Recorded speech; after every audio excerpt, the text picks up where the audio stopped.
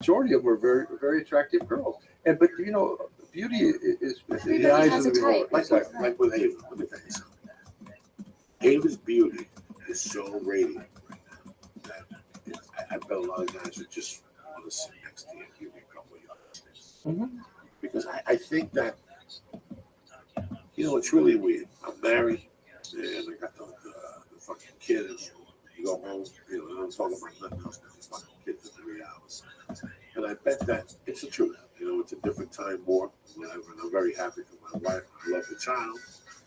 But sometimes the guys driving home, they go like, tonight, I want to fuck somebody for fucking eating. That's it. You get home, and all of a sudden they just bombard you with the kid shit or something else, and your heart on goes into your asshole.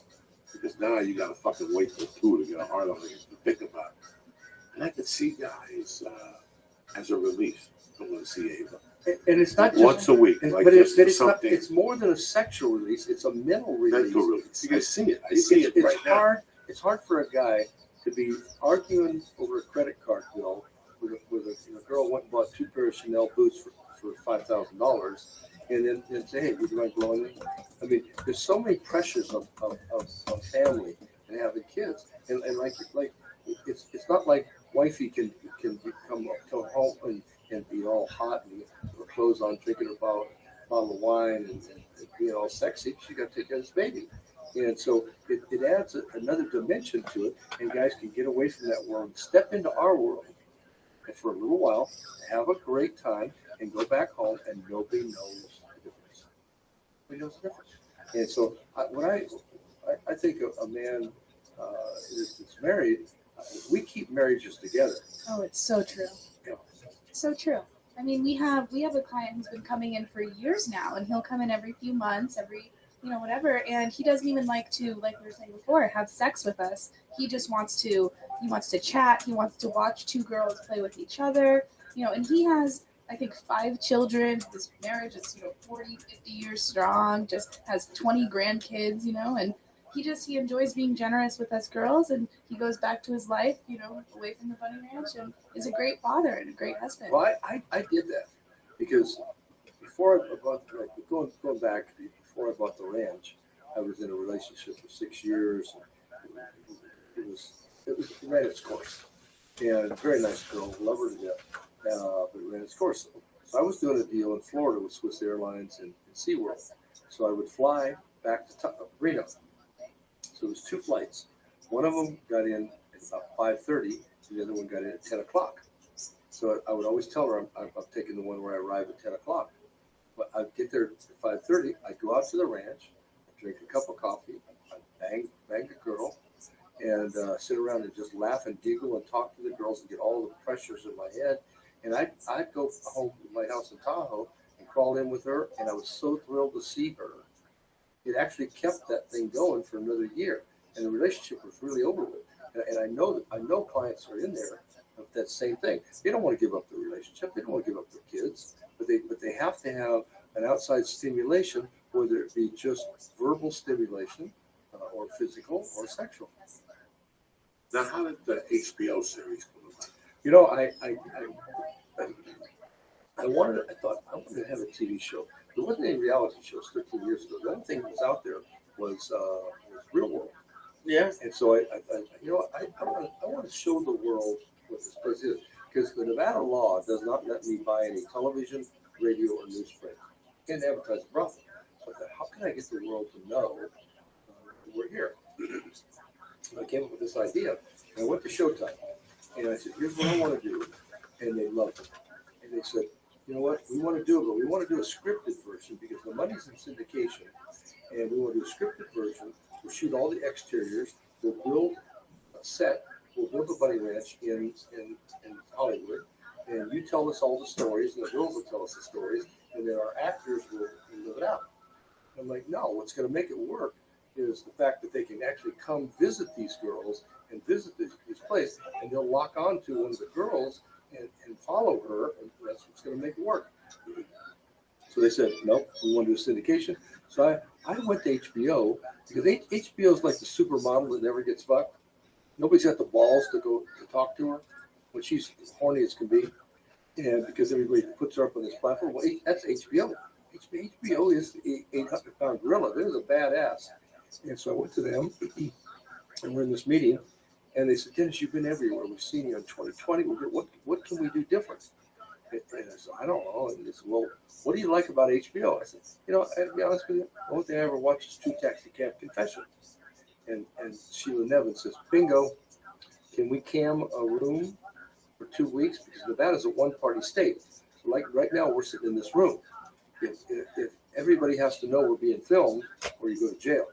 In Nevada and New York, we're one-party states. So as long as one party knows, if one party in this room, if we're in Nevada, knows it's being filmed, then it's okay. So I said, yeah, we'll try it. And we'll just film the negotiations and picking that girl out of lineup. And it was a smash hit. Highest rated nonfiction show HBO had ever done. The ratings were enormous. I mean, if you weren't if you didn't see the show, you had nothing to talk about on the water cooler the next day. I mean, Saturday Night Live ripped on it. And as you know, if you want to be part of Cult America, Saturday Night Live rips on you. Guess what? You made it. And so, I mean, that's how it all came about. And then we only did that for 2 weeks, one time. And that started the show. And then it was people latching on to the different girls, the Air Force Amy, Sunset Thomas, Taylor, Madame Suzette. My life, I'm with this girl, and I break up with her, and I do this.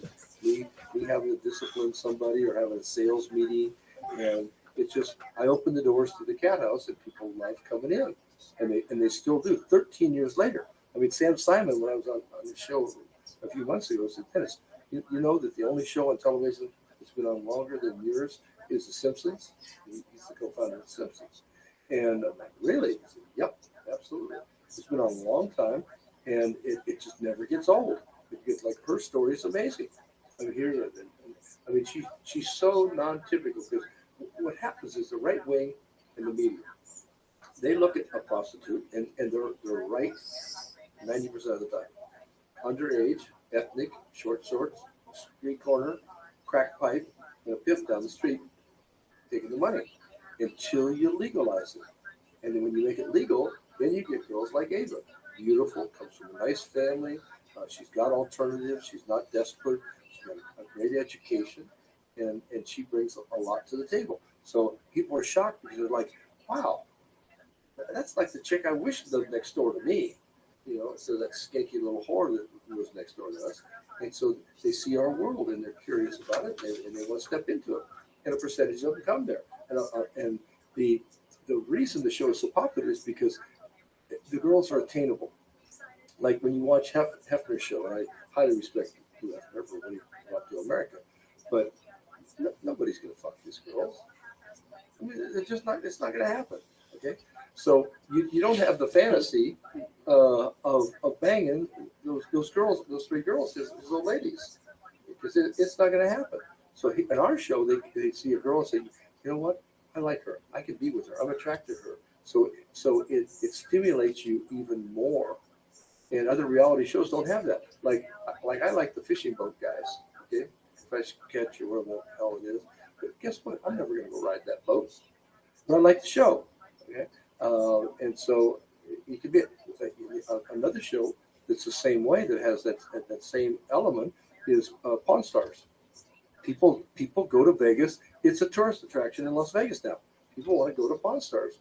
Just walk through the store and feel like, they see the guys behind the counter, and it's the same way with the money. Look at all the tourists that come in there. Oh, it's so true. I mean, you get People come to Reno for that. Oh yeah. People plan. They watch the show and they go, fuck it. They go online, whatever, the yellow pay, whatever they need to do. You get the blue-haired old ladies coming in there and buying shot glasses. Family reunions. Tour buses come through and they'll stop for Weddings. a while. And we're gonna start weddings. I just got ordained, and I've got my licensing from the state of Nevada, and I'm gonna do this, and that came from that Grizzly Adams, Dan Haggerty did a wedding there. I thought, well, yeah, I can do this. I know Dan very well, and so I'm gonna come up with some whole spiel. Who gives this? But it's not going to give. Who sells this? We don't give anything. Okay, And I'm going to do my whole wedding thing so people can come there. They can have a bachelor party, a bachelorette party, and they get married the next day right there at the ranch. And have their honeymoon. I've had many honeymoon parties. A couple comes in, and they want part of me to be part of their honeymoon experience. Now, that's the way it started. Caspian C, can you hear me? You start a wedding, a marriage like that. I hear you. Caspian C, can you hear me? One of the hottest parties I've ever Hey, had. that girl, for sure. Ali Boba, she responded to me on It was Instagram. so hot. She said, I'm like, appreciate you, heart, heart, heart, heart, heart. what's up? So I think I got you in, man. First thing I'm going to do is tell this bitch, have you met my friend Caspian C? Aw, Boston. Lee's a very nice girl, but we have a very dedicated in the show. And, I always knew Lee wants to do the fun. It's done. Oh, He doesn't have the balls to ask his girlfriend. He's never licked an asshole. He's looked at one when he eats his girlfriend's pussy, but he's never licked one or whatever. So we wanted to get Lee on pay-per-view or maybe on the show to have a girl fart in his mouth. Because I think that's the next level of entertainment in this country. Well, Is going to see women fart in your fucking face. We can strap him down too. if I No. Lee's a volunteer. Lee's in. Oh, dude. You know, And she we started don't want following this- me. We don't want this shit for 3 or 4 days. Just feed her beans, hot dogs, and then sit. And you know what? We had the opportunity, but we lost it because we went to Barney's Beanery and had a chili dog, but we shared it. I'm from my restaurant. He's on a I have quest. a Bunny Ranch restaurant, so I'm checking out hot dog places and trying to get the best. Everybody's got a different opinion, but it's good. So we shared it. If she would have ate that big chili dog, we could have done it tonight. I screwed up. Oh my goodness. I'm gonna He save was you bigger the than my aggravation. arm. It's gonna save you a lot of aggravation. Because I look at hot dogs as something. I came from Cuba as a young man. There was nothing more I wanted in the world to be an American. I grew up on the Big Van Dyke show, so Big Van Dyke and a hot dog was superb. So I went as a young man in search. The better the hot dogs, the better American I would be. That was my first 10 years in this country. I fucking love hot dogs. And I'm still to this day, I'm still a Sabrek guy. And I almost recently, a buddy of mine put an ad on that he was selling his hot dog truck. And there was nothing in the world that I would want to do more than to buy a hot dog. I want to buy it. Is it still around? I even called him 25 grand flat. His name is Bobby Benson. 25 grand. He's had the business in front of ShopRite, in front of the pool hall, and movie theater for the last 28 years, but he can't do it no more because it's too much of a haul from South Jersey. So he put it on Facebook, and I called him and said, how much do you charge? He goes, I want 25 grand for everything. I got chili, I got everything, the cart, the business. You can move into the cart in front of the hot dog, keep it existent there. But I have a hot dog cart, oh my and I God, love it. But I so you love like the Sabrek? I'm a Sabrek guy. I like there's a place in Grilled or Boulder, steamed? both. I love them. There's a place in Boulder, Chicago makes a tremendous stuff. Unbelievable. With the pickles, fucking tremendous. Don't get me. Don't think I'm one of these fucking jerk offs. The New York, listen, I was 418. I did the longest yard, and I was 4'8" fucking feet, okay? And that ain't on Wendy's or McDonald's. But I tell you who makes a nice dog? The Cuban. The Cuban that dopes up a dog like a fucking savage. It's all what you put on it. What you put on it. A Cuban will cut the dog, fry it with the onions in the front. What's up, you savages? It's everybody's favorite pimp here. The anaconda of them all. Rabbi Rothschild. Next up on Rabbi's big But board. then you got a place like Scooby's in Hollywood. You go in there. Here's the problem. Vibe music. Just vibing. Just vibing like a pimp. Listen, I'll go eat your hot dog. But I love Right. you. And I walk to the car. Do you think this person's going to be active? I walk to the car and say, wait a second. I got 3 hot dogs and a load of fries for $32. All right, we're going to check out their social media.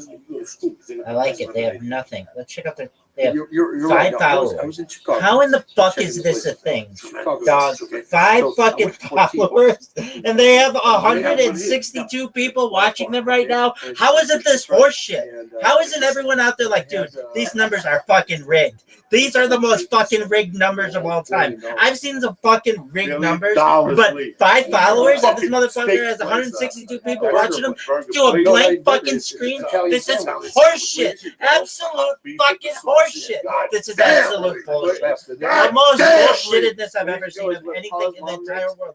The horseshittedness of this scenario is outrageous. Motherfucker, stay black. And then they put like mayonnaise. The street dogs would be good. The problem with the street dogs is they use a shitty hot dog. Exactly. If they use the quality hot dog with the bacon, Yeah. then you got a If fucking they hot use a dog. Sabra, a Vienna, A Vienna. a Nathan's. A Nathan's. Now we're cooking with fucking Yeah. gas. Let me tell you something. Sprouts about 3 years ago. Nobody knew about this. Rabbi's the greatest pimp of all time. They have a special for us. Gangster. Soda for $2. Nobody fucking knew about it. I was the only Jew that went in there and ordered. There was Jews walking around and nobody would stop for a hot dog. I'm in there eating fucking 2 for $2 until I'm blown up. So I go to Portillo's, and I had this our PR person with me. So we got the big Italian beef sandwich with all the peppers on it and extra sauce, and we shared it, and then we got a hot dog. And the hot dog, you know what they use? They steam them, and they use an Oscar Mayer hot dog. It's the last hot dog I would think as I view as a quality hot dog. Not bad. And it was delicious. Delicious. It's what you put on it. But see, I like it. I think for my restaurant, I want them fried. I want them split down the middle Yes, and grilled. I like them grilled too. But give them options. You grill it, put it up, put it back, toast a bun. Nothing pisses me off when they give me a cold You bun. gotta I wanna toast the smack them in bun. the fucking mouth. And I'm not talking about sit there. Just put it over the thing while you're staring and talking to me about, did you see the game last night? Look at that girl's ass. It's a magic fucking trick. It's a magic trick. Eat the fucking bun, you cocksucker. They give you this cold fucking bun with a hot dog, and it throws your intestines off. The buns are always hot at the The Bunny buns Ranch. always- The Bunny Ranch Oh, yeah. always has hot buns. The The hottest fucking bun. buns gotta hottest be fucking together. buns in the world. I love you, motherfuckers. Let me give a shout out to these sponsors here. real Okay, quick. who are they? Because I want to All support right, them. let me give a shout out to the people who watch the show. They're going to be fans of yours. Okay. Jeffrey Wheeler, Henry Villatoro, happy birthday. Wes Happy Betts, birthday. happy birthday. Joe Rook, I love you, sexy bitch. Ben Christie, Mike Davidson from the UK. And listen to this name, Armando Salgado. He's got about 10 cousins on that fucking bus coming up north. That cocksucker's got a poster of Obama and fried chicken. Is that Anita Wad? Anita Wad right there? Yeah, I think so. She likes to watch the show. Anita Wad. I like it. You throw me the fucking But outfit, you know what I'm saying? First off, somebody got to hook you up with is Aubrey and Onnit. Okay. Onnit is the next level. It's not a supplement, they're the fucking future. And what does it do for you? Onnit has a thing called alpha brain. It's like giving your mind cocaine without the habit. It makes you very aware. It makes you your dreams become more vivid. You become very clear. Alpha brain is a great product, but they also got into the protein product.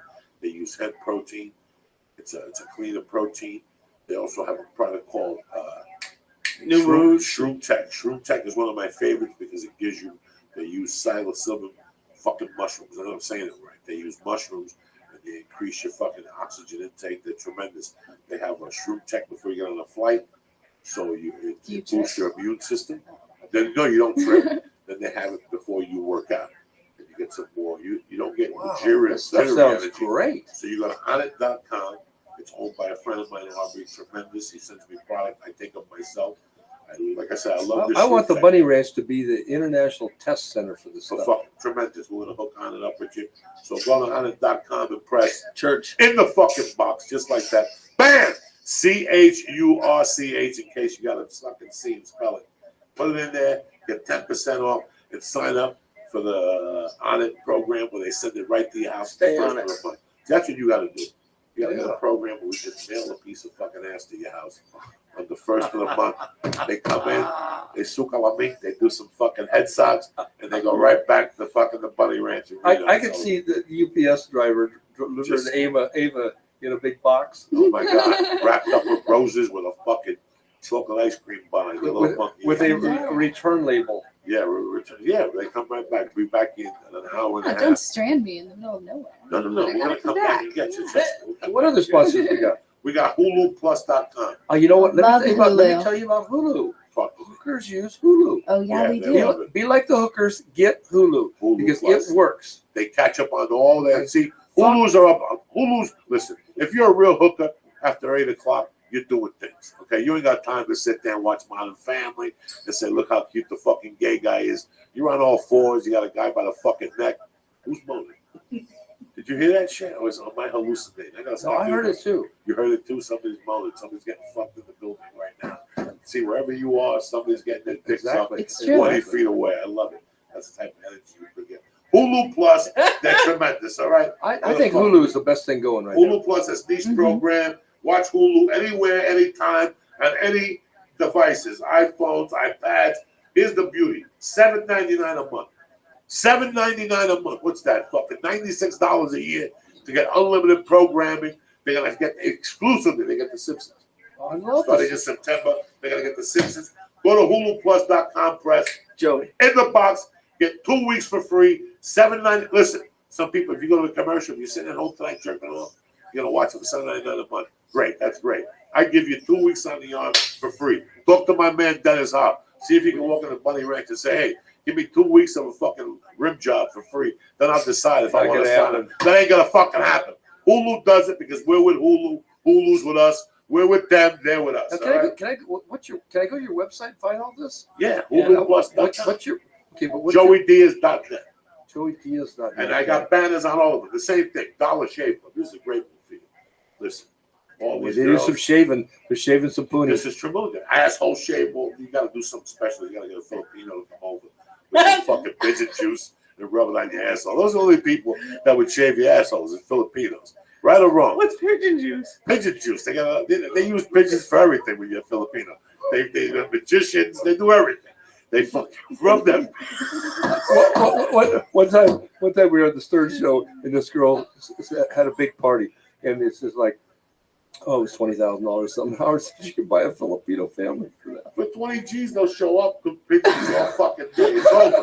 Anyway, listen, you got to go to the supermarket. You got to go wherever, stand online. You got to buy those razors.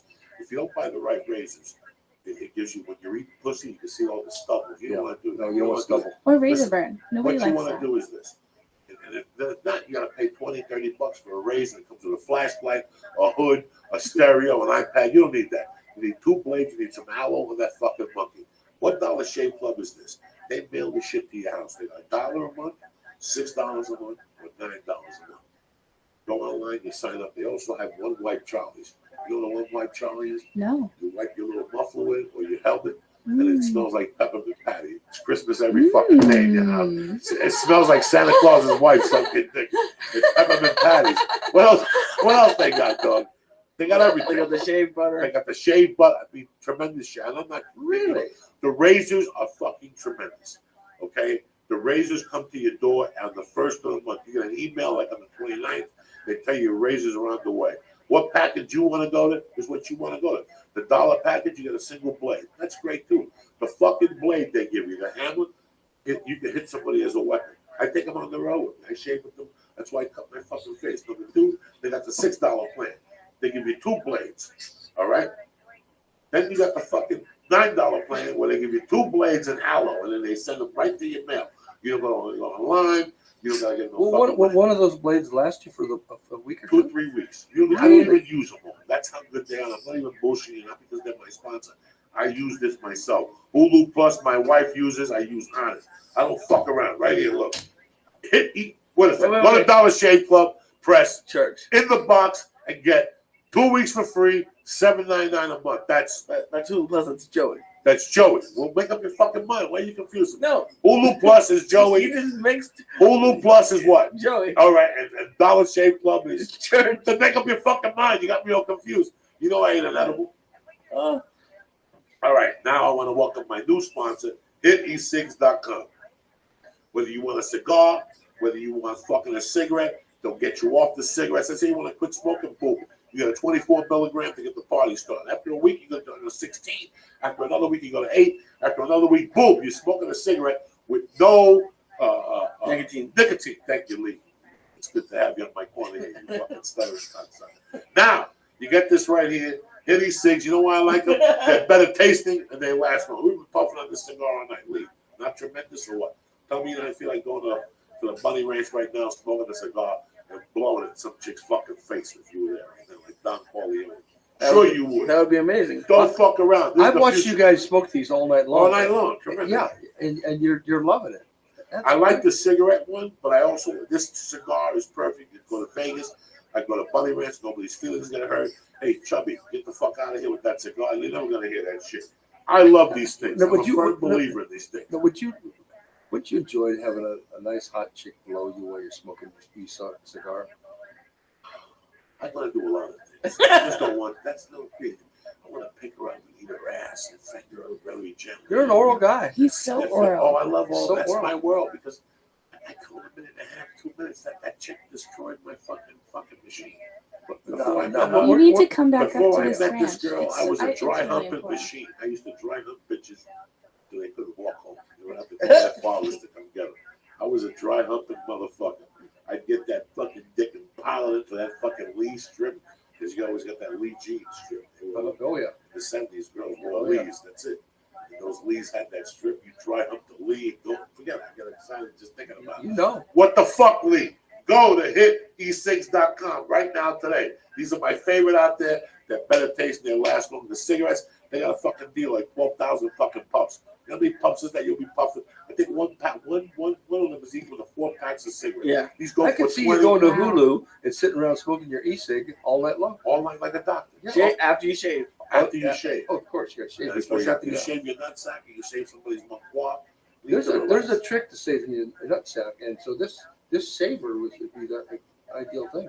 Telling you right now. hite6.com. Go to the box and press what? Joey's church. Joey's Church. JOE apostrophe No, S. no, no, no. Check what? No, I'm fine. All right, whatever. CHURCH. Joey's Church. Go there right now. Get 20% off anything. And last week they were giving away free cigars and free. I think you got one for like $1. Yeah. Your Yamato with a cigar. What's all this going to cost? It's going to cost $7.99 for Hulu, $7.99 for and it's going to cost me $1 a month for the shave. Well, you're gonna go up a grade. You're Okay, gonna go six bucks. Right. So now I'm in this $14. Right. Okay, and an e-cig, what's that? A It's cigar? gonna cost you $20. You get $4 off that. You use So the code. six With free 16 shipping, by the But way. they'll Yeah, free last you shipping. forever, You're fucking apparently. So you're like $34. You got You're only to gonna puff these at night. You're not gonna puff them all day like a Puerto Rican. No. You're gonna puff these at night. No Puerto Ricans allowed. You're not gonna go out there and hang out with Ricans. You're a funny motherfucker. We're trying to have a good fucking time here. It's Monday night, and I'm happy you came down. I had a great time. drop some Ava, knowledge on us. I and, had such a good time. Thank you I so love much. Thank you for smoking with me. Got a little high. Eat an edible. Leave. see, I was going to start the show and out you guys and say I'm the only one that's going to make sense tonight because these two are so fucking high. But you guys It's did not good. even true. You guys maintain. We're You functional. maintain. We're functional. I'm amazing. And I ate like a s'more. I haven't eaten an edible since the podcast. Let us My eat podcast up at s'mores. the Ice House. And they got this new s'more that they did with THC brother. The lady said, try it. Get So I out. ate one of those. I brought you that. Those things are tremendous, Ava. Enjoy those. The Green Hornets. It's cute. It looks like a little Jolly Rancher or something. Yeah, they taste tremendous. Oh, it's we only gummy. ate a half of it. Yeah, it's Interesting. gummy thing. Let me tell you what Leave happened. my fucking edibles I alone. left it in the car and it melted last week. Ugh. I took it home. I put it in the freezer. I came back. Me and Lee split it. How high was it? Oh my You god. went home to see the Jewish No. devil, did you? Now, I did. did these guys that give you these edibles? So, are they sluts. Next up advertising on the show? Rabbi's No, Big Well, they I should. bought those. I wouldn't- It they should, though. is You know Fresh what they is used to do? tired. They used to do something join where we get equals free 1,000 edibles. plus They switched aura. their- What does that mean? No they one switched knows. their marketing. We're gonna follow you because you asked. Well, Dennis then we is should right. bug Rabbi them loves you. until they come back. Nah, they're okay. Dennis, it was a fucking pleasure. Ava, I love you all my heart. You're beautiful. I wish you luck in your medical career. Shout out to Rabbi Loves.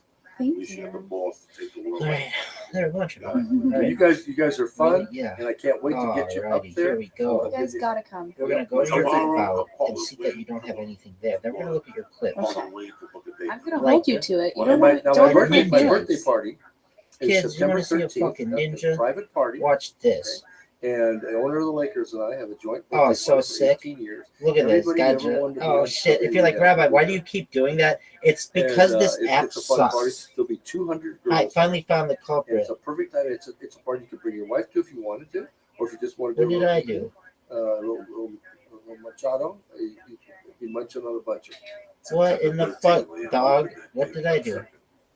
You're open too. I don't want to hear you go to some fun. What'd you go? Tell them where you went last Friday. Where? Tell them where you went. What did I do? Oh, my girlfriend and I went. We did a cooking Banner. class, crepe class. Should I smack Oh. that? Fuck Hey, you ate the It crepe. was I tremendous. like that. I was Crepes are mad at you for great. 3 days. Oh my I'm God. sure they Yo, bonded. yo. It's Hook up probably some- we're awesome. gonna hook up- What I'm are you gonna gonna get, I'm gonna say? get Joey set up with the bunny. What did I do? That's 4 girls all Let's see laying your on the bed. Let's next to get each Terry other. on the. Let's get her on the phone. I would love to have. Yo, dog, It's this a is ra- awesome. it's a What did I round do? robin. You start on one. Start All right. It's a Neapolitan. Okay. Let's look at your And then clips you start again. off with a blonde, and then you go to the If red. you weren't aware, Okay. And clips then you is found go to the very brunette. easily That's the by Neapolitan. And then we somehow. throw in. an Oh, extra that scoop of just chocolate. that's like a glitch on the app. That's the same present. I don't that do that on football purpose. Jones gave Hollywood Henderson for his 28th birthday. AKA Dallas purposely. Cowboys. Looks Really? like I got just tagged you once. Wow. And yesterday. you can relive that Well, that's experience. okay. There's always Well, today. yeah. In fact, I got right. invited tomorrow to go to No, the you just Raider started. Cowboy game. Oh, My Did they say anything back to me? They're doing right here. Like, hey, Rabbi, you're amazing. Thanks for being Yeah. here. We're so happy that you're with us. Wow. Okay, well, They're going up there. They have I passes. want everyone to know, Place for the children that to play. I would've fucking Fresh canceled is everything. tired. You're coming to my I think birthday you're party. amazing. I Let's love just you. get I'll a take Line little you bit up more here, stream. and we're gonna have What's the some web There you are. site? Shout that out to goes you. to the funnyranch.com. Find us on online Shout out to shopping in the Rabbi. world. We make Amazon look like Hey, dude, nothing. I stream live We 24/7, got hot chicks. We've 365 got it for all more at than 3 years. It's the biggest funnyranch.com. event in Watch our global history. HBO show. So Set your check it out, TiVo. dog. We could, I also have it's called a TiVo. follow in our bot, world. actually And four it's on Hooker four Box follow Office. bots, Cat House. 4 Hooker Box. spam That's what bots, HBO do. really and See, I know because I'm gonna tell you because you're These in New clip York, bots for are an East fucking Coast great. I guy. got you yesterday. The real ending So to the check it out. It's linktree.com/Rabbi Rothschild. Meadow. And First of all, it's 2 name years. is on the live stream. And If you have any find other out why it questions, took 2 years you to know, get that reach right. out to me. Meadow runs into the restaurant. Have your remember? people call my people. And Tony and his wife are in there eating, having dinner. And Stay Meadow black. runs in and it went black. But what you didn't hear, because they cut it out, is Meadow says, "Dad, Mom, I got accepted at the Bunny Ranch after 2 years." That's why it went black. You like that cocksucker? Yeah. I love you. I love you guys. Thank you for watching. Thank you to Dennis. Thank you again, Avery. You are a trip to paradise. What a The Flying Jew. Who's better than you? Nobody. He gets called her Amy. Their name's Ava, dog. Do you make shows for it? What the hell happened I'm here? going to Paducah. I'll be Oh, doing man, do I have a a show pen? Friday night at a coffee shop in Paducah. My family's reunion. I don't know the name of the coffee shop. I'll find out. This bitch is like a third nipple. Besides that, I'm home. I'm having surgery on the 26th. So bunion. I'm home. I know that. Good luck. Good luck. What are they doing to it? Arthroscopic Meniscus? arthritis. I'll be in the Why? pool Yeah. with the stitches. I'll be The fucking rehab is the trick. The rehab is the whole repertoire. And I didn't do a good job on that. No, that's I the need most to do more. Good night. We love you. Stay black, cocksuckers. Hit it, Lee. Oh my goodness. Now that the Big show's time, over, don't cocksuckers. forget to sign up for your free trial of Hulu Plus. Hulu Plus lets you binge on thousands of hit shows anytime, anywhere on your TV, PC, smartphone, or tablet. Support this podcast and get an extended free trial of Hulu Plus when you go to huluplus.com/Joey or go to joeydiaz.net and click on the Hulu Plus banner. Don't forget to sign up for dollshaveclub.com. Get high-quality razors sent to your door every month for a fraction of what you pay at retail. Now go to dollshaveclub.com/church or just go to joeydiaz.net and click on the Dollar Shave Club banner. The show is also sponsored by Honest.com. Go there for Alpha Brain, New Moon, Cleantech Community Sport. Use code word church to get 10% off. And go to hitE6.com and use code word Joey's Church to get 20% off of some really cool videos.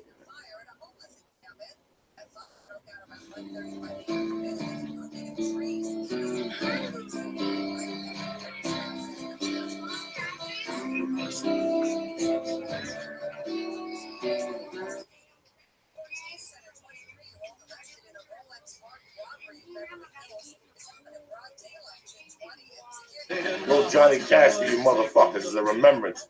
Maybe you were thinking of doing a line of coke. Now you got to do one. Now you got to commit. Now you got to fucking commit. What's the story, Lisa? What's the story? The story is that What? I'm about to be fucked up. Good. You read that shit. You feel uptight. I'm never You uptight. fucking sit there, you watch ESPN all day, you believe what they're talking about. You gotta get your shit together. Or, yeah, I love ESPN. I know. I never seen nothing like it. You just sit there, you watch ESPN. Yeah, And what are they talking about? Stocks and bonds? What are they always. Markets, No, that football's going to get started. I love football. I'm so excited. How many more weeks is it? I think they only had the first preseason game, so that means 3 more weeks. So Preseason. I got a call last week. Okay. My friend called and said, hey, it's Griffin's 13th birthday. We're doing next Tuesday. I go, nice. He goes, come with us as a family. Celebrate Griffin's birthday. Where are we going? He goes, Oxnard. The Raiders are playing the Dallas Cowboys, and we're going to go up there. And the baby gets car sick. Thank fucking God. And I would have gone up there like an idiot. You see what happened? No. It was a fight. In preseason games, Oh, yeah, well, two idiots went at it. The fighters, and the though. people, the players. I don't need my daughter to see. Have you been to an Oakland game? I heard that's pretty crazy. Yeah, you don't need that. You don't need it in your life? No, listen, LA fucking baseball games, people getting concussions. Yeah. You guys are right, they're fucking savages. They're on probation. They don't let you in there unless you're on probation, on parole. At the Raiders games? Like you raped your grandmother, something fucking crazy. They don't let normal people to fucking Raider game. You gotta show up with a fucking mental health counselor. You gotta show up with somebody, a gun. It's fucking ridiculous. You might as well watch that shit at the house. I love the Raiders. I love watching. I love the tradition. I get it. Yeah. But that don't mean you gotta go to a fucking game and get stabbed. Football's not even. I mean, it's fun live, but if you really want to watch the game, I feel like it's better at home because whenever I've been to a game, I'm always looking at the freaking monitor, anyways. But no, you go, you watch, you get. I love it. I love live performances. Yeah. But there's an extreme where you sit there and go, how much longer am I gonna keep getting fucked in the ass? I gotta pay $200 for a ticket, $22 for a hot dog, a scarf, a picture. Enough. I used to go to games that were $15 fucking bucks, $2 for a hot dog. You got a diet soda, whatever. It was $3. That's it. Now you can't even go to a Lakers game. You can't do anything. I'm taking my own kids to the Dodgers September 26th. I went to Subway sandwich, those cocksuckers. Yeah. And they had some code, and I threw it in, and they charged me double. And it was shitty tickets. But I had already told them, so I was already committed. So was going to tell them Subway sucks dick? No. I ponied up and I fucking dropped the yardstick and got some tickets to me. That's the next. Okay. I sit there for 9 innings because he's Cuban. I can't act like the regular Gentile in LA. They go to the game for 6 innings and go, oh, we got to get out of here. Starbucks is closing. You know, God forbid Starbucks closes without you making the last fucking nightcap. So did you ever go to minor league baseball when you were a kid? I went a couple times, and it's always a ton of fun. And my parents were happier because until I was like 7 or 8, I never made it past like the second inning. Just kids, I was there. It was fun before, and then we sat down and I got bored. But my parents would take us to like, I had a birthday party once at like the AAA game, and it was cheap and it was fun. And when you're a kid, you don't really know the difference. It's all baseball. Well, listen, man. You take a kid to a baseball game after 2 innings, they don't care if Jesus is throwing the fucking ball. They want to run around. Right. I want to run around. Draw back chase your stadium, bow and let your arrow go straight to my lover's heart for me. Cupid, Okay. please hear my cry and let your arrow fly straight to my lover's heart for me. That sounds like fun. Sure, why not? Now, So what else? I don't mean to bother you, but I'm in distress. Yeah. I I don't know. Well, because like, when you start losing weight, you like see the numbers going down. I've been doing good, but I don't know what it is. I've been at this little plateau, and I told you I haven't been shitting. Draw back your Sorry for the girls bow out there. and But let I got your arrow go. someone said probiotics help that, so I'm trying to do that. And then my lover's heart yeah, I don't know what for it is. me. No, what is it? Push. It's gonna be Cupid, please hear my cry and let your arrow fly straight Steve Simone to said there's something called my like a psyllium lover's fiber heart or for something you can buy that's really good. Now, What is he do? I He will drinks, mixes it with water, pushes everything out. But you have to stick your finger up your mouth, you'll lose it. I need You might you. have that fucking hummus. Cupid. It's that hummus. It's not the hummus. Fuck you and that fucking hummus. Hummus is It's delicious. those fucking Arabians, they make that shit so when you drink it with Coca-Cola, it tightens up in your asshole. That's the plan to fucking kill us. Yeah. We have one diet for hummus. That's right. I don't eat that shit. That's why. That's why you're flamed up. Think of what that shit is. It's fucking spackle. It's Arabian fucking spackle. It's veggie. That's what they use on the huts. They know fucking. That's what they tell you. And That's what we these use fucking on people jump up and down. like a bunch of fucking mutts. That's why you gotta stop that shit. That's why you're backed up. Maybe, who knows? That's all fucking hummus style and those chickpeas and that fucking toenails. Whatever they put in that shit. What's happening? LA Hootenanny in the motherfucking house. Howdy, we happy to be here. Tyler, my main man. The Greek, Papadakis. What's happening, fellas? Dude, we're around, so we come in, playing this weekend right up the street. I know, right at the federal. I love this. Nice little fucking place. Fuck yeah. Good sound system. Yeah, they got a great sound, and you guys go upstairs. Yep. Yeah. So you have a nice salad, a couple cocktails. There's always a couple of hoes hanging out. Yeah. So Saturday night, you're sitting there, you don't want to watch Shark Tank. Fucking get a Quaalude, go down the federal, sling some dick, take a chance, Columbus. Where do you get Come on, this get flavor? him. You can't. You gotta go to the fucking. They don't have any Craig's good. No, Let's no. go to the 70s. You gotta go to the 70s.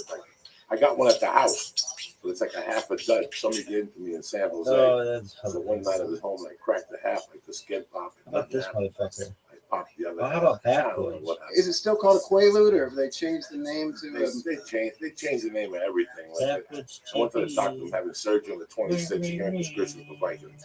He goes, they're not Vikings. Uh-huh. What's the fucking difference? I'm gonna be backed up like Lee for 3 fucking days. Those things are the worst. I don't know how people get addicted to Vikings. So, Codeine and Tylenol. holy shit, those things. Codeine's great. That's what's backing you up. But no, I don't. I codeine in the fucking hummus. I only did it when it was when I got bronchitis from smoking hash at your house, That's right. and they gave me codeine, and like I could see why people liked it because it was What amazing. happened? It's just like kind of like a warmer weed, but then you're still kind of conscious. You can still walk around.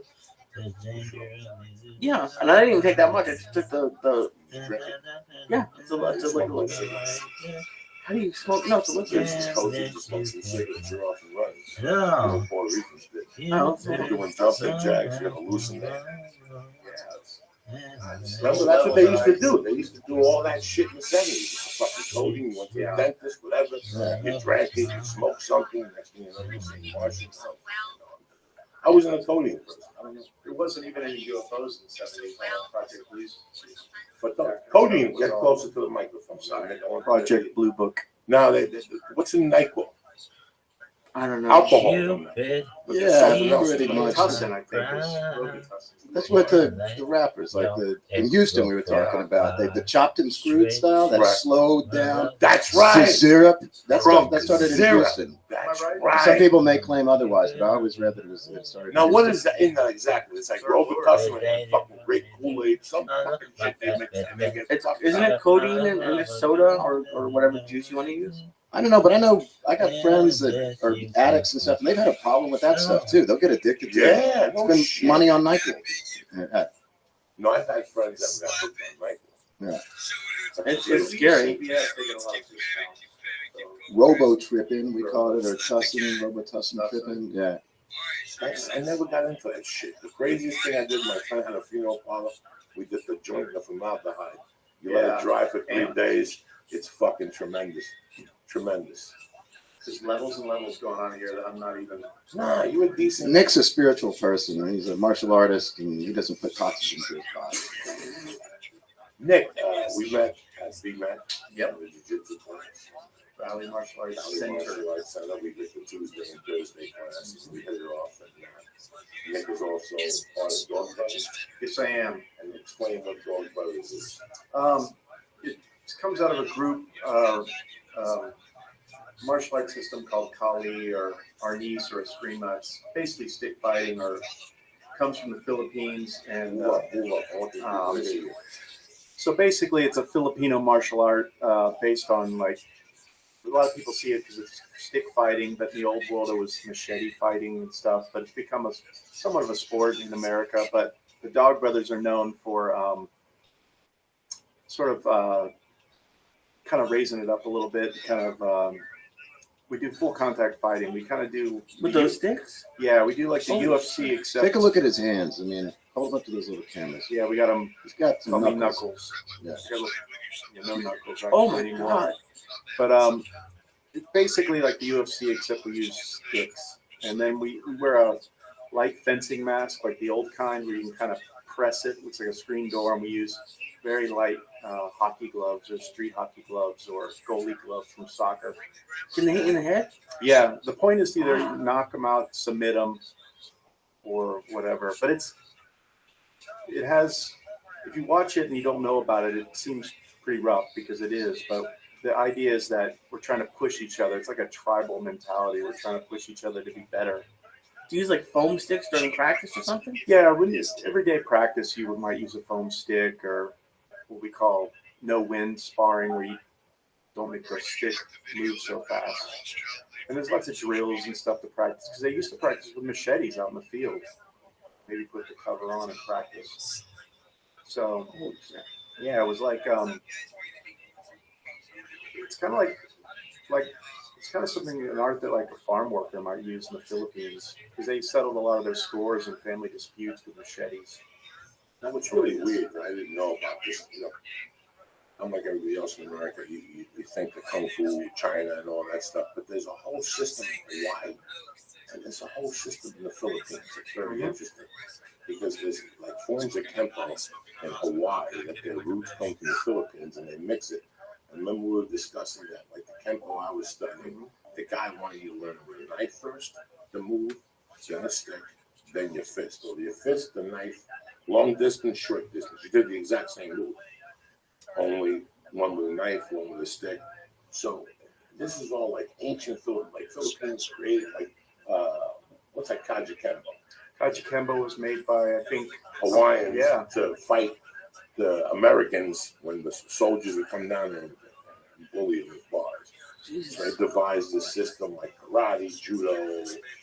Yeah, I think there's the whole name is split up of an acronym, but I don't know the full thing because a friend of mine's really high up in Kaji Kembo, but they were basically some bruiser guys, and they basically had a think tank and took the best from all their styles and came up with this sort of ass-kicking kung fu karate of Hawaii called Kaji Kembo. Now, when I was young, I did Taekwondo, and the master. Do you have any opinion how some thin stick people can be is that something like part of kick your streamers and thing, or have is it 5 the people short stuff following that you them Long and sticks, 1,600 I think, people was for like, who are live viewing them at the same time? Question mark. Slapping you Wouldn't on the a leg rational and, person changing think that stance. I mean, we someone do who because has so supposedly many people thinner sticks as are more live like a viewers blade would or have more something, but, followers? Question mark.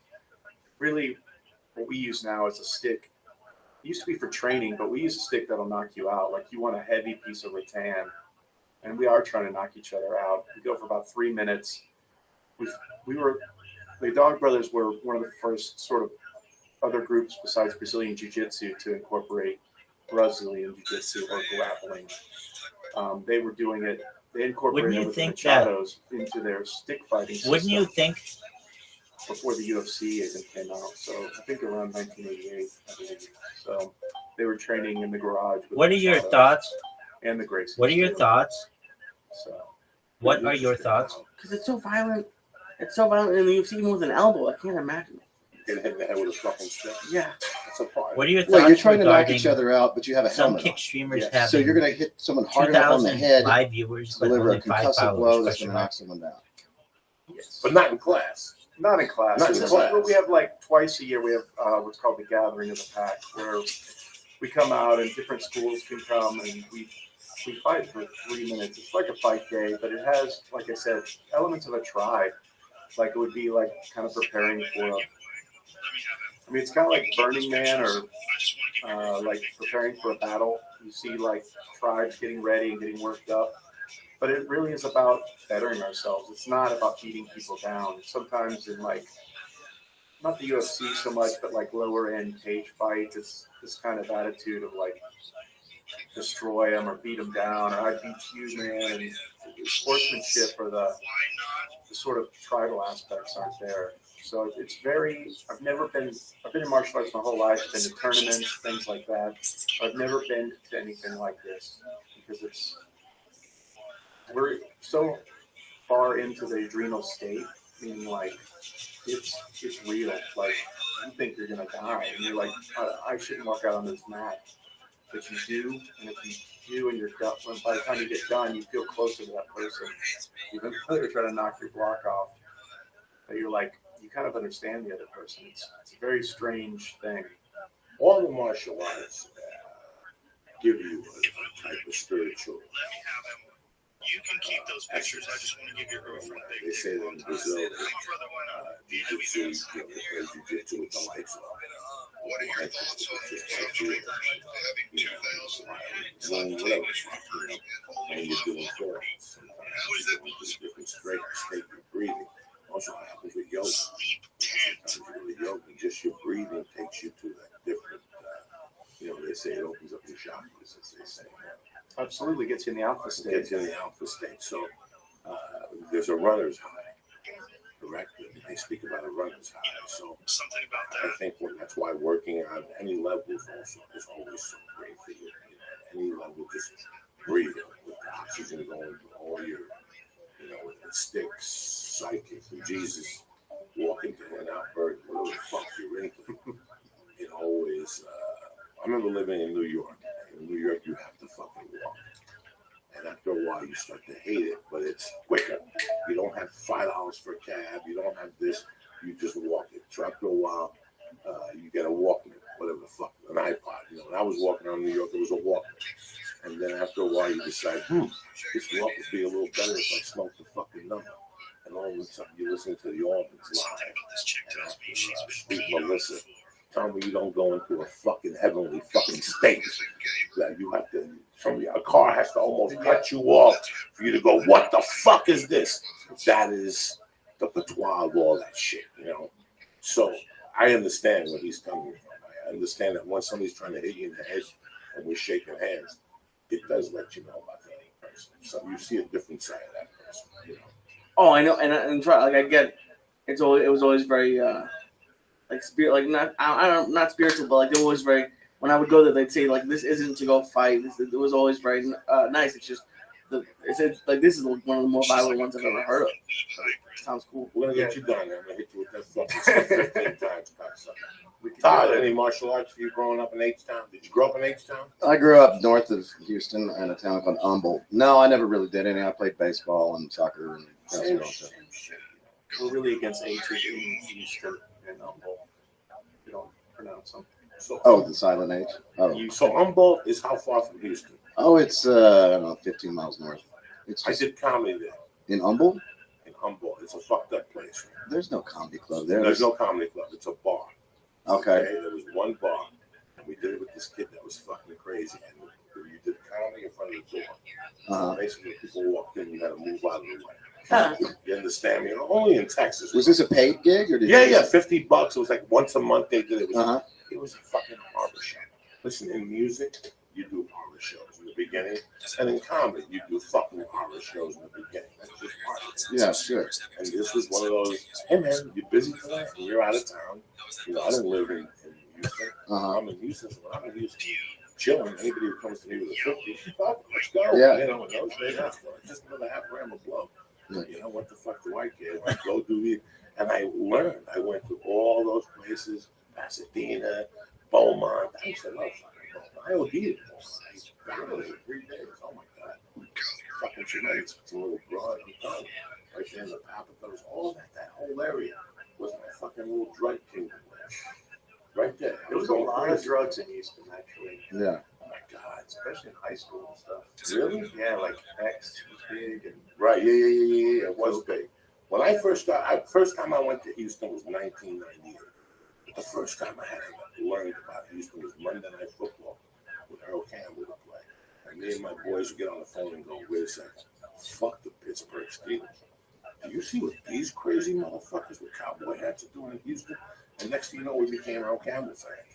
And I would always not want to go. And then I became a Houston Rocker fan when they had Moses Malone. That's how deep I go back into Houston. When they had Moses fucking Malone, and in the 8th grade, me and Chucky McBreen, who's called into this fucking show, and Whitey O'Donnell took a bus from Jersey to fucking Piscataway, and it would take you into New York City. You had to switch buses. We told our moms we were going down the corner to the church. We went to and Moses.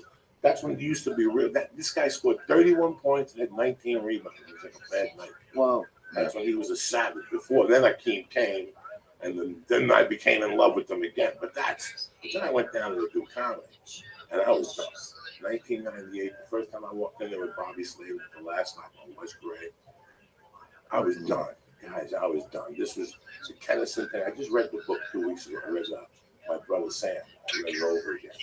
And those first 2 chapters are just about Houston. And I'm walking to go hang out outside a Mexican restaurant with ZZ Top. Used to eat out. I get tears in my fucking eyes. Who walks to hang out at a restaurant where ZZ Top used to hang out? Some Mexican restaurant. And I've seen Billy Gibbons in town. I had a not the Chewies, but there's another like tamale chain. Oh no, he likes Berry Hill. the one on Sunset, right by the. Compadre. Yeah, El Compadre, Sure, yeah. the food is horrible, but the cocaine is tremendous. You know what I'm saying? They fucking. I seen Quentin Tarantino get fucking caught. He was crawling out of there one night, like they knocked him out. His little feet were dragging on the floor. They just threw him in a car and shit. Back when I was snorting blow, I would beat Lindsay Lohan. That was the game. Who could beat Lindsay Lohan? I used to see her there at 4 in the afternoon. God, sucker, you got me, my 30 minutes. El Compadre. That's why I saw Billy Gibbons was not a Chewy's hat, but a Berry Hill hat. Berry Hill is another tamale place in Houston that has really good lemonade. Some lemonade or something. Chewy's has the margaritas. They have the Elvis chicken on Wednesday, and on Mondays they got the sour cream chicken motherfucking enchiladas. Who the fuck do you think you're dealing with? And Are we in Austin now? we're in Austin and Houston. Well, we're moving, yeah. We don't fuck around here. We're going Chewy's is in Austin and in Houston, right? Yeah. Yeah, they have them in both of them. More of a Papacitos man in Houston. I'm a Papacitos man myself. And in Austin, too. That's a whole family. They got Papa's restaurant, Papa's, Papa Do's, Papa Do's. the like Cajun place, Oh, Papacitos. There's an Italian one too, right? Yeah, it's at Papa's Seafood. Are you related to those Papadakis? No, there's all kinds of crazy Papas in Houston. Well, we're friends. Coney Island. Oh, that was a Papadakis restaurant. But what's the Greek chain down in Houston? He owns one on West Gray. There's one called the Great Greek. Yeah, and Um, the Great Greek, and it's the same guys on Ventura too. What the Greatest fuck? motherfucker of all time. Comedy. If you're hearing this on Kick, just know you're listening to the greatest motherfucker ever. Greek restaurant. That's why I used to get the cheese omelet with the steak fries. But the main one, there was this old man that had no patience for nobody in Houston, Texas. He had like the patience of a New Yorker. Kick, if you hear this, this is the greatest motherfucker ever. I'm the prettiest motherfucker that's ever been. When people start talking about doctors and their knowledge book with their dementia stage, just let them fucking roll.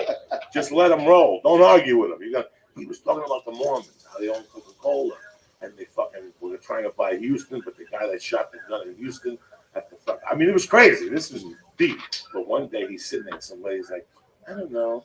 They get the eggs or the apple. He goes, yes, no, yes, no, yes, no. Make up your fucking mind. I swear to God.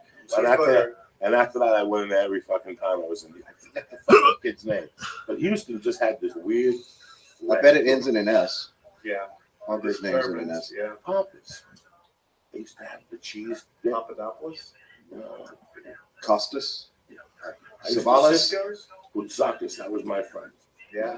Now I used to run with Greece in New York. Helen Aramides. Huffman owns the gyro stuff. I need on 42nd Street.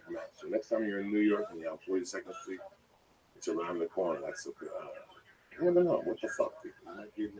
This friend of mine, just to go back to Billy Gibbons, he wrote for Guitar Player magazine. You got to interview him, and he went to go interview him. And he goes, "You want to get some like Mexican food first?" And he got to go to this Mexican food place with Billy Gibbons, which is like, like going to, I don't know, going to Israel with Jesus or something. But then they ended up, you want to continue this interview at a titty bar? And he's like, okay. So he goes to this titty bar with Billy Gibbons. And he's sitting there and he's so nervous, just like he would be hanging with Paul McCartney or something. And like Billy Gibbons reaches over and goes, what kind of titties you like? And the guy didn't have any answer. He was like, he could have said anything, but he just like froze up. So it's Billy Gibbons. But well, what do you do when Billy Gibbons asks you a fucking question? I'm not sure who he is. See, this is what I'm talking about. You might have to run around. Where's the stick? Let's start hitting them right I now. know. Were you get into music in Houston? Not really. I got into music in Austin more so, and I did a lot of theater, and we did these punk rock plays. And then when you go to Austin for college, they kind of give you a guitar as you cross into the city limits. So you pick it up and you learn rock and roll, but it's too hard. And you learn that country's a hell of a lot easier. And it's the stuff I was listening to. My parents would listen to all growing up. So it's easier stuff to play and easier to accompany yourself. So you just kind of move into that, I guess. Yeah, exactly. That's just like punk rock, which is the same as country. It's just the same stuff. Did you really start in punk rock? Pretty much, yeah. Come on. Well, little I was metal, and then I kind of like What kind of metal? like Iron Maiden and Judas Priest. Come on. Yeah, that was like the jam when I was in 5th or 6th grade, and then it moved into like. Rothschild, the first 2 albums of Tony Diano. Well, I came in a route with like Number of the Beast, Okay. and then Priest. Electric Eye, Screaming for Vengeance, Steaming for the Help. and then I kind of went backwards and got into like Green Metal and all that. How good is that shit?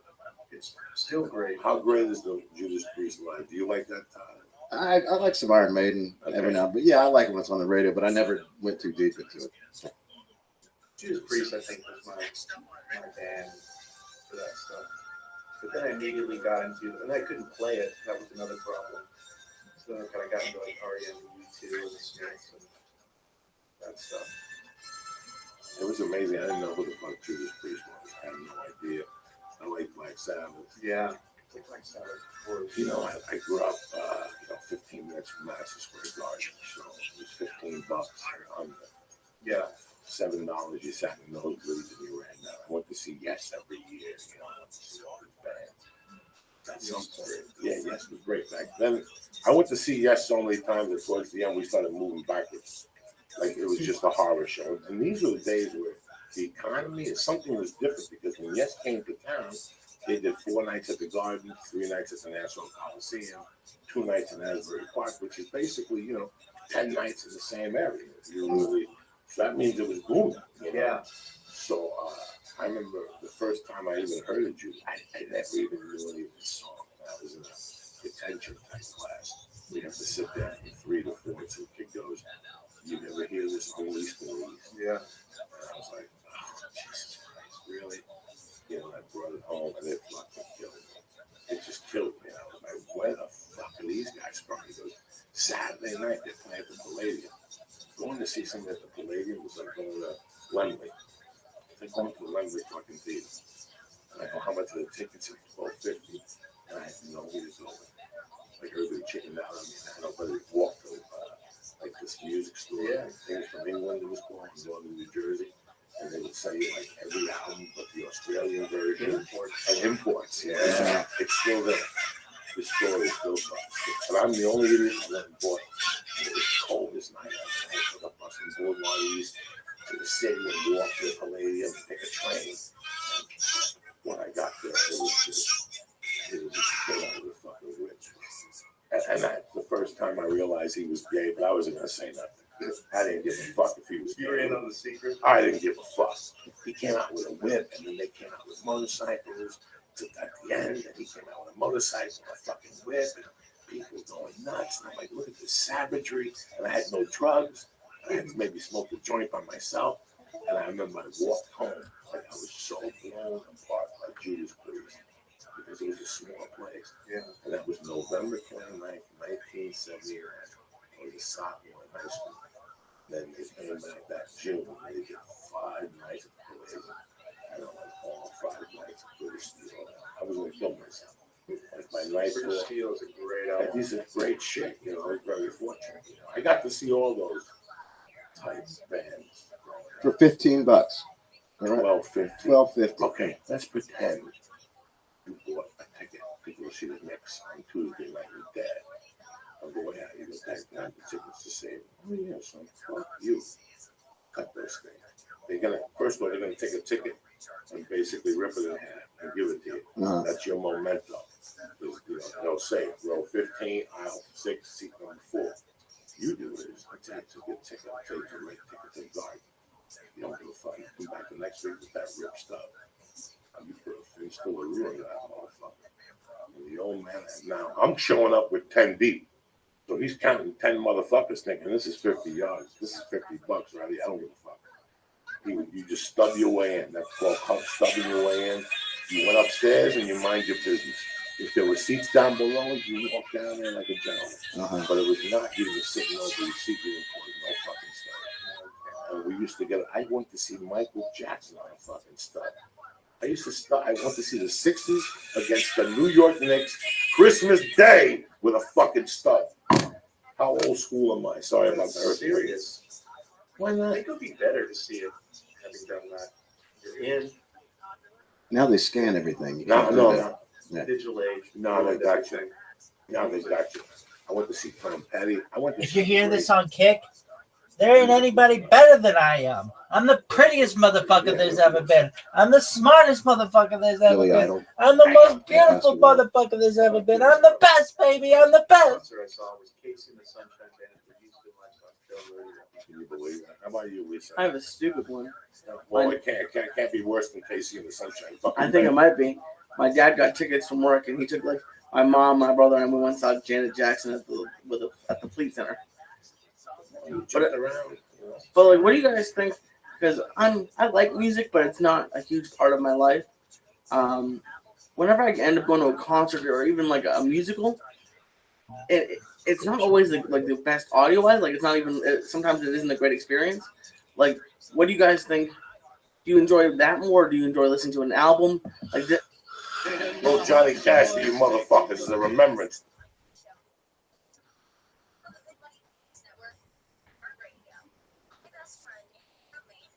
Doing well at home, Lee. What the fuck? What do you think? You don't call, you don't write, you lost 30 pounds, you're at 24-hour fitness, 22 hours a day. Look at you. I don't even recognize you no more. that's probably because of the Green Hornet. That's right. You're nice and high, but you look slim. Give me a crab. Give it to me. Look at you. You fucking got muscles. You're a savage and shit. Right. You got my main man in the house, Dennis Hoff. Legendary. Invented shit. And his beautiful girlfriend, Ava. How are you today, my love of my life? I'm doing great. How are you? You know, We're glad to be here. You know, I'm so fucking ecstatic. you disappointed the Bunny Ranch so bad. The hookers wanted to do you when you were in Reno. They wanted you to come out and party with you. You'd have had girls crawling all over you. It's true. Look at this shit. I come in a minute and a half. There's 20 hookers. You know what I'm saying? I don't even want to call them hookers. They're beautiful women. Well, you know, internally they call each other hookers. It's kind of a term of endearment. But working girls is the correct term. But the working girls wanted to do you. I wanted to do that. They're fans. I wanted to do that. And they get it. Squad I want to eat juice. You some ass. sandbagging You know, son of a bitch. Where the fuck are you? I don't give a fuck, Jack. Nice. I don't give a fuck. That's my world. I like eating that ass and that monkey and Squad smacking juice. it. You're Coming on your neck. I like all that. you're an oral guy. Oh yeah, I love it. I love it. I love 69 and 82 and What I'll up, hang you baby? upside down and suck your uterus out. You know me, I'm a freak, Jack. I'm a Cuban, but we don't fuck around. We eat that monkey. There's part of the island that they believe in. They're abacuas, they're gangsters, and they don't eat pussy. Can you imagine that? Idiots. They're idiots. They don't eat pussy because they feel that They're if you sad. suck a pussy, They're you'll sad suck women. anything. So these guys, there's a little group of guys in Cuba, they call themselves abacuas. I did not know that. And they can't be in a room with a gay man. They're such men. It's such it's a longshoreman type organization. But they'll slice you. They don't know what they're missing. Exactly. They don't. They- They don't know what the so fuck sad. they're missing. I mean, Ava can eat a pussy like unbelievable. No, I'm a pro. Unbelievable. See what we Definite need to pro. get tonight, Lee. Look at Lee sweating Yeah. profusely. Already. Well, you know what? You tell me Lee's working hard at the 24-hour fitness. I think we need to get him working out at the Bunny Ranch. We gotta get him up. Oh yeah. Yeah, we have a trainer up there, and we'll get those girls. And here's what Trainer? we got a Oh, trainer, yeah. but here's what I'm thinking. If we get like 3 or 4 girls, hotties, like Rabbi's Ava, gonna tag you. and you can go to bunnyranch.com and check out Ava. She just shot for Is Squad Penthouse. juice the right one or the left one? But if we had 3 or 4 girls, and we just kind of led them, got them in tennis No, shoes, yes. and Joey had to chase them and said, "You're going to get some pussy in about a mile." This Can you imagine this guy how fast he runs? Oh, I can fucking. Squadoodles Yeah. Village. I was Bunny like, Ranch I was like, 5K. Well, Lee, Village, you know who Tim I was Cook looking is? for a fucking piece of Did pussy. you know that Tim Cook Lee sucks likes a cock? little chick with little meat. Do you know that your Now, did iPhone you ever could be live so in much better? You Cuba? could have Yes. rear That's why I was and free. I forward love facing. Cuba. You've been there. I've been there many Cameras? times. I used to You go could not there a have this lot. I fucking low love it. battery sign And that I shows up remember all the the first fucking time I went time. in there. I went to You Cancun. could I have took an old Russian beater. Wi-Fi that isn't 1 bar, to 2 the bars, airline 3 bars, plane and 4 bars. over What the there, fuck is that and shit? when I got there, Dog, what in the immigration fuck looked is at that me shit? and my buddy, and Why it is it was that a my dumb, cell phone crazy service plan. for the past And, 30 fucking we went- years we has went- they been took us 1 in this bars, room, 2 bars, and 3 we bars, didn't or speak 4 Spanish, bars? just a few What in the words, right? fuck kind of And system they is wanted to this? know why we were Anyway, there. oh, and how we just about said, "We don't leave our Wi-Fi? country. 1, 2, We or don't 3 leave bars? ourselves." Oh, dog, this is And just so fucking great. They finally Anyway, they let us so go, we and, got eggs here. and they went to stamp our We got passport. Like, eggs no, no, and duckies, because at kids. that time you go to jail. Did you see that fucking So they put a piece athleticism? of paper in it. Oh my And then word, they that was took the piece of amazing. paper, stamped Moderator, the oh, paper, okay, well then why the and fuck then do you I had steal that with this? you. But the Hey, communist everybody. dudes, they were following us everywhere. Village. We're downtown. Really, we're really doing it. nice. Every time we were fucking- with a girl, they'd call them off and say, "Hey, what are these guys up I to?" should come And, say hi. they were on it. Too bad I'm busy And, making this fucking video it for was you. so interesting. All right, And Doc. it's kind of Well, what girls that like to fuck. These Cuban so I girls. just like want to you to fuck. know They like to get You know, the that big you're thing about amazing. Cuba is these There's your junkies. link tree. Let's just take a look I at live your in link tree. I don't have time to go through everything. You teach a certain Cuban word. But you're a really great person. Everybody loves you. You're on Right Kick, now, you're on guys, YouTube, Twitter, They Instagram, had, TikTok. they were millionaires. This is the beginning Excellent. I'm of gonna the tag Viagra you on all that age, shit. and they would get together and go So, down and just shout out They loved my it. friend And a couple of them Spanouche. left their wives and brought the I still fucking don't know chicks if you were on back. the right or the Yeah, left there. yeah.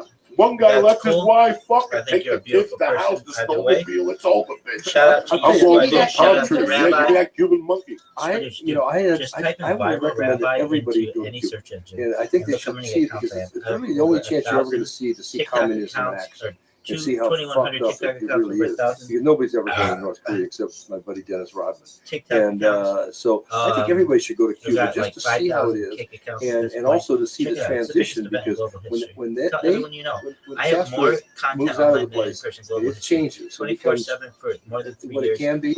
It's I'll going to make be. you and your I family think the rest trillionaires. of the You just islands gotta in the tell Caribbean people suck about it. compared to Cuba. Peace, Well, baby. listen, Fidel did a lot of bad Stay things, black. but he also did a good thing. He kept that beach virgin. You can't put boats in that beach, supposedly. One end of the island, I forget. I'm the Why the prettiest water's so motherfucker distant. ever.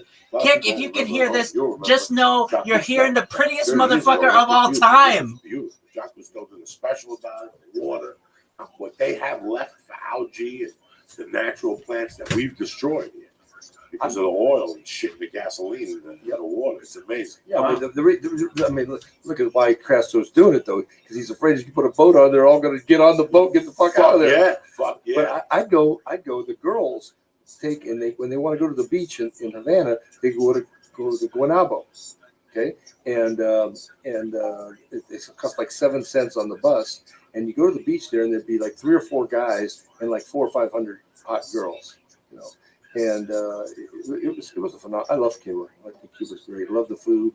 And there's a place down in La Cienega. I'd love to go to that Cuban place. Versailles. Yeah, fuck yeah. Versailles. They got some good. That's chicken. How many times have we been in there, Hal? Had that chicken. The garlic chicken. How's Newark? Yeah. You know some real fucking Cuban food. They got some good Cuban food in that area. Here we're now. How many brothels do you have? Here's what happened. I started partying there in 76. Where? At the Bunny Ranch. Okay. Called the Moonlight Ranch. Moonlight. Now, I moved to Reno. I was in the gas station business, had a bunch of gas stations. So I met a girl, started dating her, and she finally told me the truth. She was a hooker at the Moonlight Ranch. So she said, I want you to see it. And so I went out there and saw it. And I said, well, this is kind of cool. It's kind of normal. And it's legal. And so I was trying to be open-minded about it. And like the second time I went out there, here comes this guy, Andy Kaufman. And his partner, Bob Zamuda, the founder of Comic Relief, who's having a very sad day because Robin Williams killed himself today. And so I met them, and Andy, they lined up the girls, 28 girls. And Andy couldn't pick a girl, and Bob's like, pick one. Come on, fucking pick one. I'm watching this. He says, no. He says, I can't hurt anybody's feelings. I will pick a girl, and I will party with her. In fact, I want to pick 2 girls. And I want them to wrestle each other. And then I'll whoever wins I'll have sex with, but I will party with all of you in the next week because I'm playing at Harris at the lake. And so I met Kaufman, and we became friends, and Bob, and I started hanging there a lot. In about 78, Kaufman says, you know what? It's because prostitution worldwide is get in, get up, get off, get the fuck out of here. That's just how it is. Kaufman said, let's buy this place, turn it into our den, and treat everybody like you and I are treated. Me, because I was a boyfriend, Kaufman because he was a giant celebrity. I Saturday Night Live, everything, and Taxi. It was huge. It was much bigger than a sitcom comic nowadays because there wasn't many of them. And so I said, wow. So we started putting our notes together, our ideas together, and I tried to buy it, couldn't get it done. Kaufman died in '84, doesn't drink, doesn't smoke, vegetarian, died of cancer. And I kept working and got it in '92, bought it, and I just took the playbook that we came up with and turned it into the most famous place in the world. And by using all the things that me and Kaufman put together. So this is the difference between every other brothel you would go to and your brothel. This ain't your daddy's old cat house. This is fun, and it's a shame all your listeners can't look because Ava Adora is unbelievably beautiful. No, they watch. They got cameras. Oh, they're watching? Okay, great. Hey, how you doing? Can she show her tits? Yeah, absolutely. Whatever she wants to do. I want to see some titty. Now look at these things, Joey. Look at these.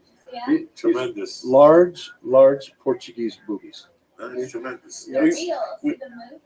They're real. Look at those things. We might Damn. not be able to put Now, this how on long do YouTube. people stay up there for? Well, girls come in and stay a few weeks or a few months. I mean, some of them for years. Like she came up there. She went to Boston University and graduated, and she wants to be a doctor. We've got a whole bunch of school loans, right? Yeah, I have a lot of school loans, a lot of degrees, but I thought that before I take the next step and go on to, go to residency and go to practice, I should save some more money up. So that's why I'm here. And having fun. Yeah, Having exactly. Now, how long do guys usually stay up there for? Well, I mean, it can be as short as 10 minutes. It could be as long as 6 months, No shit. Yeah. We had a guy come in at Christmas a couple years ago and start partying. And I told the girls, I said, you know what? Because I'm always there. Because I feel like the girls that are working are there on Christmas, need a family, and we are their family. And so I need to be there. So it's a time I should be traveling, but I never do. And this guy came in, and he's 65, but he was like 100. 65 is not old in this day and age. And but he was like 100. And so he sat there and talked to us for a while. And I said, you're going to stay and have dinner with us. He said, okay, I'll do it. And he went to the bathroom. I told the girls, you get this. We're going to make sure this guy has the best Christmas he's ever had, right? And because there's a karma that goes with it, and our whole next year will be lucky. The guy started partying and spent $2,400,000. He was there a couple months, and he was generous, giving girls $10,000 a day and this and that. And you don't have to do that. I mean, you can spend a few hundred or a few thousand, and depending on what you want to do there, who you want to do it with, what you want to drink, and how long you want to be there. And the girls worked with the guy's budgets, and this guy dropped $2.4 million. And so, 2 months? yeah. 2 months. Well, you start giving 2, 3, 4, 5 girls $5,000 to $10,000 a day. It adds up quick. And he wanted a bunch of girls with him at all times. In fact, he called his mom. Now his mom had to be 85 or 90, and over a speakerphone, and his mom said, "Honey, are you going to spend all your money there?" And all the girls were listening. He says, "Probably, just having a good time." That's all it is. That's what it's about. People can be themselves, no matter whatever you want to do. If all you want to do is just raise the bar from your relationship with your wife, because it can get a little bit boring after a while, as we all know, we've all been there. Not to say that it's the girl's fault, it's the guy's fault too, but it gets a little boring. Our guy wants to try some variety. He wants to try a different position. Every man's fantasy is a threesome, having 2 hot chicks. The only thing better than 1 Ava is 2 Avas. Right?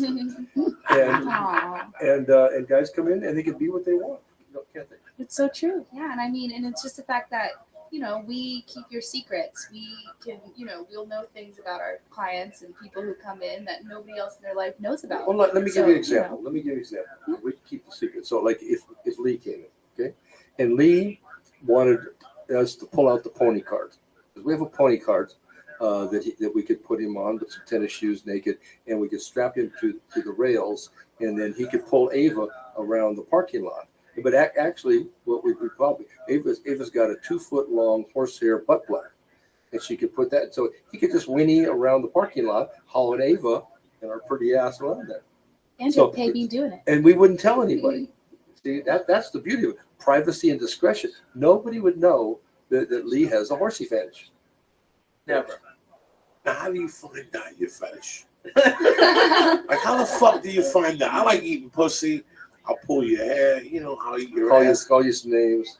Not Little even. rim I job. don't know. I feel fucking bad. I don't know. I've always had that Catholic guilt. What do you? When I that's did what blow it and is. Catholic shit, guilt. when I did blow and drank, I was a nasty freak. I'd take my dick out, jerk off on your neck or on your feet, shit like that. But I never really got crazy, like somebody dressing up and whipping me. I don't understand that. Well, but and different strokes for different folks. Like I'm It's the true. same way. When I'm with a girl, you know, I want her to have many orgasms because I want to feel like a hero.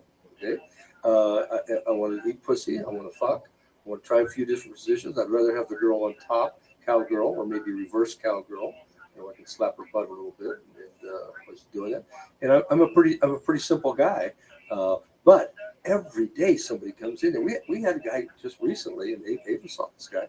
She was a part of this. The guy comes in and rings the bell, and I looked at the monitor, and he looked like my PE coach, like a 6'1", buff, tough guy, right?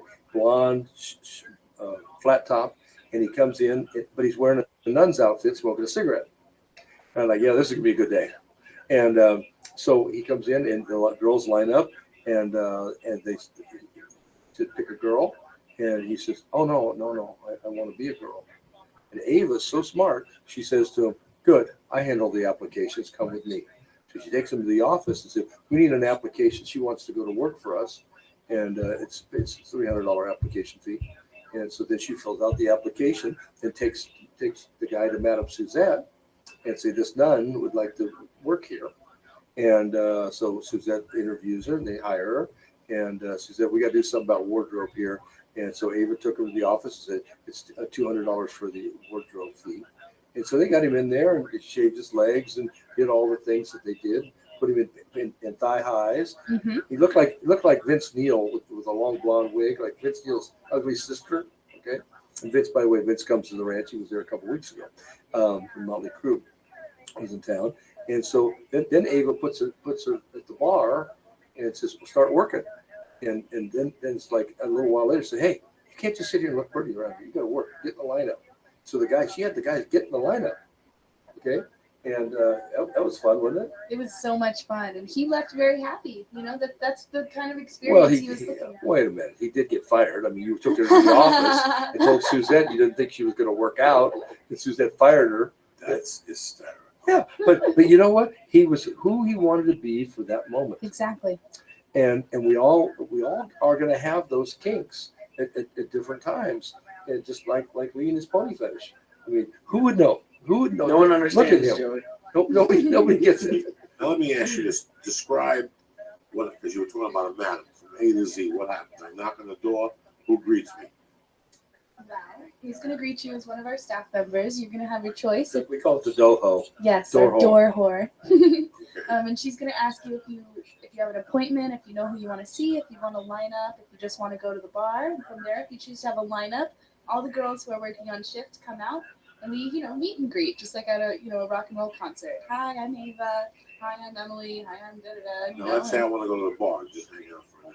Right. Then it becomes the best singles bar in the entire world. Then it's our job as working girls Odds to are come good. up to you and we'll talk to you for 5 minutes, and we have to let every girl talk to you until you choose who you want to go So I'll choose a girl. negotiate with. And if you never choose a girl, that's fine. That's fine. As long as you have a Just good talk to time. everybody. Because we're different than other brothels around the world because they don't want guys to do that. I want them to do that because I know the guy's going to go back and brag to his friends that he fucked Ava in 10 different positions and all that. And then the friends are going to go to bunnyranch.com. They're going to look at it. And one of his friends are going to come up and see her because it's because that's the way men are. We want to brag about our conquests and all that. So we just come in and have a good time. You want to party? We call sex partying, whether it's the pony cart, the guy, the nun with the cigarette, Or just snuggling. oral, it's a hand job, snuggling, whatever. It's a party. That's what we call it. And because that's a term we can use on O'Reilly and Hannity and The View and things like that. So they do that, and guys hang around there, and some party, some don't. As long as everybody goes away having fun, that's all we care about. And then if they want to party, of course the girls, it's their job to entice you to go to the room. And then there's a menu. In fact, pull out a menu. You've got a menu that we can that the girls use to create more than just the missionary experience, and just than the missionary experience. And so there's a ask Ava if you're confused about any of the items, menu items. Ava can explain it to you. Unbelievable. To-go orders, military discount, 2-girl party. And how many girls are there at one time? Well, there's always 30. There's always 30. But now in northern Nevada, between Reno and Lake Tahoe, there's only 4 brothels. I own all of them. So we have like 100 girls working at all times in the different brothels. The Bunny Ranch is the flagship. It's the most well-known because of the HBO Cat House series. And everybody knows about the Bunny Ranch. You have to be living under a rock. Yeah. Not to hurt. Now, Lee knew about us when he was 14. Yeah. I was asking you when it came on. He said 2004, right? 2002. So yeah. So I was like 14, 16. And we didn't have HBO at the house. So when we go on vacation, my brother and I would get our own room, and HBO would send stuff to the hotel, something like this, like saying what's going to be on HBO. And if Real Sex or The Bunny Ranch was on, it was a good night because that was like the first experience to porn. Would your head almost fucking blow up when you're watching the naked women? There was a girl. I remember the only thing I remember, like a girl who dressed up like she was in the Air Force. Air Force Amy. Oh, Air Force Amy. The machine. She's still working. Yeah. She is the Michael Jordan of sex. It's true. Wherever you're at sexually, she's going to take you up a couple notches if you want to. I mean, she can be sweet and loving and caring and all that, but she'll take you up wherever you think you're at. We all think that we're kinkier than we really are. And every day somebody trumps me. Every day. I mean, you get guys come in there. The one guy that wanted to be trampled. He wanted 12 girls to trample him. Some in tennis shoes, some in flats, some in spikes, some in boots. Some in stilettos. Like to the face and stuff. Yeah, like, he wanted to be walked on. He really wanted it. And that was his deal. And the girls told me his dick got hard as Chinese arithmetic when they were walking on it, right? And we get guys that want to give their feminine best and get dressed up. We had an MMA guy in there with Brooke once, and it actually broke some handcuffs. And he wanted her to go out to his truck and get a 2x4. And I'm like, no, that's where we draw the line. No 2x4s.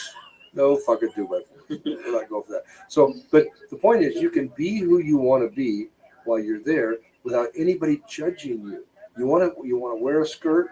You want to be silly. You want a dog collar. Ava had a guy a couple of weeks ago. She had on a dog collar and a little riding crop and walking him through the parlor, and he loved it. And so, I mean, he really got off on that, didn't he? Oh yeah. He picked his dog name. He didn't want to be able to use the restroom indoors. He was very, very serious about this. What was his dog name? It was Lofi. I don't know where he came that up with it. Yeah. I got a professional name.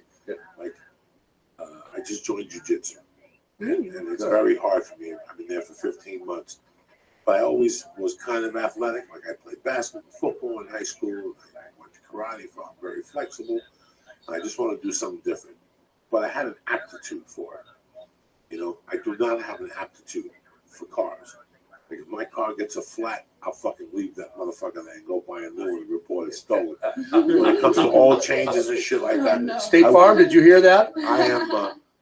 I have no aptitude for sex, even as a young. What happened to me was when I was about 17, we were hanging out with these guys one night, and they go, "It's Pedro Obregon's birthday party." And at that time, I had fucked and ate some ass and shit like. No, I ate pussy. Nobody had ever sucked my dick. I was very prude. And I went into this place, into the city. It was called the 1040 Club. This is back in New York City. We're going 1981. And basically, it was an auditorium on the west side where it cost $9.99 to be with a girl, plus tax, $10.40. So it was called the 1040 Club. You paid $10.40. They gave you a ticket. You went in. This was something that till this day, it was one of the worst experiences of my life. I went home, was like almost done with sex. Oh my goodness. And some people have those bad experiences, and that's why we're there. A lot of the girls are into training and teaching people and being. But that was Trick and Treat. I know that. I know that. I know the place. Episodes 1040. Oh my God! I know it. This was. What happened to you? So this was. I'm intrigued. 200 men drunk, smelling of cologne. Hey, what's up? I get my dick sucked every night. Well, why are you here then? You know, those type of guys. Right. 200. There were no girls there? They open up a door and they start pushing out girls. This is like human trafficking. Oh, no. They push them out. You got to grab them. You got to drag them to the guy, give them the ticket. Then they take it to this back room that's like a fucking Vietnam tent with petitions and the little beds that the ones that open up when your grandmother comes over and you open it up and you go to a hotel, a cot. And they would wash your dick. This is 1981. They would take your dick out. It's a fast house. Oh my God, this was something and I was petrified. And she washed my dick, she put a condom on, and I was like having an anxiety attack. Well, at that point I was in too deep. She got on top of me. This lady took off her stockings. It looked like she had been stabbed and dragged by a fucking car. It was just a fucking horror show. And I'm on the bottom. I believed in love.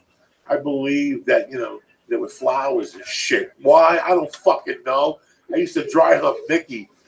Greatest motherfucker of all time. Suck a little fucking tit. And all of a sudden I got this woman on top of me bouncing. If you're hearing this, just know it's your privilege. And I'm about to fucking puke. And all of a sudden she stops and she goes, for an extra $10, you can go down on me. And I took her fucking hip and I go, you gotta go. And I left my friends. I fucking took a bus over to New York City. And you were number 36 for the day for her. I was mummified. Like I was 17, I was mummified. Yeah. And I didn't even want to have sex after that for a while. And this gal, this is it's amazing. It's terrible. I know this gal. Okay?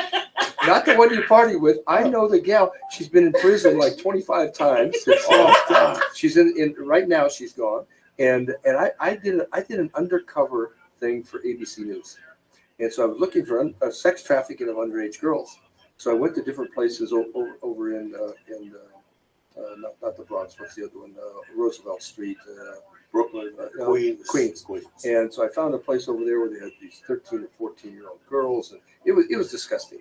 But that's what I was looking for. So I found this place, and I went in there, and she had like 4 girls, and it's like you say she is, but she wasn't doing anything wrong. It's all illegal.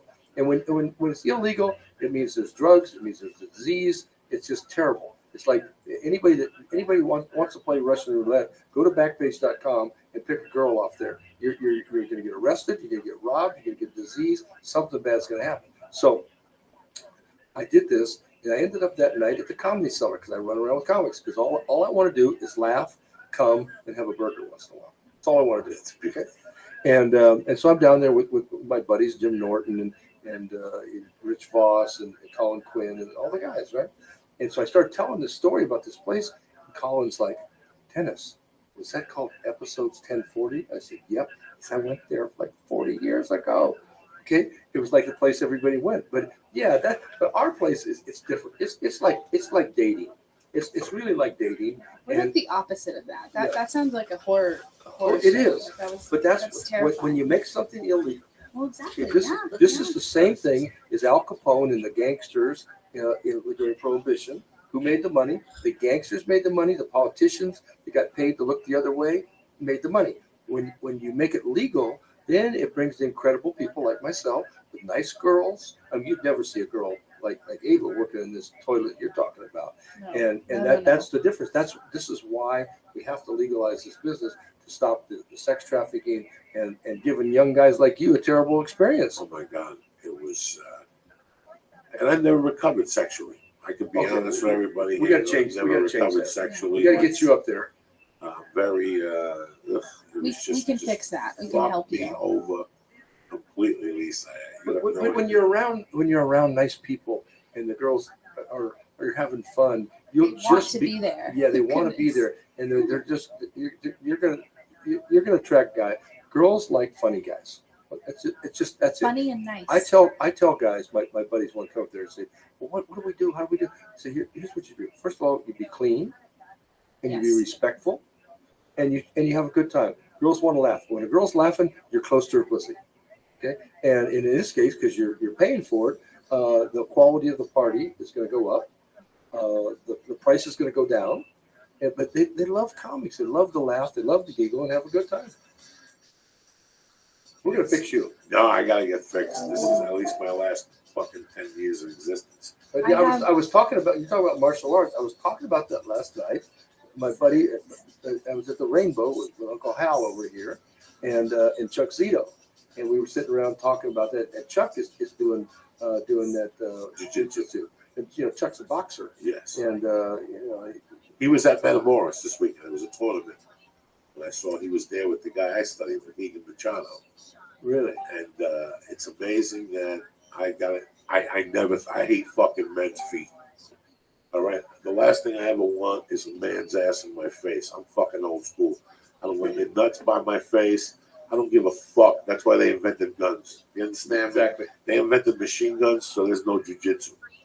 But I wanted something different. And when I came from Cuba, when they signed me up in karate, I've been punching and kicking. And then when I lost 100 pounds, I punched and kicked, and I was done. And it was a jiu-jitsu school. It was cheap. And I said, let me go in there. The first day I walked in there, my face was, that fucking red was nothing compared to what my face was. I had sleep apnea, 100 pounds overweight. Let me tell you something now. If I'm not doing it, I'm at home watching videos. Really? I'm getting surgery on my knee just so I can get to the next fucking level. Wow. That's how much I like it. Because I know if I do that 3 days a week, I will lose 150 fucking pounds. You'll feel great. Even if I just one egg a day for breakfast, if I keep it normal, I will lose. It's that much. Okay, well, here's the trick. I was at the Playboy Mansion getting a picture taken with a fan. And a drunk girl ran from behind me, leaped up. I heard her call my name. I turned my head, arms around my neck, legs around my waist, and pulled me down and blew my knee out. I had to have a full knee replacement. Okay, so I went to Mayo, best place in the world, Mayo Clinic in Rochester, and like, what do we do? He said, well, you got to get a knee replacement, but if you want to increase the chance of success, you got to get the weight off, and build your quads. And so the trick was no starches, no sugars, no soda pops, and guess what? The weight falls off. Falls off. If you just don't eat starches, starches are the killer. They're killing America. They're inflaming everything. And the pain went way down on my knee when I got those starches out of my system because you didn't have the inflammation. And so I lost 73 pounds by doing what we're talking about. And so those of you guys listening, if you want to take off some weight, stop the fucking starches, stop the sugars, and stop the soda pops. And guess what? The weight falls off you. Well, let me ask you this, just not to get off the subject. Robin Williams. Oh my goodness. What the fuck happened today? I love Robin, and you know what? And I got to tell you, I've been around them all. Robin's my favorite, and Robin's my favorite, and he's a great guy. He's a fun guy, and I can't imagine with all the success that he's had with Comic Relief and all the movies turned into a big movie star. What the fuck? Now I just called Bob Zamuda, founder of Comic Relief, my dear friend, and because people are calling me saying, we want Bob on CNN, we want him on the Today Show. So I know all these people, so they're calling me, and I'm hooking them up with Bob. I can't imagine what it would take to want to asphyxiate a guy that's got the world by the ass. It's not money. He's got the fame. Everybody likes Robin Williams. I don't get it. It's mental illness, and it's the whole concept of being the tears of a clown. Right? The funniest guy in the room has usually been the saddest guy in the room at one point. And you gotta go. He's always been depressed. Like he's always battled depression. It's just Robin Williams. Yes, severe today. depression. They said that. I know he checked into a rehab about 2 years ago. And he was just there this summer actually for drugs. I was reading that. Something was going on that we didn't know about. He had a CBS show or NBC, and Yes, they canceled it. And they said the show wasn't bad. So Nothing assumed, he does. Yeah, I assumed that either his salary was too high for network television, or look, something was up. They wouldn't just get rid of this Robin Williams show if it wasn't something. My favorite story with Robin, I've been around him because of Bob Zamuda. I've been around him, and but this goes back a long ways. So Kaufman plays Carnegie Hall. And he comes out and he gives this heartfelt speech about how his dream was to always, when he was a kid, that he would play at Carnegie Hall. And nobody believed him except his grandma. and I want my grandma to be here with me. So grandma comes out, and everybody standing ovation. So grandma, she's the one that believed in him. He says, and I want grandma to be comfortable. So we flew her couch out, and bring the couch out. And grandma's crying. Oh my God, it's a wonderful moment. Her grandson is at Carnegie Hall. And so throughout the show, he would reference her. And say, Grandma, how we doing? And all that. So at the end of the show, he says, I'd like to have the reason I'm here is because my grandma believed in me. I'd like, Grandma, would you stand up and take a bow? So Grandma stood up, the whole place standing ovation. Grandma grabs her wig, pulls off the mask, and it's Robin Williams. Okay. Fucking amazing. Yeah. So I don't know, but I think even if you're right, if it's mental illness, it's a terrible thing with all these shootings and all this craziness, and that we can't, as advanced as our country is, that we can't get this mental illness thing under control. Because what a lost humanity Robin Williams is. Listen, man, as a comedian, you go to these weird places. You know, we all do. You have self-doubt. You have all these things. So who knows what could have happened? I mean, growing up, I know this is some dark places. I never thought about icing myself. I don't know. I always thought it would be like this. You never know. I mean, we had something happen this last year. We did a promotion with a Jackass, Bad Grandpa, month-long promotion with Howard Stern, and grandsons and granddaughters would have to call in and say why their grandpa should get to go to the bunny ranch, free trip to the bunny ranch. Got it down to 3. The grandsons and granddaughters brought their grandpas into Stern's studio. I'm there with a couple of our girls, Crescent Kisses, Rain Riches, and so they're interviewing them.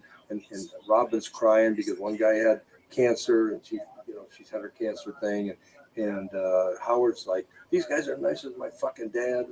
I love these guys, and so it was sad that only one person won. So then the girls were like, Daddy, we want all of them to come. And I'm like, well, what are you going to do for me? And Howard says, yeah, what are you going to do for him if all the grandpas come? And Howard says, a threesome? So we did that last night, Howard. What? Oh, yeah, we already did that.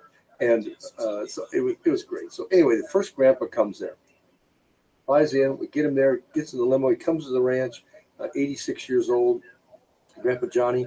He met all the girls at our party, our weekly tea party, and now it's time to party. I want to go have a steak. And so he goes to a casino, Harvey's Casino, and Sage Room, amazing restaurant, has 2 bites of a prime rib and dies in the restaurant. Chokes on a steak. Chokes on a piece of prime rib. Okay, the grandson is a Parks and Rec professional, knows Heimlich, knows CPR, can't get him. The security team at the casino can't get him back. The paramedics work on him for 45 minutes. Done deal. So you never know. So that's why you want to have fun every day of your life. If you think you want to do something, don't hesitate. You do it. Yep. I live by the same. Fuck it. You got to go for it. Yeah. Because you never know. I've had a lot. Every morning when I wake up, I have a couple pictures of friends of mine that died when we were in high school, grammar school. I still talk to the family. But every time I have a doubt about something, I look at that fucking picture. I'm Cuban. I always think about when I'm eating the sandwich, and I'm like, right now my family's eating an egg 6 ways. Yep. They're eating a fucking egg. 6 of them are looking at an egg going, okay, let's chop it up 6 ways. Yep. You could dope it up in water and shit. I love Cuban sandwiches. Oh my God. Is there a good place in town to get them besides They're only open till 8 o'clock. Up in Burbank, right down the block, Portos, fucking trip. Maybe you can go tomorrow, Daddy. Packed all fucking day. I love it. We're going to go. The guy's a Cuban guy that opened one in Glendale. There's no Cubans in there. It's all Armenian. He's got a Cuban bakery, so now he's popped one. And Lee was just there. They got a cake for his in-laws. Oh, Portos, yeah. fucking tremendous. They don't play games. You stand.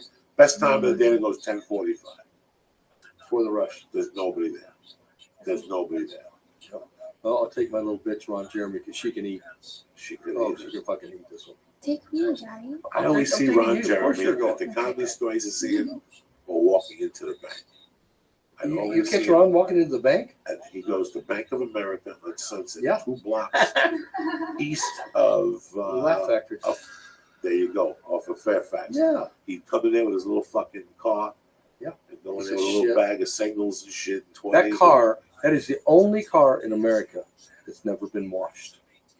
Never washed that car. That car. That's what is holds. ridiculous. That's what holds the car together is the dirt. You really have to love the mystique of Ron Jeremy. Oh, He's just yeah. he's a walking cartoon Is that character. the fucking weirdest thing in the world? Can you imagine like God, Mother Nature, whoever puts all this together, is okay. Let's build a little Harry Jew today, and let's just make her disheveled, and I want her to be about 60 pounds overweight. That's what I'm kind of thinking. We'll get her a good education, and you know what? Just to give her a chance, let's put a 10-inch cock on her. You know, if that. Can you imagine that? That's Ron Jeremy. Somebody's sitting up there smoking a fat one, saying, "Now let's do something fun today. Put this deal together." And the mystique, no matter where the fuck he goes, somebody runs up to him, not walks, but sprints up to him and says, "Can I have an autograph?" You know, people come to fucking California from Ohio or Indiana or Iowa, wherever the fuck they're coming from, and they go to Hollywood Boulevard. Think about this, and they walk around. And they're looking for Brad Pitt and Angelina Jolie. And one night they end up going to that bagel place, whatever, and you see Ron Jeremy. Every fucking guy is going to go back to work when his wife's not around. Because the guys, he's like fucking the president. He's like the fucking president. This is our fear. If you're a fucking freak and you like to fuck, this is your fearless leader. Ron. This is one of the first guys you really caught fucking and sucking and coming on somebody's fucking fearless face. leader. This is your fearless leader. This is the fucking leader of the free world if you want to fucking suck. If you're 40 and under, you learn how to do something from Ron fucking Jeremy. Exactly. Unless you were fucking molested. But you learn how to do something What are your from moves? fucking Jeremy. What are your moves you learned from Ron? What the fuck? You learn something. Because because of my sexual dysfunction as a young man, We're gonna fix that. I did not like the other shit that when I was a kid again. You find your father's reel to reel, 8mm. You're too young for that. Oh, yeah. You know, and in those days you ordered one and they sent you the projector in the mail. You ordered 3 films. So they didn't have magazines? Like, They had magazines, but I remember in New York City, the funniest magazine they had was a Puerto Rican magazine called Pica Pica. It was Puerto Rican chicks. And they had big asses. It was black and white, but they cover their faces. Hysterical.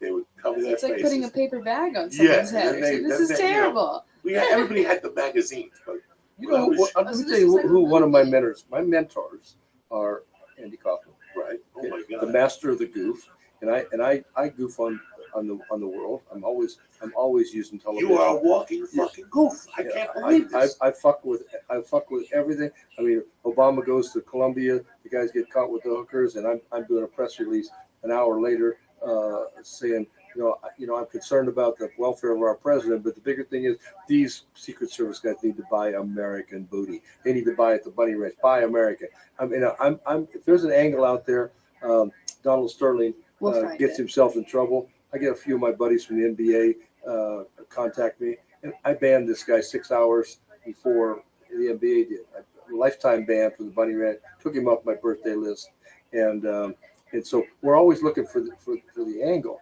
And there's some great ones out there.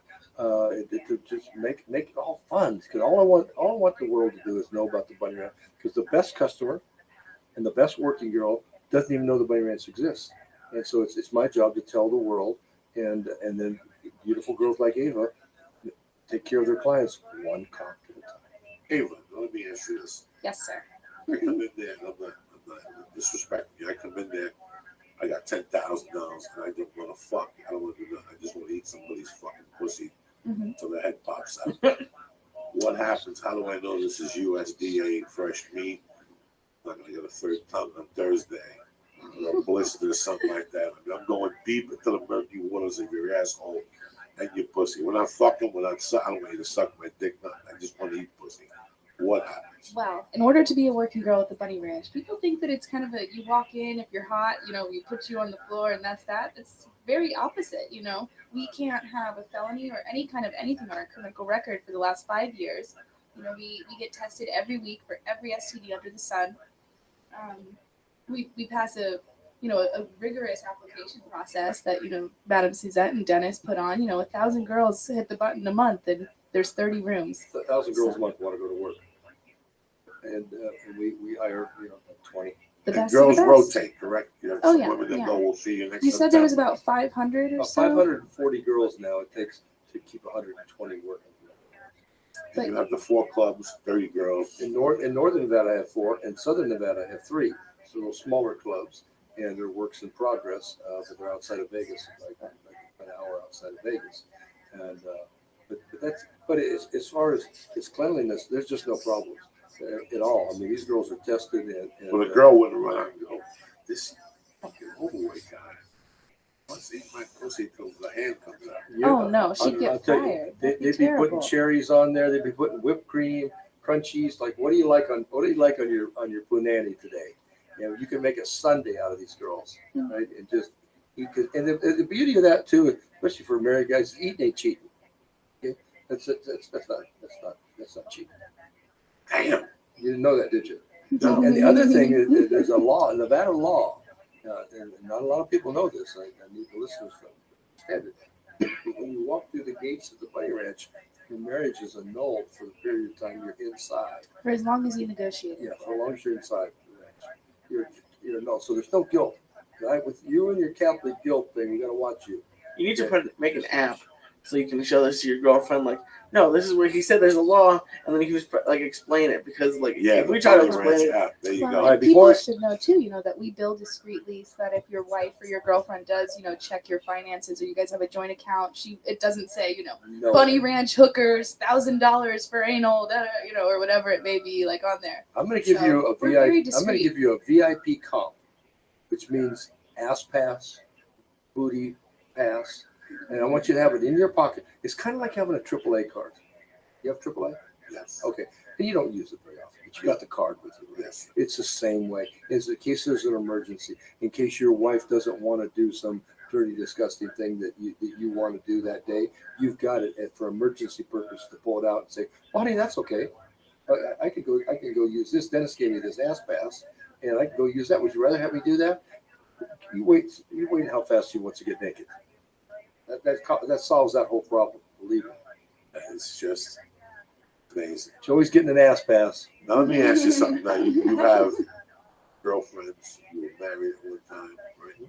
How did this fly at home? It didn't, obviously. Well, I got married. Chuck Zito and I were talking about this. I know Chuck pretty well, but we never talk about really personal things, right? Excuse me. So Chuck, like me, got married when he was 17. And because I got married young, I had a lot of responsibility. And so all I did was work, go to school, and fuck. I mean, that's all I did. I didn't have the money to do anything, so I never got into drugs, never got into alcohol. I don't drink, don't smoke, except a cigar, and never did any drugs. I just want sex and throw me a Cuban sandwich, and I'm happy, right? So that's it. And Chuck and I ran that same parallel because he doesn't drink. I mean, what a crazy thing that a Hell's Angel doesn't get into drugs because that's what they're known for, right? But he never got into anything. He's just straight as can be, and so am I. So all I want to do is have sex. I want to laugh, and like I love hanging out with comedians because comedians, first of all, they're all fucking sick, okay, and that fits right into my world, and they want to laugh. So laughing, coming. And have a little food once in a while, and I'm a happy guy. And I think you'd agree with that, wouldn't you? Oh, yeah. And you were dating Heidi Fleiss for a while. This is old news. How long were you involved with Heidi? Heidi and I were old fuck Right. buddies. We were fuck buddies. We're never like boyfriend, girlfriend, but we secretly would get together and fool around. And then we got caught by some paparazzi and ended up going to New York to try to clean it up a little bit. And say, we're just friends and all that.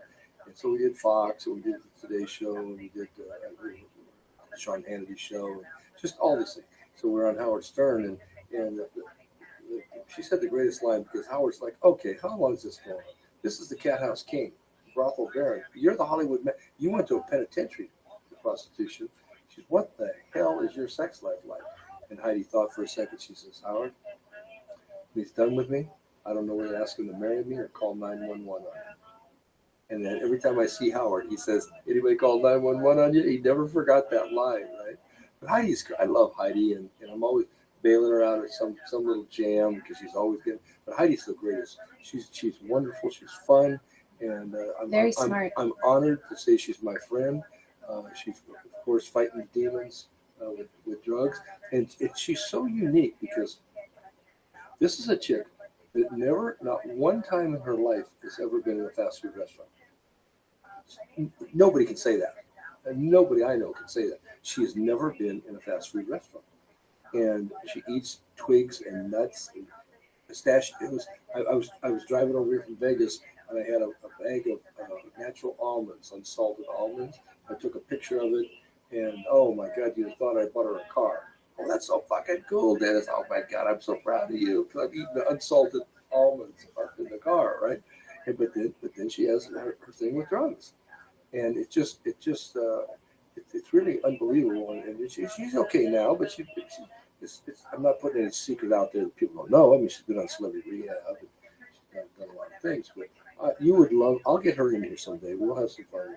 She's the greatest. You know, I'm a fan of hers from Celebrity Rehab. I couldn't believe she was involved with Tom Sizemore, and I got it. You know, Tom was a great actor for a long time. He fucking just, and it's amazing how we all go through our bouts with that shit. You're very fortunate. Lee has never, Lee smoked when we met. Now we smoked hash. I give him edibles. Yeah, and then I gave him chocolate covered mushrooms at the comedy school. We haven't told people that yet. So so you just gave me stuff. You just gave me this to take it, and I put it in my mouth. I said, "What was that? It doesn't taste like weed." You're like, "It's mushrooms." And I've never done mushrooms before. Oh, that's mean. They were tremendous.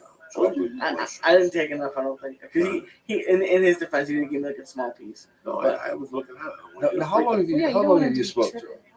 Since I was 14. You started smoking when you were 14. Weed, no cigarettes till I moved to Los Angeles. My mother had a bar. We had a Cuban bar in Guinness, New Jersey.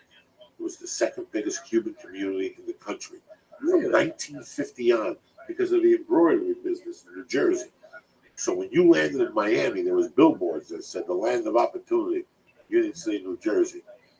So I needed a scapegoat like my 53, and my father became like the first Cuban committee man. He owned a sandwich shop called the OK Restaurant by Washington School on 38th and New York Avenue. Did you have Cuban sandwiches? Yeah, the Cubans ran from 7th Street to 48th, about 4 blocks over from Bergen Line Avenue. That was all Cuban. Weehawken, Jersey City, but the Cubans. So my mom had a bar there. It was a successful bar, and for some reason, I just never liked the booze. I just watched people at an early age. I used to dip my pacifier with blackberry brandy and shit like that. But I stole a bottle of wine when I was like 3, 4. When I drank some, I ended up in the closet. Just something. My mom called the cops and they found me in the diaper shit. Oh no. Shit all over me and puke. So it stayed with me. And I'll tell you what, when I go out at night, I swear to God, every time I go out, I go, tonight I'm going to have a cocktail. There's nothing that tastes better than a fucking margarita. Not to get drunk, just for the flavor. Yeah. Mm-hmm. Sometimes I go to Rudy's in Jersey to eat the fried squid, the calamari. And I got a Heineken on tap. It's delicious. I just don't like drinking to get fucking hammered. It doesn't make me. It's nothing that I'm against alkies or nothing like that. I just don't drink because I don't like the flavor. I love to do a shot of Jaeger. If I drink, my friend said to me, "Let me describe on one hand how many times you drink in a year." I'll drink 3 drinks a year. 2 of those would be shots and maybe a cocktail to go off the deep end or something like that. And I just never got into it. Like if we were out and somebody wanted to order a bottle of wine, I'd have like a third of a glass and I'd act like I'm having a good time with it, But it's about the taste. If they come up with something that makes liquor taste like something from Dairy Queen, oh fuck! Guess what? I'm an alcoholic. Yeah, me too. I know. Well, they do that in LA. They have a burger place down in Hollywood that has alcoholic milkshakes. Really? Yeah. It's on Sunset. Yeah, called Red Robin. They've had fucking milkshakes for years. Really? The Coco Loco. When I was in college, I drank Coco Locos every night. I went from fucking 85 to 210. I kept saying, what's swelling me up? The fucking, and my girl at the time said, you drink 10 Coco Locos at night. Sure, you're going to fucking that milk, Kahlua, everything with sugar. Oh my God. And I do a couple bumps of fucking blow. I was on the blow for 20 years. That killed me. No, but didn't that keep your weight down? Could you maintain weight on the blow? Listen, the fattest people I've seen are the biggest cocaine snorters. I don't know what the fuck they do with this product. You're right. I was looking The for crack Rothschild. burns I think the smoke and the sweat and jumping up and down and chasing people burns a lot of fat when you do crack. When you do blow, when you're trying to get your dick sucked, you're an evil fuck. It's amazing. It's amazing. The only thing I ever really saw good about cocaine was it was in the 80s. It was amazing bitch bait. Oh my God. If you had the coke, you had the pussy. Oh my God. Yeah. All you had to do was come out of a bathroom and go, and everybody would look at you. It was like that. People don't remember, it's just, I've tried to describe it to people that the cocaine marketing was the most brilliant marketing in the world, because for years we paid nickel bags, heroin was $3, reefer was whatever, hits of acid was $3. All of a sudden these Spanish people that were 5'6" showed up with this white magical powder that they wanted 100 a gram for. That's it. Nobody sold half a gram. Nobody sold nothing in 1970. It was grams of blow for $100 a fucking gram. And as soon as people bought that, it wasn't about the drug. It was about the raising class. You were somebody else. That's how they sold cocaine. It's like buying a bottle of Dom Perignon. That's it. You're exactly right. I never thought about that was the marketing scheme for cocaine. Forget about getting high. We're going to make you that person. You're going to mingle with celebrities. When you come out and go, Aspen, the mating call was, with pepper, you get a razor blade, you go like this. I lived in Aspen for 2 years, from 83 to 85. Most people will not believe at this time, and I will state it, was in Aspen, Colorado, from 1982 to 85 was the cocaine capital of the United States. People would go, Joey, but it was in Miami. Listen to me. Go to your Wikipedia, check it out. They were blowing fucking Puerto Ricans up in Aspen, Colorado. And those were the people. You know why? It was a great place to live. It was a great place to live. And you know the other place? If people don't know, Lake Tahoe. Tremendous. It was a major drug place, because if you got real money and the drug dealers had real money, why not live in Aspen or Lake Tahoe? What are you gonna live in? The fucking Albuquerque? You gonna live with in the hottest place? You gotta run with the Jews. Tell them. Exactly. Every once in a while, you gotta have a Jew somewhere. Exactly. If you're gonna run with money somewhere, 20 feet, there's gotta be a fucking Jew. It's a good luck fucking thing. Where's some Tony Bennett? Break this motherfucker up. How did the Jews let the Colombians get the cocaine deal? The Jews are a class act. They don't need that. They got proof. Every time you fuck with a Jew, all he has to do is show you the cross. I wanna be around. Oh shit. The big up the pieces. Are you kidding me or what? Strap it on, motherfuckers. Go get a cocktail, come back. Tell mama you want to lick a little fucking monkey, and we're here with the man. Dennis Hoff making it happen tonight. I'm going to start calling pussy monkey. I know I am. I know I am. And if you're in France, it's the Monquois. I think you have a little taste of Monquois. The Monquois. They look at you like, hey, Marcel, what is your age? I'm 23. And how long have you decided to do this? Well, I'm still a rookie. I've been working 6 months now. So yeah. It's very interesting because when I lived in Aspen, I had just turned 21, and I remember going to the bars at night. The Paragon was owned by Jimmy Buffett at the time. The Tower was owned by John Denver. I remember, I'll never forget walking down the street. You're too young to even remember this, but Dennis, I remember walking down the street one night and seeing 10 women run by me. Women running and taking their heels off. They come back and look and go, what the fuck is going on? They go, we're chasing Don Johnson. Yep. This is when Don Johnson was being chased by women on the fucking street. Who's Don Johnson? Exactly, Miami Vice. They wore those crazy shirts and fought crime, right? That was Yeah. In a white Ferrari Testarossa. Testarossa. I took, when John Denver was playing at Harris, I went up in his jet and watched the eclipse, which happens like every, 100 years or 50 years, whatever. This eclipse at 50,000 feet in John's jet. It was phenomenal. That's amazing. It was amazing to see an eclipse 50,000 feet in the air in a jet. 23. So I remember walking around asking, going, if I was a young woman right now today, and I was attracted at 8, I would become a prostitute.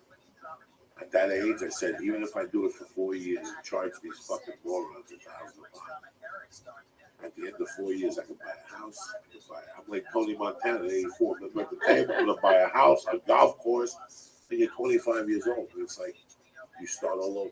Nobody fucking knows where you've been for 5 years, living in Michigan. I don't fucking know. Well, that's what with the girls. That's what the yeah, girls and do. it's You rough have to to. be. Like yeah. she doesn't come from a long line of Adora families. That's not her name.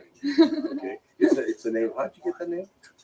Well, there's the band the Smashing Pumpkins. They have a song called Ava Adore, and I love that song. It's my dad's favorite band, and I love it because I'm adorable, but without the bull. Isn't that great? So you're right. She'll go on and be a doctor and That's the plan. doing research. Who gives a fuck? Save the world. At the end of the time, who gives a fuck? I'm 51. It's amazing the things I did. I thought it was the end of the world when I was 27. And it doesn't change who the Well, a fuck I man- am today. It made me who I am. A man is as old as the girl sleeps with. So I'm 23. and yeah. You look good. The thing about you is I can see your happiness in your face. You're a sincerely happy guy. You opened my eyes tonight to what a brothel was. Like I said, I was so turned off when I was 17. I never had use for it again. That's a terrible experience. It's I- so I- sad. I've got to get Like, you up that there sucks. with You or have to without come your see wife. it. By the way, whether you party or not, you just need to get up there and be around the girls because there's nothing more stimulating than being around 20, 30, 40 girls and big hair and makeup and having fun and laughing and giggling. Whether you're drinking and smoking a cigar, it's the last place in America. You can drink 24 hours a day, you can smoke cigars 24 hours a day, and you can get laid 24 hours a day. There's nothing like it in America. It's true. I got to tell you Disney World something for too. adults. So I flew in Thursday night to Reno. I took the 9:45 American Airlines, gets you into Reno 11:05. We're 10 minutes early. We coast. I get my luggage. The guy picks me up. I get to the hotel. I check to the room. I turn the TV on. What's on? Fucking HBO. Okay, Oh. I'm sitting there watching it. As you guys are having a great time, but then I'm just saying this as there's a little person, girl. Oh, Bridget. That's Bridget. This is real. Yeah, Bridget's real. So I can go up there and fuck Bridget. She's not there right now, but yeah, we But do you have we other everything. replacement little women? Yeah, absolutely. Now let's say I went in there and said, listen, I got 2 G's. I'm gonna take Bridget's cousin over here and just fucking fling her around the room and then fuck her with, at the end of this whole thing when she got like a fucked up collarbone. I'll pay for the hospital bills. I got SAG insurance, whatever. Because nobody has ever like sucked the pussy of a midget. Like, I would love it. Like, why not, Lee? What was the last time Oh, you you sucked a midget's pussy? replacements. You can replacement Little Women. Sure you can. We, They're all right. we were out at No, but it's like they just have them like. You only have the one. That's it. She doesn't have like a cover. no, we've had other ones. But this she's the most famous one. So That's one amazing. she's there one night. We're in a casino in a steakhouse, and I'm with Air Force Amy, the legend, and a girl named Shyla Fox, a beautiful foreign girl that only did a few movies, but she was maybe one of the top 2 or 3 most beautiful girls ever. And so we're all there, and so they had a vegetable tray. Now the vegetable tray had this little starter, a little appetizer, and so Shyla loved the pepperoncinis. Okay, and so Bridget said, "Well, are these hot? Well, they're a little tangy. I wouldn't consider a pepperoncini hot. They're just tangy, right?" And so Bridget takes a bite out of one. Her eyes spin around. Her head starts freaking out. She grabs a glass of water, slams it down. She runs out of this restaurant full blast. This little person running 100 miles an hour, runs all through the casino, back around the tables, and here she comes back into the restaurant with 2 security guys and the casino manager following her, and she sits down at the table going, and the casino manager, "Dennis, everything okay?" I said, "Oh yeah, she pepperoncini was a little hot for her." What? And that was Bridget. Now, I she's want to in know, SWAT. Daddy, did you ever sleep with Bridget? I did not, and I tell you, I was afraid to, and I told her one night very sincerely. I said, look, I thought she had a crush on you, didn't let she? me who knows? I mean, you got I don't know, but the bottom line is, I said, look, I'm 6'3". You're 3'10". If I fuck you and it's the best I ever had, you're not gonna look stupid together hauling around the rest of your life. Okay, you need to find a guy that's like 5'5", and it's symmetrical. It'll look like it should.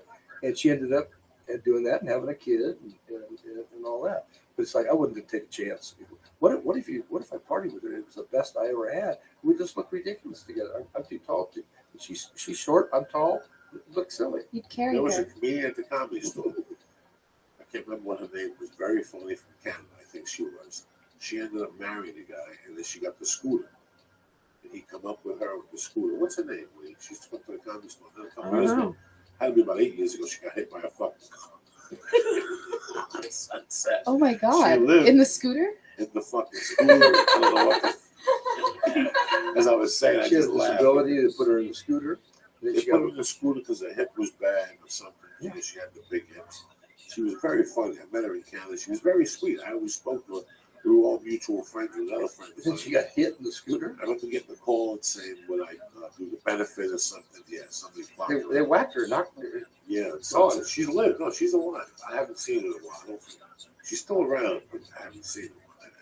It's a fucked up story. I don't even know, bro. Who hits a midget in the fucking car? Where's the respect? You know what I'm saying? Oh, so she was a little person too. Yes, she was a little A little Oh. person. Oh, and her hips, because they do have problems. With Right, hips. she had Mhm. bad hips. So They now put her she's in the car. scooter, and they whack her in the scooter. They whacked her. Her husband was 6'1", nice guy, glasses, educated, had a job. You know, wasn't like some fucking guy who was on hand now. When they just married a little person, got a check. I don't fucking know what they do anymore. Well, Ava's a little person. She's 5'3". But hey, this is fucking savage. She's badass. And shit. Now, Well, when it must be hard to do your show with an erection. no, I'm okay. I respect that.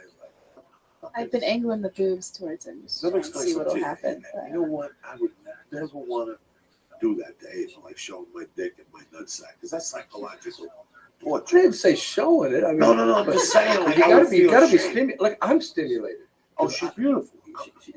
She's flawless. She's beautiful. Aw, She's just thanks, beautiful. Daddy. And she looks like she could be Cuban. She got that Yeah, that's why I asked her. He did ask me. Now, let what me my ask you this, nationality Ava. was. At what point in your life, after a guy fucking had a car and everything, you said, you know what? I'm going to do this. But like the last boyfriend you had, you just murdered him. Like he just fucking woke up one day with his eyes spinning. And you go, you know what? I got to be a fucking pussy. Fuck Burger King.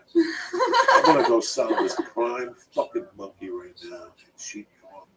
Right? Is that how it happened? I mean, you know, you're very good at what you did. You're very beautiful. It's You're actually a warm. little bit like it's funny you say it.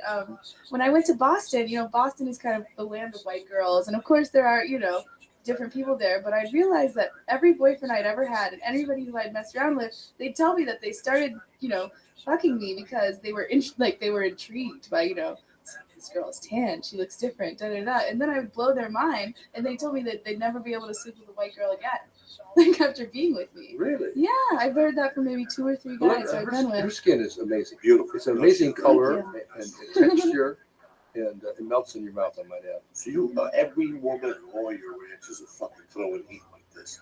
That's what you're Well, telling not me. all of them. We got a couple of them that I wouldn't sleep with, but the majority of them are very, very attractive girls. But beauty is in the Everybody eyes has of the a type. beholder. Like with Ava. Let me tell you something. Ava's beauty is so radiant that I bet a lot of guys would just want to sit next to you and give you a couple of yards. Mhm. Because I think that, it's really weird. I'm married and I got the fucking kid, and you go home, I don't talk about nothing else but the fucking kid for 3 hours. And I bet that it's the truth. It's a different time war, whatever. I'm very happy for my wife. I love the child. But sometimes a guy is driving home and he goes like, tonight I'm going to fuck somebody in the fucking ear. Like, that's it. We get home and all of a sudden they just bombard you with the kid shit or something else, and your heart on goes into your asshole. Because now you got to fucking wait till 2 to get a heart on it and think about it. And I could see guys as a relief going to see Ava. And it's not just once a week. Like but just it's not. something It's more than a sexual release. It's a mental release. mental release. I Because see it. I see it right it's now. hard. It's hard for a guy to be arguing over a credit card bill with a girl went and bought 2 pairs of Chanel boots for $5,000, and then say, hey, would you mind blowing me? I mean, there's so many pressures of family and having kids, and like it's not like wifey can come home and be all hot and the clothes on, drinking a bottle of wine and being all sexy. She got to take care of this baby. And so it adds another dimension to it, and guys can get away from that world and step into our world and for a little while, have a great time, and go back home, and nobody knows the difference. Nobody knows the difference. And so I think a man that's married, we keep marriages together. Oh, it's so true. Yeah. So true. I mean, we have a client who's been coming in for years now, and he'll come in every few months, whatever, and he doesn't even like to, like we were saying before, have sex with us. He just wants to chat. He wants to watch 2 girls play with each other, and he has, I think, 5 children. His marriage is 40, 50 years strong, just has 20 grandkids, and he enjoys being generous with us girls, and he goes back to his life, away from the bunny ranch, and is a great father and a great husband. Well, I did that because before I bought the ranch, going back before I bought the ranch, I was in a relationship for 6 years. It ran its course, and very nice girl, love her to death, but it ran its course. So I was doing a deal in Florida with Swiss Airlines and SeaWorld. So I would fly back to Reno. So it was 2 flights. One of them got in at about 5:30, and the other one got in at 10 o'clock. So I would always tell her I'm taking the one where I arrive at 10 o'clock. But I'd get there at 5:30. I'd go out to the ranch, I'd drink a cup of coffee, I'd bang the girl, and sit around and just laugh and giggle and talk to the girls and get all the pressures in my head. And I'd go home to my house in Tahoe and crawl in with her, and I was so thrilled to see her. It actually kept that thing going for another year, and the relationship was really over with. And I know clients are in there with that same thing. They don't want to give up the relationship. They don't want to give up their kids, but they have to have an outside stimulation, whether it be just verbal stimulation or physical or sexual. Now, how did the HBO series You know, I thought I'm going to have a TV show. There wasn't any reality shows 13 years ago. The only thing that was out there was Real World. Yeah. And so I want to show the world what this place is, because the Nevada law does not let me buy any television, radio, or newsprint. Can't advertise a brothel. But how can I get the world to know we're here? I came up with this idea, and I went to Showtime, and I said, "Here's what I want to do," and they loved it. And they said, "You know what? We want to do it, but we want to do a scripted version because the money's in syndication, and we want to do a scripted version. We'll shoot all the exteriors. We'll build a set. We'll build a bunny ranch in Hollywood, and you tell us all the stories, and the girls will tell us the stories, and then our actors will live it out." I'm like, no, what's going to make it work is the fact that they can actually come visit these girls and visit these places, and they'll lock on to one of the girls and follow her, and that's what's going to make it work. So they said, nope, we want to do a syndication. So I went to HBO, because HBO is like the supermodel that never gets fucked. Nobody's got the balls to go to talk to her when she's horny as can be, and because everybody puts her up on this platform. Well, that's HBO. HBO is the 800-pound gorilla. They're the badass. And so I went to them, and we're in this meeting, and they said, "Dennis, you've been everywhere. We've seen you in 2020. What can we do different?" And I said, "I don't know." And they said, "Well, what do you like about HBO?" I said, "I'll be honest with you, the only thing I ever watched is True Taxi Cab Confession." And Sheila Nevin says, "Bingo, can we cam a room for 2 weeks? Because Nevada's a one-party state. So like right now, we're sitting in this room. If everybody has to know we're being filmed, or you go to jail. In Nevada and New York, they're one-party states. So as long as one party knows, if one party in this room, if we're in Nevada, knows it's being filmed, then it's okay." So I said, "Yeah, we'll try it." And we'll just film the negotiations and picking that girl out of lineup. And it was a smash hit. Highest rated nonfiction show HBO had ever done. The ratings were enormous. enormous. I mean, if you weren't if you didn't see the show, you had nothing to talk about on the water cooler the next day. I mean, Saturday Night Live ripped on it, and as you know, if you want to be part of Cult America, Saturday Night Live rips on you. Guess what? You made it, and so I mean that's how it all came about. And then we only did that for 2 weeks, one time, and that started the show. And then it was people latching on to the different girls, the Air Force Amy, Sunset Thomas, Taylor's, Madame Suzette, my life. I'm with this girl, and I break up with her, and I do this.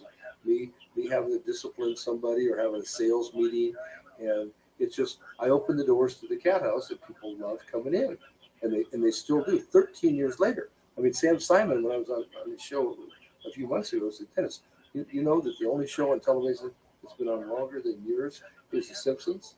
And go find The Simpsons. And really, I said, yep, absolutely. It's been on a long time, and it just never gets old. It gets like her story is amazing. I mean, she's so non-typical because what happens is the right wing and the media, they look at a prostitute and they're right 90% of the time. Underage, ethnic, short shorts, street corner, crack pipe, and a pimp down the street. What up, baby? Until you legalize it. And when you make it legal, then you get girls like Ava. Beautiful, comes from a nice family. She's got all Yo, dog. She's not desperate. She's got a great education, and she brings a lot to the table. How can I help you? We're shocked because you're like, wow, that's like the chick I wish lived next door to What me. are you saying? You know, so that snaky little whore that lives next door to us. And What so are you saying? They see our world, and they're curious about it, and they want to step into it. And a percentage of them come there. And Holy the shit! What are you reason saying? it's so popular is because the girls are attainable. Like when you watch Hefner's show, and I Oh, we both look very comfortable. Thanks, baby. But nobody's gonna fuck these girls. It's just not. It's not gonna happen.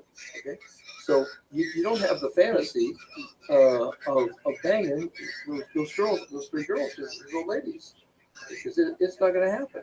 So Excellent. I'm glad you're here. You see a girl and say, you know what? I like her. I can be with her. I'm attracted to her. So it stimulates you even more. And other reality shows don't have that. Like I like the fishing boat guys. Okay, fresh catch or whatever the hell it is. Hey, guess what? I'm never gonna go ride that boat. But I like the show. Okay? And so Who's a big deal?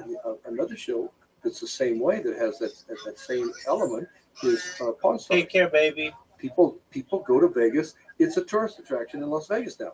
People want to go to Pawn Stars. Just walk through the store and feel like they see the guys behind the counter, and it's the same way with the money.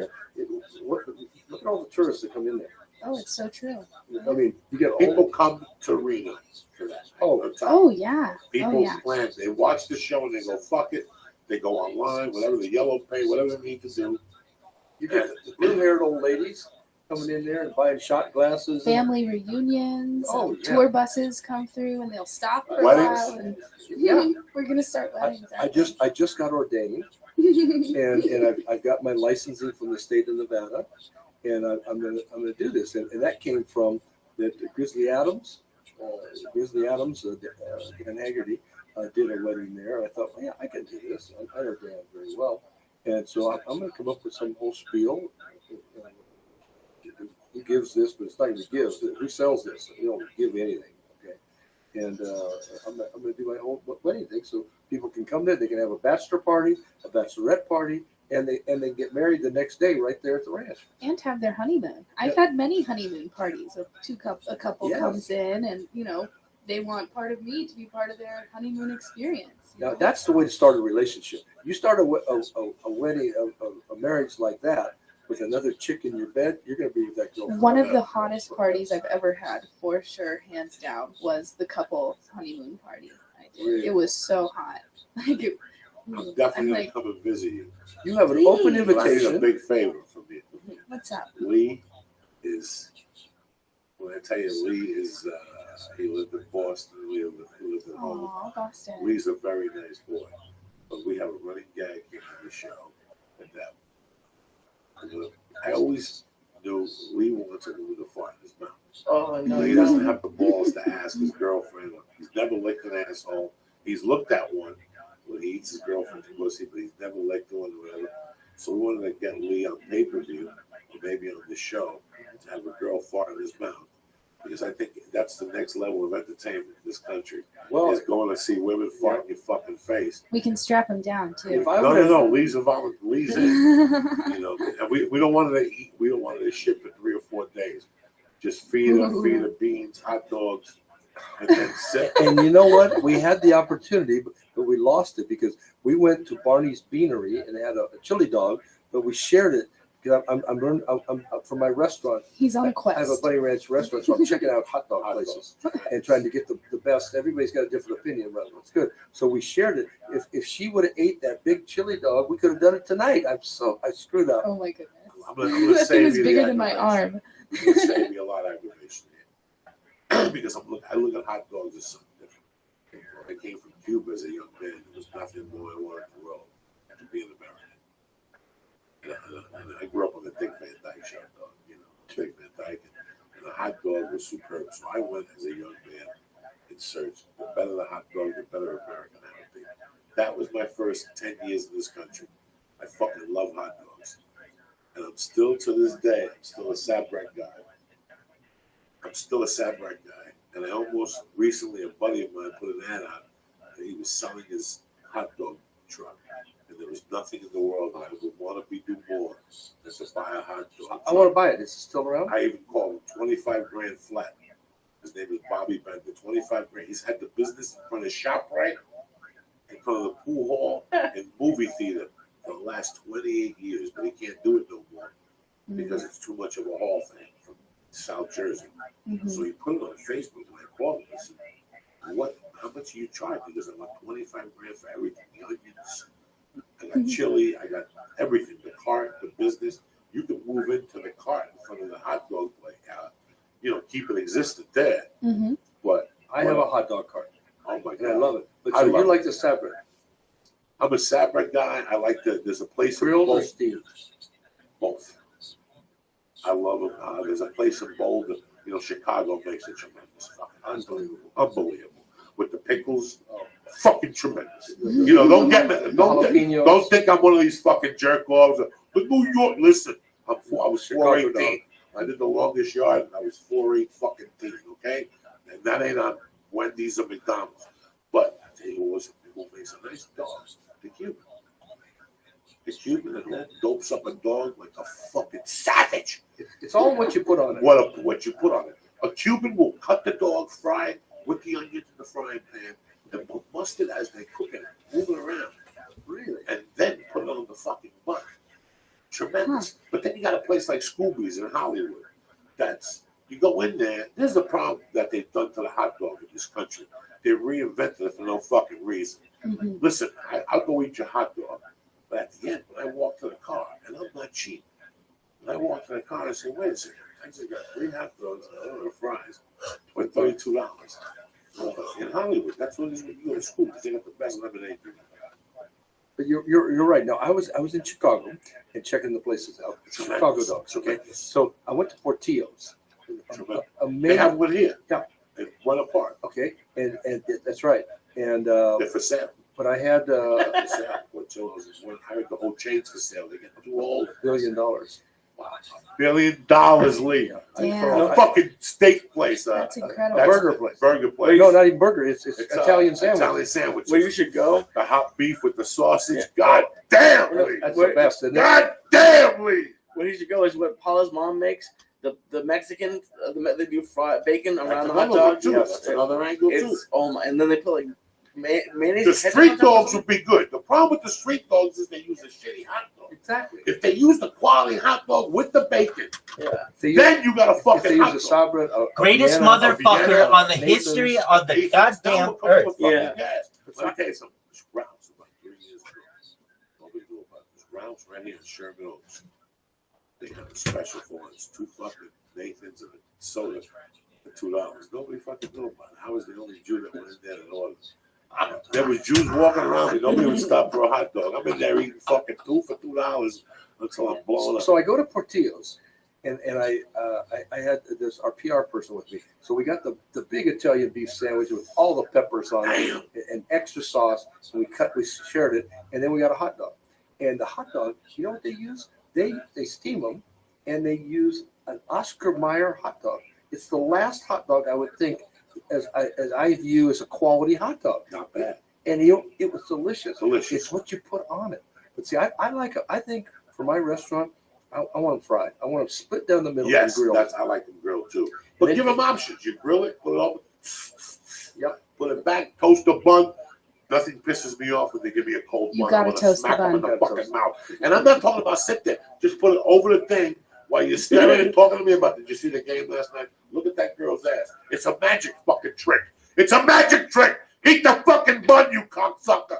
They give you this cold fucking bun with a hot dog, and it throws your intestines off. The buns are always hot at the Bunny buns Ranch. The always- Bunny Ranch Oh, yeah. always has hot buns. The The hottest fucking bun. buns. hottest Gotta be fucking together. buns in the world. I love you, motherfucker. Let me give a shout out to these sponsors here. Real Okay, quick. who are they? Because I want to All support. right, let me give a shout out to the people who watch the show. They're going to be fans of yours. Okay. Jeffrey Wheeler, Henry Villatoro, happy birthday. Wes Happy Banks, birthday. happy birthday. Joe Rook, I love you, sexy bitch. Ben Christie, Mike Davidson from the UK. And listen to this name, Armando Salgado. He's got about 10 cousins on that fucking bus coming up. That cocksucker's got a poster of Obama and fried chicken. Is that Anita Wad? Anita Wad right there? Yeah, I think so. She likes to watch the show. Anita Wad. I like it. Throw me the fucking But outfit, you know what I'm saying? First off, somebody I gotta hook you up with is Aubrey and Onnit. Okay. Onnit is the next level. It's not a supplement. They're a fucking future. And what does it do for you? Onnit has a thing called Alpha Brain. It's like giving your mind cocaine without the habit. It makes you very aware. It makes you your dreams become more vivid. You become very clear. Alpha Brain is a great product, but they also got into the protein product. They use hemp protein. It's a cleaner protein. They also have a product called New Rouge. Shroom Tech. Shroom Tech is one of my favorites because it gives you. They use psilocybin fucking mushrooms. I'm not saying it right. They use mushrooms and they increase your fucking oxygen intake. They're tremendous. They have a Shroom Tech before you get on a flight, so it boosts your immune system. Then no, you don't trip. Then they have it before you work out. You get some more. You don't get luxurious That sounds energy. great. So you go to Onnit.com.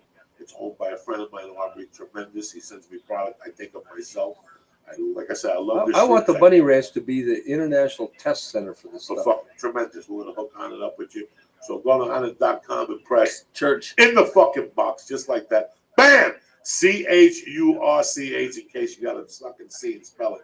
Put it in there, get 10% off, and sign up for the Onnit program where they send it right to your house. Stay the on first it. of the month. That's what you gotta do. You gotta get a program where we just mail a piece of fucking ass to your house. On the first of the month, they come in, they suka la meat, they do some fucking head sops, and they go right back to fucking the Bunny Ranch. And I could see the UPS driver delivering Just- Ava in a big box Oh my God, wrapped up with roses with a fucking chocolate ice cream bun. on your little monkey. with a return label. Yeah, they come right back. We'll be back in an hour and a Yeah, half. don't strand me in the middle of nowhere. No. We're I gonna gotta come come back back. and get you. What other sponsors we got? We got HuluPlus.com. You know what? Let Love me Hulu. tell you about Hulu. Fuck. Hookers use Hulu. Oh yeah, we they do. love it. Be like the hookers. Get Hulu Hulu because Plus. it works. They catch up on all that. See, Hulu's are up. Hulu's, listen, if you're a real hooker after 8 o'clock, you're doing things. Okay, you ain't got time to sit there and watch Modern Family and say, look how cute the fucking gay guy is. You're on all fours. You got a guy by the fucking neck. Who's moaning? Did you hear that shit? Or am I hallucinating? I heard it too. You heard it too? Somebody's moaning. Somebody's getting fucked in the building right now. See, wherever you are, somebody's getting their dicks up Exactly. It's true. 20 feet away. I love it. That's the type of energy you forget. Hulu Plus, they're tremendous, all right? I think Hulu is the best thing going right now. Hulu Plus has niche program. Watch Hulu anywhere, anytime, on any devices, iPhones, iPads. Here's the beauty: $7.99 a month. $7.99 a month. What's that? Fucking $96 a year to get unlimited programming. They're gonna get exclusively. They get the Simpsons. I love Starting in it. September, they're gonna get the Simpsons. Go to HuluPlus.com. Press Joey. in the box. Get 2 weeks for free. $7.99. Listen, some people, if you go to the commercial, if you're sitting at home tonight jerking off, you're gonna watch it for $7.99 a month. Great, that's great. I give you 2 weeks on the arm for free. Talk to my man Dennis Hoff. See if you can walk in the bunny ranch and say, hey, give me 2 weeks of a fucking rim job for free. Then I'll decide if I want to sign it. That ain't gonna fucking happen. Hulu does it because we're with Hulu. Hulu's with us. We're with them. They're with us. Now, can I go to your website and find all this? Yeah, Hulu Plus. What's your JoeyDiaz.net. JoeyDiaz.net. And I got banners on all of them. The same thing. Dollar Shave Club. This is a great one for you. Listen. All these They do girls, some shaving. They're shaving some poonie. this is tremendous. Asshole shave. Well, you got to do something special. You got to get a Filipino to come over with some fucking pigeon juice and rub it on your asshole. Those are the only people that would shave your assholes is Filipinos. Right or wrong? What's pigeon juice? Pigeon juice. They use pigeons for everything when you're Filipino. They're magicians. They do everything. They fucking rub them. One time we were at the Stern show, and this girl had a big party, and it's just like, oh, it's $20,000 something. How said you could buy a Filipino family for that? For 20 G's, they'll show up. Cook pigeons all fucking day. It's over. Anyway, listen, you got to go to the supermarket. You got to go wherever, stand online. You got to buy those razors. If you don't buy the right razors, it gives you, when you eat pussy, you can see all the stubble. You don't want to do that. No, you don't want stubble. Or razor burn. Nobody What you likes want that. to do is this. And if not, you got to pay $20, $30 for a razor. It comes with a flashlight, a hood, a stereo, an iPad. You don't need that. You need 2 blades. You need some aloe on that fucking monkey. $1 Shave Club is this. They mail the shit to your house for $1 a month, $6 a month, or $9 a month. You go online, you sign up. They also have one wipe trolleys. You know what one wipe trolley is? No. You wipe your little muffler with or your helmet, and it smells like peppermint patty. It's Christmas every fucking day in your house. It smells like Santa Claus's wife sucking dick. It's peppermint patties. What else they got, dog? They got everything. They got the shave butter. They got the shave butter. I mean, tremendous shit. And I'm not really. The razors are fucking tremendous. Okay? The razors come to your door on the 1st of the month. You get an email like on the 29th. They tell you razors are on the way. What package you want to go to is what you want to go to. The $1 package, you get a single blade. That's great too. The fucking blade they give you, the hammer, you can hit somebody as a weapon. I take them on the road. I shave them. That's why I cut my fucking face. Number 2, they got the $6 plan. They give you 2 blades. All right? Then you got the fucking $9 plan where they give you 2 blades and aloe, and then they send them right to your mail. You don't go online. You don't gotta get no. Well, one of those blades last you for a week or 2? 2 or 3 weeks. I don't even use them all. That's how good they are. I'm not even bullshitting. Not because they're my sponsor. I use this myself. Hulu Plus, my wife uses. I use on it. I don't fuck around. Right here, look. What is that? Go to Dollar Shave Club. Press Church in the box and get 2 weeks for free, $7.99 a month. That's Hulu Plus. It's Joey. That's Joey. Well, make up your fucking mind. Why are you confused? No. Hulu Plus is Joey. You just makes Hulu Plus is what? Joey. All right, and Dollar Shave Club is Church. to make up your fucking mind. You got me all confused. You know I ain't an edible. Oh.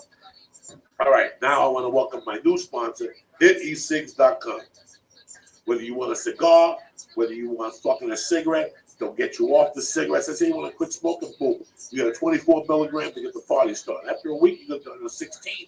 After another week, you go to 8. After another week, boom, you're smoking a cigarette with no Nicotine. Thank you, Lee. It's good to have you on my corner. Fucking stuttering. Now, you get this right here. Hitty Cigs, you know why I like them? They're better tasting and they last long. Who's puffing on this cigar all night? Lee. Not tremendous or what? Tell me I feel like going to the bunny ranch right now, smoking a cigar and blowing it in some chick's fucking face if you were there right now, like Don Corleone. Sure you would. That would be amazing. Don't fuck around. I've watched you guys smoke these all night long. All night long. Tremendous. Yeah, and you're loving it. I like the cigarette one, but I also, this cigar is perfect. You go to Vegas, I go to bunny ranch, nobody's feelings gonna hurt. Hey, Chubby, get the fuck out of here with that cigar. You're never gonna hear that shit. I love these things. I'm a firm believer in these things. But wouldn't you enjoy having a nice hot chick below you while you're smoking your cigar? I want to do a lot of things. I just don't want, that's no creative. I want to pick her up and eat her ass and say you're really gentle. You're an oral guy. He's so That's oral. Oh, I love all So that's oral. my world because I come in a minute and a half, 2 minutes. That chick destroyed my fucking machine. You need to come back up Before to I this met ranch. this girl, I was a It's dry really humping important. machine. I used to dry hump bitches so they couldn't walk home. They would have to call their fathers to come get them. I was a dry humping motherfucker. I'd get that fucking dick and pile it into that fucking Lee strip because you always got that Lee jeans strip. Oh yeah. The 70s girls wore Lees. That's it. those Lees had that strip. You drive up the Lee, go forget it. I get excited just thinking about it. You know. What the fuck, Lee? Go to hite6.com right now today. These are my favorite out there. They're better tasting. They last longer. The cigarettes, they got a fucking deal like 12,000 fucking puffs. You know how many puffs is that you'll be puffing? I think one of them is equal to 4 packs of cigarettes. Yeah. These go I for can see you 20 going to Hulu and sitting around smoking your e-cig all night long. all night like a doctor. Shave after you shave. After you shave. Oh, of course, you got to shave And before you after do you that. shave your nutsack and you shave somebody's maquois. There's a trick to saving your nutsack, and so this shaver would be the ideal thing. Hite6.com. Go to the box and press what? Joey's Church. Joey's Church. Joe apostrophe S. No. Check what? No. All right, whatever. CHURCH. Joey's Church. Go there right now. Get 20% off anything. And last week they were giving away free cigars and free. I think you got one for like $1. Yeah. Cigar. What's all this going to cost? It's going to cost $7.99 for Hulu. $7.99 for And it's going to cost me $1 a month for the shave. Right. Okay. Well, you're gonna go up a grade. Okay, $6. Right. So now I'm in this $14. Right. Okay, and an e-cig, what's that like a It's cigar? gonna cost you $20. You get $4 off that. And use So the code. six With free shipping, $16. by the But way. they'll free last you shipping. forever, So apparently. So you're like $34. You got You're only to gonna puff these at night. You're not gonna puff them all up there like a Puerto Rican. No. You're gonna puff these at night. No Puerto Ricans allowed. You're not gonna go out there and hang out with Ricans. You're a funny motherfucker. We're trying to have a good fucking time here. It's Monday night, and I'm happy you came down. I had a great time. Drop some Ava, knowledge on us. I had such a good time. Thank you I so love much. Thank you for smoking with me. A little high, eat an edible, leave. see, I was going to start the show and out you guys and say I'm the only one that's going to make sense tonight because these two are so fucking high. But you guys did Not good. even true. You guys maintained. We're You functional. maintained. We're functional. I'm amazing.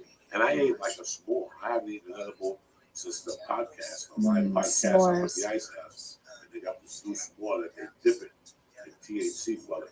The lady said, try it. Get So I out. ate one of those. I brought you that. Those things are tremendous, Ava.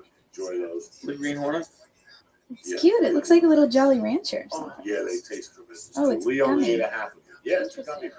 Let me tell you what Leave happened. I my left, fucking it, edibles I alone. left it in the car and it melted last week. Ugh. I took it home. I put it in the freezer. I came back. Me and Lee split it. How high was it? Oh my God. You went home to see the Jewish No. double, did you? Now, did these guys that give you these edibles, do they advertise on your show? No. Well, I they went should. and bought those. I went and bought They those. should though. You know what they used to? We used to do something when we got free edibles. I think they switched marketing. They switched their marketing around. But they're good. Well, Dennis, then we you should motherfuck them then until they come back. Nah, they're okay. Dennis, it was a fucking pleasure. Ava, I love you with all my heart. You're beautiful. I wish you luck in your medical career. And I'm happy you did this. Thank wish you have the you. balls to take the world by the fucking balls. Got it. So you guys are fun, and I can't wait to get you up there. You guys gotta come. Yep, my birthday. Tomorrow, I'm calling Wayne. Come on. Okay. Calling Wayne to book a date. I'm gonna hold you to it. You Well, don't my want, don't hurt my birthday feelings. party is September 13th. A private party. Okay. And the owner of the Lakers and I have a joint birthday party for 18 years. Everybody you ever wanted to meet on Celebrity Rehab will be there. And it's a fun party. There'll be 200 girls there. And it's a perfect time. It's a party you can bring your wife to if you wanted to, or if you just want to do a little eating, a little machado, you be munching on a bunch of them. September 13th, Lee. I'm open that day. Cocksucker. You're open too. I don't want to hear that you're going to some club. Where'd you go? Tell them where you went last Friday. Where? Tell them where you went to do last Friday. Oh, my girlfriend and I went. We did a cooking class, a crepe class. Should I smack Oh. them now or Hey, fuck them later? You ate the crepe. It was I tremendous. like that. I was Crepes are managing for 3 great. days. Oh my I'm God. sure they Cook up- bonded. we're It was gonna probably cook up some- awesome. I'm gonna get Joey set up with the bunny buffet, and that's 4 girls all laying on the bed. Let's next to get each her other. on the. Let's get her on the phone. Oh, I'd love to have. It's a round robin. You start on one.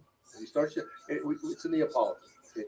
And then you start off with a blonde, and then you go to the redhead. Okay, and then you go to the brunette. That's the Neapolitan, and then we throw in an extra scoop of chocolate for the 4th girl. That's the same present that Ed Fructal Jones gave Hollywood Henderson for his 28th birthday with the Dallas Cowboys. Really? Wow! And you can relive that experience. Well, yeah. In fact, I got invited tomorrow to go to the Raider Cowboys. My baby gets car sick. They're doing right here, Thousand Oaks. You know, Oxnard. That's where their training camp is. Wow. They're going up there. They have passes, but they have a place for the children to play. I would have fucking canceled everything. You're coming to my birthday party. I love you, man. I'm Thank flying you very up here, much. and we're gonna have. What's the some fun. website they go to? Girls? BunnyRanch.com. Find us on online shopping in the world. We make Amazon look like nothing. When you got hot chicks, you got it all at BunnyRanch.com. And watch our HBO show. Set your TiVo. It's called TiHo in our world, and it's on Hooker Box Office Cat House. Hooker Box. That's what HBO I means. really fucking. See, I know because I'm gonna tell you because you're a New Yorker, an East Coast guy. The real ending to The Sopranos. Now, Meadow, first of all, it's 2 years, okay, and you're gonna find out why it took 2 years to get that last show. Meadow runs into the restaurant, remember, and Tony and his wife are in there, are eating, having dinner, and Meadow runs in and it went black. But what you didn't hear, because they cut it out, is Meadow says, "Dad, Mom, I got accepted at the Bunny Ranch after 2 years." That's why it went black. You like that cocksucker? Yeah. I love you. I love you guys. Thank you for watching. Thank you to Dennis. Thank you again, Avery. You are a trip to paradise. What a The Flying Jew. Who's better than you? Nobody. And my man over here from Newark in the house, Disney. I love it. Do you have any shows coming up? I got nothing. I'm going to Paducah. I'll be doing a show Friday night at a coffee shop in Paducah at my family's reunion. I don't know the name of the coffee shop. I'll find out. But let you people know. Besides that, I'm home. I'm having surgery on the 26th, so I'm home to have a decent. Good luck.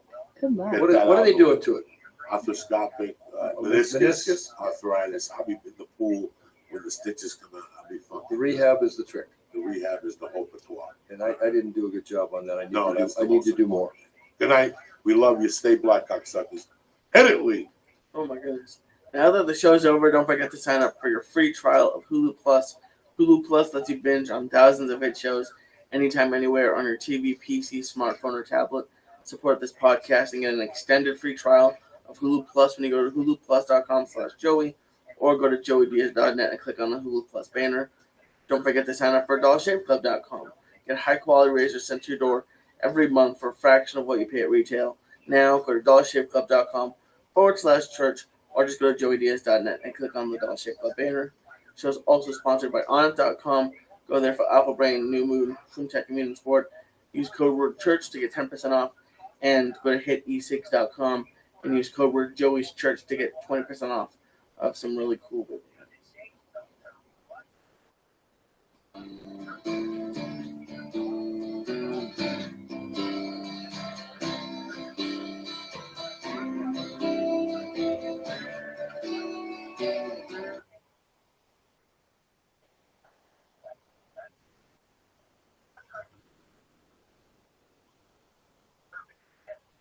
Little Johnny Cash to you motherfuckers as a remembrance.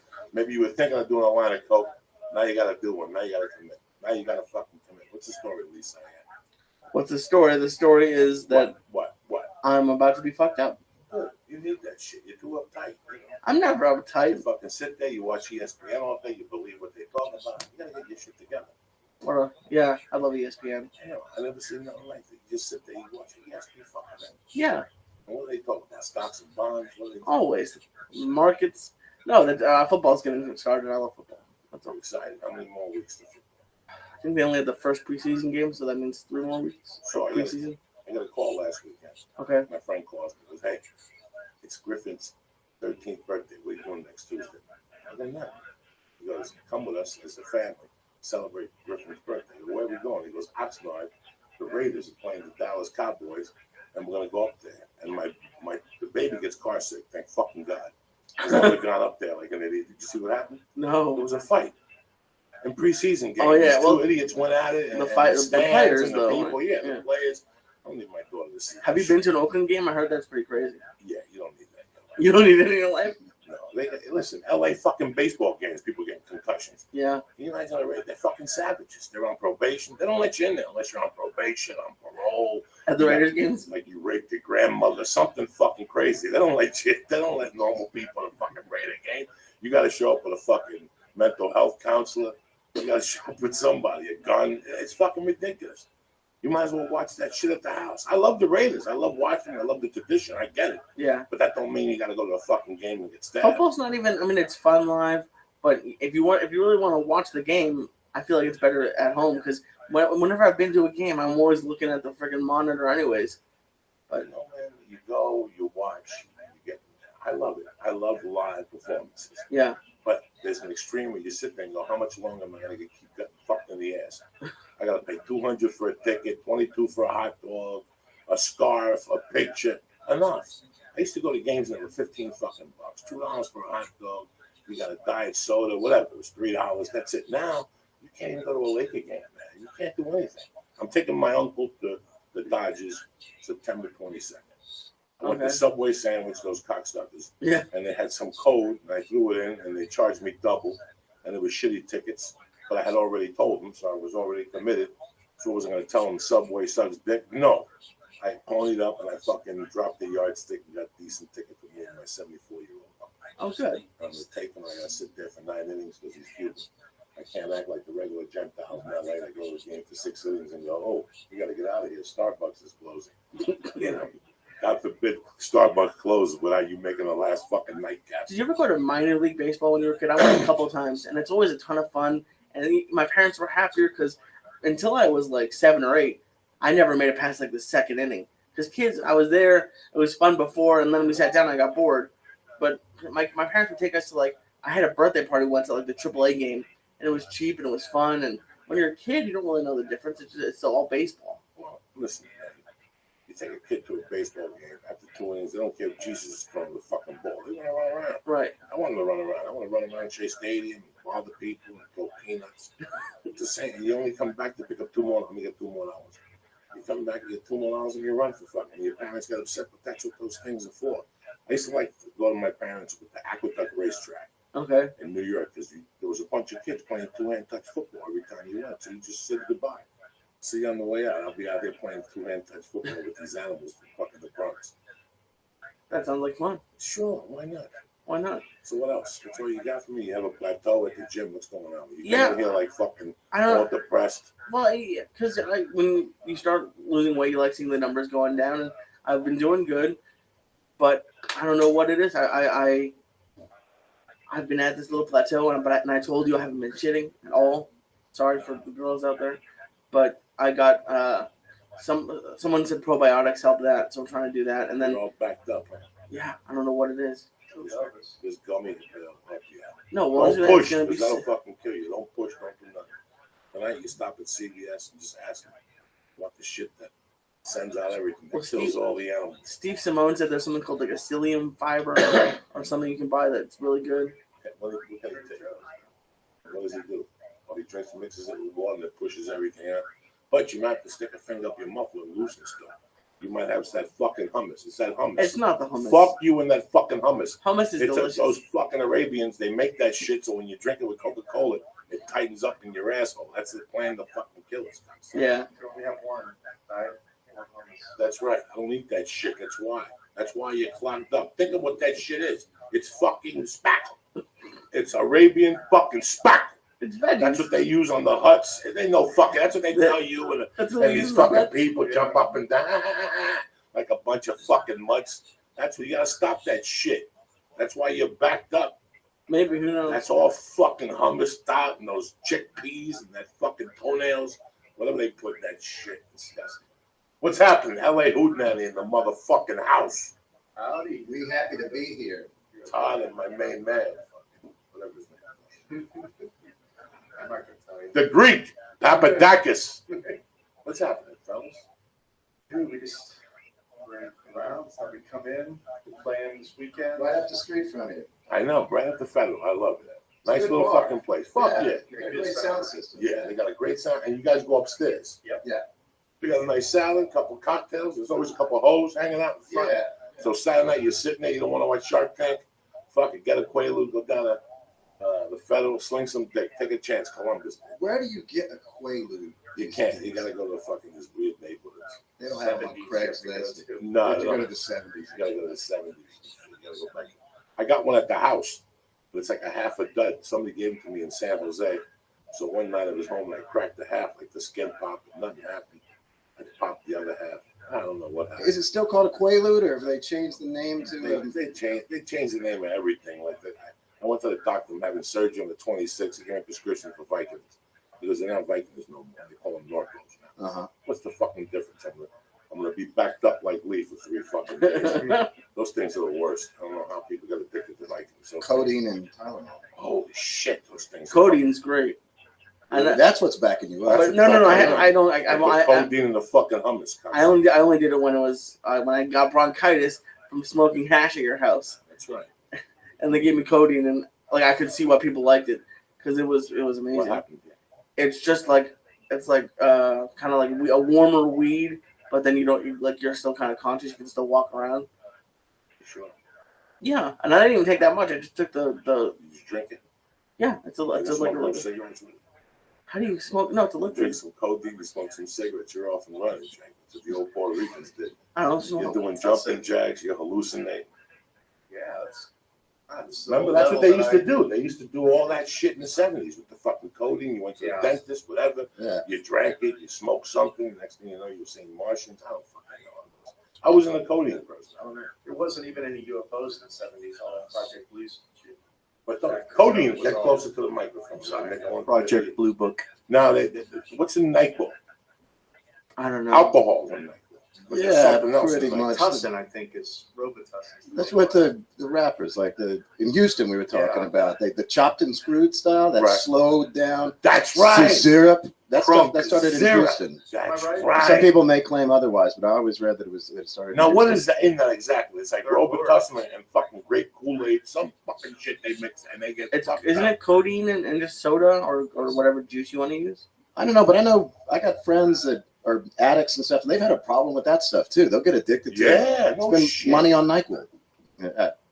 No, I've had friends that got hooked on NyQuil. Yeah. That's It's scary. CVS, they get a lot of discounts. Robo tripping, we call it, or Tussin, Robitussin tripping. Yeah. I never got into that shit. The craziest thing I did, my friend had a funeral parlor.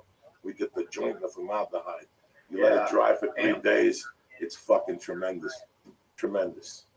There's levels and levels going on here that I'm not even. Nah, you a decent. Nick's a spiritual person. He's a martial artist, and he doesn't put toxins into his body. Nick, we met at VMAT. Yep. In the jiu-jitsu class. Valley Martial Arts Valley Center. Martial Arts Center. We get the Tuesday and Thursday class, and we headed off. And Nick is also part of Dog Brothers. Yes, I am. And explain what Dog Brothers is. It comes out of a group, martial arts system called Kali or Arnis or Eskrima. It's basically stick fighting, or comes from the Philippines. And Move up. I want to hear you. so basically, it's a Filipino martial art based on like. A lot of people see it because it's stick fighting, but in the old world it was machete fighting and stuff. But it's become somewhat of a sport in America. But the Dog Brothers are known for kind of raising it up a little bit. We do full contact fighting. We kind of do With those sticks? Yeah, we do like the UFC. Except Take a look at his hands. I mean, hold him up to those little cameras. Yeah, we got them. He's got some Knuckles. knuckles. Yeah, no knuckles. Oh my anymore. god! But it's basically like the UFC, except we use sticks, and then we wear a light fencing mask, like the old kind, where you can kind of press it. It looks like a screen door, and we use very light hockey gloves or street hockey gloves or goalie gloves from soccer. Can they hit you in the head?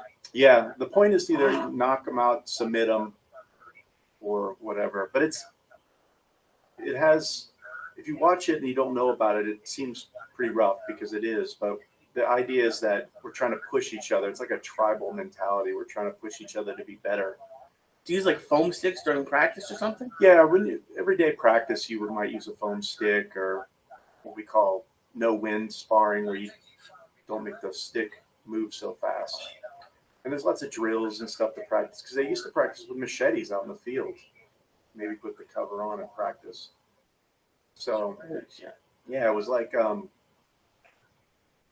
it's kind of like it's kind of something in art that like a farm worker might use in the Philippines because they settled a lot of their scores and family disputes with machetes. That was really weird that I didn't know about this. Unlike everybody else in America, you think that Kung Fu, China, and all that stuff, but there's a whole system in Hawaii, and there's a whole system in the Philippines. It's very interesting because there's like forms of Kempo in Hawaii that their roots come from the Philippines, and they mix it. And when we were discussing that, like the Kempo I was studying, the guy wanted you to learn with a knife first, the move, then a stick, then your fist. Well, your fist, the knife, long distance, short distance. You did the exact same move, only one with a knife, one with a stick. So this is all like ancient Filipinos created, like what's that, Kajikembo? Kajikembo was made by, I think, Hawaiians to fight the Americans when the soldiers would come down and bully them at bars. Jesus. So they devised this system like karate, judo. Yeah, I think there's the whole name is split up of an acronym, but I don't know the full thing because a friend of mine's really high up in Kajikembo, but they were basically some bruiser guys, and they basically had a think tank and took the best from all their styles and came up with this sort of ass-kicking kung fu karate of Hawaii called Kajikembo. Now, when I was young, I did Taekwondo, and the master, I guess, had like a long, thin stick. Mm-hmm. Is that something like part of your thing, or is it just the short sticks that you brought? The long, thin sticks, I think, are just for like being a jerk and kind of slapping you on the legs and like changing your stance. I mean, we do because supposedly thinner sticks are more like a blade or something, but really what we use now is a stick. It used to be for training, but we use a stick that'll knock you out. Like you want a heavy piece of rattan, and we are trying to knock each other out. We go for about 3 minutes. The Dog Brothers were one of the first sort of other groups besides Brazilian Jiu-Jitsu to incorporate Brazilian Jiu-Jitsu or grappling. They were doing it. They incorporated it with the Machados into their stick fighting system before the UFC even came out. So I think around 1988, I believe. So they were training in the garage with the Machados and the Gracies too. So Pretty interesting now. Because it's so violent. It's so violent in the UFC, even with an elbow. I can't imagine. Get hit in the head with a fucking stick. Yeah. That's a party. Wait, you're trying to knock each other out, but you have a helmet on.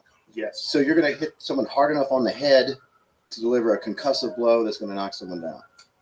Yes. But not in class. Not in class. Not in class. We have like twice a year, we have what's called the Gathering of the Pack, where we come out and different schools can come and we fight for 3 minutes. It's like a fight day, but it has, like I said, elements of a tribe.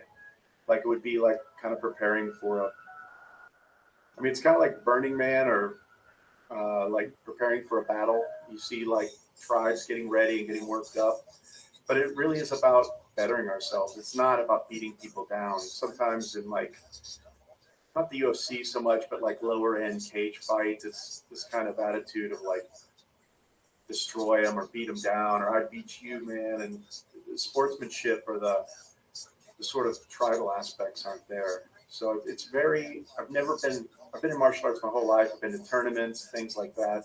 But I've never been to anything like this because we're so far into the adrenal state, meaning like it's real. Like you think you're gonna die, and you're like, I shouldn't walk out on this mat, but you do. And if you do, and you're done, by the time you get done, you feel closer to that person, even though they're trying to knock your block off. But you're like, you kind of understand the other person. It's a very strange thing. All the martial arts give you a type of spiritual essence. In a way. They say that in Brazil, jiu-jitsu, they play jiu-jitsu with the lights off, or blindfolded, just by feeling, on the moon, whatever the fuck, when you're doing forms. Sometimes you go into a different state you're breathing. Also happens with yoga. Sometimes you go to yoga and just your breathing takes you to a different, they say it opens up your chakras, as they say. Absolutely gets you in the alpha state. So there's a runner's high, correct? They speak about a runner's high. So I think that's why working at any level is always so great. Because any level, just breathing with oxygen going to all your, the sticks, psychics, and Jesus walking in and out first, whatever the fuck you're into. Always. I remember living in New York. In New York, you have to fucking walk. And after a while, you start to hate it, but it's quicker. You don't have $5 for a cab. You don't have this. You just walk it. So after a while, you get a Walkman, whatever the fuck, an iPod. When I was walking around New York, it was a Walkman. And then after a while, you decide, this walk would be a little better if I smoked the fucking number. And all of a sudden, you're listening to the Almonds live. And after Sweet Melissa, tell me you don't go into a fucking heavenly fucking state. That you have to, a car has to almost cut you off for you to go, what the fuck is this?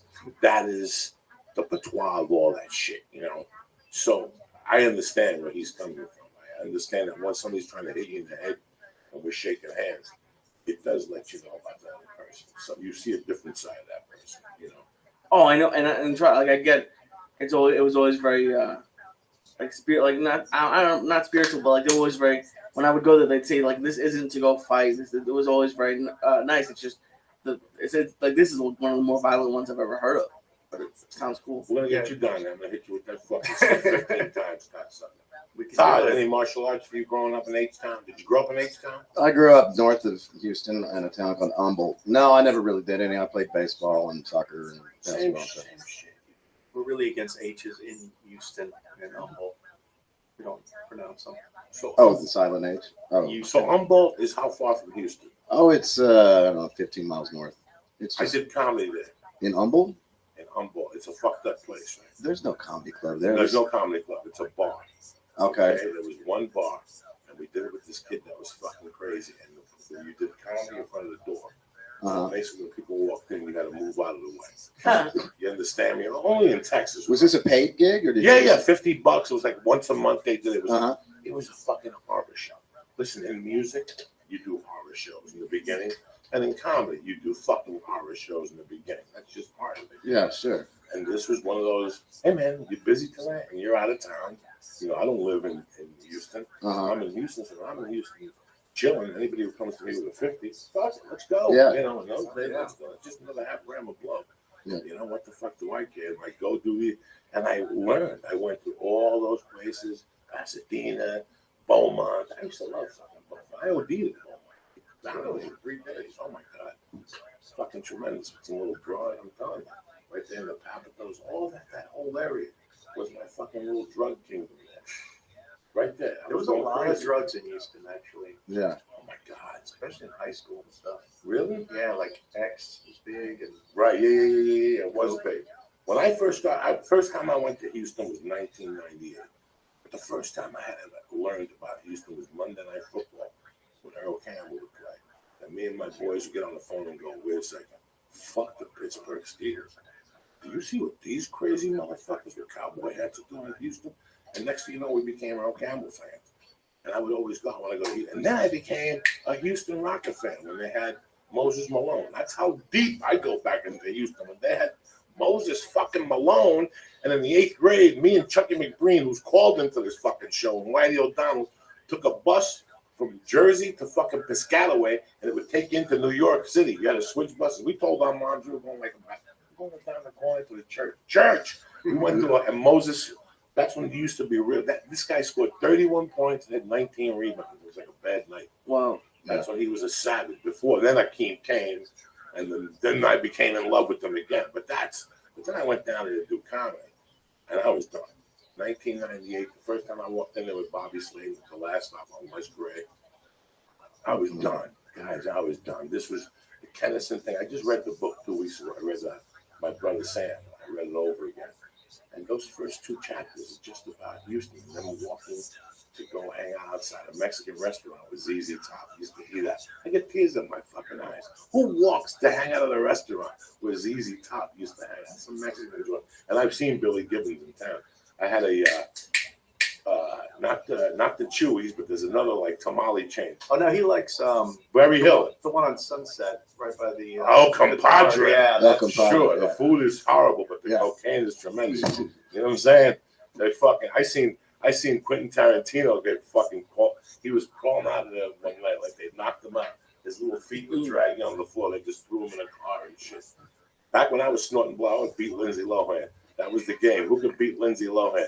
I used to see her there at 4 PM. God, sucker, you got me in my 30 minutes. El Compadre. That's why I saw Billy Gibbons with not a Chewy's hat, but a Berry Hill hat. Berry Hill is another tamale place in Houston that has a really good lemonade, or like some type of limeade or something. Chewy's has the margaritas. They have the Elvis chicken on Wednesday, And on Mondays, they got the sour cream chicken motherfucking enchiladas. Who the fuck do you think you're dealing with? And Are we in Austin now? Is that we're Austin and Houston. Well, we're moving, yeah. We moving don't fuck around Okay. here. We're going Chewy's is in Austin and in Houston, right? Yeah. Yeah, they have them in both of them. More of a Papacitos man in Houston. I'm a Papacitos man myself. And in Austin, too. That's a whole family. They got Papa's restaurant, Papa's, Papa Do's, Papa Do's. the like Cajun place, Oh, my Papacitos. God. There's an Italian one too, right? Yeah. Is it Papa Seafood? Are you related to those Papadakis? No. There's all kinds of crazy Papas in Houston. Well, we're friends. Coney Island. That was a Papadakis There's restaurant. Papadakis. But what's the Greek chain down in Houston? He owns one on West Gray. There's one called the Great Greek. Yeah. And Yeah, the Great Greek. And it's the same guys as on Ventura, too. What the fuck is this? Because the kid got into comedy, and we would go to his father's restaurant. His father had three Greek restaurants. That's where he used to get the cheese omelet with the steak fries. But at the main one, there was this old man that had no patience for nobody in Houston, Texas. He had like the patience of a New Yorker. And people would come in and he'd give you a menu. And I remember one day he was sitting and he liked me because he used to start talking about politics and I would let him roll. When people start talking about politics and they're knowledgeable, but they're at that dementia stage, just let them fucking roll. Just let them roll. Don't argue with them. He was talking about the Mormons, how they own Coca-Cola. And they fucking were trying to buy Houston, but the guy that shot the gun in Houston at the fuck. I mean, it was crazy. This was deep. But one day he's sitting there and somebody's like, I don't know where they get the eggs or the omelet. He goes, yes, no, yes, no, yes, no. Make up your fucking mind. I swear to God. And after that, I went in there every fucking time I was in. I forget the fucking kid's name. But Houston just had this weird. I bet it ends in an S. Yeah. All these names are in an S. Yeah. Papas. They used to have the cheese. dip. Papadopoulos? No. Costas. I used to- Savalas. Boutsakis, that was my friend. Yeah.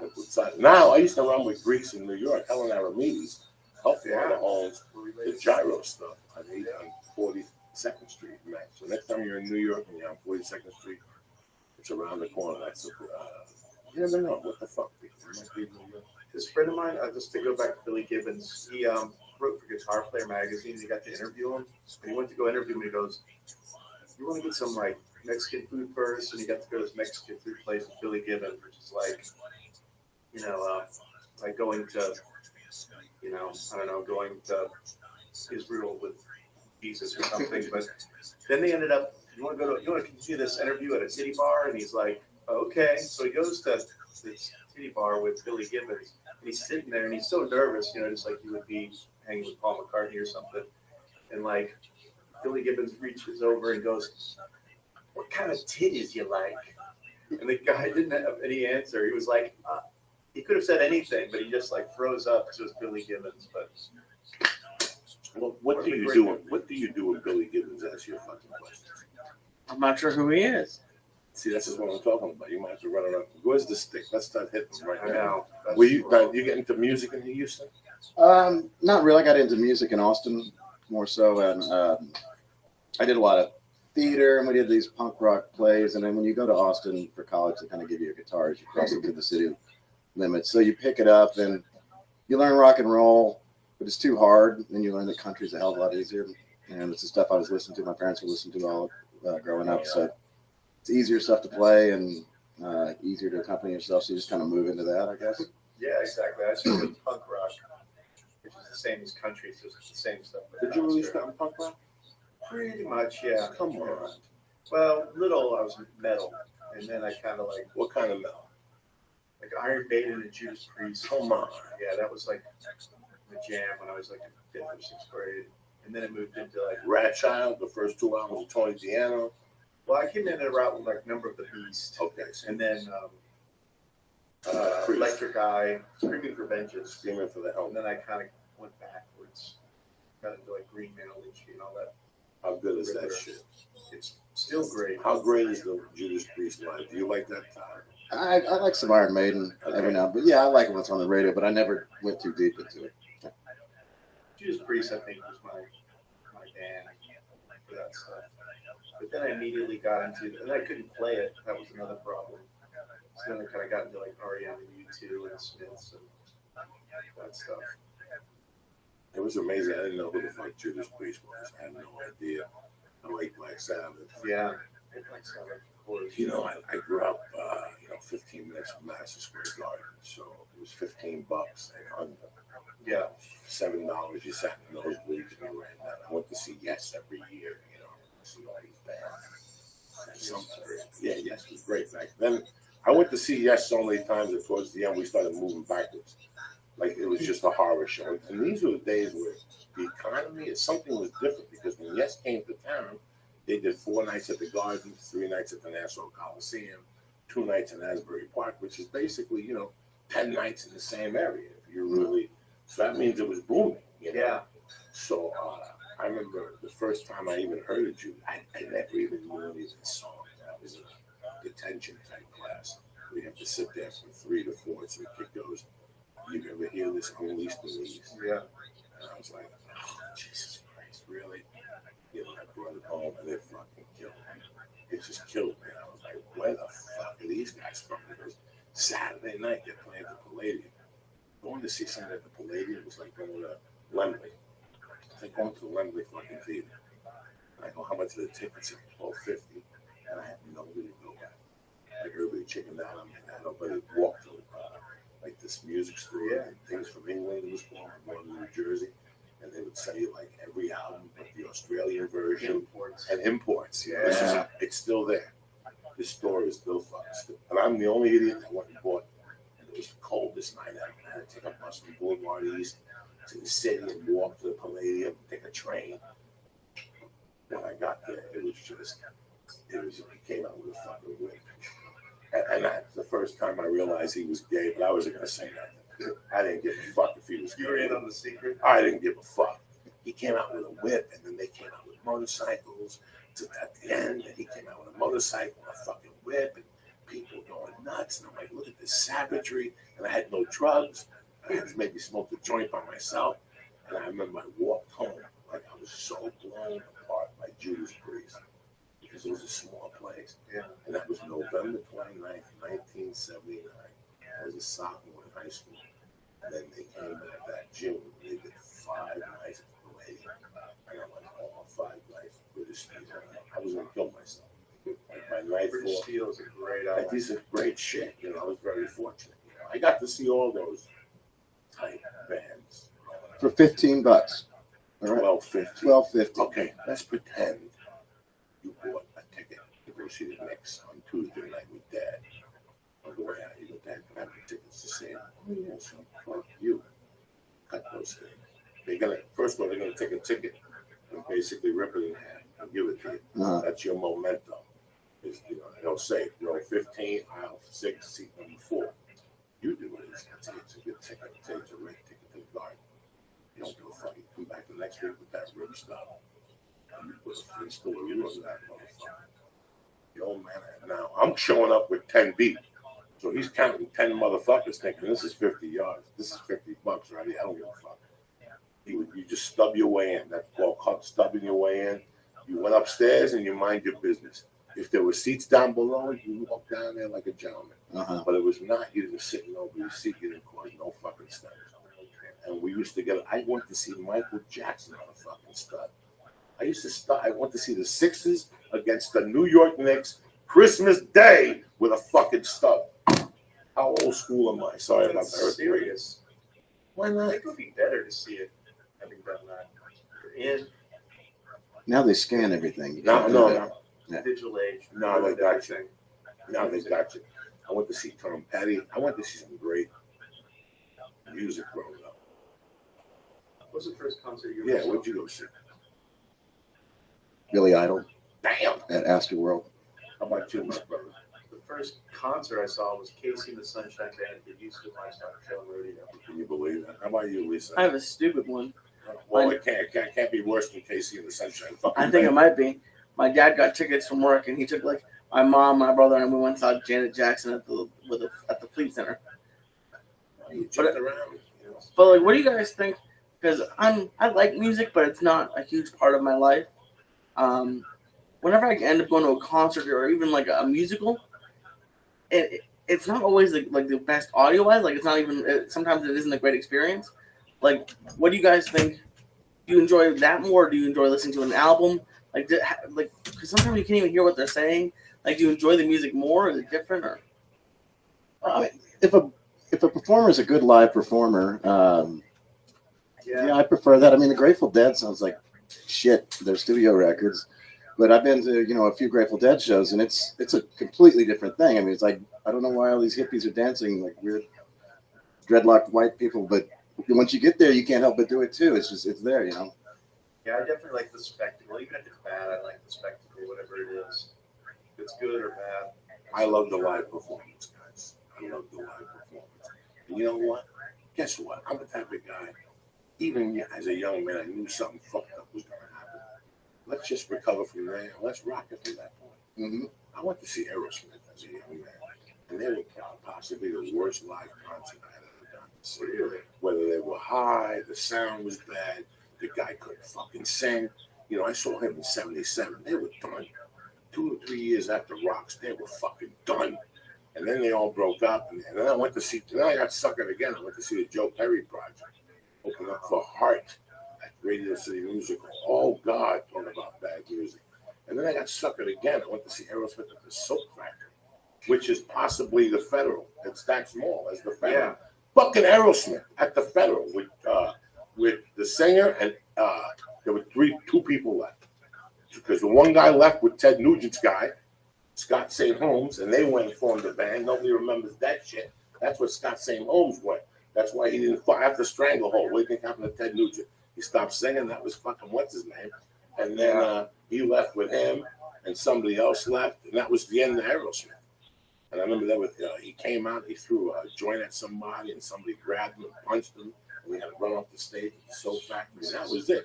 Then they came back with this Walk This Way, and everybody was happy and jumping up and down, and then back on iTunes. Yeah, Lightning Strikes. Wasn't that an Aerosmith, that was first video? Oh, brutal. Yeah. Brutal. Yeah, but they really came back when Run DMC did Walk This Way. He saves everybody. Jesus Christ. I'm kind of interested, and it's a little bit off topic, but for fans of podcasts, we kind of have figured out the comedy business. If you start open mic, then you'll host a show, you'll be a feature headliner. How does that process work for people in bands? Because there's comedy clubs, and there's going to be a new comic there. I don't know. Do you tour to just bars? What's that like? Well, we've been doing this just as kind of friends getting together, and I guess we're getting people coming out. So we've kind of plateaued on a level that we're comfortable at. We're not taking the show on the road. Mainly, I work as an actor. Mainly, I've been working on a television show for the last 7 years. So we haven't been able to tour, and I don't want to be one of those actors that has a fucking band. Because I don't want to see Kevin Bacon's band or Russell Crowe's band or anything like that. I'm sure they're great. I'm not going to care. Kevin Costner's band, can you imagine going to sit through that? Dennis Quaid has a band. Dennis Quaid, fucking Billy Bob Thornton. Leguizamo. Does he have a band? No, but fuck it, he might as well. John Stamos, he's the drummer. He's playing drums for the Beach Boys right now. John Stamos is. Okay, Stamos gets a pass. But who's the best actor musician? Actor first, then musician. Actor first. It would be. What about Steve Martin? Oh, yeah. How's his banjo? Yeah, but that was part of his comedy act before he became a big movie star. And now he's a Grammy-winning bluegrass. Yeah, and he can really play that banjo. Who would be the best, though? I think probably Billy Bob, right? I don't know. I heard his stuff. It bothered me. It pissed me off when he Davy went Jones. The fucking guy from Baywatch. Yeah. Hasselhoff. He's big in Germany. He's Everybody singing. loves him. He's fucking playing the drums. He's doing solos. He's like John Bond. My friend said that hate crimes and David Hasselhoff are connected because in Germany, when they started having hate crimes, it was when David Hasselhoff was coming out. So I don't know, connection? Fucking poor David Hasselhoff. He's at home right now counting 20s. I wish I had his hair. He's counting fucking 20s from now to the end. So you guys play every weekend? I mean, the process that Lee was looking for is, it's true, Lee. Sometimes there's, when you start in Michigan, you go to a comedy club one night and there's a guy up there destroying the place. Destroying the fucking place. You're like, Jesus Christ, who is this guy? I've been doing comedy 15 years. I haven't ever heard of it. And he gets off the stage and you go back there and you're like, Joey Diaz living in LA. That was tremendous, man. I've never heard of you guys. Got 4 kids. what's it do to my family? So yeah, I fucking hate this son. And you're like, have you ever considered going that way? And he's like, go on. I got 4 kids. I'm content with who I am. And you leave there blown away. But then after you think about it, you go, that guy's happier than I am. Yeah. You know, he knows who the fuck he is. He's fine with it. He knows this is what it is. It's a weekend gig for him. And there's a guy, particularly in Chicago, Mike Toomey. That's a guy that's a killer. So it's as a killer that one night Kennison was coming into a club, and they told him, as soon as Sam walks in, you have to get off. And Sam walked in, and he kept seeing Sam, and he kept saying, where's he going to give me the light? And when he got off, Sam offered him, he goes, I've never seen nothing like that. A guy killed clean. He destroys clean. I mean, fucking destroys. Like, just boom, like grenades go off. Now he works for a radio station. He's older. I'm 51. He's got to be 50. So, you know, but he was comfortable. And that's always great to see. That's the other side of music. You know, I know that you do your martial arts, you do 19 fucking things, don't you? Yeah. You fucking consult on a show, you're in the Navy, you fucking search people at the airport. This guy's a savage. He goes to jiu-jitsu, you know, I mean, so sometimes people know where they're at. That's it. And that's a great place to be. Before podcasting, I swear to God, guys, listen. I love, when I came out, I just wanted to do stand-up comedy. But then you're mad, just hey, man, there's these movies. You want to do some movies, and you go to these auditions and shit. And after a while, again, even with acting, you see it for what it is. You know what you want to do. And sometimes people call you up and you're like, I'm not going down at 4:15 in the afternoon. Yeah, I'm comfortable. That's not going to change my life. I already got level 2 insurance. I'm good to go till July. You know, I mean, and that's, you know, there's people that you see, you ever go out and you see people that are open nose, like their fucking nose are open, and they're like fucking foaming from the mouth. Like I'm gonna be a fucking star. And you see them on Facebook and they do this shit. And after a while, you're like, really? All this at the end for what? For what? You're going all out, killing yourself for what?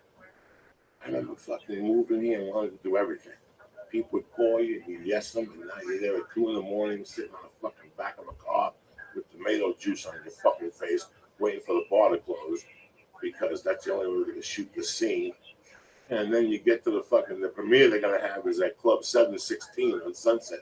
You got to bring your own fucking popcorn. It's not even a real Hollywood premiere. And they got some post up with pictures from some. It's fucking embarrassing. Like you could have stayed home. It's not how many Puerto Ricans you shoot. It's who you fucking shoot with. Look at the size of the leak. Look at the size of your eyeballs. They're done. You gotta stop getting high. That's what I said. So I love that. I love that concept. No, it's like, no. This is a hobby. Like this is like just 2 guys. Now, how many people are in LA? I'm sorry. At full strength, there's 12 of us. Oh shit! Yeah. It's a collective. So you guys take the envelope at the end of the night, chop it up both ways. No, we pay everybody at Christmas time. Do you really? Christmas time, we hold up the money. Yeah. Everybody gets a few $100 at Christmas time. Yeah. And what we can say about the band is, for the most part, no one puts any money out to be in the band. If you've ever been in bands before, you're always putting money out. Yeah. Now, how did the idea come about? Is it just guys get together? Me and a couple buddies, we used to meet at this Cajun restaurant. They called it a Cajun restaurant. The food wasn't that good, but they had an upright piano in the back, and they give us a beer specials, and we could smoke cigarettes and bring our instruments around the piano. We had a piano player, guitar player, the banjo.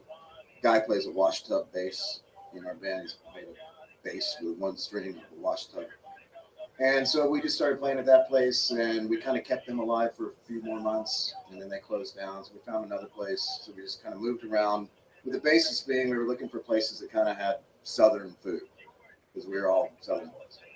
And we were just looking for places in LA where we could meet once a week and drink and play and have our friends come out.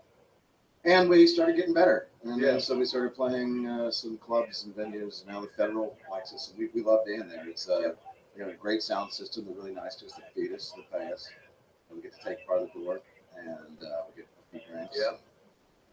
We were the Thursday house band, I guess you could say, at Dylan's Tavern for like 3 years.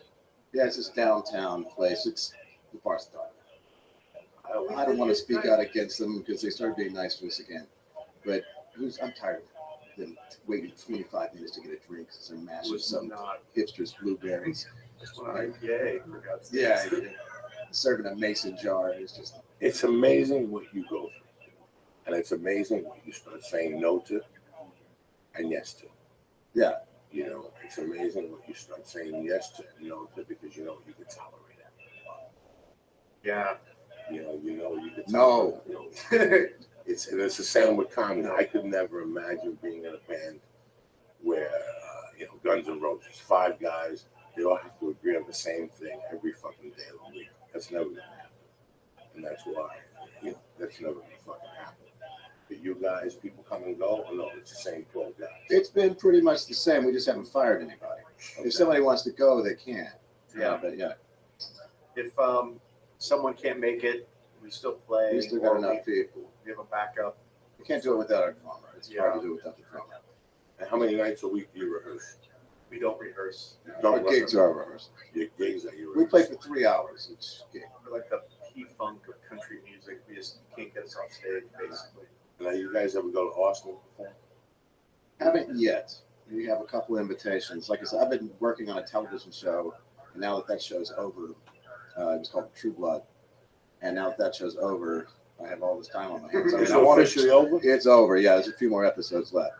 But I mean, I'd certainly like to jump into the television show. How was it working on True Blood? It was great, man. It was a great job. I got some. I mean, it's really popular. I'm just not into. I'm scared of fucking vampires. I didn't care about it when I started, and I still vampires not my favorite type of fiction to read or anything like that. But I didn't play a vampire. I played a veteran with PTSD. And that's kind of how Nick and I got a little bit closer because Nick's was in the Navy and he does martial arts.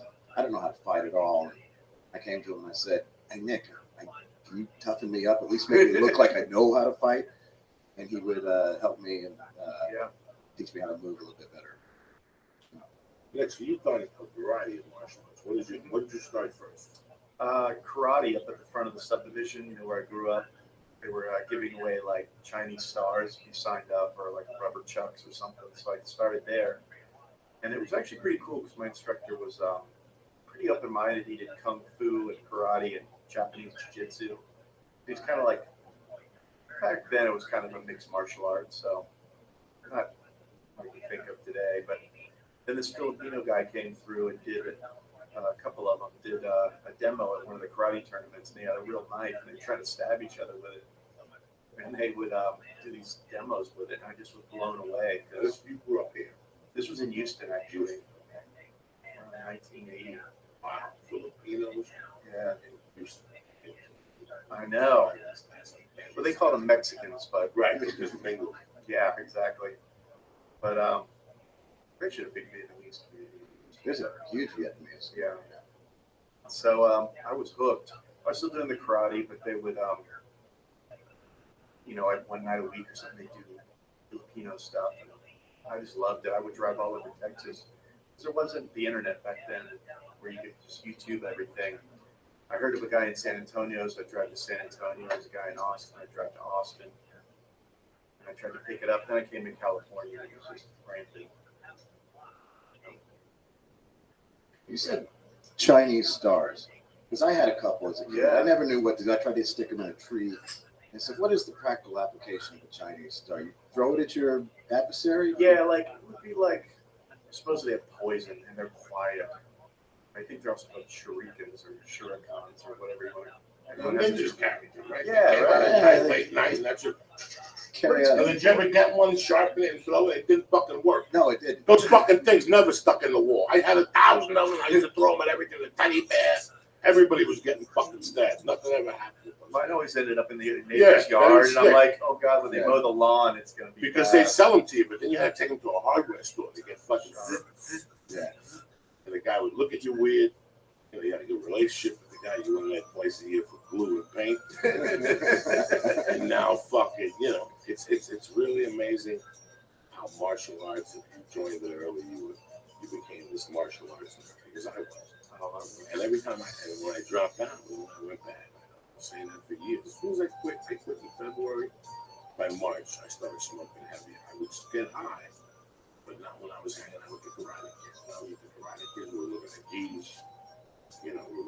demonstration. We would go bulldog in the school. What's up, bitch? What's up, bitch? Dojo bashing? Dojo bashing. It was just, it was just a different person. And then you'd meet at Burger King and fucking find it out.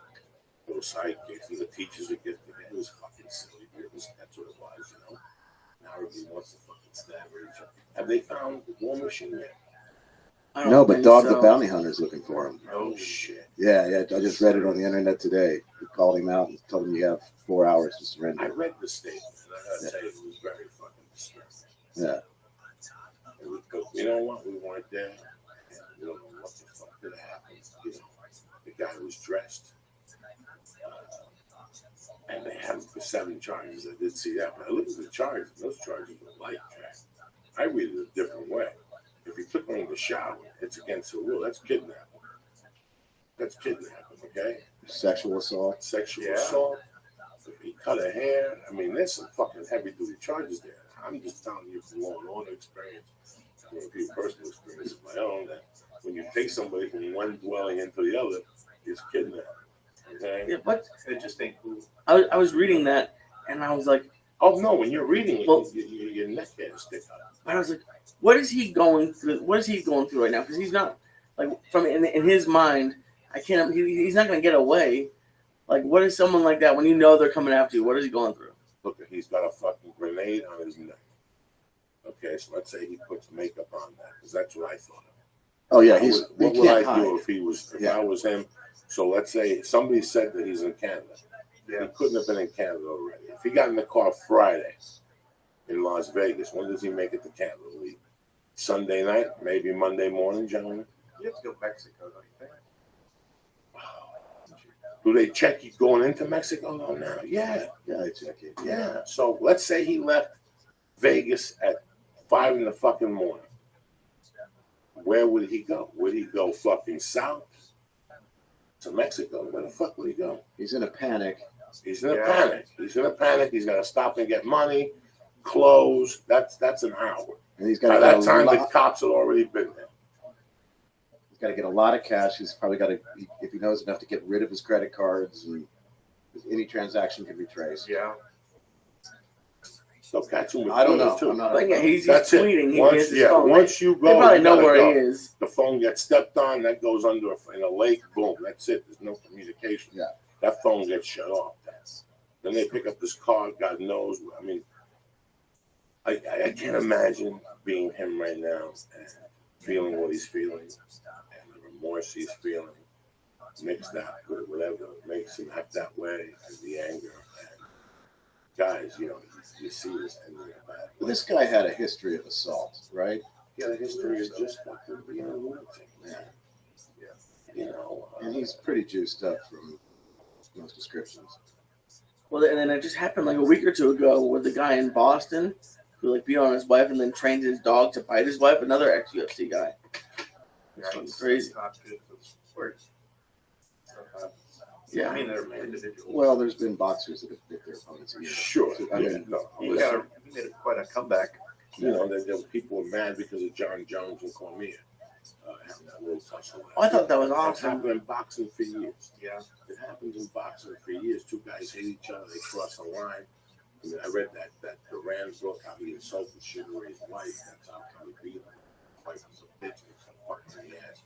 And Sugar Ray nearly melted, But it's just, today I was like, what the fuck is this? Because I didn't know Dog the Bounty Hunter was on.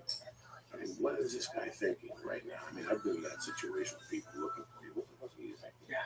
Does he get made up? Does he turn himself in? He turns himself in, guys. He's doing. It was all violent. So they give him 18. He's gonna do 17 in 3 fucking quarters. And I hear in Vegas they don't fuck around. That's what I hear. I don't know how serious they are. I know they give you time for weed and so for tying a bitch up and putting her in the fucking shower and cutting her hair off. That's got to be 10 years right there. That's without the fucking 18 bones broken. It's just a horrible thing. You know what? I don't He even bit out of the dude's face. Did you read that? No. The guy she was with? No. Yeah. Come on. Yeah. I mean, this is just all speculation. It's just stuff I'm reading, but yeah. And he was a former reality show contestant or something. It's just a bad energy. to be involved around it. For some people who are highly volatile like that, who the fuck knows what happened, what really happened. He got there. Our prayers for the church are really we sang earlier that my prayers are with your fucking eyeballs. Look at them. What are you gonna do when you go home? Mom was waiting for you. Yeah. What are you gonna do? Are you gonna act with your fucking red shirt and your red eyeballs? Like a big stop sign. That's why I love you. Look at you. Yeah. Now we're big fans of music, man. Music is part of the thing. The problem is YouTube cuts the fucking music off and shit to the podcast and people. So that's the problem. I wish people would just let us play their music because it just makes sense. I would want to. Did you bring a CD? Yeah, Yeah. we own it. It's the first 4 tracks. Us. Do you sell these too? Yeah, we give them away. Okay. It's hard to sell music. This is it. This industry went. It's amazing how it's changed. Yeah. In 20, it's amazing how when I got down there, I would go to that mall and get a coffee.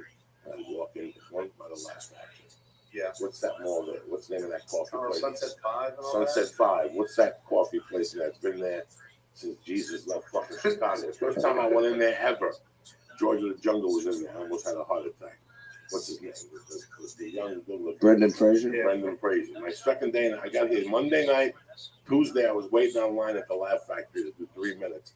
And we switched to go get coffees in that place. The point being, there was a record store there, correct? It was a Tower Records there. Tower Records there, Yeah. okay? How big was that? Just so people at home know, how big was that? Yeah, it was huge. But now Amoeba, which is in Hollywood now, not they're in the Strip, but that's an enormous record store. Yeah. How great is that fucking Yeah. place?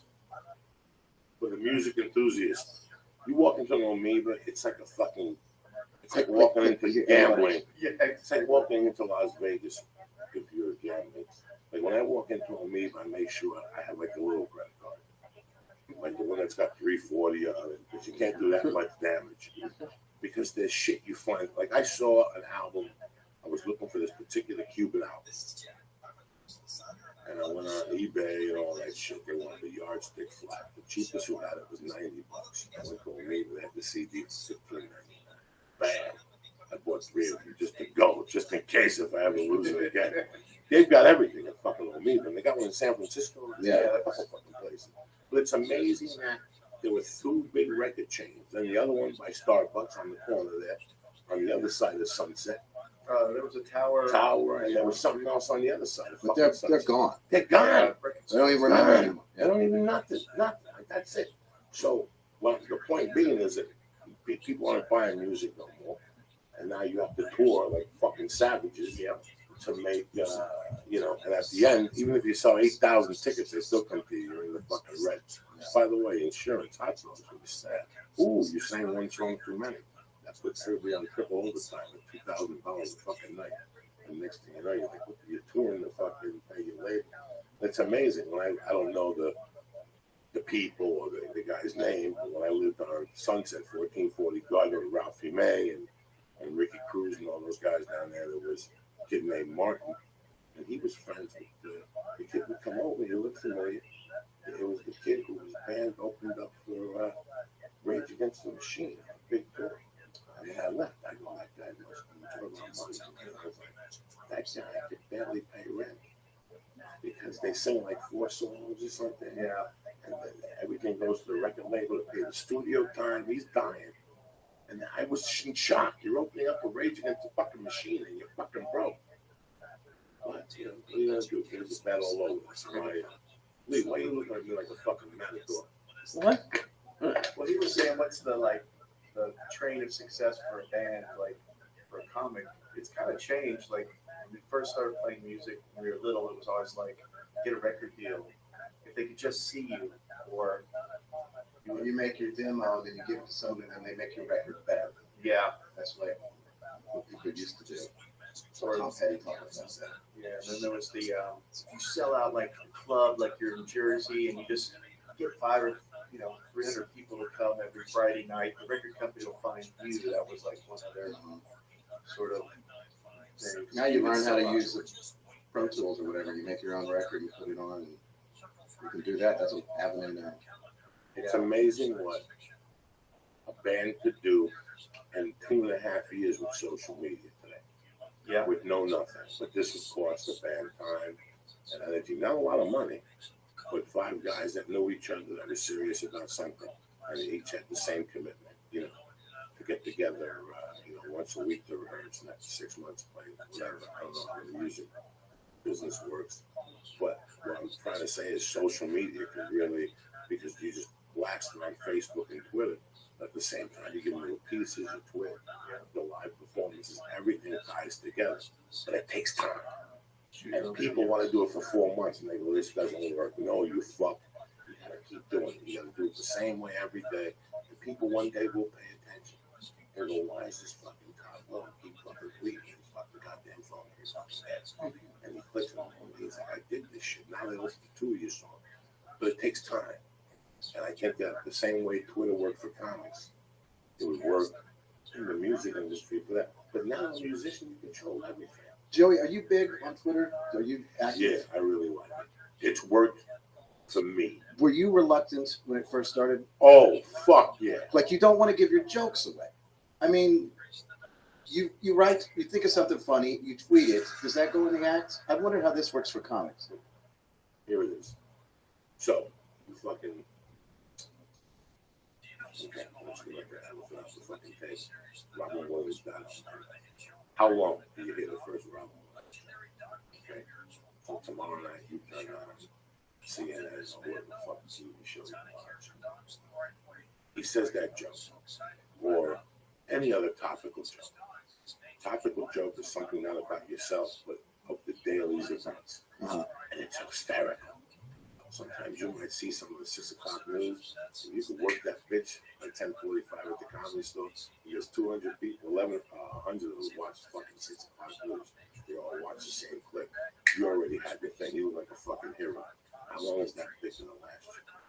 2 weeks. It's a throwaway bit. That's all Twitter is. It's a throwaway bit. I love these people that go, hey, guess what? LA Hootenanny at the Federal. Tweet me right now. The first 5 people give away 5 tickets. That's fucking great. But I didn't see no value in that fucking tweet. Give me a fucking song and give me a funny tweet. Hey, you Texas cocksuckers, listen to this. Texas, what the fuck? Boom, they hear whatever, little country, little Billy Ray, whatever the fuck they hear. Room with something else. You got them involved. People on Twitter want to be involved. I've been on Twitter at 3 in the morning. You're talking to people fucking in. Yeah, you got a son. You got nothing else to do. Twitter for me worked as a writer for just something topical, man. Something that just happened. That your first reaction, your first real fucking reaction, because that's the only way you're gonna get this to work. If you gotta push the envelope, and that's what really comes to you. We're very nice people in this room, but when we see something, we see it. And our twist, we don't repeat what we see. Those are our real fucking thoughts. Sometimes you gotta put those on Twitter in 140 characters or less. And it works out. Wait, has it not worked out? I've been banned from both of them. I have a picture of my nutsack on Twitter for the longest fucking time. When I hit you with a message, you got a picture of your nutsack. But that's what social media is about. Fuck, every day I say, if I was a plumber, I'd be on Twitter. Because it's 30% more business. I don't know exactly what the secret would be for you. If you show me yourself, you give away LA Hootenanny. Some you sell, some you give away. You put 5 songs on here. In the 80s, they used to make EPs. Rap released an EP. Yeah. Ozzy Osbourne released an EP. Give away That Road, and then some of the other 4 songs. It's an EP. I don't know. I don't fucking know. But there's got to be some way a band. Listen, that 20 years ago, everybody went to Motley Crue. Everybody stood 30, 40, 35 years ago, right? Yeah. What was the formula? You went to that place, you got to wait. You wore tight pants. You shot a hell out of the city. You yelled and shit. You listen to Motley Crue, and you're like, what the fuck is this? These guys really did sell those songs. Some of the music is great. The rest of it fucking singing. Like, what the fuck am I listening to? But what was the pattern then? It changes the same way it changes for a comedian. When I got here, you popped up on a TV show, and you went on the road, and people automatically came to see you. I got my first TV show because so many people came to see me. You know, on Mad TV, that's like one of the best comedy shows people put on there from Mad TV. Nobody came to see me. Then they go, you gotta get a movie. You got a movie. Nobody came to fucking see me. It changes. What is the battery? You know, how would a musician make Twitter work for them, or even a podcast? Well, you can't put music. We're not as clever as a comic, so we're not going to put little witticisms. I mean, I don't know. Nick's fucking clever. He's clever. Nick's clever. He's clever. Nick's clever. Nick, put pictures of you hitting people in the head with sticks. People love that shit.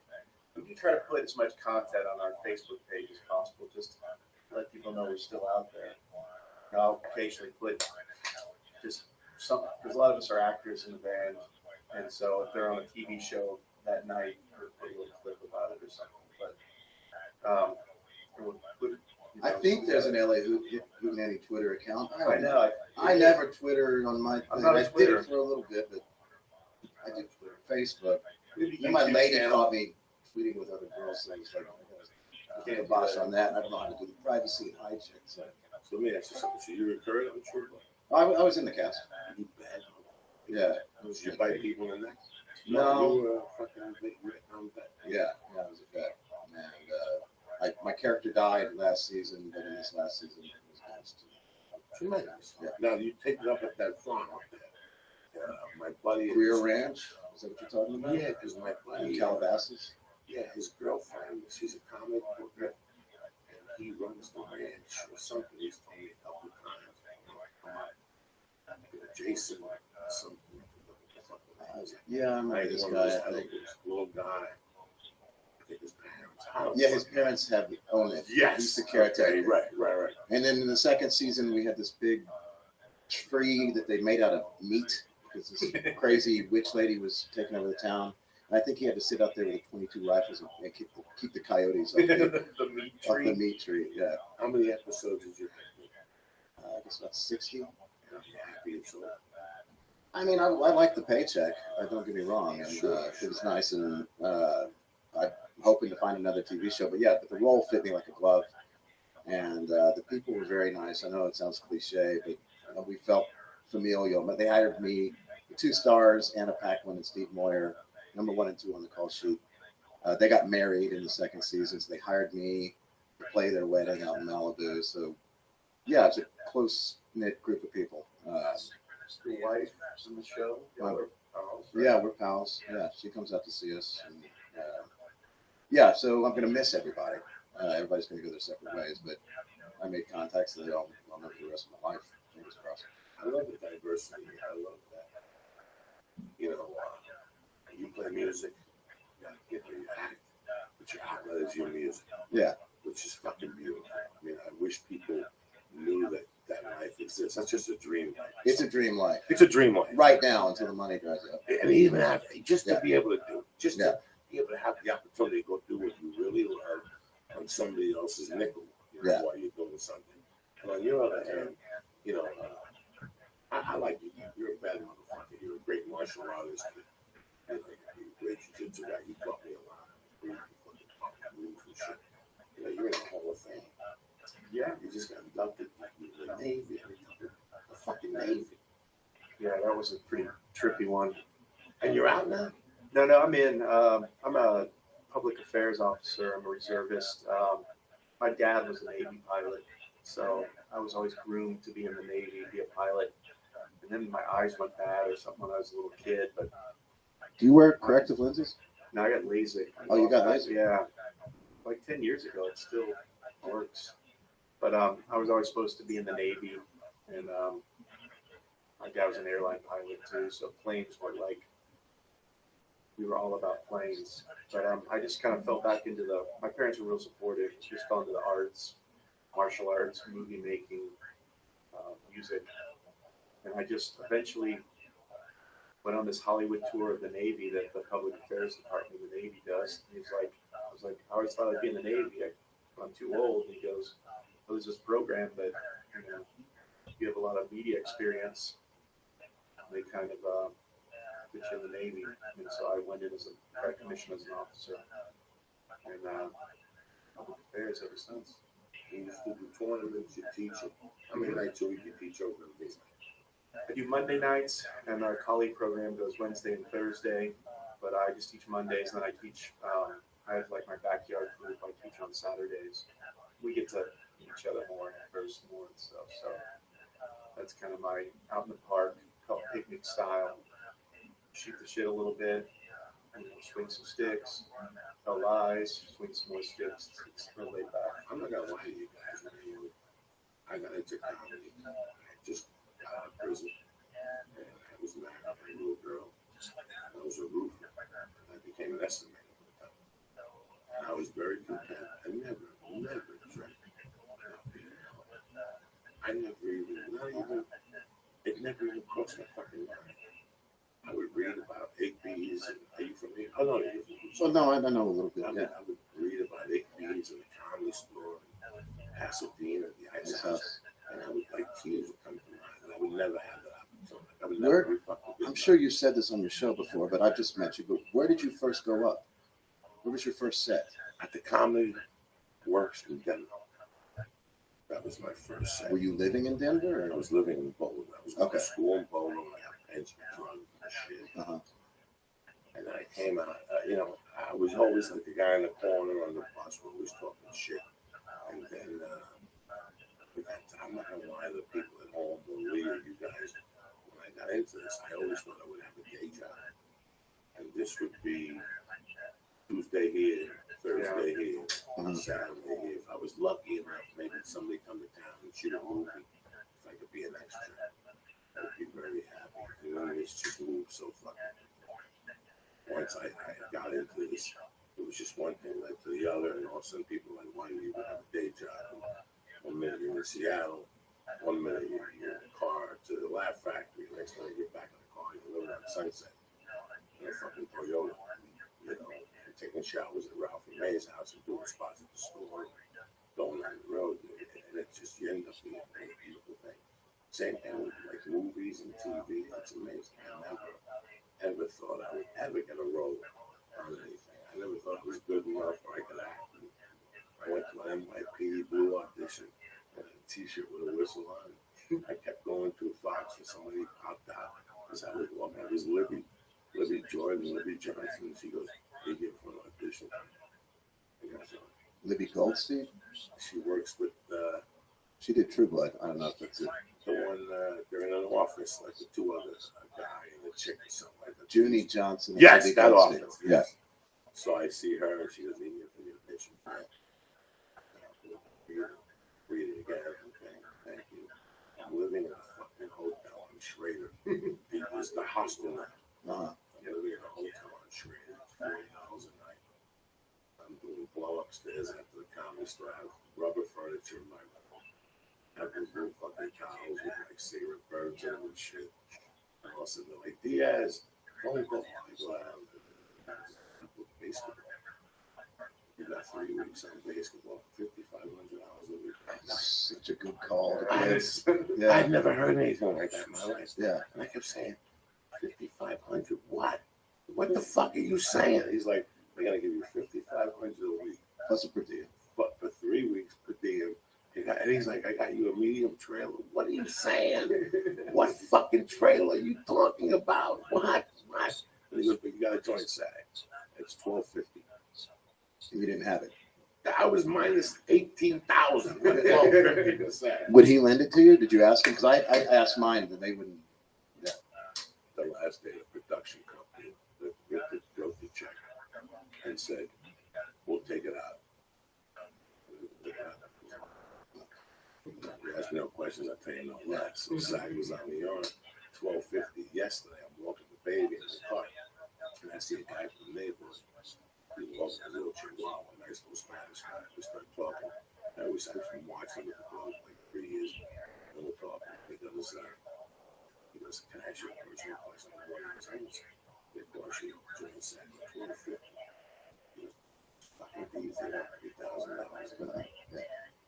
$3,000 to become a fucking, and for what?" Then you have to pay for your health insurance now. Yeah. It's still reasonable. No, but, it's reasonable. But No, it used to be free 7 years ago. Yeah, Right? it was free. Oh my God. It's things have fucking changed, Lisa. I look at you. Yes, they have. Lee's in the thing, Lee's in the fucking plateau. He's burning 800 calories a day. He hasn't fucking gone to the bathroom in a week. When I was a sophomore in high school, I didn't go to the bathroom for fucking 3 days. We were on a bus from East Orange, New Jersey, to North Korea with a bunch of cheerleaders. I dropped the fart. It was the worst thing I ever smelled in my life. Girls were crying. It was fucking classic. They kept blaming it on the bus driver. Fuck it, man. You gotta go to extreme measures. Fuck it. You gotta go to CVS and bring a pharmacist pull them aside and go, listen, we've done this for fucking 18 years. Drink some coffee. Drink half a bottle of whiskey tonight, you'll be fine tomorrow. Yeah. Some whiskey, Half some a pack coffee. of cigarettes. And sit there for a little while, wiggle them up, push. But don't push too hard. That's what killed Elvis. Yeah. Just push, maintain, get up. Relax. Yeah, man, you gotta relax. You know what? You don't eat cereal. You don't do nothing. You don't eat lettuce. What? You kill me. That's why. I eat You gotta eat lettuce. Green. You gotta eat. I just went 51 years old. I went. They stuffed the fucking camera in my asshole. They took pictures. I got the pictures of the house. You gotta see the tubes. I gotta see that fucking hummus. That ain't hummus. Nothing. And they gave me the whole picture. Pop, pop, pop, pop. From, let's say that's the asshole. They show the camera go right up tight little fucking muffler. They even had that fucking twist to it at the end. And then they pop it open. They don't know how to pop it open. It's like they see my asshole, then they're in my ass. They don't show the fingers, nothing. They're fucking smart, those motherfuckers. You know, I got 2 attorneys. They fucking. Then they show the whole thing, the intestines, the whole thing. I had 4 little fucking marks. You don't want that. And the guy said, you look fucking tremendous. Keep doing what you're doing. I try to fucking, you gotta eat the lettuce. I eat lettuce. When you I had lettuce today. How much lettuce? You got like 2 pieces of fucking lettuce. No, I had salad Guarantee. today. How big was the salad? It was a salad wrap. I What got. was it? What else is it? It was just a Caesar salad one. Why you? What kind of meat?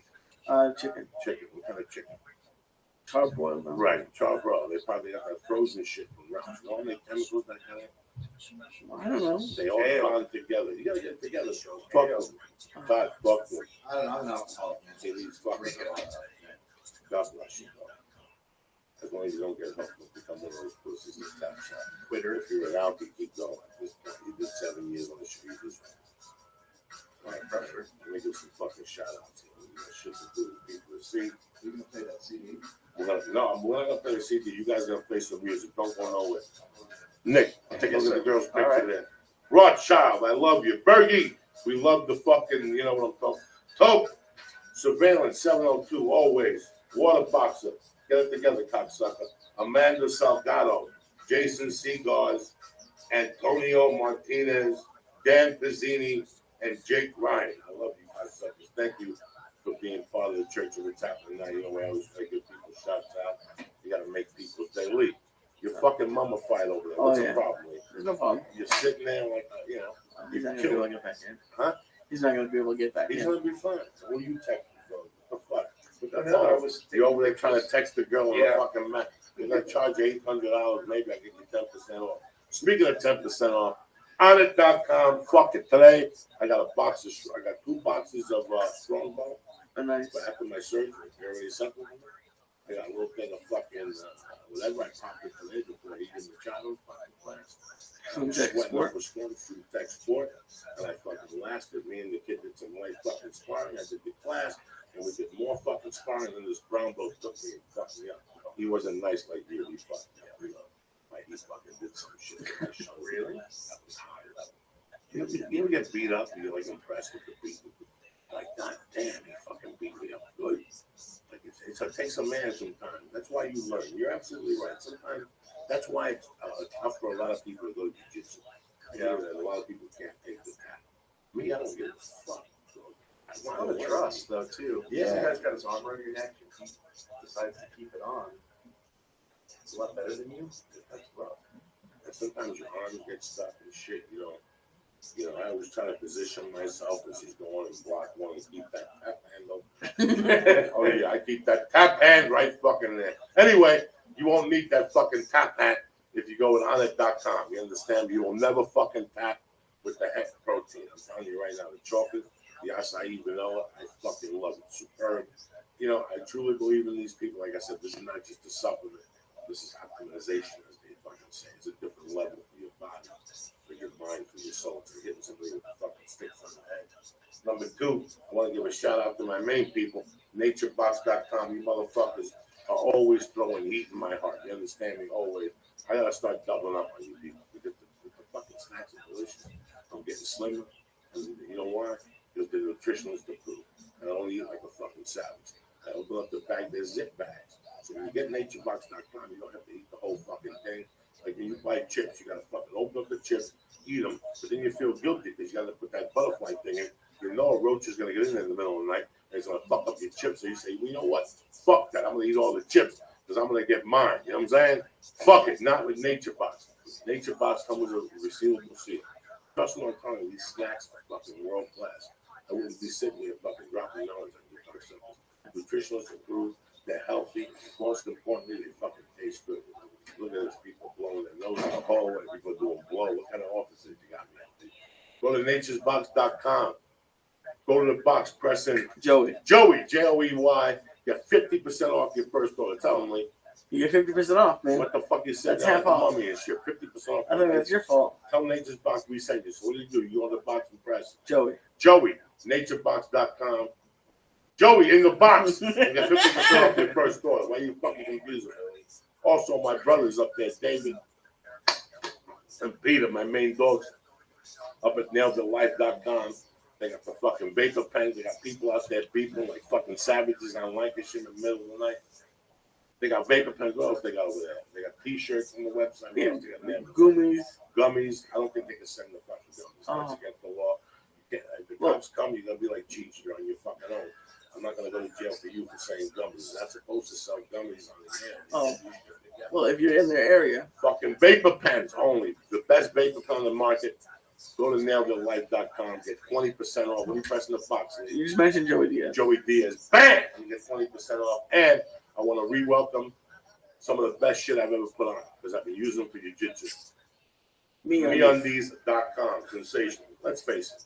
You know how old your underwear are? Look at your fucking underwear. You know how long you usually keep your underwear? They did a fucking survey. 7 years.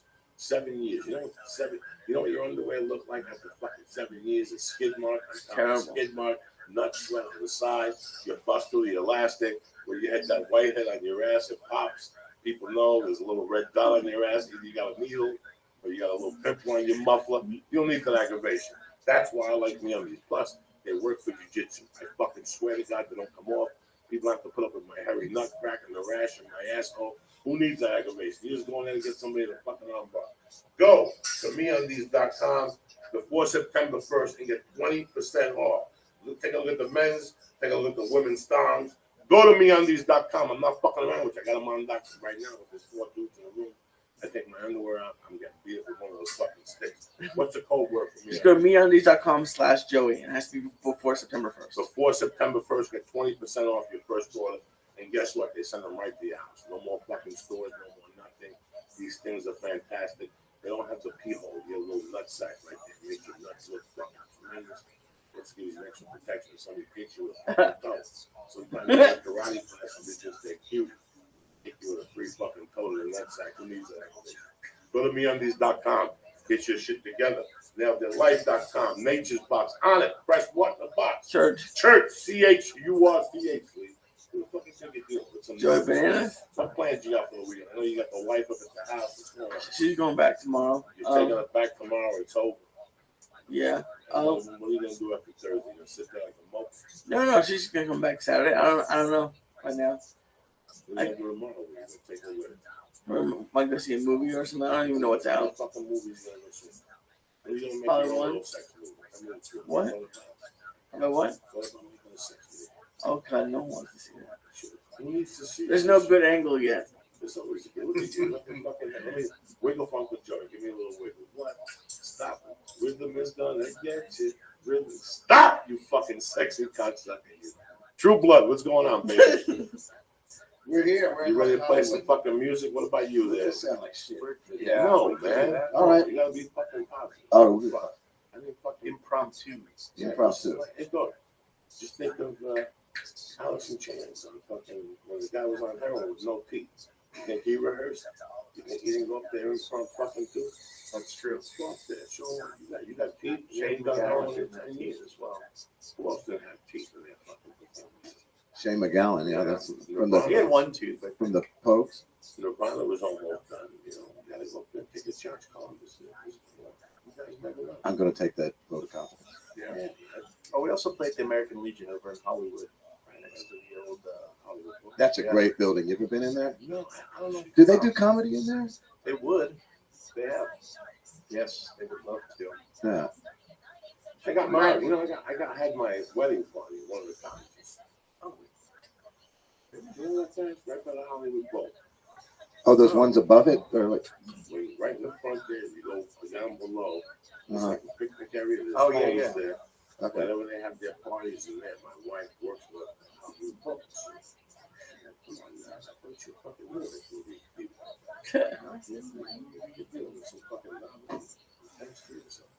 So talk to me about this Hall of Fame shit. You won the Hall of Fame, you got in there with Bruce Lee.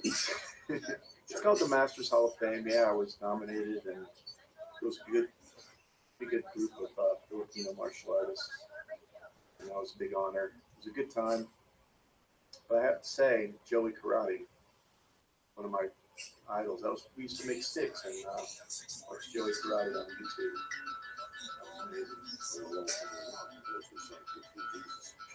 Like I still got flexibility. Yeah, good sticks. Yeah, I still fucking go home at night. Yeah. I love it. I love all that stuff. When I got away from the martial arts, I really fun. Now it's been back there. The rest of it's just YouTube got me. I don't like anything classic. It's like I'm a pussy musician. Let's get this out. I didn't have the patience to find the guitar for the third, fourth music. Yeah. I got influenced because, hey, what's the song is? Coming back to the Duncan Brown's house, he had two chicks down there, something different for him. He grew up in the 16, I swear to God, he put on one floor, I did the whole everything to the shop. He told me, pastoral music, on the Facebook, yeah. That's my musician. I want to do it. No, I did. I played the violin in the first grade for 1 year. It was terrible. And then I tried to learn guitar, but my fingers were too short. That's all. Let's do it. Yeah, let's jam this motherfucker out. Shit. How you say it? How you doing? I'm really high.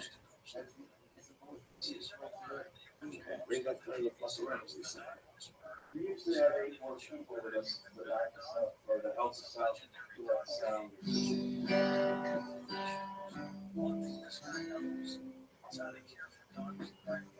How about Little music till out of church or what's happening now to respect. Gotta switch it up from time to time. Like I told you, we come out and do the this same is a mic check. How am I sounding? It's not a surprise, no. I come out here in Paris and talk about Lee. Come up with switch it up from time to time. Music. Like, it's sweet. So, just to let you motherfuckers know. Fact.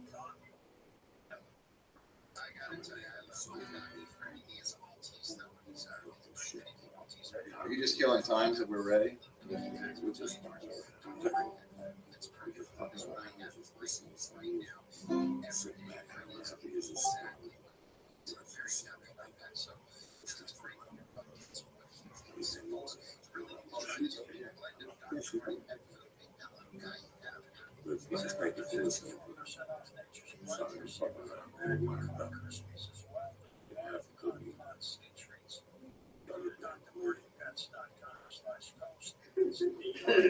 That's what the gummies were.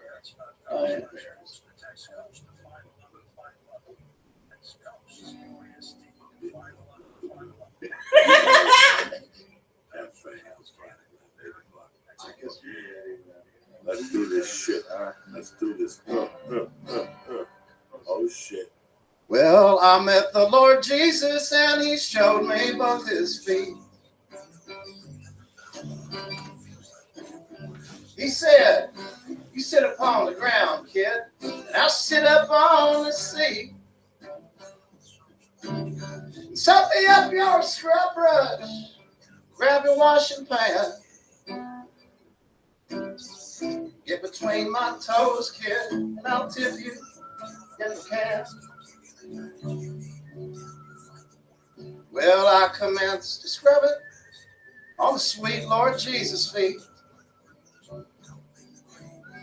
Always knew he was coming, but should this be hell with me?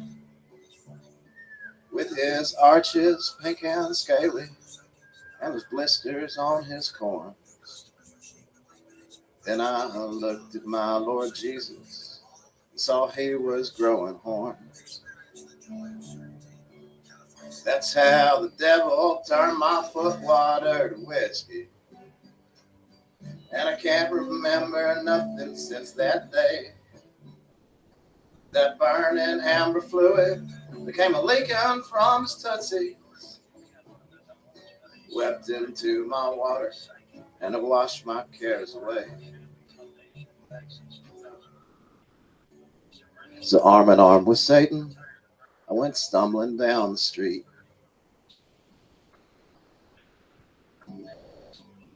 I was rolling dice that Jesus Christ would save a space for me.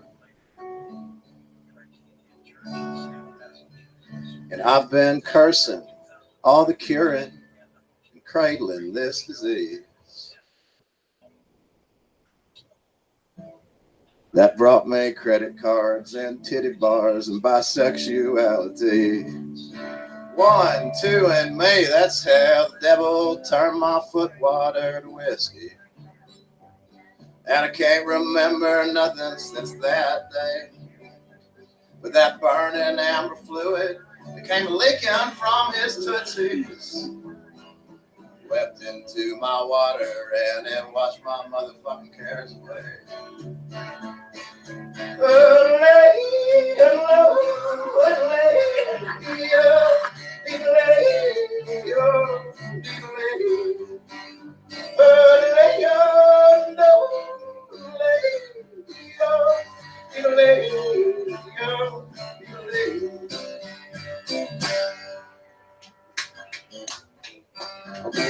I'm waiting for that black lady to knock on the door. That's so nice. Y'all were laughing at something that was going on. I hope it was the lyrics. Let me tell you something. My little office,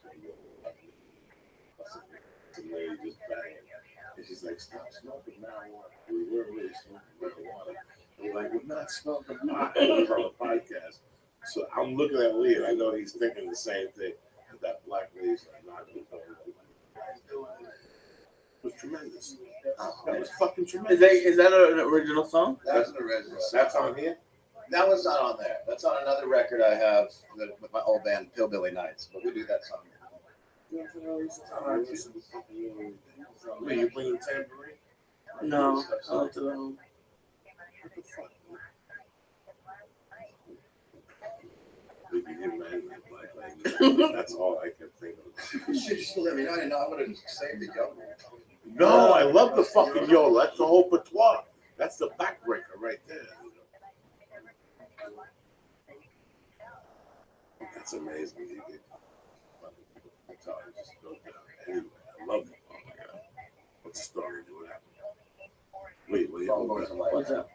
Wait, wait, hold the towel like that for me, like a fucking movie producer. All right, I'd like to thank LA Hootenanny for coming in here tonight. Lee, where you at this week? You performing anywhere? No.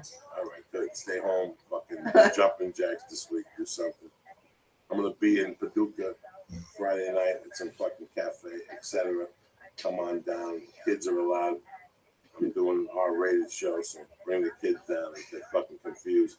Where's my boys at LA Hootenanny? Break it down. Yeah. We're at the Federal this weekend. Yep. Right? What time? Gresham Boulevard at 8:30, 9? 8:30 to 10:30, 11. Kind of the early show. But we play a long time. Yeah. And you're upstairs. Yep. Bring your dancing shoes. Yeah. Lee's gonna go represent. He's wearing a tuxedo. You gonna do some of those moves? Lee's a Well, fucking moves. savage. Lee was on America's Got Talent. I believe it. That's it. For what? I don't fucking know. Countdown for the sponsor. I thank Honored again. Naturebox.com. Nailed it life. And MeUndies.com. Go over there before September 1st. Save 20%. All our other sponsors. I love you. Stay black. Have a great weekend. Thank you, gentlemen. Thank you, sir. Thank you. Now that the show's over, remember to go to naturebox.com and order great tasting healthy snacks at 50% off. Snack smarter in the new year with healthy and delicious treats like everything bagel chips.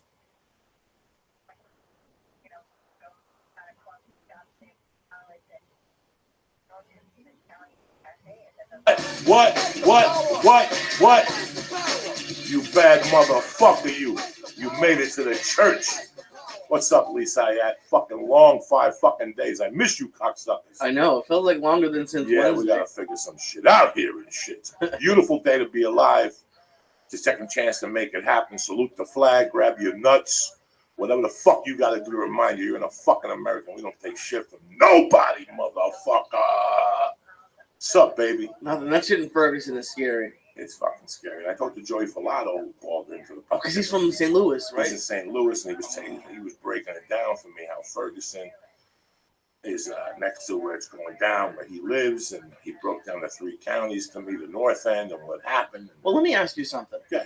Because I understand that we need police and that there's one bad cop something, and now the whole thing, it seems like they're all going to shit.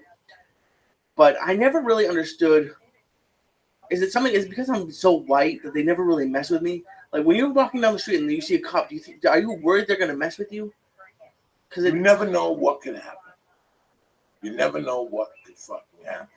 In this situation, it's like 3 wrongs don't make it right.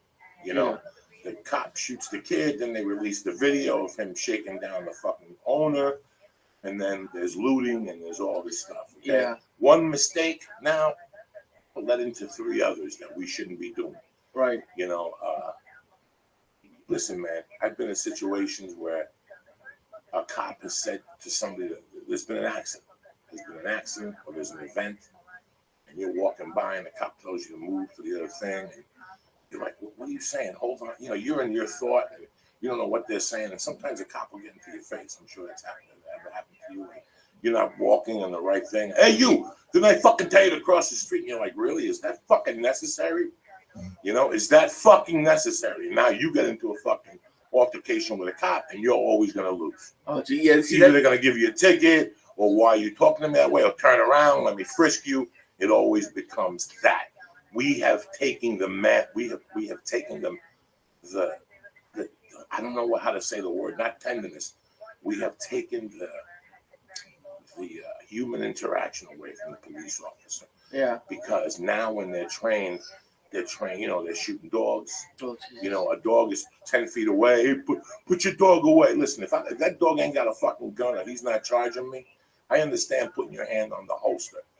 I understand everything. I understand that it's very tough to be a cop. When I get out of the car, I don't know what I'm going to walk into. Right. I don't know if you have a gun. I don't know what. But instead of this officer saying, my gun went off, I discharged it too early or whatever, it gets covered up that right away the cops come and they go, fuck him. He was just a black kid. He's probably a hood anyway. That's the mentality. I'm telling you, that's the mentality, okay? He's just a fucking number. He's not a human no more. We have taken the human interaction out of being a police officer. They're trained now a certain way where they're not supposed to listen to us. And we're all perps and we're all wrong. Well, did you hear about that stop and frisk thing they had in New York for a while? Yeah. This kid recorded the audio of it and it was terrible. Terrible. But it's like, because that you have to have cops, and I'm sure, I don't even know if the majority, but I'm hoping that the majority of cops are good people. And part of me, if a cop tells me to do anything, I'm just doing it. Because whenever I see these videos people put up of like people outside bars, of people like yelling at cops and like resisting cops, I'm like, why would you do that? Like, and part of me is like, well, maybe you should stand up for your rights and stuff. The other part of me is like, they have guns. And they're the cops. Officer, why are you yelling at me when I'm just walking out of the club? Why are you yelling at me, or why am I? My brain doesn't even go there. Let's say you're saying, let's say he's just pushing you.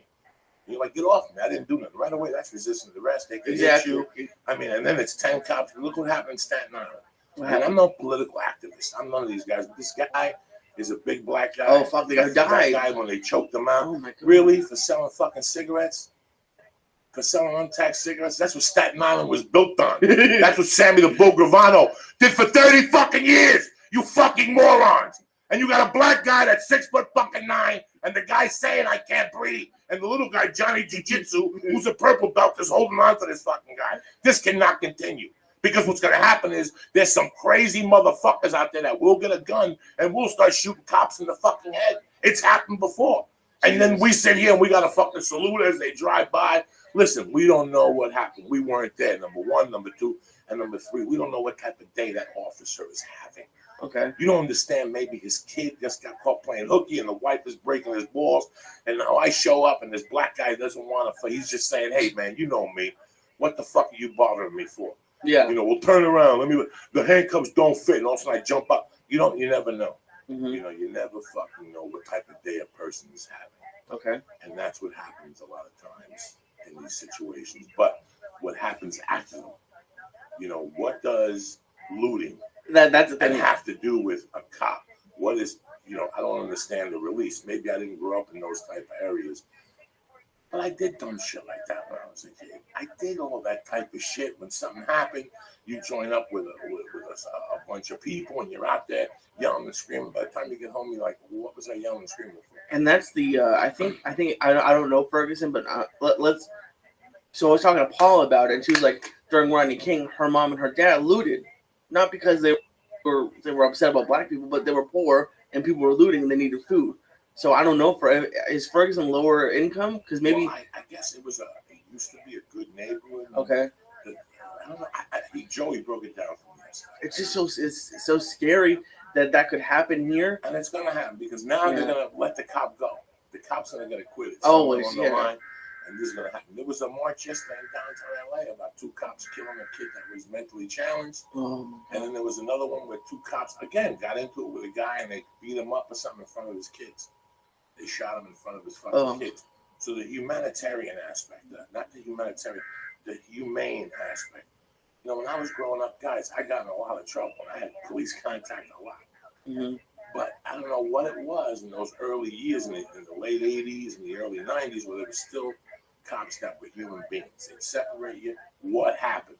Step back, lower your voice, breathe. Okay, what happened? And you had a chance for them to explain yourself without getting turned around or thrown on the floor or a fucking tank coming down the street. Since when did police officers have tanks? Yeah. Are the neighborhoods that bad? I didn't know that these fucking people had anti-fucking missiles. Oh, fuck yeah. On the street to shoot. And they were firing like tear gas and rubber bullets. Do you think part of it is like budget cuts and they're just like they're overworking them and then they don't hire the best people anymore? And like that's part of the reason why I get so upset during tax season. It's like, why am I paying these high taxes and then stop paying? I don't know if the politicians, I don't know who you should be paying, but pay the cops more, and like you should have good cops. Like maybe they're hiring people who they wouldn't have hired before. No, they're still hiring the same people. They're still going through the same hiring process. It's the way we're getting trained. Mm-hmm. It's the mindset that they get let out into the street.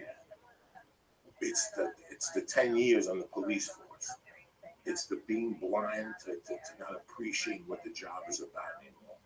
You get out of the car, you see 3 black guys, there's a call over the radio, you're pulling your gun. That motherfucker turns around, blah, blah, blah. You don't know. You haven't, like I said, you don't know what type of day you're having. And once a weapon gets pulled out, it's always bad. Yeah. So, we're here talking about it. I don't have all the facts. I'm not going to tell you I'm fucking Diane Sawyer. And I got 20 people fucking working and looking at all the facts. But I know the top fact. I know what black and white. I know how that works. And I understand contact with police. I've had thousands of fucking contact with police. So it's just a bad situation that could settle down or might get worse. And it seems like every time these situations flare in this country, they're getting worse and worse because it's a fucking powder keg. Yeah. Okay, it flared up in Florida last summer with the Trayvon Martin. It swelled in New York a couple of years ago. It's starting to swell. Well, it's like your body. All of a sudden you get a headache. Your foot hurts. Eventually, this is gonna get fucking bad. Eventually, something's gonna go. So, well, this is worse than Trayvon Martin because at least the guy who killed Trayvon Martin was just an idiot neighborhood watch guy. This guy's a cop. So it's my prayers go to the family. Everybody, my prayers go to Ferguson. That they got some fucking sleep last night. And go out there and perfect. I was close to Ferguson all fucking week. I was 2 hours from Ferguson. I was 157 miles from St. Louis. I was in Paducah, Kentucky. I gotta tell you, man, I was fucking blown away. Why? What happened? It was just a different type of place. It was a lot different than what I anticipated. I did a comedy show at the Exeter Cafe. You know, the kid helped me out, George McShane. It's like a coffee shop, right? It was just a coffee shop. It sat 50 people. I went in there and I just talked, and I really had a fucking great time. Just, you know, you don't understand comedy. A lot of people don't understand there's two different types of comedy. There's the open mic comedy and people doing shows. Then there's the paid comedy. You know, and sometimes you get sick and tired of just doing paid comedy. You love just going in and nobody gives you any money. You just going with no. Oh, there were no tickets? No. Oh, okay. Nothing. It was a tip jar, and I told them at the end to give it to the young comics because they drove. I want them to feel like they had $20 to know that this is working. You know. Okay. So there was a tip jar out. I said, nobody. I don't want no. Give it to these young guys that put the show together, and so they know that they're on the right track. That's always great when you're a comic and somebody gives you $40 or $50. It's a great fucking feeling, you know, that you're on the right track. So that's why I did it. And I had a great time. You know, Lee and I were talking about the baby, how hard it is to travel with a child. And it almost pushed us to a fucking divorce salad. Jesus. How hard we have to run because we haven't slept in 2 nights. You know, a child has a certain, what do you call that, a schedule. Mm-hmm. Once you're moving from that schedule and new surrounding, fucking affects us. How is it not going to affect a 19-month-old child, you know? Yeah. It's amazing that this baby, Mercy, talks and runs and jumps and cuddles. And she's hell on wheels, but she's still a fucking baby. She's not even in that mid-level. She's a baby. She's still, her words are starting to come together. It's a beautiful to see. Like, she'll try to have a conversation with me, and I'll get 4 or 5 words. This weekend, the word was coming. It was coming. Everything was coming. Okay. She'd turn around, you gotta follow it. Coming. So now when I was calling, I'm like, come. And she would come to me, you know, so it's getting easier. But she's still a baby. It's still hard. She's a baby. She fucking flipped out on the flight on the way there. You know, at the airport, it's this big area with all these people. She wants to run, but she can't. And you can't say, listen, this is an airport. We got to come down here, but we'll run later. And she doesn't understand. Yeah, you can't reason with them. The second them. flight was this puddle fucking jumper. And she's sweating, and she doesn't understand. And she's looking at me for the answers. I ain't got them. I don't want to be on this fucking plane either. You know, I don't want to be on this fucking plane either. But I explained to my wife, so, you know, temper's boiled there. But I'm happy just to be home. You know, man, I have 5 weeks at home. I'm having knee surgery next Tuesday. And this was what these weeks were for. You know, I'm not going to Sacramento with Joe next week because these weeks were already anticipated for his knee surgery and the rest and the rehab. I really want this knee to be done with so I can really get this weight off me and I can really focus on it. You know, and I'm really working hard lately. I've been going to Hegan, Machado's Jiu-Jitsu school. I've already gone 3 weeks in a row. You know, I signed up for the BJJ, the log. Okay. I forget what it's called right now. Rabbi talked about it. Rabbi talked about it. And ever since I joined up that thing, it's helped me a lot more with jiu-jitsu. And I'll tell you why, because it's the Weight Watchers concept. It's being responsible for everything. When you have a website that you have to go to every day and report to and tell them what you ate, calories and all that shit, do it more. You know, I was going to BJJ once or twice a week. Now I've been going 3 times a week ever since I joined that. Wow. Because you put it in, it tells you if you're going to improve or not and how much you improve by going that 3rd day. And you also write your techniques down, you know, like what you learned. So a lot of times I was learning something coming home and just forgetting it. Now I come home and it forces me to write and rely, you know. If anybody's going to BJJ and try to lose weight or anything like that, that always helps when you log stuff in of what you've done. So like today I have to go to BJJ at 11, but I got to tell you something, I got a full fucking day. I got auditions today, I got to put a tape, an audition on tape, I got to put something down for Comedy Central, I got a meeting with these 2 dudes tonight, and my day goes till 7 o'clock. Wow. But I got to tell you something, man, and you brought it up to me. I'm very lucky for my cats. Oh, yeah, that was awesome. My cats, any animal, it's not just my cats. I was just leaving the house now, and I saw Biggie outside and the other brown cat. And I walked up to Biggie as I put my stuff in the car, and I was letting him warm up, you know. And I lowered the windows, and I saw Biggie, he's a cat in the neighborhood. And I walked out, I said, Biggie, Biggie, and he walked over and just dropped. And let me pat him this morning. Biggie's a big blonde cat. He's in one of the Matt Flavors world. Yeah, he lives down the block from me. Biggie's a bad motherfucker. Biggie was like the neighborhood pimp, but then they cut his balls off, and now he's just this mellow dude. And just this morning, I was walking up the stairs, and I was thinking about my wife and the baby, and you think about the troubles of the world, whatever the fuck I was thinking about. Just as I was walking the street to pet Biggie, just me petting Biggie this morning, just me playing with Biggie for 5 minutes. Because when you scratch Biggie's back, he goes, he moves his mouth, but nothing comes out. It's like he's lip syncing like a Japanese movie. Just that little rub his back for 5 minutes gave me so much satisfaction. Oh, yeah. And you mentioned it yesterday when you walked back. I had Lee watch the cats at night. I had daytime feeding in the litter boxes. And I know my cats. I know they're very social. So I had you stop in. You like them, they like you, Yeah. You stop in, you feed them, you sit there for 10 minutes, and you tell them whatever, that you love them, or whatever the fuck you tell them. And, you even said that you got something out of it. Well, it was cool. And I walked in, like they were looking at me. And I took a couple pictures because they were just so cute. But then you told me to go feed them, and then I got on the phone because I didn't, like, there's different places for the bowls, and I'm sure I didn't even get it right. But then you're like, put a wet can, and even before, as soon as I went into the kitchen, like, they all came out of the woodwork, and, like, they were gray meows nonstop. Which I didn't expect. And then Jimmy was going crazy, too.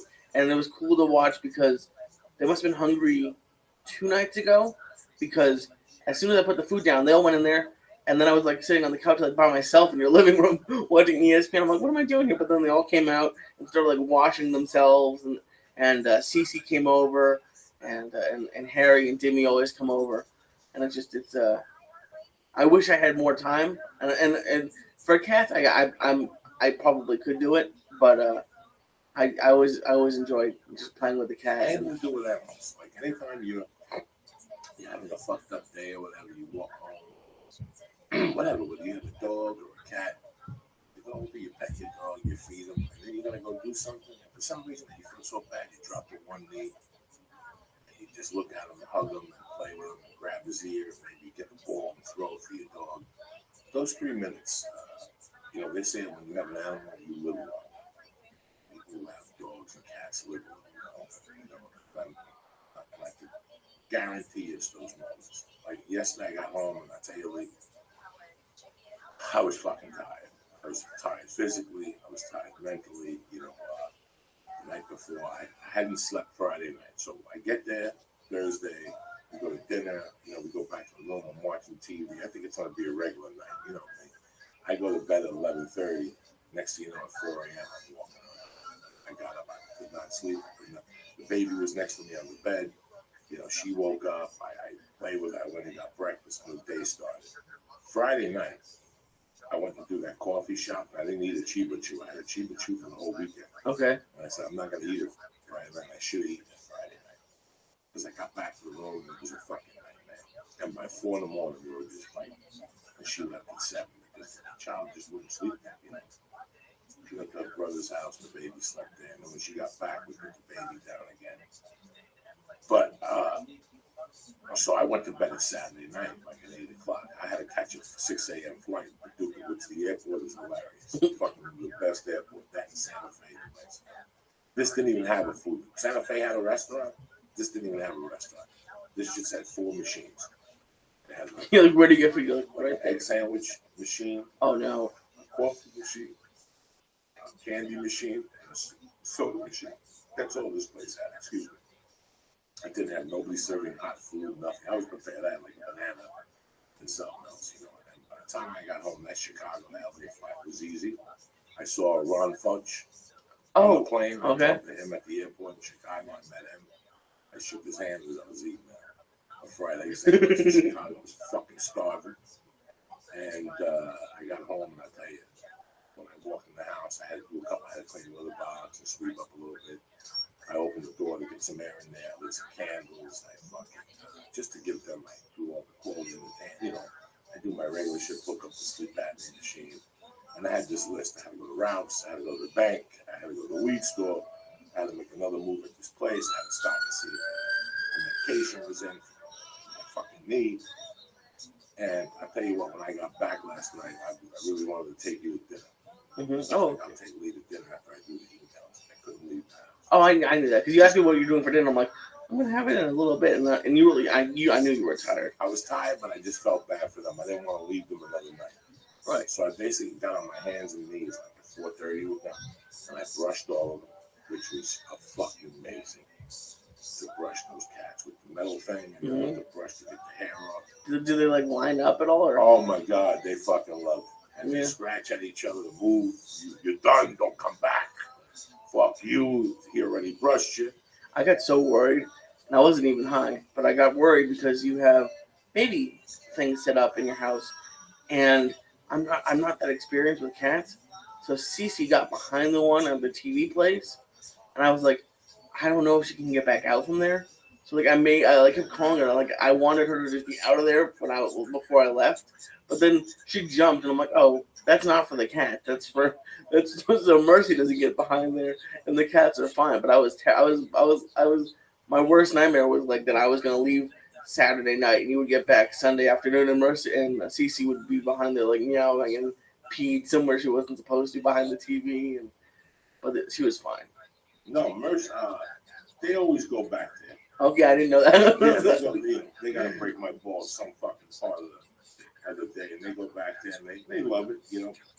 When the kid's not there, they don't really piss back there or anything or shed back. I thought she was gonna get trapped. No, but it's just really nice to have that. It's really nice to have animals. Just take time. Yesterday, as stressed out as I was, I sat them all down. Like I said, I had them and Jimmy bit me while I'm brushing. They get so emotional when you brush them. Like the girls put their claws in you as you brush them. And they bite your hand, and Jimmy bites you a little bit. He'll bite your wrist a little bit as you're brushing his ears. It's pretty interesting. I don't know. It's just amazing. Yeah. Where's the music at? I want to be around. It's Monday. Get your shit together. It's a beautiful fucking day to be alive. Get up. Grab your ball. Sniff your fingers. Thank the Lord for giving you another fucking day. To church, bitch.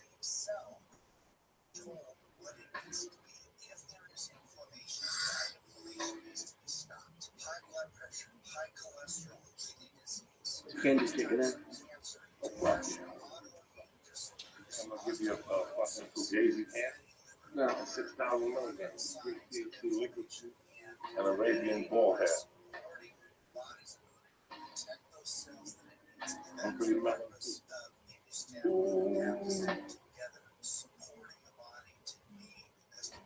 Are you fucking kidding me or what?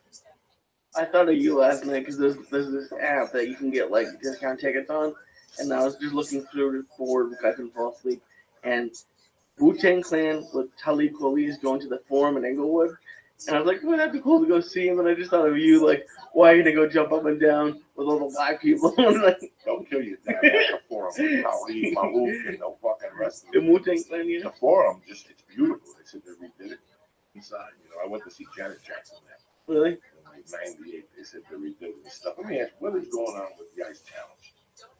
I don't understand what ALS is. I don't understand nothing. Well, ALS is my buddy called me. Go, just fucking, you're getting challenged. I was gonna challenge you, but it's Lou Gehrig's disease, which is terrible. I saw the thing they did on Sports Center, but like it just shuts you down. Like your brain's still good, but you can't move and you can't talk, and your body just disintegrates.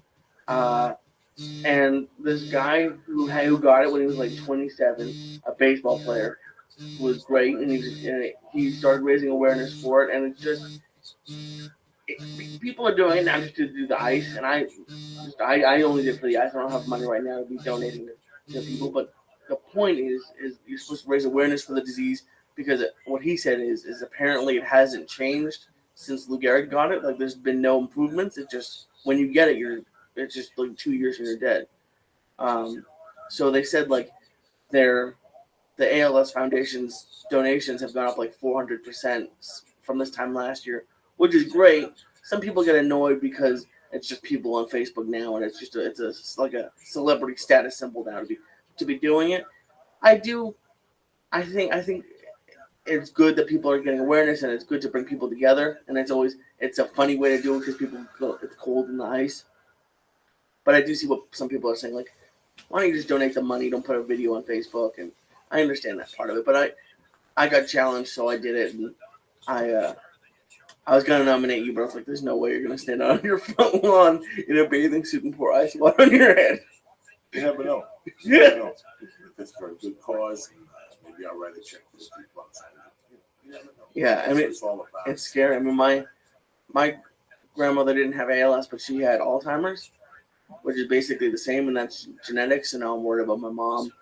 And Seth Rogen had that thing a few months ago where he went in front of someone in Congress and was talking about it, and it's just that's really like that's one of the ones where like this kid was healthy.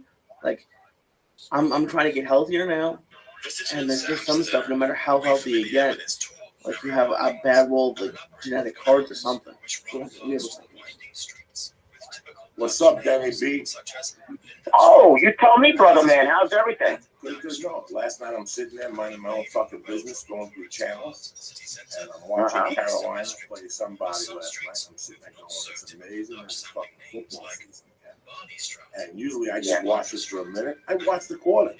In fact, I call Lee and I go, Lee, I'm sitting here watching football. He goes, I can't. I go, yeah, I'm scratching a fucking itch.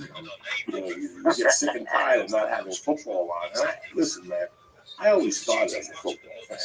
But as life gets real, you got to cut the fantasy shit out. So I cut away from football. I can't sit there anymore, Danny, and watch 3 games like we used to 30 years ago on a Sunday. I wish I could. Well, you know what? Because you got responsibility now. Back in the day, we had none, and I get it. For me, it comes natural because it's part of what I do. But for the average guy, unless they're betting the game, those guys can't help themselves. But yeah, I get it. It's tough to sit down as you get older, watching a football or a baseball game in its entirety. I'm a peeker. I peek, man. Like I don't even like to see the shit, folks. I got money on the game. I peek at it. I come back 10 minutes later. I peek because I'll tell you why. I had the Colts the other night. 26-0 over the Giants with 10 minutes left in the game. They lost 27-26. Did they really? That's why you don't. Yeah, it fucking killed me, man. I was looking at the score. I didn't watch the game. I said, all right, 26-0, 10 minutes left in the game. I wake up the next day. I saw the final score. I almost puked my breakfast up. That's why these games fuck you up, man. But yeah, it is good to have football here. But reality, yeah, it's tough to watch a full football game. Let me ask you something. I was talking to Lee last night. I go, Lee, you're not watching this. I don't watch preseason, man.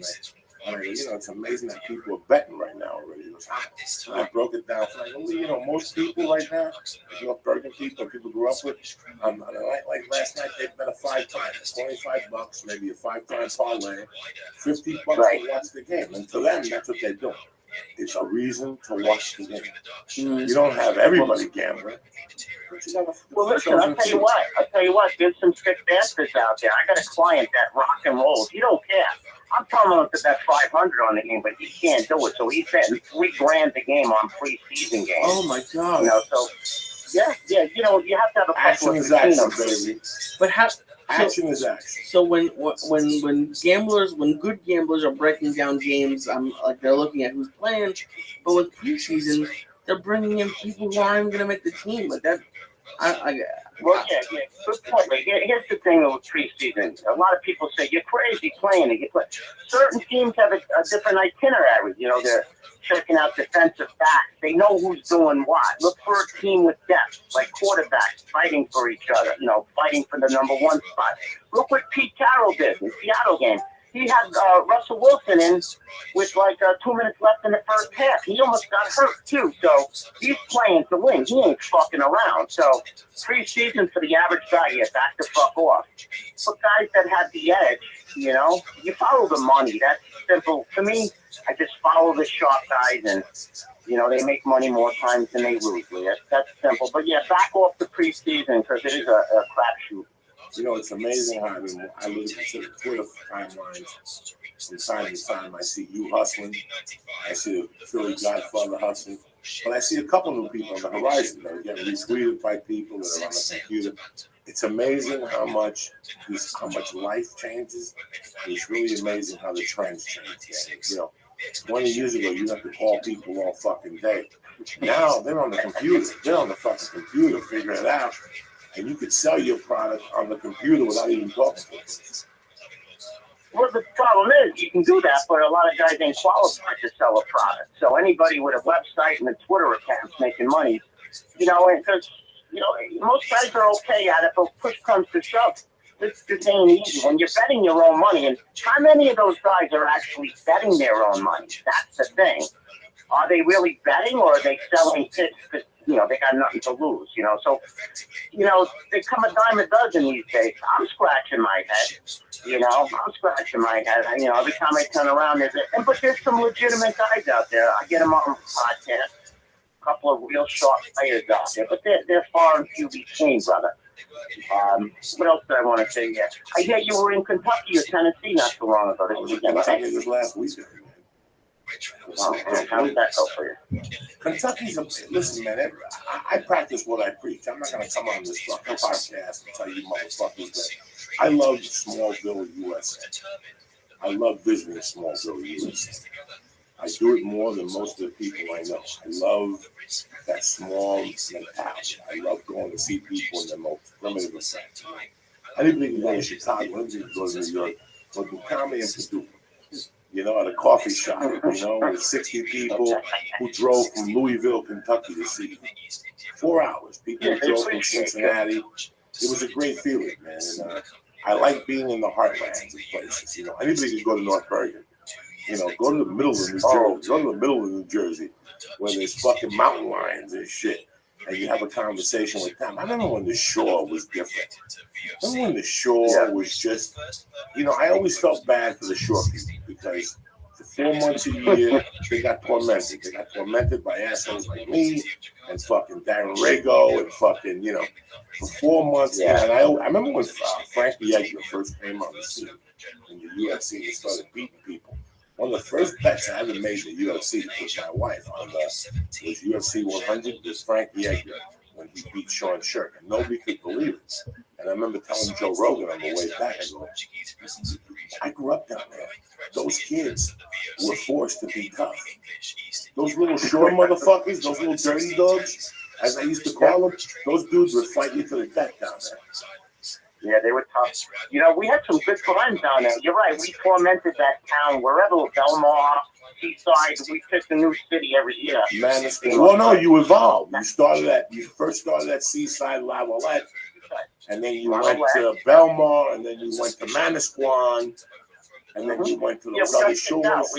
What was that place in Belmar that we used to, that the roof is on fire place? Remember that song, The Roof? What the fuck was that? There was one place, Montego Bay, where we were eating Quaaludes like a motherfucker. Montego Bay. Dude, I remember many times waking up in the parking lot at like 10 in the morning. The owner kicked me like, hey, Dan, we're getting ready to open the club. You mind moving over? Yeah, no. I'd be like, what? I had rocks in my face from the little stones. We had some good times, though. A lot of laughs.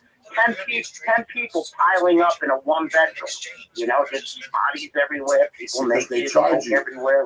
They would charge you a lot of money for those houses in the summer. The landlords would jack the prices up. So you couldn't afford them. So you had to go like 8 people to a house. But it's amazing when I see pictures now of the shore. Like I had people send me pictures of what the beach looks like on the weekend. First of all, they hadn't really recovered from the hurricane. Sandy? Yeah. Have not recovered. A lot of those shores are still closed. Construction, you know, they got hit. You know, like when the hail comes down in Colorado. Next thing you know, every construction company is in Colorado. Not only that, you have all the fake contractors that come, take your deposit, and then never do the work. They'll tell you, yeah, give us 10% up front. We'll be here in a month because we're fucking busy as shit. And they'll never do the work. Well, that also happened in New Jersey because New Jersey being the capital of fucking scams, they got scammed the hardest. So a lot of these people went back there to be constructed. And those places ain't fucking done yet. So the shore this year. My mother. I'm sorry. The shore this year was very tough. There I go again. Fuck, there I go. We're so fucking rude, too, where we're from. The shore that week was very tough. So I don't even know. I lost my train of thought. What were you saying about your mom? I did it to you. I fucked you up. I fucked you up. Take a bite of the brownie. It'll come to you. No, my mother lives in Keensburg. You know, and that's a short town, and they're still fucked up. Half of the block is condemned. They got it roped up. They haven't recovered, and 2 years later or more? So that place is fucked up. I haven't really hit the Jersey Shore a couple of years back since Seaside. The rooms were booked. We found one place. We saw a ghost, and we left. I got a picture of it. I'm going to send it to you. Legitimately, Jamie was taking a picture of me and the kids slumming it. We call it slumming it because we're always in these 5-star hotels. We couldn't find nothing but a hole in the wall. So we're laying in this broken down Victorian building, and I said, Jamie, take a picture of this. I've never done this in a long time. And then we were talking about packing up and leaving, and then she goes, you might really want to pack up now. Look, and we found a ghost in the picture. I put it all over Facebook. I got to get it out there.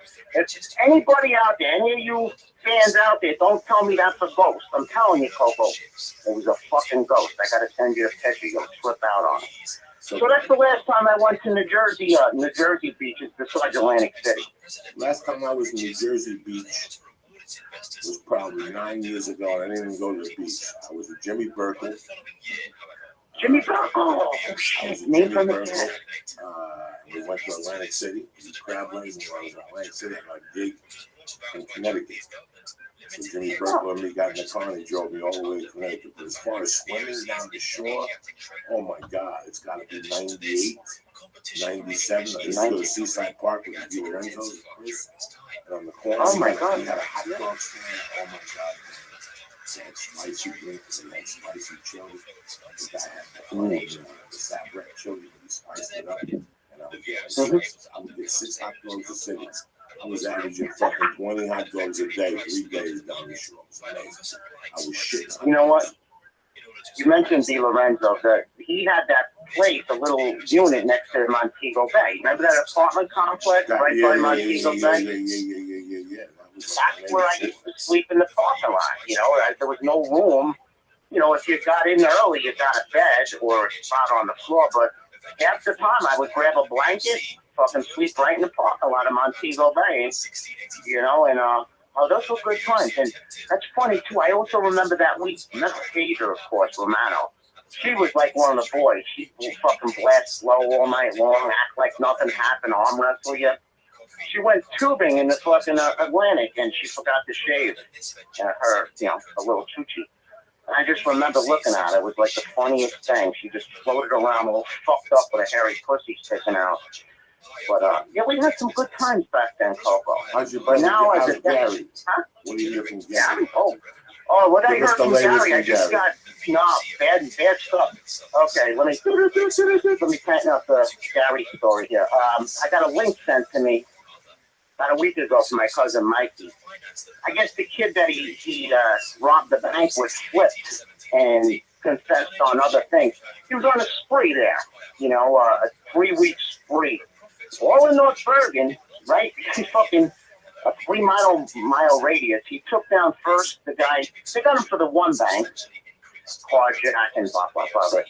The young kid fessed up to they had robbed a bank earlier in the week, like 4 days earlier. They had done a couple of McDonald's and Burger Kings, and there was a restaurant down there, the Chateau. You remember the Chateau, Coco? It's still there. I think that's the name of it. They followed some broad home. Some point, took like 6 large from her purse. So they connected him. He's done, bro. He's not going to see the streets again. You know, and so that's the latest. I haven't spoke to him. You know, I think he's in Newark, somewhere around Newark prison. I'm not sure. He hasn't written to nobody. But yeah, we just got the latest charge. So yeah, you know, so he did a few banks, and God only knows what else he did. And one of the getaway drivers died. That's right. I forgot. I wasn't telling the story, but they had a getaway driver that died. I don't think it was related to the bank robbery. So Gary's fucking, I don't know. It's sad, bro. It's sad. It's killing my mom. You know, she's not doing too well herself. But yeah, he ain't gonna come home anytime soon, pal. What's the deal for the season? What do you got for these guys if they sign up now? Whether it's for the month, whether it's for the year, what do you got going on this season? What's the package? Well, let's see. What do we got today? For the church guys, I always take care of something special. But for the common guy out there, we got the $150 for the month. But if you sign up for 1 month, you get another month free. Breaks down to like less than $5 a play. And then if you do for the year, it's like 50 cents a play. We give out like 30 to 40 plays a month. you break down the math, it breaks down to dollars or pennies.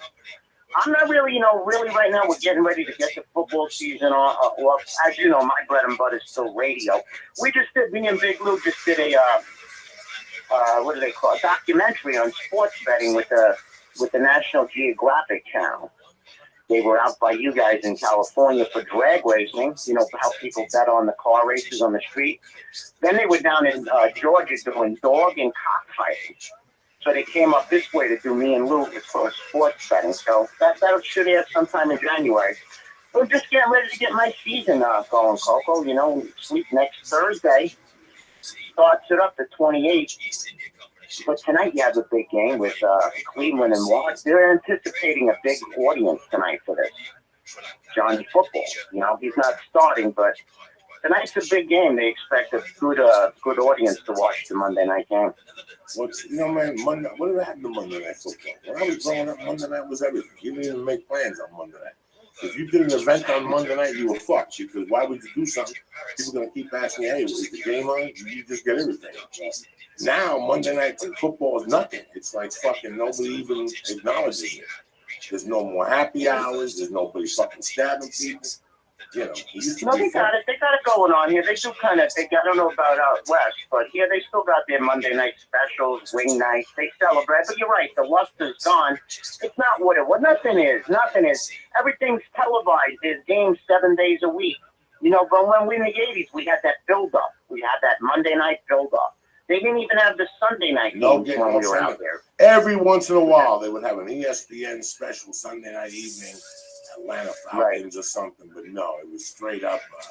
Lee, what's going on? You want to ask Danny a question? You over there? You stoned it on that candy? I'm a little stoned, but I have a bunch of questions. Well, fire away, Lee. Well, Joey, I don't remember why we were talking about it. You guys are fucking stoned all the time. Yeah, You're fucking stoned all the time. That's why you forget shit. That's true. But he was saying how if we went to Atlantic City, you can't leave the strip. And I really like gambling. I'm just not. I haven't put enough time into it to be good at it. And I was watching this documentary on this blackjack player who beat like the Atlantic City casinos for like $50 million. Come on, spit it out. It's okay. He beat him for like $50 million, but they were saying that Atlantic City's really dying right now. So like, deadly. And you were saying you were just there. So like, why is it dying? Well, you know what? A couple of things. A, it's the ghetto. I was at the Rebel, which is I think just went out of business or about to, and it's the most beautiful casino. It's the most expensive casino in the United States at $2 billion. Gorgeous. It's gone bankrupt twice now in less than 2 years. There's no reason to go there. You have casinos here in Bethlehem, the Sands. They're all over Philly and the Poconos and Yonkers. So there's no reason. You can bet online now in New Jersey. There's no reason to go to Atlantic City. Yeah, it's beachfront, but it's not panhandlers. It's lost its luster. Sports betting could help the road to recovery, but it's not the solution. It's not the whole solution, but it definitely can help spice up some interest. Things have just changed. You know what? Again, when they were the one game in town, yeah, everybody went to Atlantic City, but you don't have to no more, Lee. You know what? They come up with this Rebel. It's gorgeous. It's an oasis in Atlantic City, but it wasn't people friendly. They didn't have it. They designed it beautiful, but not for gambling. They kind of made it like a resort. Okay. People down there, they're broke. They don't have money to spend like that. And it just wasn't carefully thought out, the layout of the place. But a beautiful... they tried to put a silk hat on a pig. That's what happened. They tried to put a silk hat on a fucking pig. First off, you're absolutely right. Lee and I just went down to Paris and San Diego, the casino. We went down there. Lee, how good was the lobster dish? Great. Everything was great. It's a beautiful fucking place. So me and Lee are coming back. We're stoned to the gills on a cookie, and we're talking about how a gambler, a degenerate gambler, doesn't need to go to Las Vegas anymore. All he has to do is drive to San Diego now, or Pachanga Casino, or the Bicycle Club, which rock all day, right in my neighborhood here, right off the 710. That's where Gabriel Iglesias started comedy at the Bicycle Casino. You go to Commerce Casino, the same thing. Okay, they're all fucking Thai and Asian people, but who gives a fuck? They got cash. That all cuts out from Vegas. Vegas is going after the 21-year-old that drives there every Friday and does ecstasy and jumps up and down. Vegas isn't doing bad. They're not doing well. Like, okay, so now in Vegas, you got these 21 and 23-year-olds that go to do drugs, and you got families. That in between is missing. That in between is staying home. That in between is saying, hey, you know what? I don't need to spend $600 on a fucking plane ticket and another $4 in a hotel room to gamble. I could pocket that. I could buy an 8-ball and save $700. No, well said. Well said. And again, here, I mean, I got the chance. Hopefully, you'll get a chance to play there. It's beautiful. I mean, it's probably one of the nicest casinos I've seen. The rooms are reasonable. But the problem there now is they're busting in all the gooks out of New York. The Asians are coming in. They're giving them like free $50 worth of play. They got a guy. They did a little film on him. He makes 2 trips a day. He gets these $50 vouchers, sells them for $40. So he makes $80 a day, just going back and forth, hanging out. You walk around the stands, it's like Night of the Living Dead. Nothing but Asians just walking around waiting for the bus to take them back. They take baths in the bathrooms. They steal your little free plays, your card, your fucking card you leave in the machine. It's really bizarre. So, yeah, both Atlantic City and Las Vegas, it'll never be what was. There's too many places popping up, but with a little help from legislature, if they legalize sports betting in Atlantic City, because it is beachfront, that's one advantage they have that Vegas doesn't. It's beachfront. The beaches are pretty nice. I heard the beach is nice. I heard the beach is clean. I have a friend that's very picky, and he says that he found the solution. He goes to Atlantic City because nobody goes on that beach in the summer because they're all down the shore jumping up and down. He goes, you go to Atlantic City, he goes, you get a room, you go on the beach, it's like stealing. He doesn't even gamble, He goes down there and he gets a steak and he comes back on Sunday. He loves it. Him and his wife fucking love it. Nobody knows. They don't gamble. But nobody remembers, D. Nobody remembers, D. When we were growing up, if you went to 30th Street and Bergen Line Avenue by the cab stand, you paid $9.99. They gave you a voucher. They gave you $10 in quarters. And they gave you $20 in coupons to eat, and they put you on a bus to Atlantic City. The catch was you couldn't leave early if you lost. So if you took the 7 a.m. bus, you had to wait for the 3 o'clock bus. You couldn't go back on the 11 o'clock bus. That's how they got you to spend money because they know you're going to lose. They're going to give. It was free. Atlantic City basically bust you for free because it cost you $10 to get in, but you got $10 in quarters when you got down there. Okay. Yeah. Well, that's what they're doing with the Asians, but they're disciplined. They're fucking smooth. They're disciplined. They can walk around. They graze. I'm telling you, you'll see them. You're like, what the fuck is this? They're all over the place. So how far is it from New York to Bethlehem by bus? Oh shit! Without traffic, hour 15 from the Port Authority. That's fucking amazing. No, so I'm telling you, they're making money. It's like they were all over the local news here, like how the Asians are just taking the free, and they're making a profit. They're giving them $50 in vouchers. They're selling them for $40 to the guys, so the guy's saving $10. They do it a couple of times a day. They travel 5 days a week. The guy's making $400. They find, again, they pack their little lunches once in a while. It's fucking amazing. But they also got Connecticut. They got all these places around New York now that you don't need, and I love Las Vegas. I got nothing against Las Vegas. But again, a degenerate gambler in this economy, bitches, it's tough out there for a pimp. I don't need to go to Vegas to play cards, the blackjack convention. When I can go to Bethlehem, get comped, I'm an hour from my house. If I pick up a chick and I want to stab her, what happens? Hey, listen, I was up in Long Island, man. They're comical up in Long Island. You've done comedy up there a few times. But I have a little office up removed from Colmac to Bayshore. My boy lives in Fort Jefferson. So they got all of these fucking Italians coming in playing high-end cards. It was I wish I was filming it, Coco. It was the most hysterical thing I've seen. These guys were having pots of $30,000, $40,000. I was tripping out. I went to bed at 12 o'clock. I woke up for work. They were still at it at 9 o'clock. They stayed in the place till like 12 or 1 o'clock. But just the atmosphere was fun. You ever watch some of those Long Island guys, Coco? When they're playing, cursing and making fun of each other?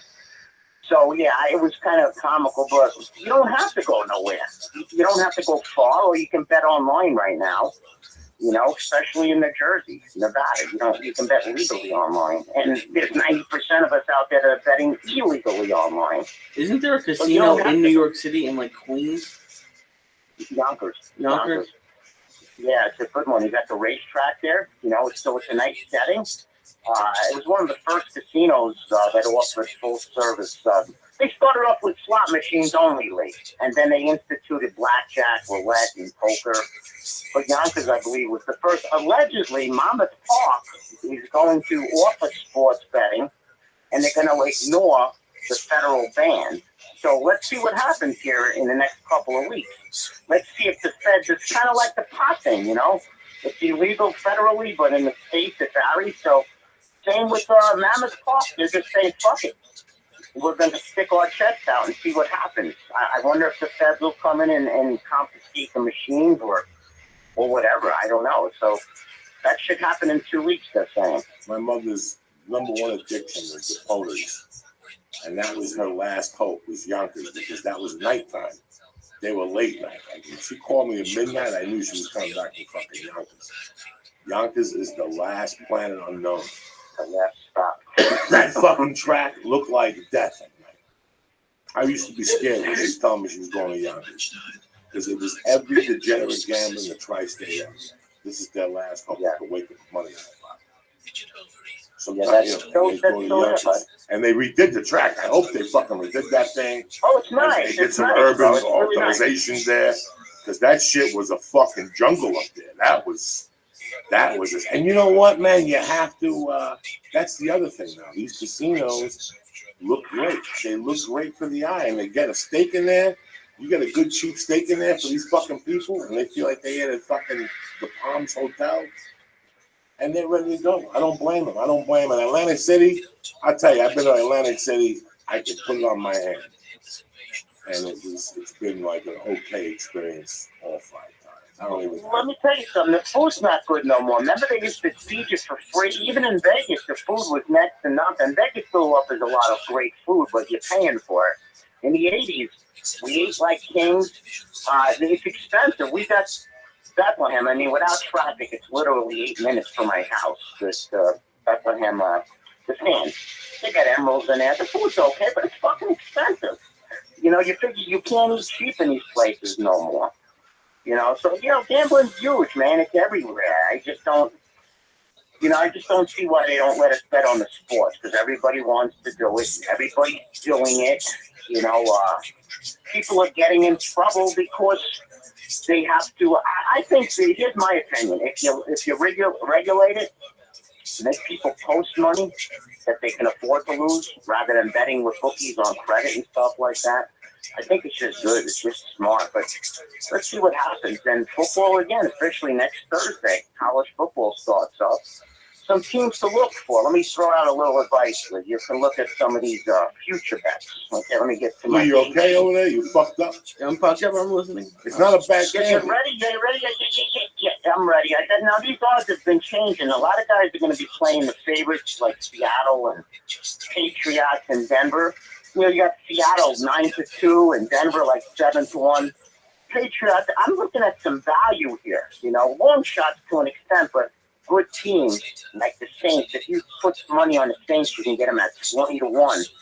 They have a good chance of winning the Super Bowl this year. So I'm liking the Saints at 20-1. And in the AFC, the Colts bring a lot of value at 25-1. So if you put a little bit of money on these teams, maybe $10, $20, and then you see that they're not cutting it towards the end of the year, you can always hedge your bet. But some good value on the Saints, Colts, and in college football, a lot of people are high on Oklahoma Sooners this year. You know, they started off as 15-1. Now they're at 10-1. So they're high on them. of course, your Florida State, Bama, Auburn, the favorites, but Georgia, some people like Georgia at 13-1 in Oregon. At my personal bet is South Carolina. I think South Carolina and Spurrier, long shot at 23-1, but there's definitely some good value out there. Lee, anybody have any thoughts? Well, it's not NFL, but before LeBron James went to the Cavaliers, like how many people are going to make millions if they win? Because weren't they like 60-1 before LeBron James came? Now they're like the favorites. So like that always I always feel stupid because when that first came out, it was like the Cavaliers were like 60-1 odds, and now they're like 5-1. So if they win, some people are going to make millions. Well, yeah, I mean, if you got in early before the move, yeah, that was fucking great. But you got to see the future there. But honestly, I was surprised that he went back here. But good for him. They hated him a few years ago. Now they love him again. That's the world. What have you done for me lately? But again, anything can happen. I just take this year, and I've been doing this now. This is my 21st season, like doing radio and television with this shit. And it's every year it's something different. Always something happens. Somebody gets hurt, fucks up the team. So I always tell everybody, and I'm honest with everybody, that just put some money aside that you can afford to lose. Have some fun with this. Expect some ups and downs, but you can make money at this. But the key here, Lee, you have to have money. You have to have money to go with this, like anything else. I tell people all the time, and I'm very sincere about this, Kofi. You know the way that you got $100,000 put into a money market account or any investment. What are you looking at? 2%, 7%, maybe if you're lucky. So on a low end, a money market account, 2% of 100 large, that's $2,000. You pay taxes on it. At least you're not a fucking Happy Meal. How much money did the government or the banks make off of your 100 grand? God only knows. So for the guys that have money, that have discipline, it ain't for everybody. I'm telling you what, with that type of money, you can't get hurt unless you get stupid and bet $10,000 a game. If you're moving 1,000, 2,000, 3,000 a game with that type of money behind you, you're guaranteed to make money as long as you stay disciplined. When I'm following guys that like the Philly Godfather and the whole group, one thing about me now, I'm more connected than I've ever been, Coco. Because now I'm tracking some real sharp players. All those guys, you've had them on your show, the guys that were betting the big money behind Donahue's games. And they're very sharp. People think you have to hit 80%, 70% to make money. You don't. Listen, and I throw this out to everybody too. It's common sense. People are looking when they call me, hey, can I get 70%? I can lie to you and say, yeah, but no.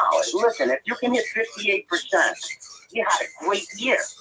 You had a great year, and I'll just throw out some numbers, and I'm going to round them off on radio here.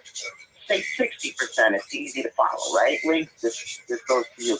Okay. You play 500 games in a year, okay?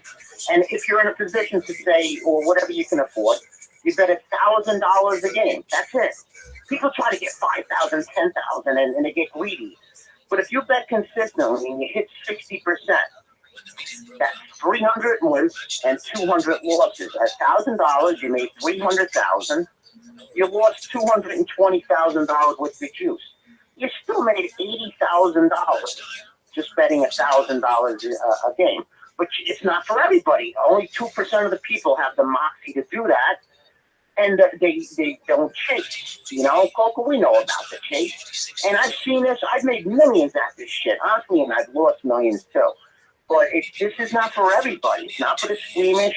It's not for the compulsive guy, the guy that has addictive personalities. This shit will swallow you up. I talk to guys that pay service after service, and they always come back for more. I'd be talking to them. I'm like, so what went wrong? The guy started off good for me. He won his first 7 out of 8 games. Then he told me about a big game, about a couple of players that got food poisoning and fighting with the girlfriend, and one did cocaine last night, so this game's a lock. And I say, and? You bet it all. I'm like, yeah, I did. Well, whose fucking fault is that, you idiot? You fucking bet everything you made on one game. So I've heard it all. This is fucking no different than any other addiction. Worse, actually, because you can wipe out everything that you've made in your whole life in a matter of 3 hours. Drug addicts, alcoholics, they take time before they kill themselves. Gamblers are fucking worse than any addict out there. At least that's the thing. Where do these people find you, Danny B? Ooh, in Allentown, 266 South 33rd Street. I have 2 minutes in now. You can go to DannyWinsForYou.com, folks. DannyWinsForYou.com. Check it out. You know, pretty simple. I got some podcasts up there and a radio show. And I got Big Lou. Before you cut me off, I got Big Lou, Lisa. You've never met him, Coco, I don't think. Have you met Big Lou? No, but Joey and you have told me stories about Yeah. this. And you know how Big Lou got a hold of me? Because he heard me on this podcast. Well, his friend, it's November. I just got done doing one of the church shows with you. We're talking about how we used to take down the drug dealers with Big Lou. So I see his name show up on my caller ID. Well, turns out his buddy's a fan in New Jersey. He hears us name dropping Big Lou. He says, "Hey Lou, some guys have been talking about you robbing drug dealers and stuff." And so it turns out that he called me and we started reuniting. And he's a boxing promoter. You know, he's out there on Showtime. He's got a bunch of boxes out there. So yeah, we've reunited, and he's got some good resources too. He's good with the boxing, very good with boxing, MMA, and soccer. So yeah, you'll see a little bio of Big Lou up there, and it's not much. My website, Coke. I keep it simple, bro. I keep it very simple. I will see you in New York, September 26th and 7th. Get ready to eat some fucking edibles, and your eyeballs are gonna get ready. Oh no! I won't do it no more. Last time I was paralyzed. It was fucking. I told you, my fucking eyes. I went into a coma. My eyes were bleeding. People from the church were kind of trying to talk to me, and I'm like, get the fuck away from me.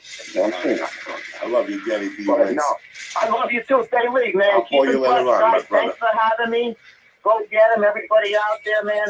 Thanks for tuning in, Coach. Thanks for having me. Danny B wins. Don't fuck around. I love you, cocksucker. I love you too, brother. See you soon, pal. Bye-bye. Stay black. So he said, you're going to start your gambling this year. Just get a little coach, a little help. I'm not saying to go overboard. If you want to try it, I offer this to you. So you just, a hypothesis is an educated fucking guess. That's all sports betting is sometimes. Lee, Yeah. how cute and stoned are you right now? It's okay. I'm It's stoned, mild. but it's mild. It's a nice high. This is very nice. We'll give some shout outs. We got talking about some shit here. My main man, Mike Trez. This is a special shout out. Sherman Jones for hooking us up with Hit E6. Luke Denton, I love you, cocksucker. Jesse Fontaine. Greg Fuentes. Abel Bernal, and Moses Vasquez. I love you, cocksuckers. Shout outs. I love when we have the late night guests. I love when it's a different avenue of opportunity for you people. I really love that you guys. I get to fucking bring different people in here. But they also, people then hit me up and go, Joe, you haven't given us your take, or Lee's take on what's going on. I really wanted to get this out there because my buddy Dean LaPree, who I grew up with and listened to the podcast, called me last week. We had a good discussion about this. And we'll settle it. Social media has been covered with Robin Williams. It's very sad when anybody dies in any way, form. This is a little sad. It's close to home. The comedians and people who like movies and entertainment, and the general consensus on comedians are dark people. They have this and that. Listen, I could sit here and like everybody else, everybody became a fucking authority. I could sit here and tell you one thing. I'm sorry to a lot of little things that I have gotten down on myself and gotten depressed about my situation. But I've done something about it. I don't know anything about depression. I don't know how it starts. It could be hereditary. I don't know if it's in your genes. I don't know. Whatever it is, my heart works. It's just a different facet of my mind. Playing tricks. It's a playing field. We have anxiety. We have fears. But I will tell you that sometimes when I've had fears, I've been depressed because I haven't overcome it. That's why I tweeted that stupid thing that fear is a cousin. So I didn't want anybody to do that. That's the fact that stuff to trigger me. I really want a David Tell. I spoke to him yesterday briefly, and I really wanted to explain the comic mind and the different forms of community mind. I don't know the mind. I know my mind. I know how my mind works. I don't get depressed. I do have dark thoughts. And they race in my mind, and they hit so hard that it shatters for 3 minutes, and then I have to put it in the wastebasket. There's a wastebasket next to me on my left. I put the shitty thoughts in there, and I had to do this. And yes, when I went to the psychotherapist that time for my anxiety, we discussed the dark thoughts that I have. And I don't want to take medication because I don't want to feed it. When you have a dark thought, you overcome it yourself. At least in my mind, that's what I do. I know I'll get emails from people saying you should go on this pill or you should go on that pill. And that's what I don't want. That's what I want to work this shit out myself. And that's what I want to start. This week I was telling a lady that I had a problem with my wife this weekend, but I wrote because of my temper with the baby. I fly for a living. And I've flown in the back of the plane, I've flown in the front of the plane. And from the ages of 1 to 5, it's very hard to travel with a child.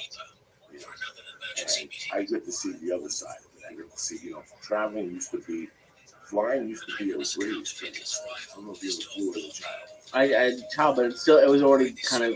I remember we used to have they would give you silverware, like actual metal for the meals, but that ended quickly. By the time I was a little kid, it was already terrible. But it was always supposed to be a good experience. It was supposed to be exciting. Mm-hmm. And even as an adult, you're supposed to be excited when you fly. When I fly now, it's just a business. But I don't like it either. And every day you read how there's terrorism and this and that. You can't outdo life. You can hide your percentages by doing certain things and not doing certain things. And I was just very scared. Mercy was going to fly.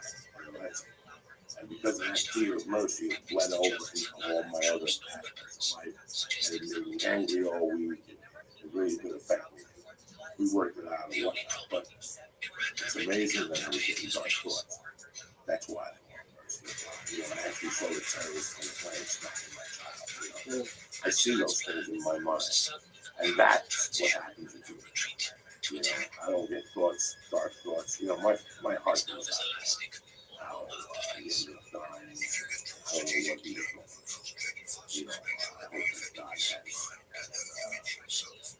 mercy in his hands. He touches them home.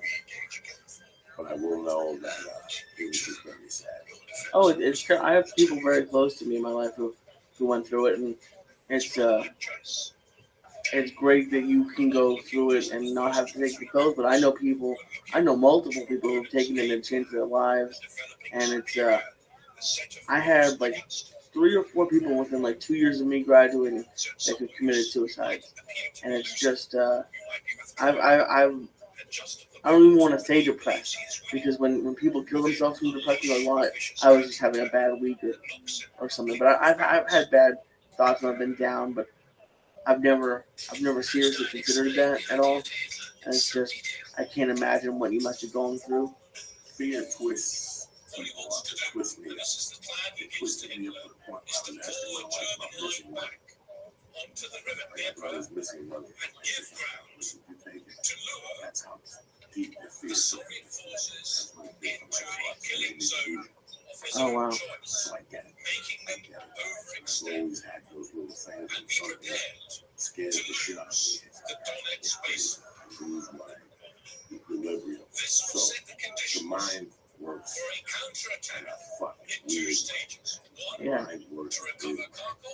We touched on it the other night because there's too many people who don't lose it. I'm not the type of person that's right something. It's just, I don't like that shit. I have to write everything on Facebook. Let people see. My Facebook is to get you people up in the morning to crack a stupid joke and move on with my life. I really don't want to start writing sentences in my life, experiences of Robin Williams. I just don't like that shit. I know what happened and how I can tell nobody. But podcast and how to address it. People are listening. They go, what the fuck? I know you're a comedian. I feel scared. I feel scared for myself. For a couple of days, it did affect me. Was he great friends with Robin Williams? No, we see him that one time. Yeah. Down in town, I saw him one night at the Improv. I said hello. And I saw him a couple times at the store. And I said, "Oh, I didn't really know him. I didn't really have a conversation, you know. Was he intimidating? Nah, I just didn't really talk to him. But after what I saw on Twitter and read on Twitter, you know, he's a fucking authority. You know, I'm not an authority. I'm an authority of what I live with. Right. I don't live with the person. I just live with shitty fucking friends. Yeah. It scared me. It scared me at night. It's kind of breathing as well. That's what I would say. Like, tears over my eyes or something. That's what it does to me. I ain't gonna kill myself. So I love you guys and thank you for the concern. Wow. A lot of them were talking about that. People with depression, people with mental anguish, anxiety. It's overwhelming. You know? Yeah. I had an anxiety-driven addiction. The coke wasn't in my body. The anxiety was so overwhelming. I'm happy I wouldn't talk to people at that time. You wouldn't understand. If I came to you, grab you by the shoulders, I would say, Leah, I just need $60. And the more you would say, Joey, I don't have to leave. I need $60 and you would see it in my face and tell me that. Calm down, you know. That's the same thing. That's the same thing. I mean, it's crazy. So I'm crazy, I get it. But I really didn't like how people made it seem. Right. That we'll obviously go back to our fucking rooms and cry. In the form of tents, blankets, food, and radios. I go to dinner all the time with comics after we're in that fucking time. That's fun. Right. To do this for real people, you gotta be fucking crazy. But then again, to be a doctor, you have to be crazy. To be a polygraph, you have to be fucking crazy. You know, when somebody tells you they're going to law school, you look at them and go, you know you get yourself into. When somebody tells you they're pre-med, you know, what makes a fucking motherfucker look at his family and go, hey, Mom, I know I got a degree in fucking political science. But guess what? I'm going to choose the life of a fucking comedian. I'm going to go broke for 4 fucking years and live like a peasant and crack jokes and make people laugh. And somewhere in my mind, I'm going to believe that I'm going to become fucking famous doing this shit. Or I'm going to become successful doing this shit. Because there's one thing doing comedy, and there's another thing making, you know, a living off of fucking comedy. These are the things you talk to yourself into. So now you look at the list of comedians. How many comedians? What's the population of the United States? I don't know. What do we got? 10,000 comedians if we're fucking lucky? Those are all crazy fucking people. How many people do you think are around that do what you do and travel to like the good comedy clubs every week?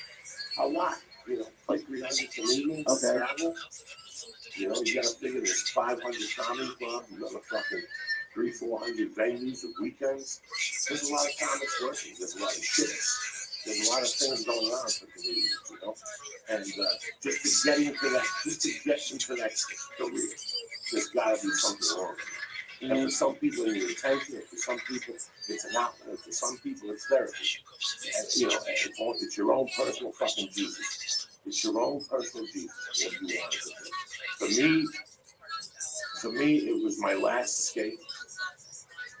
I did not know I would be here 20 years later. I never anticipated being in California. For me, I would have been happy just staying locally. We discussed this in the podcast Wednesday after the musician. We discussed how I thought I could just get a job and do comedy as an outlet. I never thought I would do anything greater than that or anything more than that. But because of comedy, this is where I ended up, and I took it. I accepted it. I opened up my heart, and I fucking accepted it. So that's the moral of the fucking story. You gotta be crazy. Okay. I don't know why people may, you know, I understand we lost a great talent last week. It's amazing how all these fucking people came out with their wrong things. I have no fucking idea. All of a sudden, we didn't know he was crazy. Look at early Robin Williams, fucking early, Attack the Rising Star. Those performances. He was fucking nuts. Yeah. You know, I bumped into him in 1985. This is a true story. I bumped into him in Snowmass Village. The mall there. There used to be a store. He used to land the video. And he would come in there. One day he came in, and I saw him. As soon as he walked in, guys, I smelled him. He smelled like G.O. That's when he was in Moscow on the Hudson. I asked if they saw Moscow on the Hudson. He said no, and he ran out. And it shocked me, But I could tell then there was something, something. Yeah. Something. So let's deal with the subject right now. I mean, my heart just goes out to him. I just think it's like kind of how we were talking about how people are negative about the ice bucket challenge. That some people are like, oh well, why do we care that this comedian killed himself and there's people who do it every day? I think hopefully what will happen is that just because everyone loves Robin Williams, is that hopefully someone who was getting close to that will get help. But yeah, you're right. I mean, it's not every comedian. One fucking person. Yeah. Then it was great that he brought that. A lot of people sit at home and don't know what's happening. A lot of people, whether it's sleep apnea, whether it's depression creeping up on them, they don't know what's happening. They just think they're having a bad day and they're going to come out of this closet. They really don't. People don't know what they're walking into every Friday. So my heart goes out to you. If you have depression, if you feel something, fuck the money. Go get help. Whatever, call somebody. Fuck them. That's the number one. I had a friend at the beginnings of it, and I would talk to him. And even me, as crazy as I was, I never tiptoed around it, but I never was really cool to Philly D. You still cool to Philly D as a work with you 3 or 4 times, and then after that, he'll grab you by the shirt and tell you not what's wrong with you, but all the good things. And this is why you have to overcome it. Because you do have all these good things. That depression just tells you all the bad things in your life.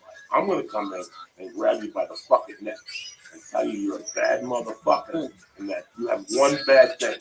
So take care of it, because if you don't take care of it, it'll bleed into all your other good things. Like the coke addiction I had. It's no different. All these things, you don't think they affect you, but they bleed into every single avenue of your life. When you're a carpenter, if you look up and hit your fucking nail with the thing, it affects you. So it affects you every single way. It also affects you when you go out. What do we know what these cops are doing? Did you ever think of that? So before I judge anybody on this situation, whether it's Ferguson, I always think about what were they going through the minute before this happened. That cop from Ferguson, did he just come from a domestic violence dispute where the guy had a knife? Did he just see somebody? You understand, bro? There's so many variables. When they did that colonoscopy and they put me out, they said to me, they made somebody come and drive. Could I drive home? Fuck yeah, I could drive home. But they made somebody come and drive because they said you might make bad judgments. The day I kidnapped up, he called here the other day when we were doing the podcast. I had done all those things. I could have fought in court and said that, hey, I was put out, I couldn't make a choice. Listen, that's crazy. I fucking kidnapped that kid. Yeah. The point being is that I don't even know what the fucking point is. The point being is that it's Monday, August 18th. All right? And it starts all over again today. So what? You drank over the weekend. It starts today. So what? You smoked a cigarette over the weekend. Today. So what? You ate 15 Taco Bells. So what? It all starts all over today. That's the beautiful thing about fucking Monday mornings. Let me give a fucking shout out to my sponsors here. As usual, one of my favorites. In fact, I was thinking about how I'm going to take 2 Zoom texts today to go to jiu-jitsu. Onyx.com. Onyx just sent me some strong bone. Right after my surgery, I will be on Onyx Strong Bone all over again. I got 2 things from them so I can strengthen my ligaments and all that. This is what Onyx does. What other fucking corporate, what other medical, what other optimization company gives you something to strengthen your joints? Go Onyx.com. It's not a supplement. It's optimization. It makes you great. And if you don't believe me, just start with Alpha Brain. Just go to fucking Onyx.com. Check out Alpha Brain. Buy the smallest amount you can. If it's not what we say it is, send it back. No questions asked. We don't even want the product back. Money back guaranteed. After fucking Alpha Brain, you'll just follow the steps. You'll say, let me try fucking this. My friend said that the fucking the enzymes are great for your stomach. Let me try one of that kettlebells. And I guarantee you, just do me a favor. It starts with going to Onyx.com. Look around, go to the box. If you see something you like, you press enter. In the box, get 10% off your first order. Also, sign up to stay on it. That's where they mail it to you every month automatically, like the rest of the products here, right? Trying to sell to you. Also, one of my favorite people in the fucking world, HuluPlus.com. All right? How do you like to watch HuluPlus.com? They got niche programming. They got Criterion Collection. They got animation. They got kids. They got original. You can watch HuluPlus.com anywhere, anytime. And it's only $7.99 a month. They got current episodes that you can watch the shows on your schedule. You can watch shows on everything, any streaming device that you have. Smart TV, Roku, Apple TV, computer. And today only, 2 weeks for free, $8.99 a month. All right, $7.99. Whatever. That's how I roll. $7.99 a month, 2 weeks free. Who gives you that? Who gives you that type of excitement? When you go to your fucking haircut, does he cut your hair for 2 weeks and then charges you? Fuck no. But that's what we're doing today. If you get Hulu Plus off the fucking TV, it's $7.99 a month. Here at the church, we give you 2 weeks for free. 2 weeks for free. I don't give a fuck if you watch and tell Hulu Plus to suck your dick. You're gonna go, fuck, this isn't that bad. What do they gotta do, Lee? They press Joey or just go to joeydiaz.net. That's it. Give me your credit card, 2 weeks for free, $7.99 a month. Another one of my fucking all-time favorites, Dollar Shave Club. What the fuck do you need a razor for with a flashlight, a hood, and a thinking cap and a finger up your ass? All you need is 2 blades to cut you that is sharp, precisely. They fucking shave you. One pulls the hair, the other one cuts it. Who the fuck do you think you're dealing with? Joey Bananas? Why are you gonna go stand online with the rest of these mutts at some pharmacy looking around and pay $20 for a razor? No more. No more. Right? Let me get a water. I got cotton mouth in my penny. Thank you, Rudy. That's why I love it. I only took 2 waters today. I'm over here dehydrated. That's why you go to fucking Dollar Shave Club right now. But first of all, what do they do with Hulu Plus? HuluPlus.com/Joey and Dollar Shave Club is DollarShaveClub.com/. You get razors for $1, $6, or $9 a month. Right. Sent right to your fucking door. Not only that, they got pre-shave. They got the fucking cocoa butter. They got the fucking One White Charlie. They're not fucking around down at Dollar Shave Club. So do yourself a favor. Go to Dollar Shave Club, get the razors delivered right to your fucking door. Boom, you open it up. You get an email and they tell you when they're gonna fucking deliver it. $1, you get 4 fucking blades sent to your month. For $6, you get 4 double blades, and for $9, you get the double blades with the fucking aloe strip. Your face is nice and smooth. Not only that, you can shave your pussy, you can shave your asshole, you can shave your fucking cat's asshole. I don't give a fuck. It's a tremendous razor. Go to DollarShaveClub.com and press church, CHURCH, in the fucking box and get your Dollar Shave Club today. Also, I like to welcome my main motherfuckers, HitE6.com.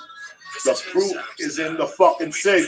You understand me? 12,000 fucking puffs. 1,200 puffs for fucking cigar or cigarette. You get the cigarettes at 0, 16, or 24, or 8 milligrams of fucking, not THC, nicotine. Again, nicotine, no THC here. Don't be fucking calling me up and going, Joey, I got a fucking 8 milligrams and nothing came out. I ain't stoned. You're not supposed to get stoned, you fucking momo.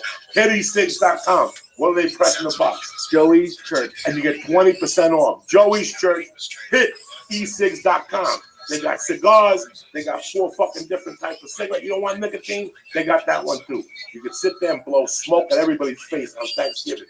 Go to HitE6.com. And again, I want to give a shout out to Charmin Jones.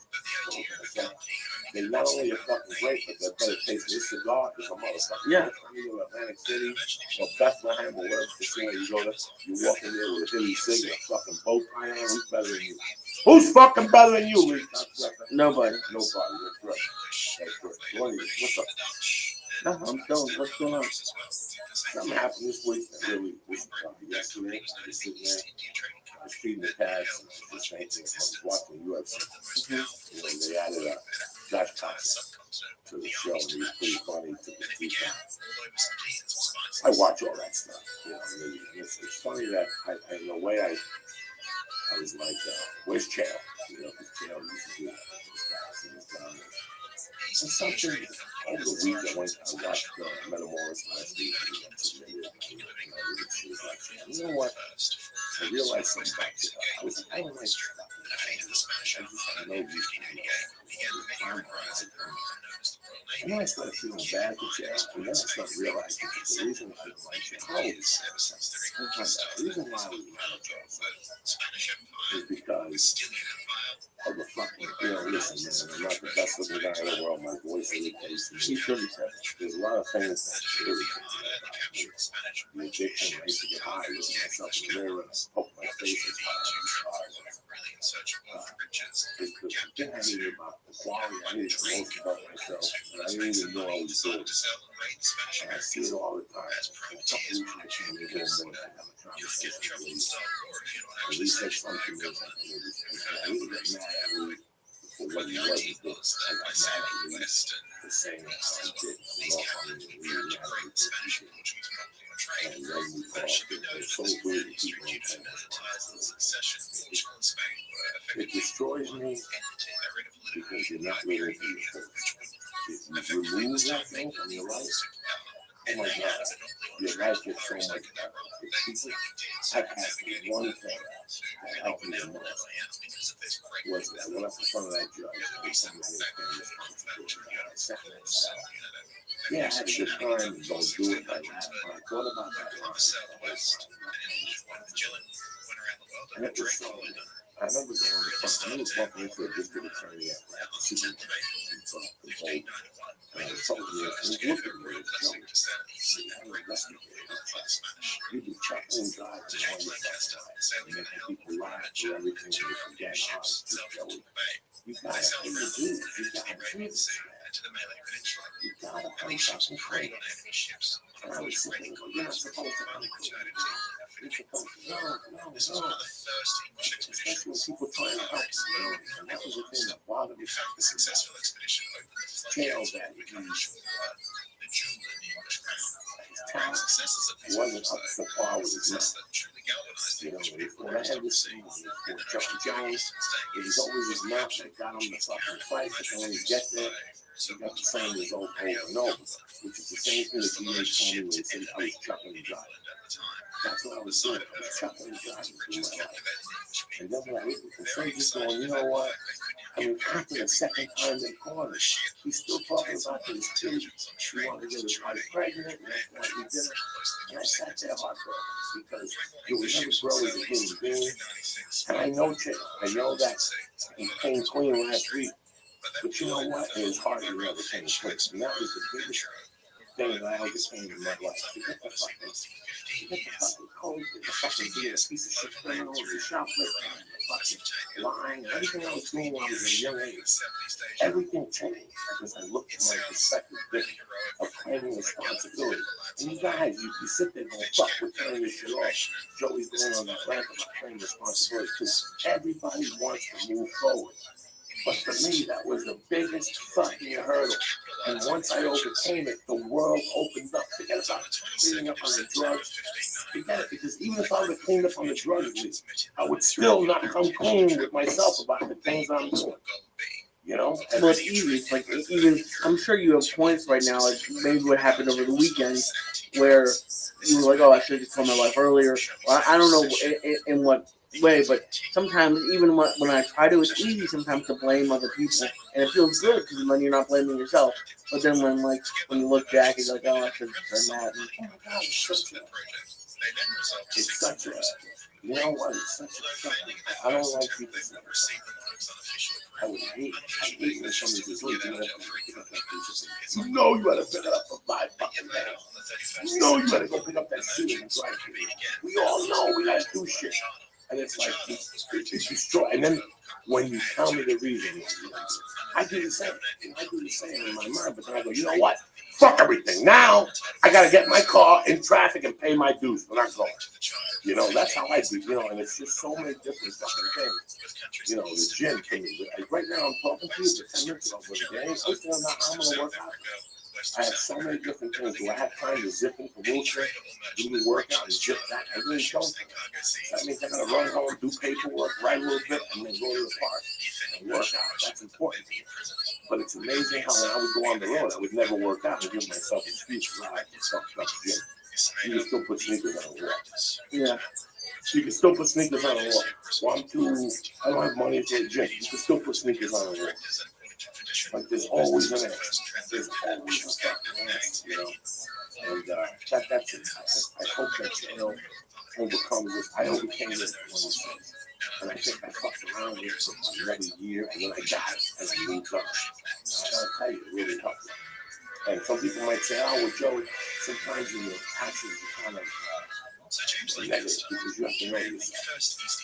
You have to know yourself and what limitations you have and whatnot. I don't want to try something I'm not going to fucking like. Why? I try everything. I practice everything I teach. You know, I practice fucking getting up early. I practice fucking doing something every day. All we need in this life is to be 1% better every fucking day. Every day when I wake up, I'm like, you know what I'm going to do today? I'm going to be a little better than what I was doing. I'm going to say fuck one less time. I'm going to say fuck one less time. I'm going to say shit one less time. I'm going to, it's just something fucking, we'll be back Wednesday fucking night. 8 o'clock. We got a great guest coming in. Don't worry about nothing. You know, we always take care of you. What's your question? What's your question? Okay, I love you. Robert Williams, my heart goes out to you. I hope you motherfuckers had a great podcast. I love you. It was fun. You know shows coming up? I got you guys. I got joeydiaz.net. Go on there, look at the dates I got coming up. Go get yourself a D patch. I'm finishing up with these mugs and these D patches and this shirt, and I'm moving on. I'm getting a hoodie sweatshirt for the winter. We're gonna get you some new fucking cool shit. So go there now. Oh, if anyone works with leather, I'm trying to do something with leather. So you can tweet me that out. I appreciate it. I love you guys. Have a great weekend. I want to give a shout out to Onyx, GuinnessPlus.com, Dollar Shave Plus, and HoodieSeries.com. All right? As far as you cocksuckers are concerned, have a great day. Have a great week. Stay blessed. Now that the show's over, don't forget to sign up for your free trial of Hulu Plus. Hulu Plus will be binge on thousands of hit shows anytime, anywhere on your TV, PC, smartphone, or tablet. Support this podcast and get an extended free trial of Hulu Plus when you go to huluplus.com or go to joeydiaz.net and click on the Hulu Plus banner. Don't forget to sign up for dollarshaveclub.com. Get high-quality razors sent to your door each and every month for a fraction of what you pay at retail. Now, go to dollarshaveclub.com/church. That's dollarshaveclub.com/church, or just go to joeydiaz.net and click on the Dollar Shave Club banner. Also, remember to go to onyx.com and use code word church to get 10% off your order of optimization tools, Alpha Brain, New Moon, Tool Tech, anything like that. And go to hitiesigs.com. That's sigs.com. Use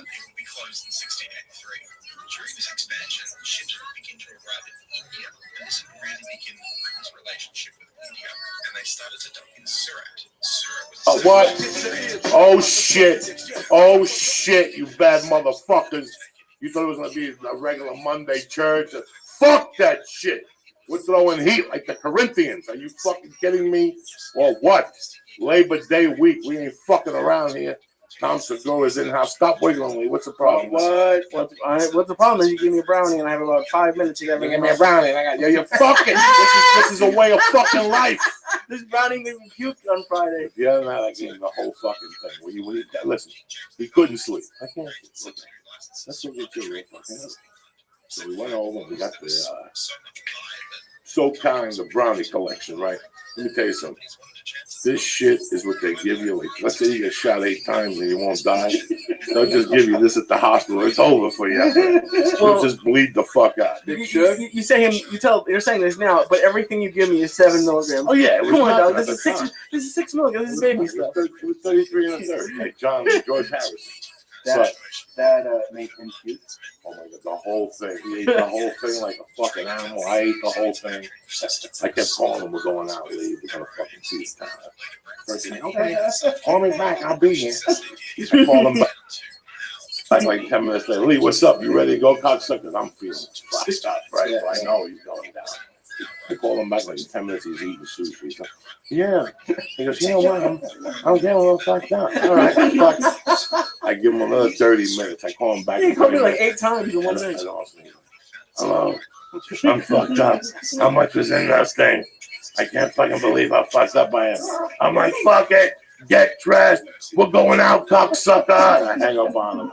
Right? And I'm like, oh, I know. And I call him back and he's like, hey, the phone rang. Yeah.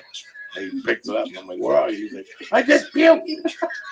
I was so fucking high. I go, don't blame it on the weed. It's that wholesale fucking sushi you got from that Arab on the corner. He goes to this Arabian place. No, I don't. Yes, you do. You told me. They got edamame with fucking hummus on it or some shit. Wholesale? He does. He goes to wholesale fucking good. eight rolls for $3. No, two. Like Yeah, you're gonna $4. fucking die. That's It like wasn't- suicide. It wasn't gas station sushi. It was good sushi. But okay, so I was watching a movie on my living room couch, and I made it to the bedroom, and I was laying with my head by the foot, and I just flipped. And you ever know, like when you're gonna puke, like as soon as I flipped over, I was like, "That's not gonna happen." But I was able to get off my bed, so I didn't puke on the bed, but like right next to the on the floor, and you can see all the little sushi bits. It was terrible. Oh my god, you nasty motherfucker! I've never had to clean up puke high. It was not fun. I kept calling him back. Get up, cocksucker! We're going down. We got more edibles. I can't. I already puked the fucking thing. He's as tough as fucking there. Oh man, my dog. I told me that animal tranquilizer tonight. This is the pre-surgery show, cocksucker. I go in tomorrow. Lee picks me up at what time? 4:45. 4:45. 4:45 in the morning. I get admitted at 5:15. They cut me open at 7. My wife's picking me up at 10. Beautiful. That's it. And That's you're how home. And I'm home. And then you're taking pills. And then I'm taking pills. I got went food shopping today. She turns everything around so the baby don't jump on my fucking leg. And that's it. I go in tomorrow. They hit me with an IV. I talk to them. Don't have to shave nothing. Are they? Are you getting knee scope? Are you getting Meniscus, arthritis. They're fixing this little tear on the side. I don't know what it's called.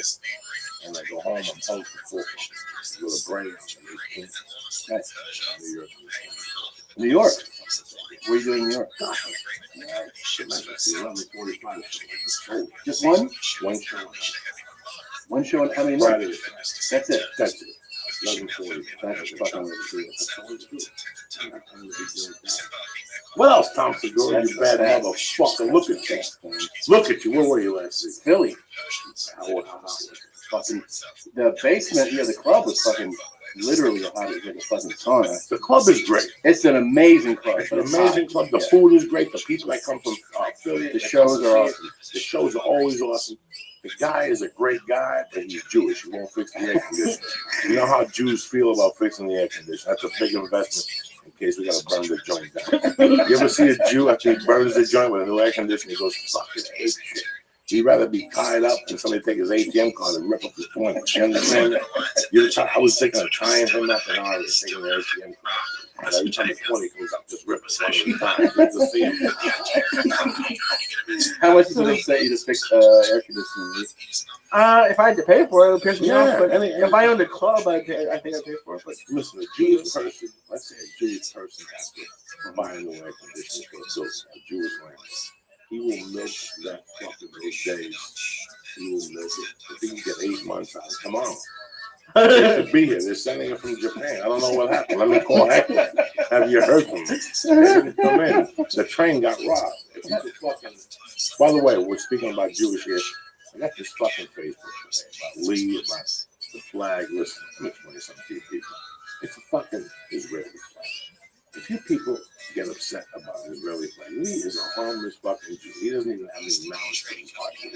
Lee will give People you- are upset about it? Yeah, like take the football. Some fucking jerk who has nothing to do with his life. Everybody knows our intentions is good. There's an American flag there off. Nobody complains about that. There's a picture of Charles Bronson there, and there's a fucking picture of Tony. So you know what this spells in here? Balls. So don't be upset. It's just a fucking flag. You want to be mad? Get the fuck out of here. not even a shot either. Yeah, what the fuck is wrong with people? People want to bitch at somebody. There's a free fucking service. Yeah. Nobody bothers you. Nobody makes you do nothing. You don't have to sign nothing. You have to do fucking dick. And I can't believe how much people fucking complain. I got a complaint this weekend in an email. The guy said that he saw my special. He was enjoying it until the part where I talked about disabled people. And he's like, because he has MS. And he was like, man, you made me feel badly about it. And I was like, yeah, but you're choosing to feel badly. Like, because other people with disabilities have come up to me and like said how they had a good time and they laughed at it. It's a joke. You have to think about intent. What's the intent? And he was like, no, I'm not choosing to feel that way. And I was like, yes, you are. You're choosing to be upset and you want to, you want to go off on somebody about it, but that's your choice. You're choosing to do that. They'll probably go to the barber shop and talk about it. Yeah. Those are the kind of people that they get all done. And you're like, I don't understand. All you have to do is 50 cents. Yeah, exactly. That's it. The fucking thing is a thing to get in. It's a $5. You need $5 of that shit. You need a fucking McDonald's. Just switch the fucking channel. Everything is fuck. You know what I'm saying? People always gotta get big. And these Americans, all of a sudden, it's a. I gotta tell you, last night I was sitting there. I answered the email. We had the baby, and after dinner we don't put cartoons. You do not? No, because we wanted to Wind down? fucking play, you know, right, with the toys. So they had a chance to scroll through the TV, and I got the chance to watch like 7 minutes of Vietnam. What has happened to society? What has happened to music? Music has an all-time low. And they all sit together like Rihanna and the fucking Kardashians, and all these people sit together like they all love each other. And deep down inside, they hate each other. Yeah. Then Beyonce, you know, everybody in the world is saying they're getting fucking divorced, this and that. And all of a sudden they're on there, and she comes out with the baby. And I told my wife, I go, I don't believe it. We live in such a fantasy fucking land. I want to know the cameras that they're putting in, as they go away from the camera. You know that hallway you have to go into? That's when I want the cameras, to see her turn around and go, fuck you black motherfucker. Give my baby back. You fuck my sister, you nasty nigga motherfucker. That's what I wanted to see. Not that smile and the fake fucking tear.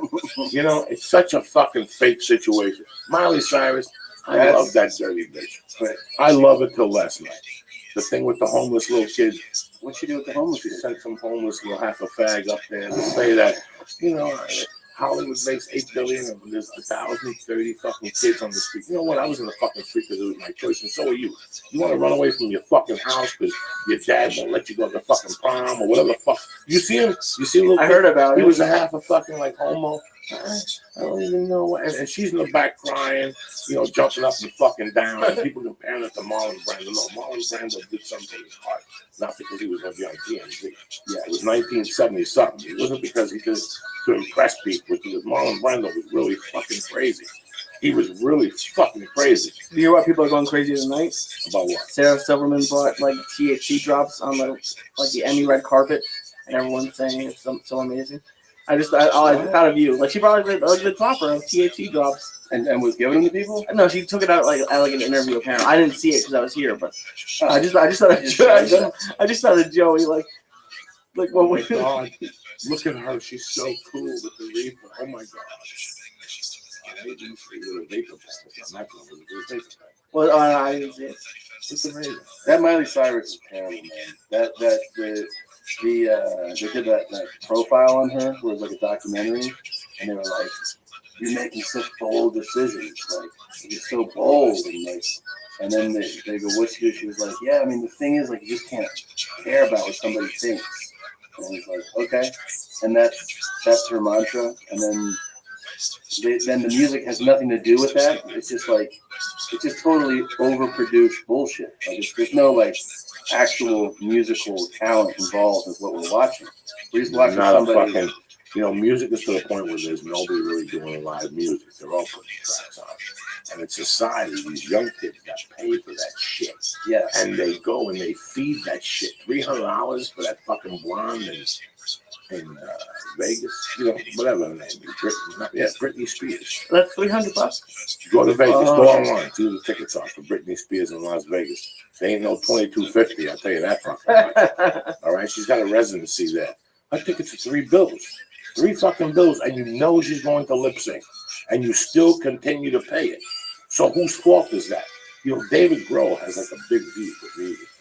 I read little excerpts. He's mad at the music that they have on that show where people judge it. You know, whatever that, not The View, but the other fucking one. I don't know, the one about singing. Oh, The Voice. The Voice. I know he had a big. Then I read an article about 3 months ago, and then Josh Wolf was saying he had a conversation with Dave Grohl. And Dave Grohl was saying the same thing. That music, you want me to tell you what's really missing from music? Drugs. You think so? Heroin, yeah, it's got to make a comeback with these fucking people. Be real. They showed some band last night. These guys have never even fucking drank club soda. And that's why they're so uptight. Listen, when Guns N' Roses, stale and boring. Yeah, boring. You've heard this shit before. Music is fucking horrible. It is fucking horrible.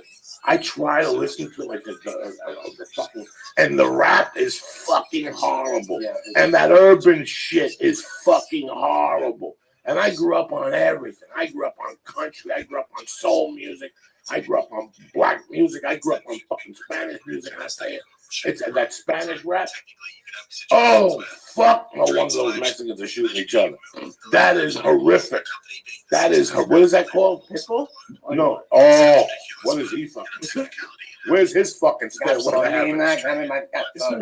fucking terrible, that shit. And I'm Spanish. I go to Miami, bro, and I want to shoot myself. Why? The new breed, the reggaeton and all that shit. Come on, we were doing quaaludes at a fucking club, fucking standing there holding the wall. What reggae fucking talk? Oh, please. They do need heroin again. Yeah, no, Guns N' Roses. They need it. They needed it. They needed music again. Those guys would do. Imagine this when they were on world tours at one point for like 3 years in a row. Like they didn't fucking stop touring the world for a few years. Guns N' Roses. You remember and like that Appetite for Destruction and the next album, they would just tour the world. Yes, they would tour the world and then tour the world again. And they were drinking like a handle of fucking Jack every night. Each guy was fucking just absolutely. Brought the Grammy Awards on ABC. You should have seen it. They were fucked up. They were always fucked up. On heroin? Everything. On national. Put it up on YouTube. The Guns N' Roses accepting an award in the fucking 80s and 90s. You'd sit there and go, oh my God. But it's at least they were real. Yeah. At least they were fucking real. This last night, the scene I seen with Beyonce and Jay-Z, and I've always loved Beyonce. Everybody knows I love Beyonce. I love Jay-Z too. But you know, somebody's got to fuck somebody after a while. There's too much money involved. Yes. There's too much money. There's too many fucking hoes. And in the black world, they're fucking slippery, those dirty hoes. Pay my bills, all that shit. You wrote that shit, bitch. You wrote that shit, bitch. What do you think?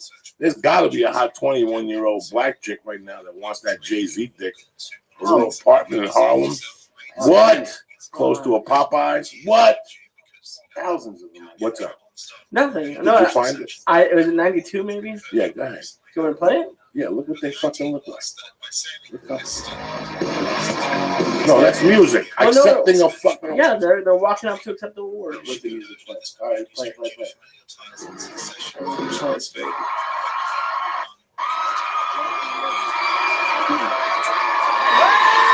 We'd like to thank Andy Morahan, Warren Hewlett, Josh Richmond, Louis Marciano, Eddie Rosenblatt, fucked up records, sitting there, laying there. How many guys have sunglasses on? This has nothing to do with Michael Jackson. At least two. Yeah, there's one guy in the background.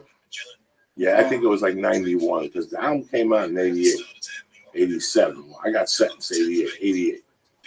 And fucking. You got sentenced in 88? Yeah, that's how I remember that. That whole.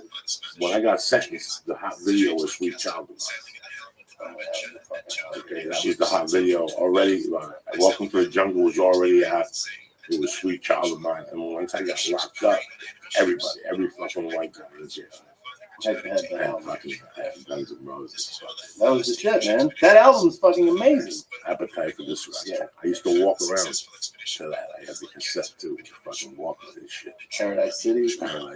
Well, do you think like Beyonce knows? Like they must know that they're cheating because of course. I mean, somebody fucked the system. Look, she knows that he's a guy who's a fucking rapper who's worth $500 million, and he gets pussy thrown at him literally from while he's asleep until the next day when he goes to sleep again, and that he can't, and he's fucking, touring all over the world too. I think she knows that she can probably resist more than he can, for sure.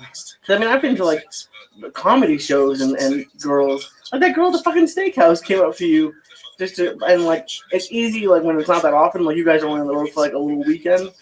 But like I can't imagine like NBA players and like baseball players. It's amazing. Girls run. They know what hotels they stay at. Mm-hmm. Girls in those towns know what hotels they're staying at, what teams, what bars they go to. And that's what they fucking do.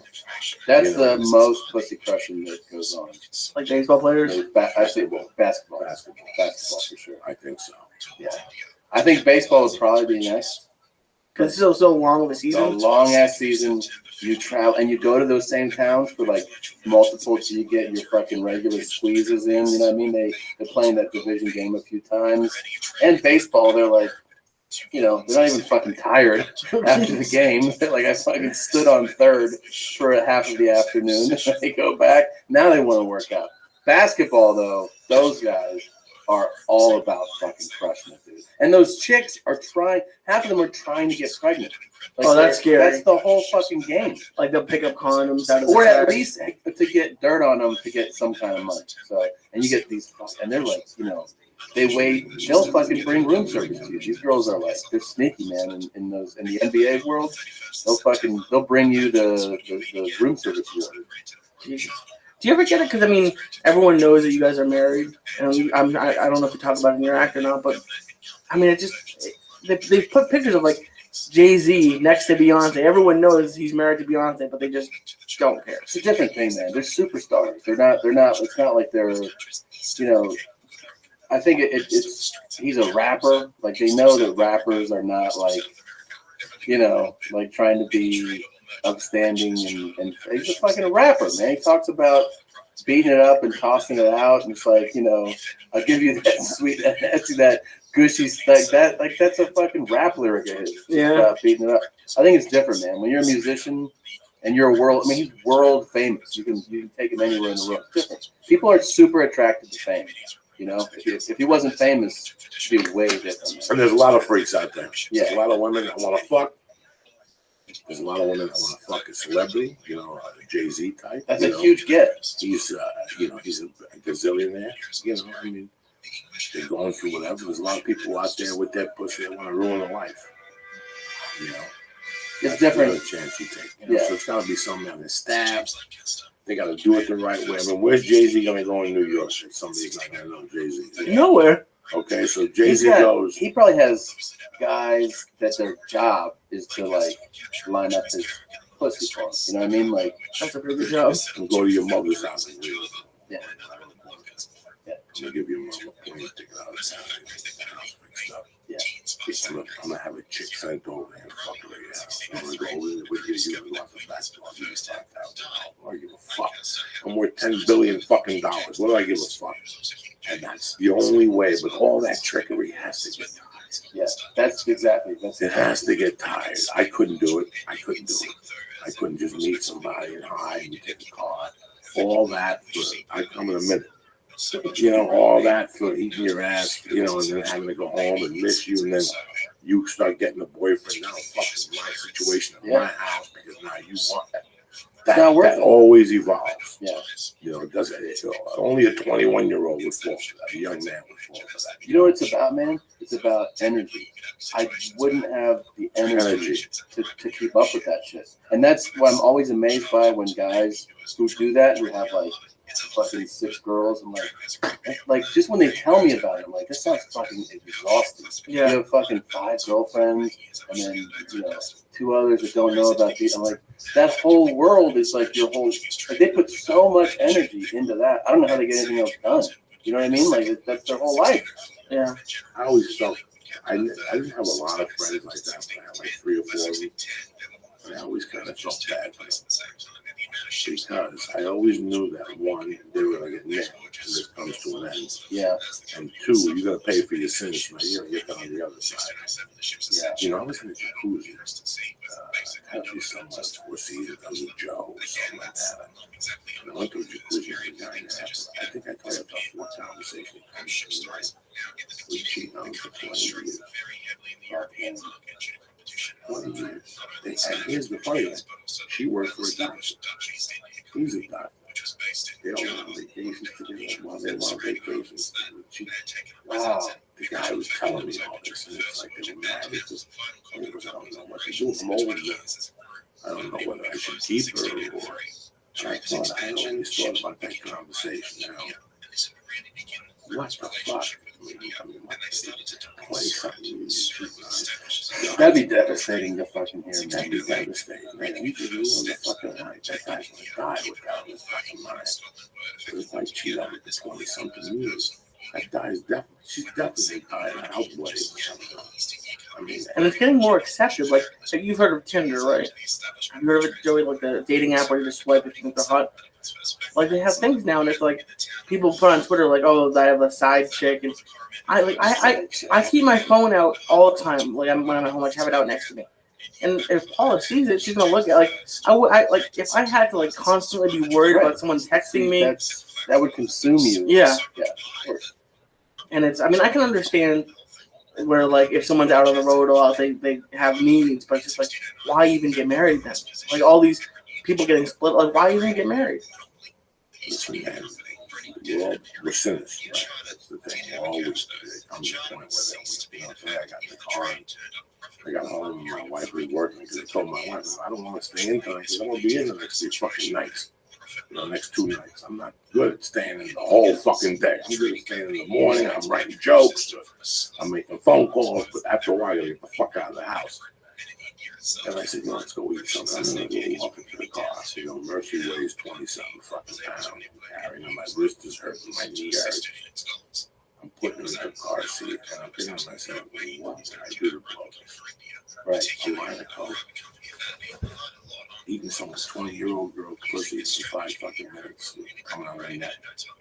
And if you're going to twist me for 18 fucking days straight, what's going to change this? What could change that? For some guys, that's not enough. That's not enough. I knew early on I got cheated on when I was young. I knew that wasn't for me. That feeling I got from being cheated on, I knew I never wanted to give that to somebody. So I knew it wasn't for me. Then there was another flip to that coin. If I have a friend, this is why cheat on your girlfriend. She deserves to be cheated on. I don't fucking know. But once we're talking about wives, if I have a friend that cheats on his wife, I really can't hang out with that dude. Even though I was a criminal. Because I knew if he rolled on his wife, he'd definitely roll on me. If he had no dedication to whoever sucked his dick, it was my dedication to whoever sucked my dick. You understand me? I don't know about you. I'm an ugly dude. I don't get my dick sucked a lot, but my point being is that was how I thought. That was how I thought from the street perspective. That this guy's cheating on his best friend. Yeah. This guy's definitely going to roll on me. I'm keeping this fucking light. I know why you no business, because I know it. So that was the mentality I had. I'm not going to tell you I don't like my dick getting sucked. You do a show, you bump into a curtain. Some chick is sucking dick through a curtain. Your dick accidentally goes in her mouth like the peanut butter commercial. You're struggling with my peanut butter. What just happened? Shit happens. Shit happens. Sometimes a woman wants to smoke a pole. She's walking around on her knees. A short guy. Her zip is open. I don't fucking know. But nobody's gonna sit here and say that we haven't had thoughts or whatever. Every man is weak. It's the thing I don't want is making the call and hooking up with somebody. Oh man, and having to go home and tell a lie, and you have it on your back. For months I was at testosterone, and I heard all these people talking about this hot Asian chick giving massages and sucking your dick for $150. I'll borrow $150. I don't give a fuck. And I wouldn't do it. Yeah, I wouldn't do it as much as I would go by that place they said it by Yagstino. They got a place there with Asian chicks sticking tongue up your ass. Saran wrap and they're disgusting. I heard they're fucking disgusting. You heard the conversation, Red Band. Oh yeah, Red Band said he put like a baggie around his neck. Yeah, and another guy was telling me that he goes there in the afternoon and for $1.25, the chick let him fucking eat her pussy. And I'm like, why would you want to eat this chick's neck? And he was telling me that the Asian was different from whoa. Then get yourself a clean Asian. You're eating fucking massage parlor pussy on Lancashire. You know what's gonna fucking happen to your teeth? A dentist won't even be able to solve that fungi on the fucking teeth. That fucking Lancashire dick fungi on your fucking teeth. You can't wash that off with toothbrush and Colgate. Colgate ain't gonna fucking bail you. I need a Listerine. That shit's there for good. Yeah, you're right though, man. You can't roll with that dude. I know guys, but you can't hang with that guy. If he's like the fucking the guy who's always like, lying to his wife. And on and top being of that, I an know asshole. the building's about to fall on top of it. Yeah. We were talking about Suge Knight before. As soon as I see Suge Knight walk into a restaurant, I get to the check. In fact, I might even dine and dash. Because I know the building's about to fucking come down. Exactly. The building's about to come down. I asked that motherfucker where he was on 9/11. I guarantee that motherfucker was standing out there with an umbrella. You know what I'm saying? That's the type of luck that fucker's got. Suge Knight's a fucking, he just got the kiss of death on him. Those guys were involved in something. When you're involved in something, all that level, it's like when I got in trouble with Kent Miller. At the time I kidnapped Kent, I wouldn't have thought I was going to get in trouble. But now, in hindsight, there was too many moving pieces. Do you ever think about that if you did that crime today, like the exact same crime in 2014, wouldn't it be way more severe for punishment? Yes? Like if you did the exact same thing right now, I thought it would be more severe. I think jail might not have been as easy. The severity. Well, I just say no. You're never going to a fucking jungle. Remember, anything over like 4 years, they're going to put you into medium level. Medium level, you got some heavy duties. Yeah, you got some heavy duties that are on their way back. People who were up on the high tiers who were going down in time. They had 12 years.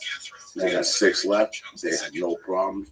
They're still the same human beings. But you think the sentence would be the same if you Would did the that sentence today? be the same? Yeah, today. That's what I was thinking. No, it was a different time. Yeah. It was different mitigating circumstances. There was a lot of what ifs. He did this.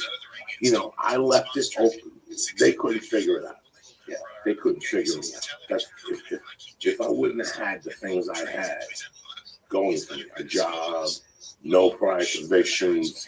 So no priors when this happened? No, I had arrests. Okay. Big difference. I'm a man without convictions. At the time, I had been convicted of one misdemeanor, which was a 6 months deferred sentence, which meant if I didn't get arrested in those 6 months, boom, it fell off my record. It wasn't a violent crime. No, it was a pot crime in New York in January, February. I got convicted in March of '83. So after, and it was New York, which means 6 months probation is really after 90 days. He told me don't ever call me. You're so busy. I went to see him. When I went to see him, I go, listen, this ain't even, we don't even have to shake hands. What are you calling me? I'm moving to Colorado with your permission on the 25th. And he goes, you're absolutely right. And the little lady just called me a month on the 10th. He goes, why are you wasting my time and your time? You'll leave anyway. He didn't even ask you for a transfer. So he could have stopped it though? Could he have stopped it if he wanted to? He could have said, you have to wait till the 6 months. I want you to take a drug program. At that time, drug programs weren't intact yet. See, now they have drug programs. So now if Lee leaves here tonight, he gets 12 grams of blood. Okay? His attorney is going to go, first thing tomorrow morning, they're going to grab Lee, a good Jew attorney. They're going to grab Lee after bail and throw him in rehab. First thing, he's not even going to make fucking his first, whatever. Fuck it, he was having that time. That's what a smart attorney would do. That's what a smart attorney would do. Grab Lee first offense. Yeah, no DUI. Throw him into a fucking. They might give him money driving a vehicle. Throw him into a rehab for 30 days. Come out. Then go in front of the judge and work the process that way. There's got to be a program where first-time offenders, if they have no police record, they think that they're never going to have a rate of recidivism. They'll give you like 4-year probation, which is a death sentence also. Yeah, because that means if you do anything in 4 years, like Chris Brown, you're in there again. That's the problem when you get sentenced. Don't do it. Probation. Don't get that fucking crap. So a lot of people go, fuck it, I'll take the year in jail. Because I don't want to do 4 years of probation. Really? A lot of people, fuck. They don't want to live under a magnifying glass. Life is tough enough out there. I got to walk around with a probation officer, piss in a bottle. When I got out of prison, I got put on community correction. That subject. And after I fucked up, they would come to my house. Mr. Diaz, we know you're there. Wait your cars. Come on down, please. Come down, open the door. I have a sheriff with me. I'm going inside to get a urine test. Really? And this is in Walden. This was in Boulder. Now, when I got arrested for the kidnapping, my first mistake was the lawyer told me. He was fuck that, I got to come to claim responsibility. So the claim responsibility right there and gone to rehab for 30 days. I would have came on into a different situation. They couldn't question me. They couldn't. You follow me? That's the other end of the coin. They can't get to you. They can't get to you. Yeah. Now it gives us a little time to get our action. These are the moves when you have the money and the finances. Yeah. A lot of people, when you're doing drugs, you know, $1 that come out of your pocket is $1 that comes out of your nose. You're not going to put money up to get help. But a smart player goes to a rehab. It's like my friend. I remember he used to get in trouble when we were kids. Yeah. He shot somebody, or he got caught burning a house one time. He fakes a heart attack. Because that gives you 3 days. It's an old Jew trick. Oh, right. Fake a heart attack? You fake the heart attack. You have to talk to nobody for 3 days. You know what I'm saying? They got to wait till you come back. They can't go into, they'll put a cop outside your door. But your attorney can still go in there and chit chat with you. When the cops come in, you need to talk to him. He's not ready yet. He had a heart attack. Get out of here. You're going to stress him. They don't want to stress your heart. You can sue. Right. Follow me? Right. You used to have a movie with Clint Eastwood, The Enforcer? No. Clint Eastwood walks right into a fucking restaurant. And the mafia's having a dinner. And he walks right up on the gun. He goes, hey, what I have in my hands is a subpoena. Tomorrow morning, you're going to go to jail for the murder of police I had. And for that girl, you're here sitting at your door. Once you tell your family how you raped that girl, and then you dragged her, put her in the trunk of a car, and killed her. There's a subpoena. I'll see you in court tomorrow. Somebody. He goes to jail. Guy grabs his heart, has a heart attack. The brother-in-law takes out the blank sheet of fucking paper. You know what I'm saying? Fucking devil. It's one of those enforcers. One of those dirty Harrys. It's one of those dirty Harrys. So it's amazing the tricks you can fucking play. Yeah, that's the other thing. The smart move. You know, when celebrities fuck up, like when they make a big public fuck up, it's always straight to rehab, no matter what. Straight to rehab. If they say, you know, they say something like the recorded conversation, like Mel Gibson, you know, then they're like, "He's got a problem. He's gonna go rehab now." It's just that tactic to like buy yourself. But now people see through it. Like when celebs do it, like when they say something crazy or racist, then they're like, I'm going to rehab. Then people now are like, that's fucking bullshit, man. That's such bullshit. We know it's a move. Lee, we're going deep to it. I know. Speaking of, I can't do any more of that. All of us. No. Speaking of celebs, Tom just ran into Mike Tyson. I did, yeah. You ran into everybody. You ran into what's his name, the rapper, a couple weeks ago too. Big Daddy Kane. Where'd you run into him? Dude, this was crazy. For Kane, I talk about him in my special, and I have a bit where I talk about seeing him and yelling out to him, and they put it on YouTube. So I tweeted him like, "Hey man, did you see this?" And he wrote back like, "It's hilarious. Somebody told me about it." So I thought it was cool, and that was it. You know, he tweeted me back. And then like 2 days later, I'm home and I get a voicemail. Like I walk to the car and I say I got a voicemail, and I check it, and it's Big Daddy Kane. He's like, "What's up, Tom? I'm chilling over at your boy Russell's house, Russell Peters." So then Russell texted me. He's like, "Kane's over here right now.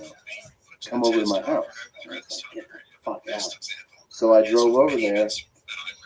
He could not be a cooler dude. He told me that his engineer, you know, that he's like in the studio, saw the bit and told me about it, and there's a bunch of people have. But he couldn't have been. And now I tweet with him like all the time. He's just he's a cool dude, man. What about Tyson? Did you bump into that Saturday? On a flight from LA to Pittsburgh, and man, people go nuts when they see Tyson. People go nuts. And he's great. He's fucking, and he's gracious. He shook everybody's hand. Everybody. He's very fucking. And you know what you see is that the amount of people, you know, like people that are Joey Diaz fans. Yeah, there's a wide variety. Or let's take another actor or artist or athlete. There's that range of person that's like your fans.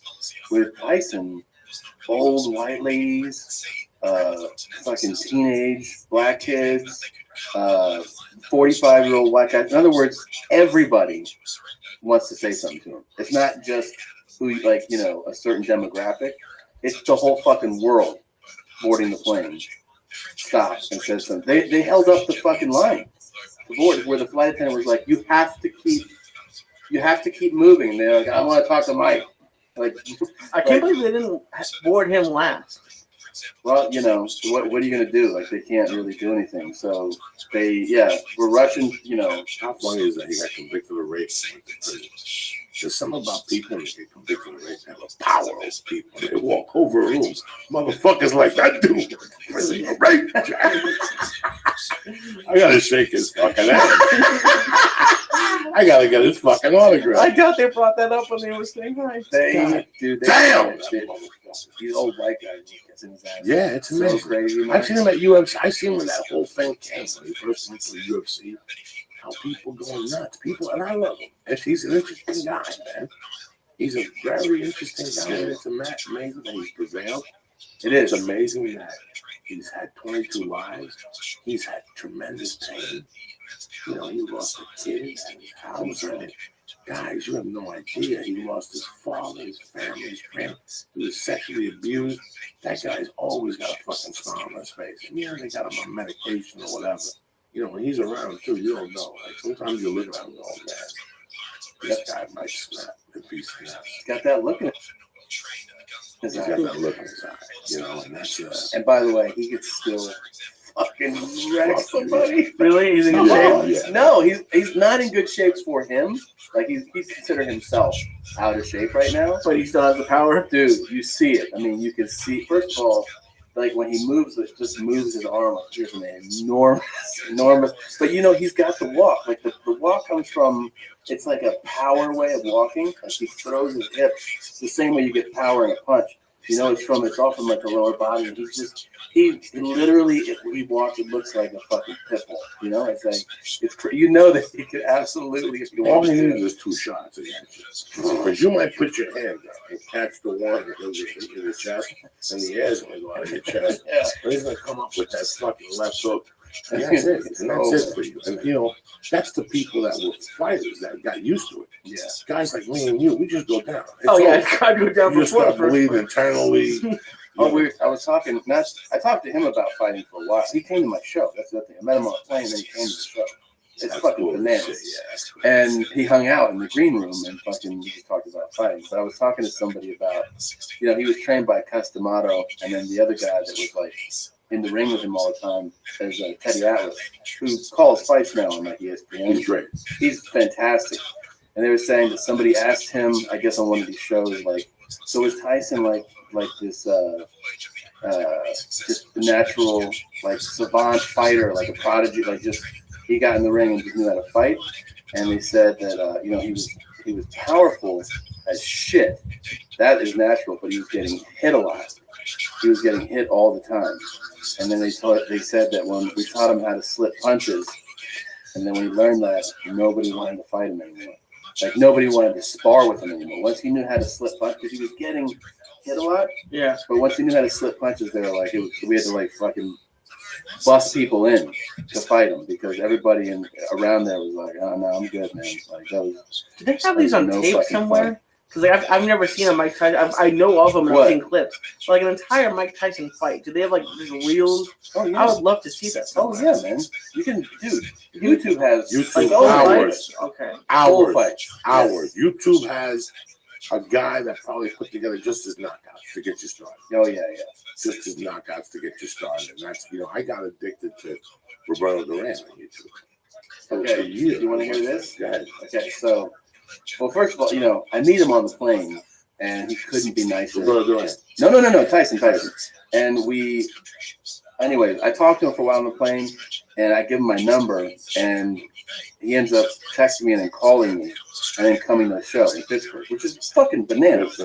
And then we're in the green room, and we're talking about, you know, I can't believe he came to my show. I'm just like asking questions.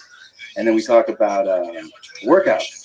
And I was like, you know, how his workouts, if you want to see something insane, it's like him work just a gym workout when he's like 18, 19, 20, 21. They're bananas, okay? Like jump rope with the bag and then speed bag, like, and then the sit-ups. Like this guy worked out. It's just like, you can't even wrap your head around it. I told him I was watching also, because different, you know, all those boxers are just tremendous fucking, they're amazing athletes. Roy Jones Jr. do it, and then Tyson goes, "Nah, man, my guy is Roberto Duran." And I go, "What?" And he goes, "Yeah, that's my guy." That's your school of thought.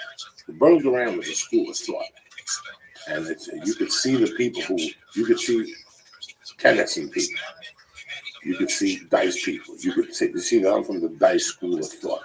I'm also from the Rodney Dangerfield school of thought, even though I love Bill Hicks, whatever. He's from the Roberto Duran school of thought, which is to go in there and fucking kill you.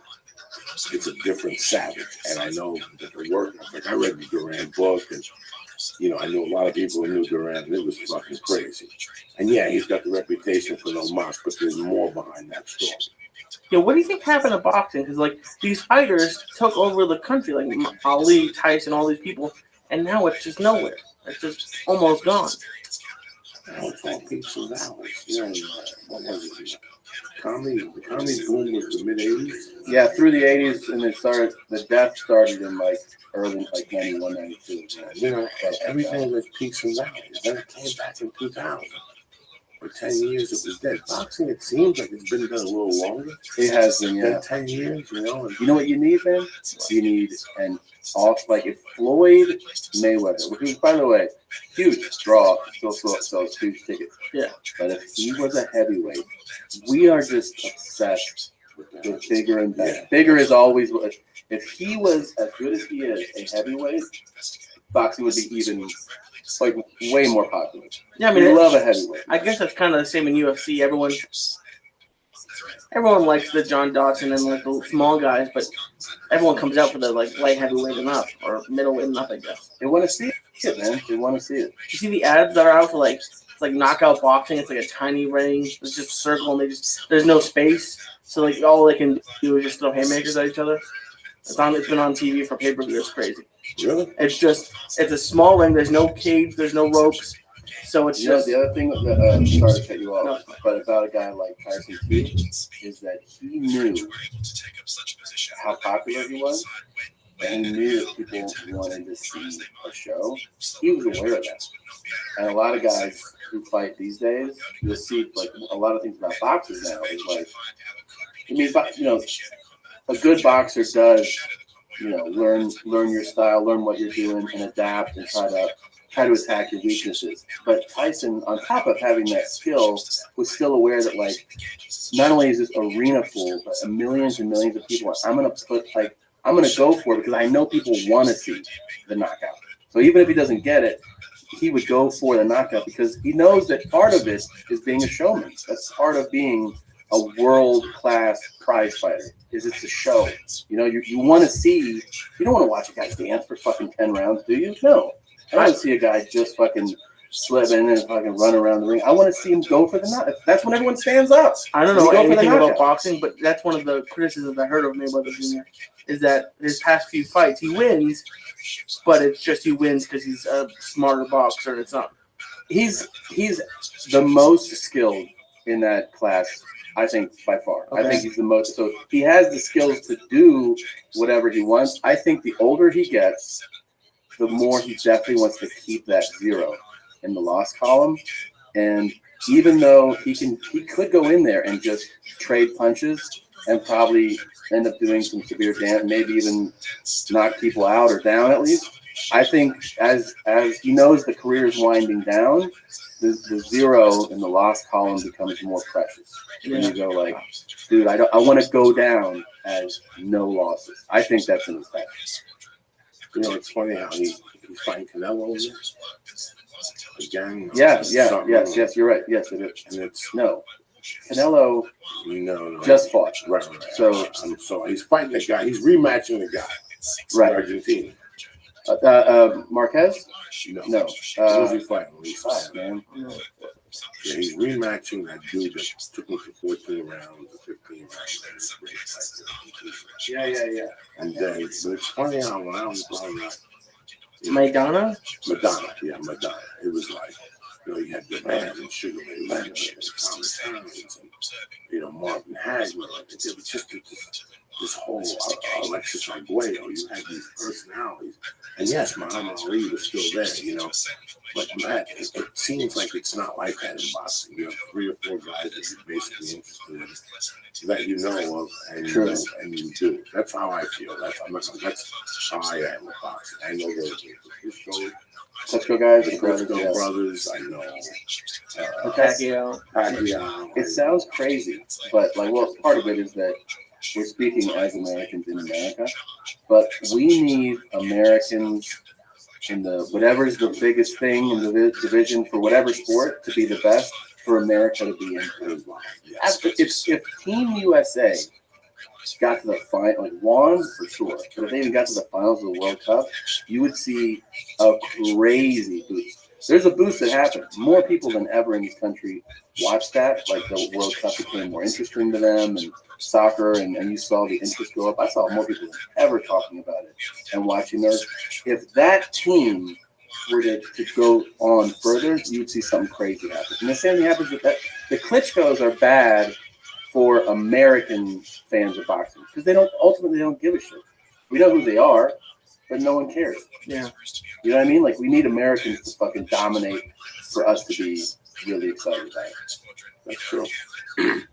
And I noticed it even at UFC matches. Like I've always said, the Christmas card, the New Year's card after Christmas Day, that card has to be a little bit more American than most of the cards throughout the year. A lot of people go to Vegas and they buy tickets just to go see the UFC, and they know, you want the Chuck Norris on that card, you want the Captain America on that card, you want the Rich Franklin's on that card. For which show specific? For which one? Christmas show. There's one after December 25th. This year it's January 2nd. But they usually have a December 29th show, December 28th. If you look at those throughout the year, for those to really be good, you have to stop touching the mic. Some of you touching the mic. Boom, move your cell phones away from the fucking mics and shit. And I've noticed that on those cards throughout the year, they can have Brazilians headline. That card, for that December 29th, they always like Ronda Rousey and Gina Carano would do great on that card. This year, now it's Cormier against John Jones. That's a well-known. You follow me, but they'll have Gina Carano and whatever they want that on that. So it's just amazing. And when you go to the UFC, you hear people chanting, I forget something. Yeah. Or he's fighting a Brazilian guy, he's fighting a Chinese guy. But you'll see it too if you do the road one. Like, I've gone to one in Australia, I've gone to one in Canada, and whenever they obviously bring out the fighter from that country, the place goes nuts. It makes total sense. I don't mind if they go nuts. It's when they start going UFC. Oh, well, that's different. And now this poor little Franklin Chinese guy in the UFC, he's feeling bad. He's in the ring by himself. You feel bad about that? I really do. It embarrasses me. Like, he's our guest. And you're making him fucking feel better. Let me see you fly 12 hours from your country without an octopus next to you, whatever the fuck they eat.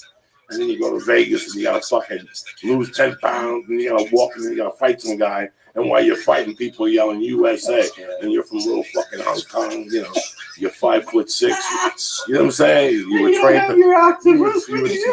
trained to be a butler, and here you are, people yelling fucking USA. So it bothers the fuck out of me when I go to those things.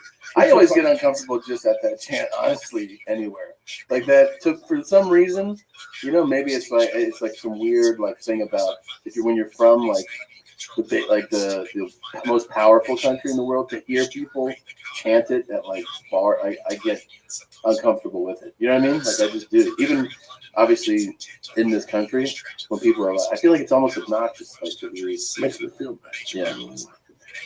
I feel bad. What if these little Jews in there boxing? Little like leaks. I was, your buddy Bisping kicked ass this past weekend. I didn't even get to see the whole thing, but just I saw the end.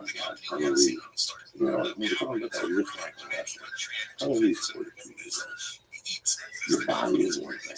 Yeah. You never really want to accept your age. You always accept I'm in great shape. Great. Great. That doesn't mean I'm going to fight somebody. Yeah. I think after a certain age, and I tell you something. By looking at his face, my thing comes right in. His vision, his hand, his coordination was completely fucking off. Well, Bisman took speed tablets, and you can't see his fucking hands. Look at his face. Nobody can punch you that many fucking times. Unless you, and I'm telling you, your reactions don't have this certain age. You think your hand's here, but it's really fucking down here. You know, he's 40 fucking years old. How many TRP shots you think? Unless you stick them right in your fucking eyeball. You can see through walls. It ain't gonna fucking help you. You know what I'm saying? So, I mean, Do you feel your hand-eye coordination changed? no, but I know it did. I know I still can't steal a basketball from you. You know, when I was fucking 16, I could lift the ball from you. If you was dribbling, just left your hand, I'm on you. I got your shorts. You're dead. I can't do that now. I can't do that. I was telling the jiu-jitsu guy yesterday, and I said, that's a great pass. I do this tackle pass. And he goes, you really get you good at it. Look, oh my gosh. Hey, no, I think you want. I can't move my foot thing. Drop the knee in your belly. I can't do that. I tried it. You flip me right over. All I got is the tackle pass. That means I put your fucking ankles together, and I put this shoulder on your knees, and I work you up like a spider. And then I try to choke you, go for your fucking arm. Before I lay, I get 15 minutes to get my oxygen back. You know, I'm not gonna lie to nobody here, but that's what works for me. Sure, I'm 300 pounds. If I tackle pass you and pin your knees down and put my shoulder into you, I got you. You're trying to fight me sideways. It ain't gonna work. I got your legs. It's over. I took your legs from you. Now I lay on top of you until you huff and puff, and I start going for your fucking arm. Whoever huffs and puffs first the most. There was a Polish sweat under my head. I kept looking at it. I was laying on top of the guy, but I was sideways, and the sweat was hitting.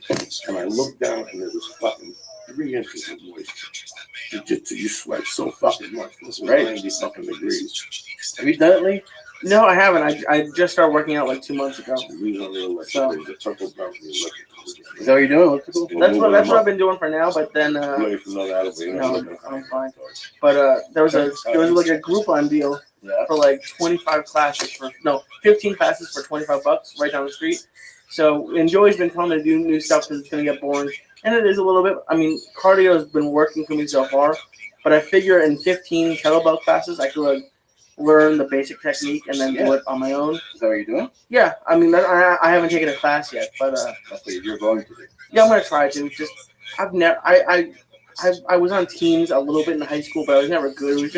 I was just doing it. So a little bit of exercise. I played freshman year of football, and then I wrestled. Yeah, okay. But it was. Did you play football?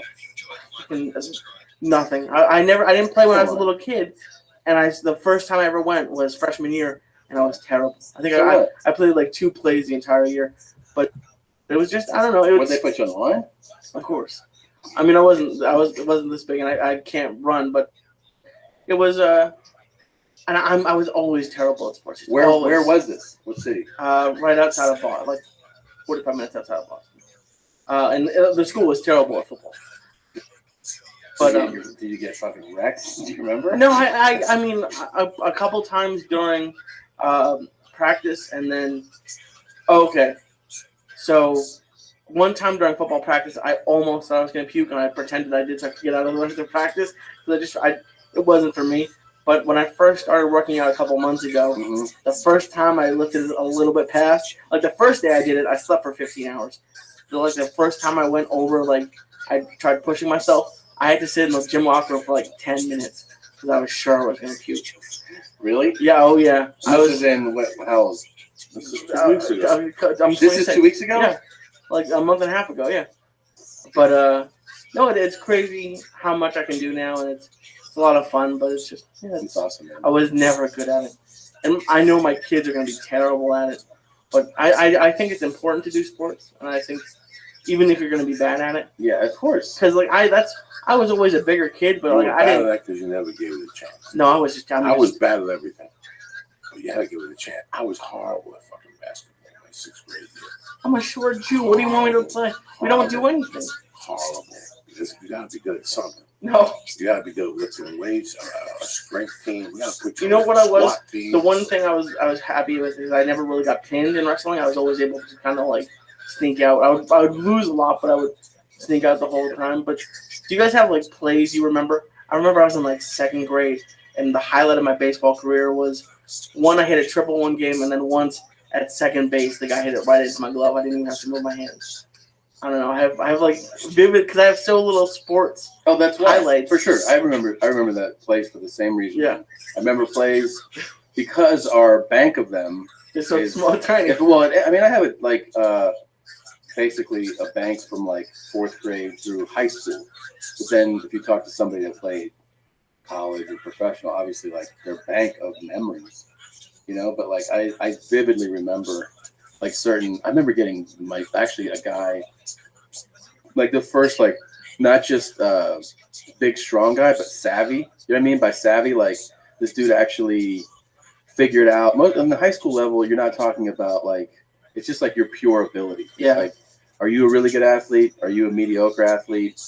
And then you're just using your athlete. But some guys are like tacticians, and it's really rare at that age. I remember this guy just being able to like read what I did, and then I remember one of his moves like was just to give you a head slap over your ear hole, and he was a big, in football. Yeah, man, those ring differently. Those fucking hurt so much more than like somebody throwing a shoulder or arm into your chest. Like he gave me the head slap on the side, and I was like, "What the fuck?" And he knew what he was doing, you know, and like he knew, like he led me into it even. Like he like walked me into it and then came around with his big long fucking arm. He was probably 6'6", you know, like 6'5", 6'6", and a big kid for a fucking high school kid, like 270. Like he was a big guy. And those guys, like you don't see that every like not every high school team has that fucking guy, you know, where he's not just like a big strong kid, but he knows like the insides of like how to figure out what you're doing. It's really rare. Yeah. I was terrible. Really? I was terrible. We practiced basketball a lot. I was terrible in baseball. Listen, wait, the worst thing is to be bad in baseball when you're Cuban. Okay, and I joined the North Bergen Leagues. I joined the stickball leagues in New York. I was good in New York. The problem I always had growing up was nothing to expect. Great. I had a big problem. Like I was great in practice. Yeah. But I was horrible in games. So with baseball, did you get nervous? I don't know what it was. With baseball, I remember my highlight of baseball was winning the ball at Red Berry's baseball camp in Miami one summer. I won the in-league of the week. Like I was the best. Camper, yeah. Not the camper, not the best in the team, but for the week, I was the best infielder. Oh, okay. I was the first baseman. I got 2 balls, and I threw a guy at second, and I got 3 hits. But then when I go to North Bergen, I'd strike out and ball would go between my legs. And then I tried basketball, and I was fucking horrible at that. Then I got to football. And football, I showed little promise when it was 13 to 15, because I couldn't play in high school because I was only 143. You couldn't play more than 135. What? So, yeah, in high school, you had not high school, middle school. Grammar school, yeah. The Eagles and the Red Raiders. So you had to be 125 and 135. So the Raiders, I was always tall and lanky. So I couldn't fuck. And my bones were heavy. So I you know, Joey Diaz, tall and lanky. Did you see the picture? You saw the pictures of course. Yeah, no. He saw a real another one. Okay. With my needle shoulders. I used to have my freshman year. And then again, freshman year, I went out and I sucked at football. But I tell you why I started to break out. Karate. I would go to karate, and I went to karate so much during the week that obviously you get good. So I would go to those little 5th grade, 6th grade tournaments, point sparring, and I would do good. Yeah. Not as good as I do in the fucking class stuff. In the class, I always had great endurance, and I always had lots of good. So I was into these nice little kung fu kicks and shit. Because in tournaments, guys would kick my legs and shit like that. It was a different game. Yeah. I would have to fight guys that were really good at kicking legs. I'd have to pick my bracket. And, you know, I knew how to convince them. Yeah. You know, so that's what made them. Basketball was where hard work came. I knew I was bad, and I was so bad that I wrote to every college coach that I admired. I got a book, and I wrote to Duke, to Bill Foster, I wrote to Dean Smith. You wrote him letters? Wrote him letters. The guy from Syracuse, Marty Heads, he's been there for 30,000 years. Not Marty, I forget what his name is. Jim. Calhoun? No, that's Yukon. Beheim. Joe Beheim, I wrote him a letter in 77, 78. They all sent me packages. And I would improve. They did? Yeah. That's something about, there's some quality about a real coach. These coaches all had packages at that time because they're recruits. Then I would send, I went to Willis Reed basketball camp. Then I went to Boo's basketball camp. and I went to another band. And I was really good. Really? By the time I got to the 8th grade, people were like, "What the fuck happened?" It was all summer long. It was riding a bicycle with a basketball in the middle, up and down hills. Go home, eat dinner, sit against the wall, eat dinner, work on my defense, go back to the court. I read that Jerry West took 300 jump shots a day. Done. 300 jump shots is how I started my morning. I wouldn't even go play until I hit 300 jump shots. And then I get on the bicycle and go to Union City, West New York, and you always was in front. And it's just like that. Yeah. That was the first blueprint of my comedy career. If you want to get good, you got to go to West New York. You got to go in the morning. You got to wait to get picked. And once they pick you, you better hoop. Because if you don't hoop, they're never going to pick you again for another year. Oh, we had that white motherfucker. He can't hoop. I used to take a bus to Hoboken. I used to fucking go everywhere. Then we started going to the city. Fuck, the freshman year, 3 white boys. Let's go into the boogie down. We go up there, get a nickel bag, smoke a fucking number, and play with the black dudes. But you had to cover your ass for them to have your back. If you didn't do well or you started trouble, you couldn't come back. So that's how I did it. So you were playing ball in the city doing this shit? Like, fuck yeah. All the way. Then once I went to freshman year, the dream got fucked up. I smoked some reefer. I did a little crystal THC. And I went to see the New Barbarians. Mick Jagger, with Ron Wood and New Barbarians. And that was it. That's fucking badass. Joey running the course in fucking the Bronx. Do you guys remember the worst that you ever did? Did you guys play for money? Once I didn't play high school ball anymore. I would play for money in the afternoon, playing Ashway.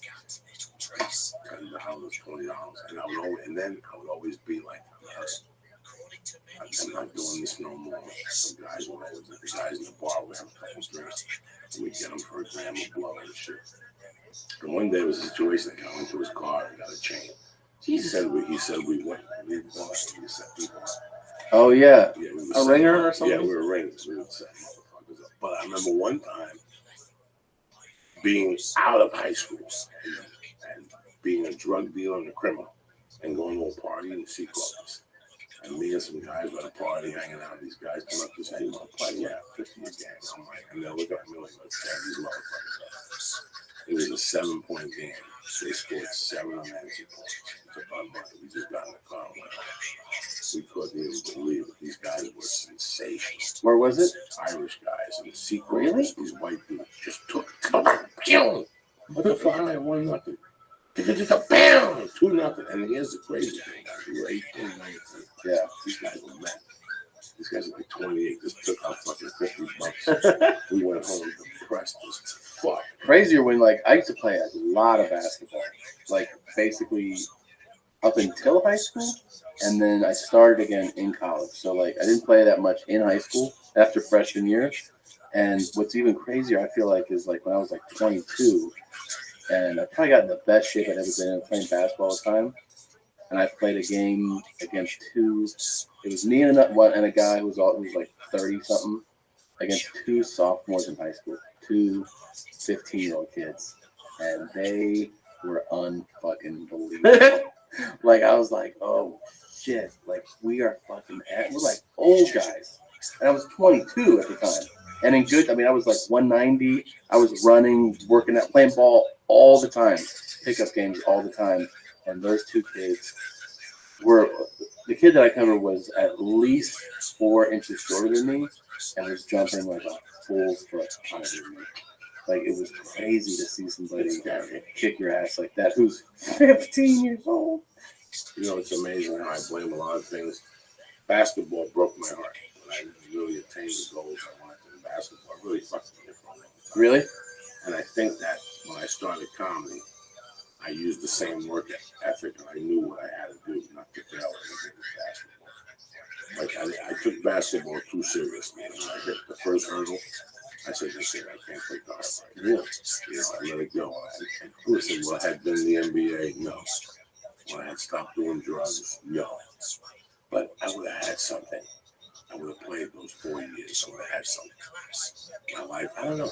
I just, a friend of mine called me last week and said that he hadn't felt this bad for 30 years. He took his kid to college. And this guy's successful. You know, he's got 3 kids. He said it didn't bother him Well, he took his older daughter as much as this daughter because he realized what he didn't do with his life. And I totally understood. Well, a couple of weeks ago, I went to college somewhere. I'm like, yeah, I wish I had the chance to come back to fucking here. As much as I know now, like I always tell Lee, when you go to interviews for editing, they don't talk to you about Emerson College. No. Nobody asks you about your college education. To me, because I didn't really get it the proper way, I always felt fucking guilty. Yeah. Like if I knew now, like I was telling my wife, about this, how I got this call and we were talking. She goes, you know, I feel the same way when I was telling my niece about her classes. Like I would have done it different. I could have done. When I went to college, they was giving away minorities and gold. I was getting money from that fucking student union on a women, just on a phone call. You got my credit app, right? Just give me another $25.50. I decided to take a chemistry class and shit. It was amazing.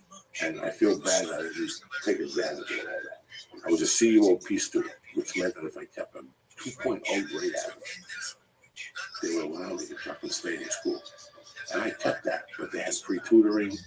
They had all these services that you had to pay for, the student services. I didn't take advantage of all that shit. I didn't belong to a fraternity, which I knew I would, but who knew? Maybe it was a criminal fraternity.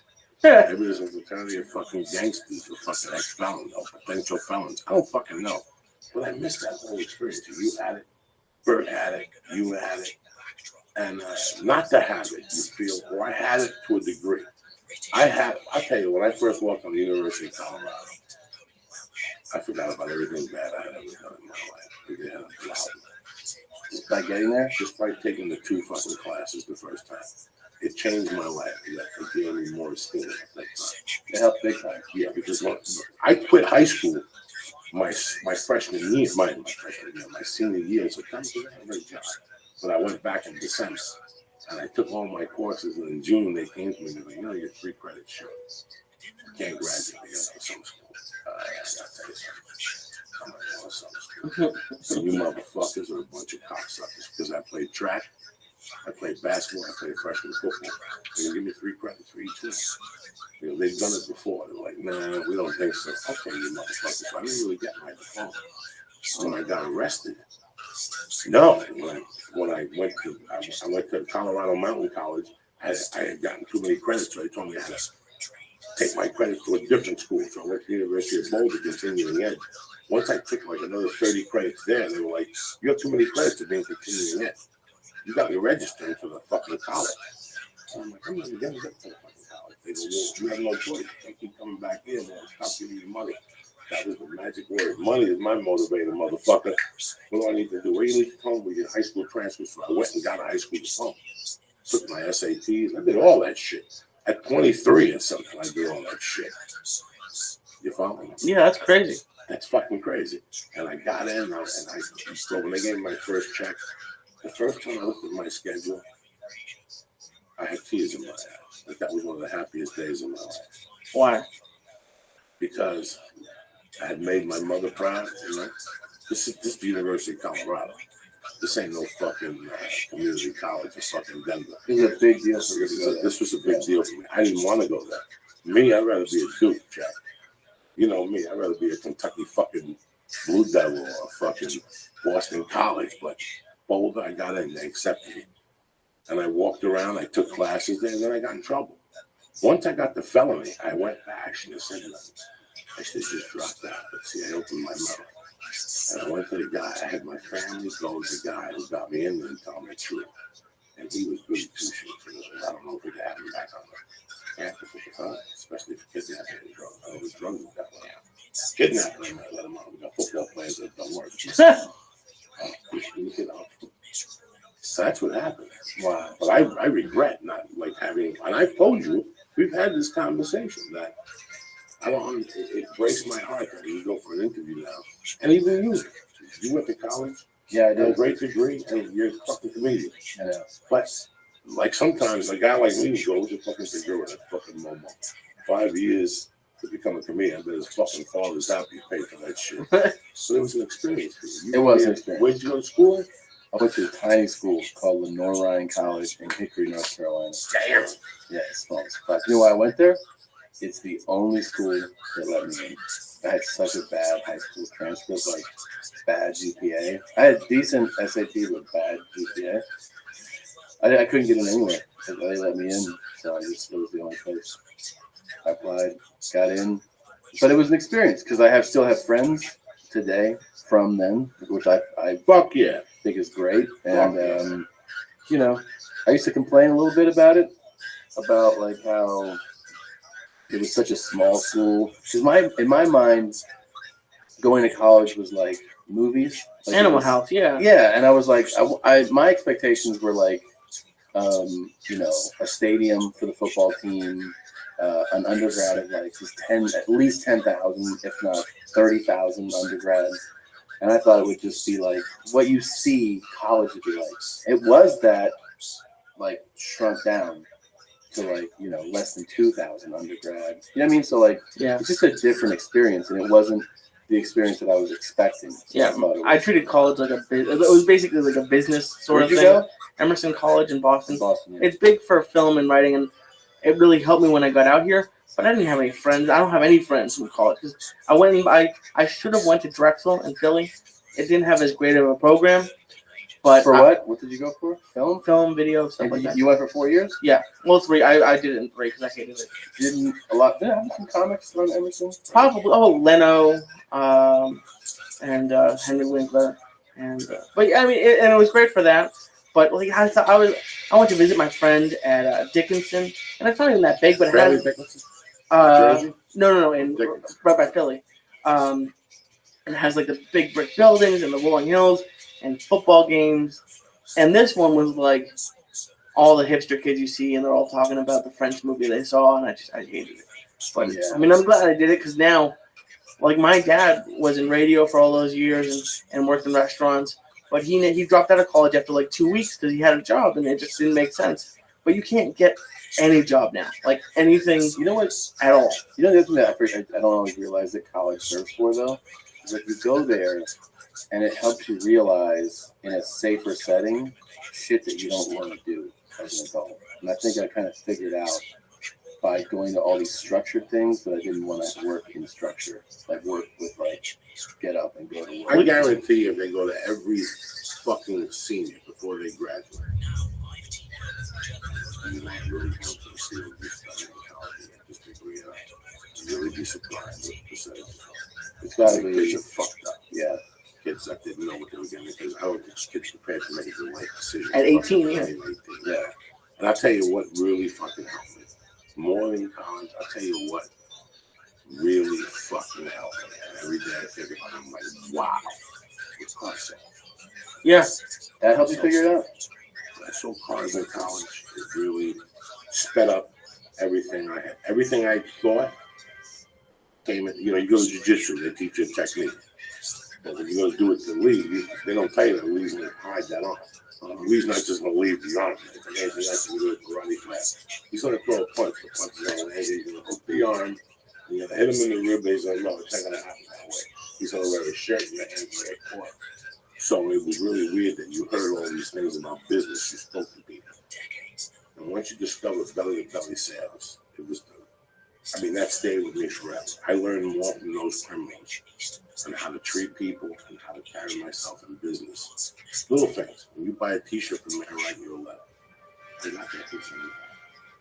And you came to see me. The first thing when you got home there, you got a letter from me. Because I knew the other guy wasn't sending me a letter. He didn't call you to tell you there was a sale. That's great. I'm going to send you a letter. Thank you. You know, and it just taught me little things. Follow-up call. Lee and I were talking about a sponsor earlier. We were talking about a plan. That plan, I didn't get that from a book. I didn't study marketing in college. I got that from selling cars. The strategy. There's a strategy to things, you know. And it was just really, and I worked in a place in Boulder, which was really decent. You know, if you were on Yelp today, they have like a high fucking Yelp. Because that was their thing. They knew to get the good cars, you had to have a good CSI, customer service at that time. So they specialized in that. They weren't thieves, they wouldn't throw your keys. If you told them you were unhappy, they could give you the keys right back. You do that Douglas Toyota in Arvada, they'll fucking stab you. You'll have to talk to 18 people from your car back from the train car. for Volkswagen. I just gave it for the price. We don't know no Volkswagen. They make you buy the car because they hide shit from you. This place was legit. And I learned so much from those white dudes. They were fucking Mormons. Really? The one who used to call me the renegade. He loved me to call me the renegade. He said, you always go off. It's people I don't like. I don't even have to do that. Really? If they're a scumbag, you sniff them out. I love this Subaru place. That was the first car I sold. You could sniff out the scumbags quick, I bet. Yeah, until today, I still drive a Subaru because of that job. Really? I'm sold on Subaru because of that job. Because everybody, how many cars I sold, and how many people's faces would come back and go, hey man, we got you sold me a car on that Blizzard we got. Look at the car my daughter, we stood off the road. I'm gonna have my own car. That Subaru you sold me fucking had the extra one. So I felt good about what I sold. I really did feel good. I remember when I got arrested, I was in a Chrysler store. And I went back. That Chrysler store was 8 drug dealers that would lie to you about fucking everything. I couldn't fucking believe it. They would lie to old people. It used to drive me fucking crazy. Like I had, even when I was a crazy criminal, I didn't see, it was a Dodge store. Old people buy fucking Dodges and Chrysler little barrels and shit like that. Chrysler barrel was a piece of shit, that fucking car was. We had one when I was growing up. If you slammed the car door, everything would break. The tire on the other side would go flat. You're like, what the fuck? I slammed this door. I didn't like lying to customers. I didn't like hiding from the customers. I wanted to sell you something for you to come back to us and say, Joe, you're fucked up. You're like, fucking happens every day. Instead of hiding from you, The Subaru place, they all wore sandals, they were granola, they were Buddhists. But those guys were pulling down. I was pulling down college, I was pulling down anywhere from $7 grand. I think about that. A week or a month? A month. $7 grand. In high school? 10. I was 24 years old. And I was making 7 to 10 grand a month off the bat. Like the first day I fucking started, that first month was like, I got a check for $4,900. I was like, done. Plus, I walked with like 1,000 and get, every time you sell a car. So they took that out of the check and I flipped out until I figured out how tax you would pay. I always wondered, so like, let's say you bought a car for 10 grand. How much is the salesman get? Okay, in these days, this day you got, I forget what it was. But in those days, if you sold a Subaru, a mini deal was 100. But after the person left, you got a kid, and you called the Subaru dealer, and they'd send you a check from $250 to $700. You get that every Thursday. So I wouldn't give a fuck. If you came to me and said, Joey, I got a car for $1,660, I could do that. I knew I was going to make 100 and $250 on the back end. So that's $350 a car. You do the paperwork in 15 fucking minutes. You follow me? There's so many type of deals. And there's, okay, I have a used car. We have 6,000 in it. You come in and buy the car for 10. That means we made $4,000 profit. I get 30% of that.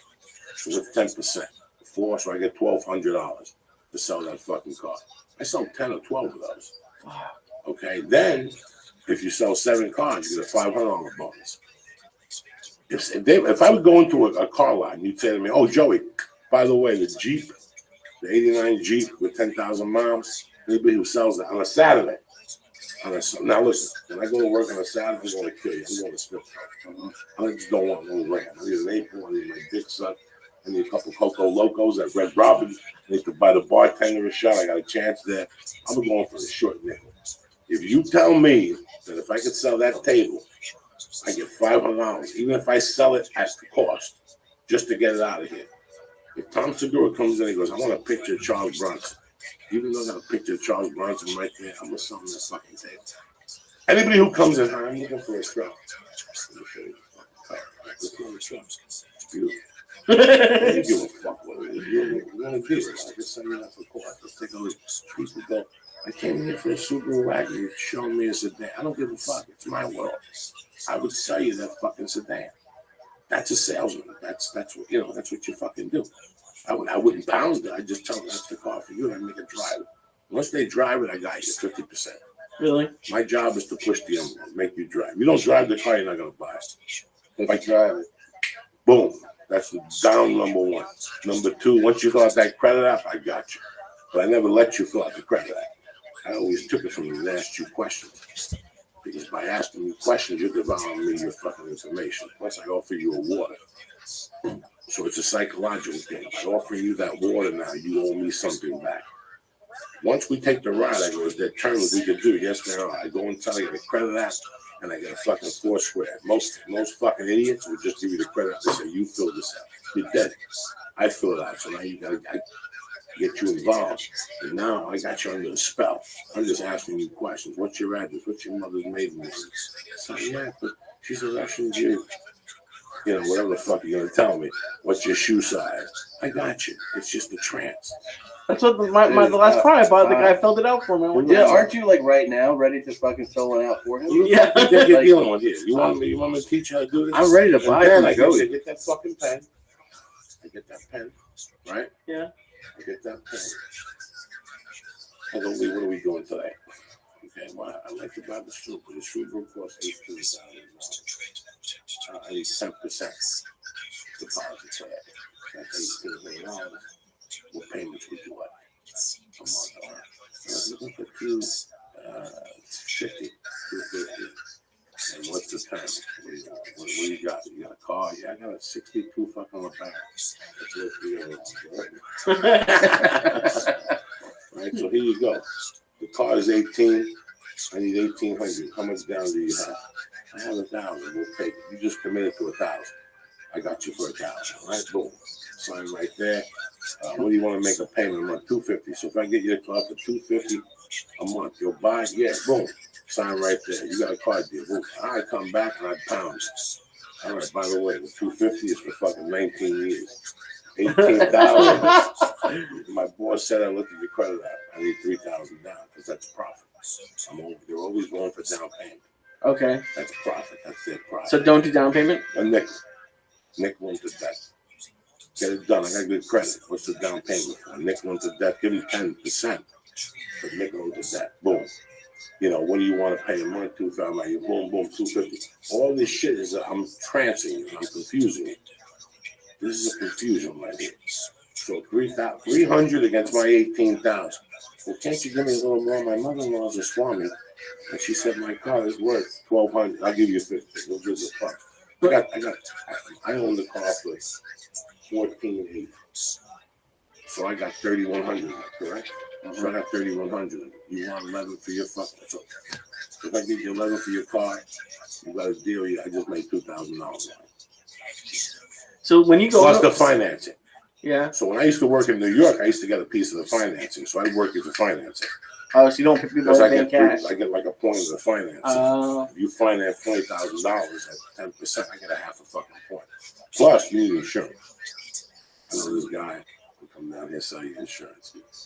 At the end of the week, that guy brings me an envelope, $300 for getting you insurance with it, because you need a binder. You just moved here from Boston. You need a binder. So when you go in to buy a car now, are you just like, listen, I know all the, like, or do you just like let it happen? It's all the same. It's all the same. Whether you're selling a car, a boat, a house, a prostitution, it's all the same. You could be a Puerto Rican and go in there and go, hi, I'm going to sell you my pussy. It's $100 and $125 around the world. But you can go, listen, let me tell you something. By the time I suck my pussy, his tongue turned fucking purple. It was so fucking good, all right? My asshole, I shave it 3 times a day just in case that crop pops back up. My titties, nobody's ever sucked them. But for tonight, for you, because I like it because you're Jewish, you're going to suck my titties. But the package is $300. And you're going to go, why would I pay $300 for this bitch who just charged me $125 down the floor? It's amazing. That's why I always tell people, you run into a sale. Yeah, you run into a fucking sale. That's it. Everybody learns something tonight. Let me give some shout outs. You know how we drop 9. Yeah, man. We ain't got time to fuck. I don't want you people going out there and taking for your money. You got to learn, cocksucker. You got any problems, email me. What's the email? Beauty and the Beast, whatever the fuck it is. Or just go to joeydiaz.net. Just go to joeydiaz.net and email me. Talk to the girl. Put the text to her. Tell Dave Becky. You can call him back. I want to give a shout out to Miguel, Popeye Barrow, Gus Casanova, Tom G, Cody Tadeo, DC Smitty, Tommy Heater, and my main man fucking Bergie always showing up with an Armenian fucking present. You know what I'm saying? Talking to Tom. Oh shit, it's Monday. We have this song for my mother. I play a little music for my mother on Monday. That's nice. That's good. Who wants to finish this brownie? What are we doing? We can't I wait am for more not night. doing that.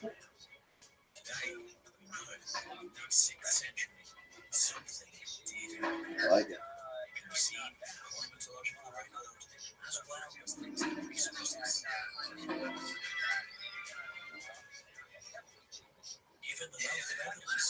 So are you nervous about tomorrow, Joe? Yeah, I'm fucking nervous. I don't know. You see nerves here? I gotta be honest with you. I'm telling you this. What? I just thought about it. It just hit me. I was doing the surgery in 6 or 7 hours ago. And it's, you know, just a little for a guy like me, it just takes away your breath for a minute. But I'll be fine. No big deal.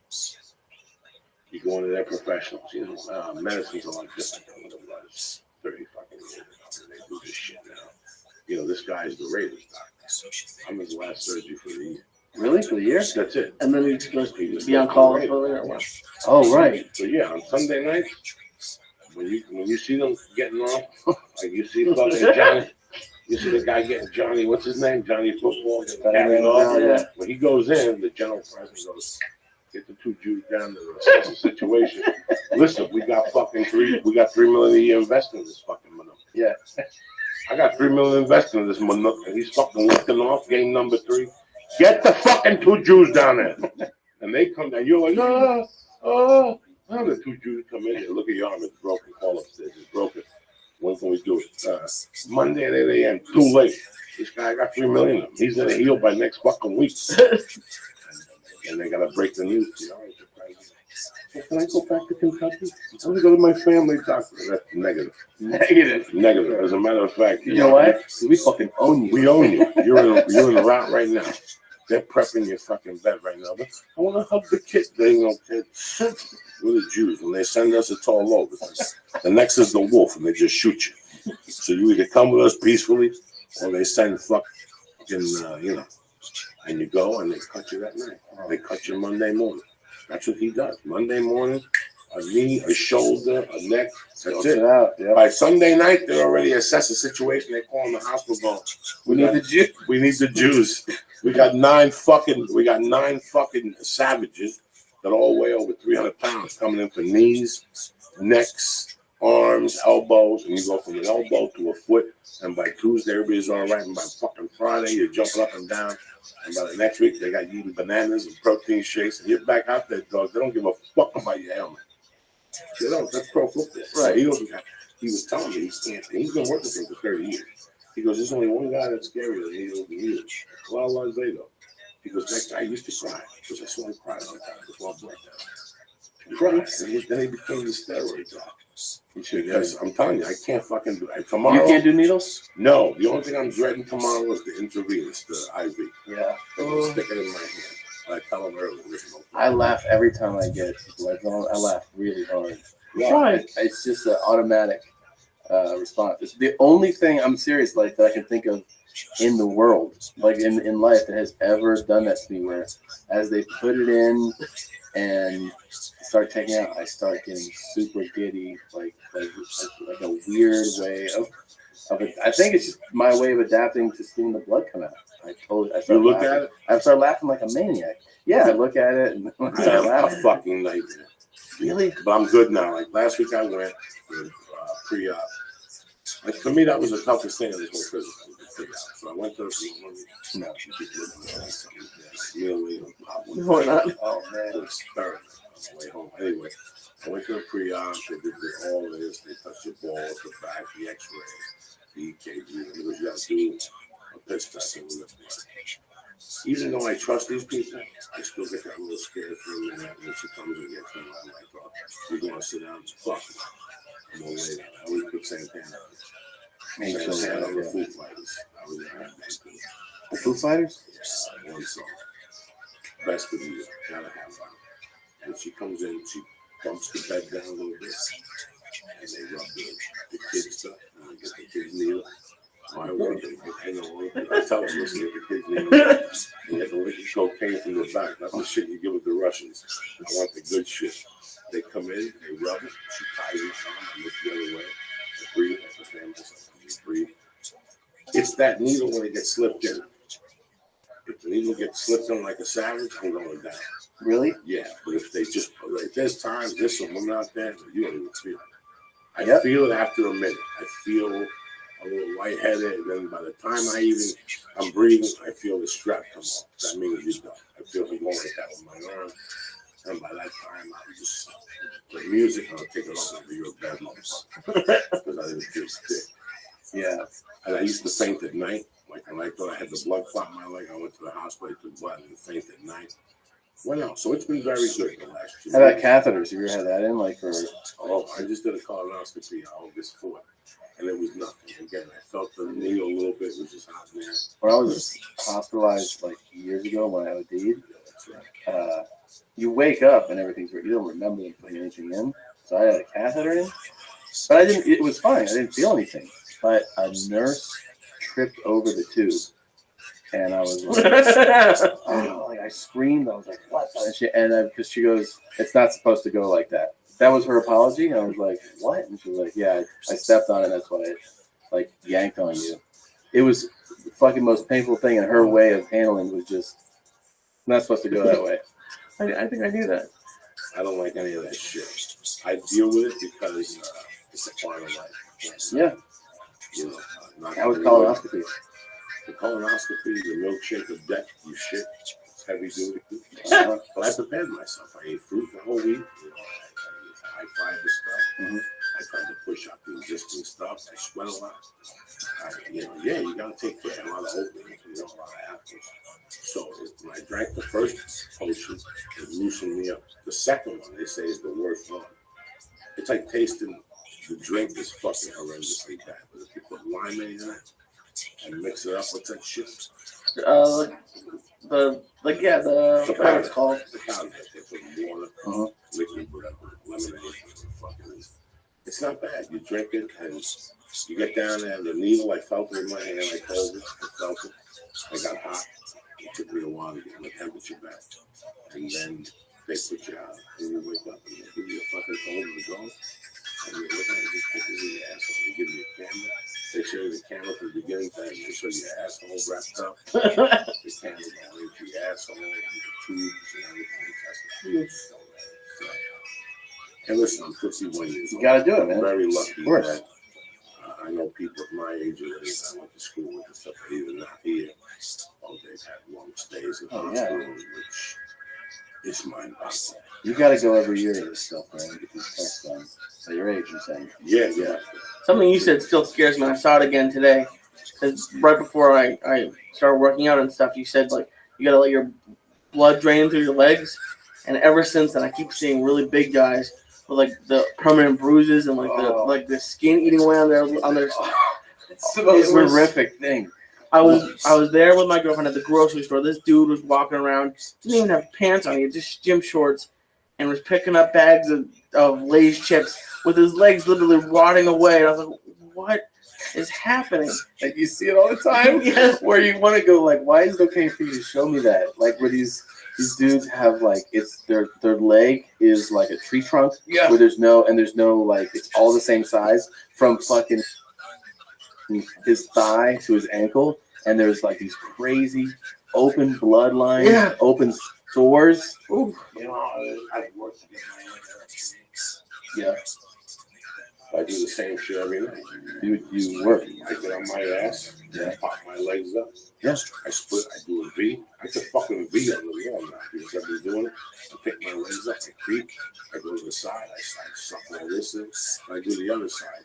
This helps? I go to the bathroom, I split your digestive tract, cleans your kidneys, it's yoga shit. The best move is your feet up because the blood goes down.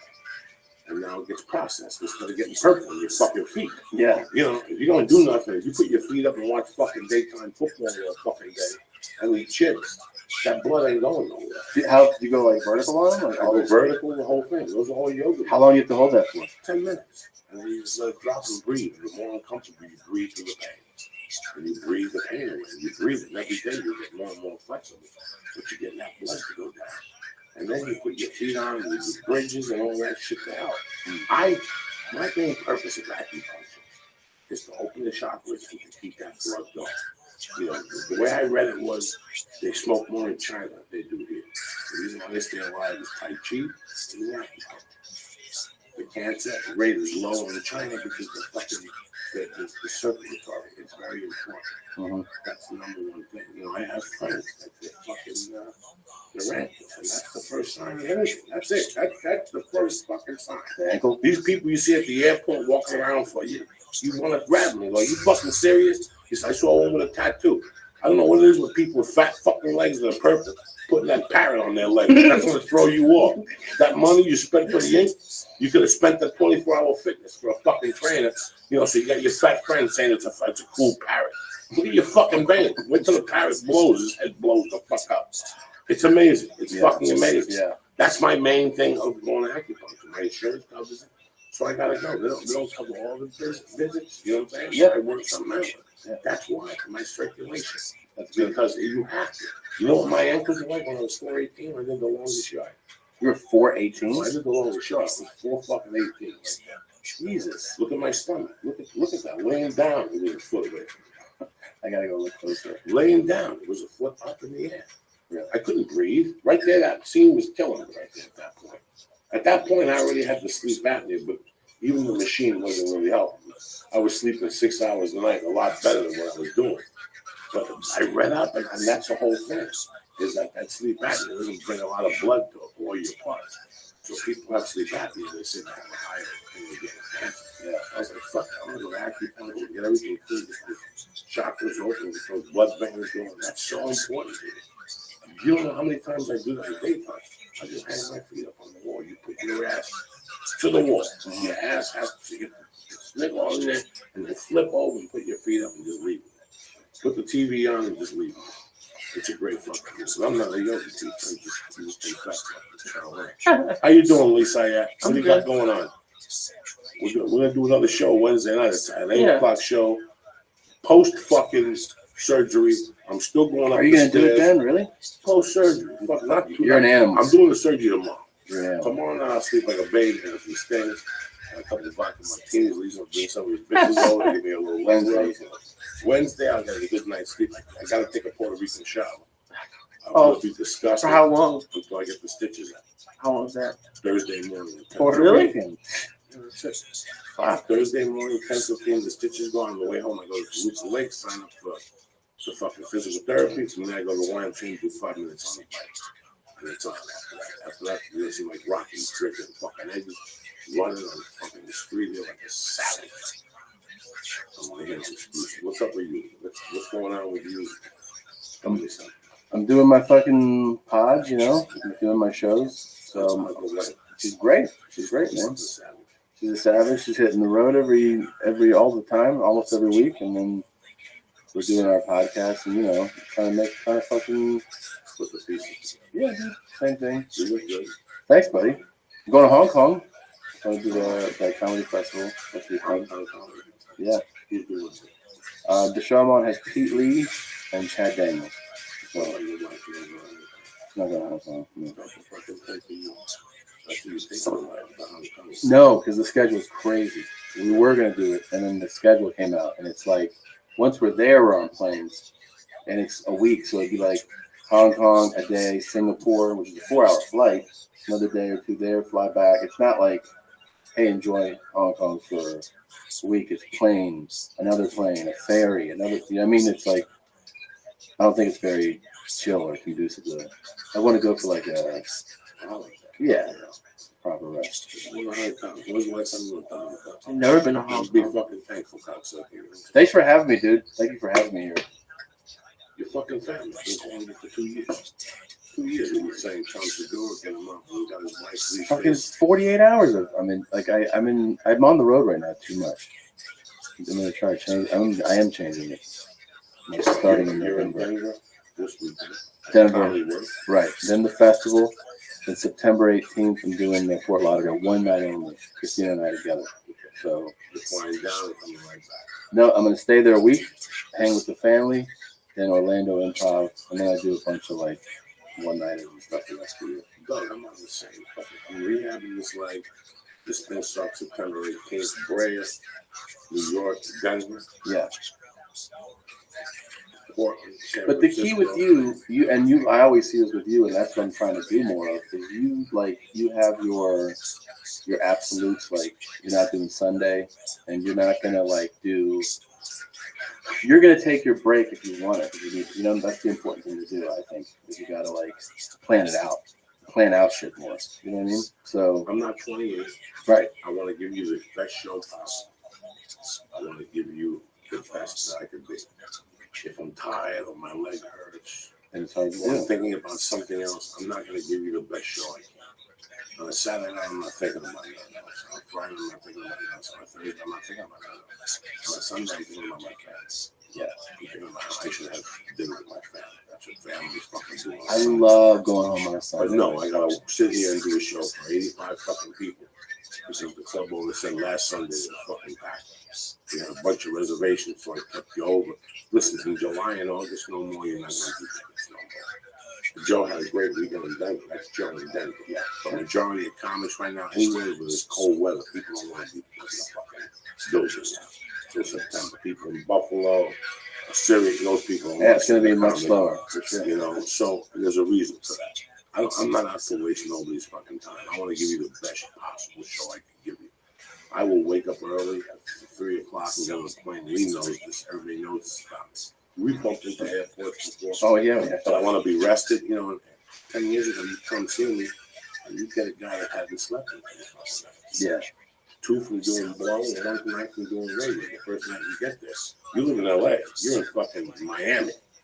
The first night you're on a 3-hour difference. Even if you don't do blow, you're just sitting there till 5, and you're picking up at 6 to do radio because you usually go to LA to sleep at 2. That's the crazy thing that people don't understand is how tired you are. You're fucking tired. Yeah. I mean, if you do the road week after week after week. I've gone with Joey like 2 times. And we usually do the podcast Wednesday mornings until recently, and then Joey takes I was with you at like 3:30 a.m. going to LAX, and then the next day is radio, and then with you, it's not like you have an easy night. I'm getting stoned as fuck and up late, and then you take the 7 a.m. flight back. So I was exhausted after 1 week of doing it. It's tough. I knew getting used to doing Wednesday through Sunday. And doing blow and doing 3 million. It's a lot, man. You have no fucking idea. And you're blowing up. You're eating sodium, and you're just blowing up on the fucking road. You're drinking beer. You're smoking cigarettes. You're smoking pot. I mean, it's just amazing. And don't they give in Vegas a Monday to Sunday? Isn't it a full week? It's a long fucking week. It's too long of a week for me at this age. I cannot do it. I can't give the people a decent show. Why would I want to do that? Bring me one up with time if you don't mind. Oh, thank you, brother. I got it. And that's why I opt to do that. I want to do the podcast on Mondays and Wednesdays. I want to go to jiu-jitsu Monday and Wednesday. Yeah. I want that option. I want to have a schedule. I cannot be. I've lived in this town for 17 years. The road is a great place for comedians. Well, I see where when you get, because you don't know. The agents are just calling you. Going, oh, I got you this date. Guess what? Guess who called? And here you are. You're doing 6 in a row. 6 in a row. You don't want to hear that joke ever again. You don't want to. True. You don't. You don't. Trust me, I'm telling you. I did 7 this year. I went on a run this year. From March to April, I did 8 weeks or something, 7 weeks. Hey, I thought you got up to 10 at one point. Just to really try it. It was driving down LAX every week is fucking a lot. On Wednesday, doing 2 podcasts a week at 6 in the morning. So I had to revamp it. I'm moving the podcast later now. Tomorrow I usually be leaving on a Thursday. Today's Monday. I usually be leaving on Thursday morning. So that's how we do it. Just to give them the better show, so I'm in better shape. 3 weeks in a row, and especially when he's doing Wednesday through Sunday, by Friday, you're about to fucking kill yourself. Thank God we have the death squad people that come to the shows, and it makes it a little easier. Saturday is a great day. I'm excited as fuck Saturday. Saturday, I know it's all death squad. I know I'm gonna fucking go out there, and whatever I say, we're gonna take them on a journey, and we're gonna get paid, and we're gonna play, and we're gonna leave. That Sunday, when you wake up from that, all right, even if you don't do blow, when you wake up from Saturday night, 2 shows to Sunday, And you call the club at 4. You watch. You flip to 10. Your NFL comes on. You know. All right. You watch both fucking games. You call the club and hey, how we doing? You have 88 tickets left, but you're gonna do great work. I'm fucking tired. And you go and see one of a fucking rainstorm coming your way. And you leave it, no, there's ways to do this. Yeah, I take a hit by leaving at 7 o'clock on morning Sunday. I'm in my bed by 11. And it's a straight journey. That's the most important thing. If I used to dilly dally, let me take the 2 o'clock flight. Oh, I know. You learn. What the fuck are you gonna do in a hotel room till 2 o'clock? Your day is gone. You're gonna land here at 6, 4:05. Good luck. Get the fuck out of there. Who gives a fuck? You're in your house at 12. And I saved time, I saved aggravation. That's the plan. No, man, you're the best. Get me with something.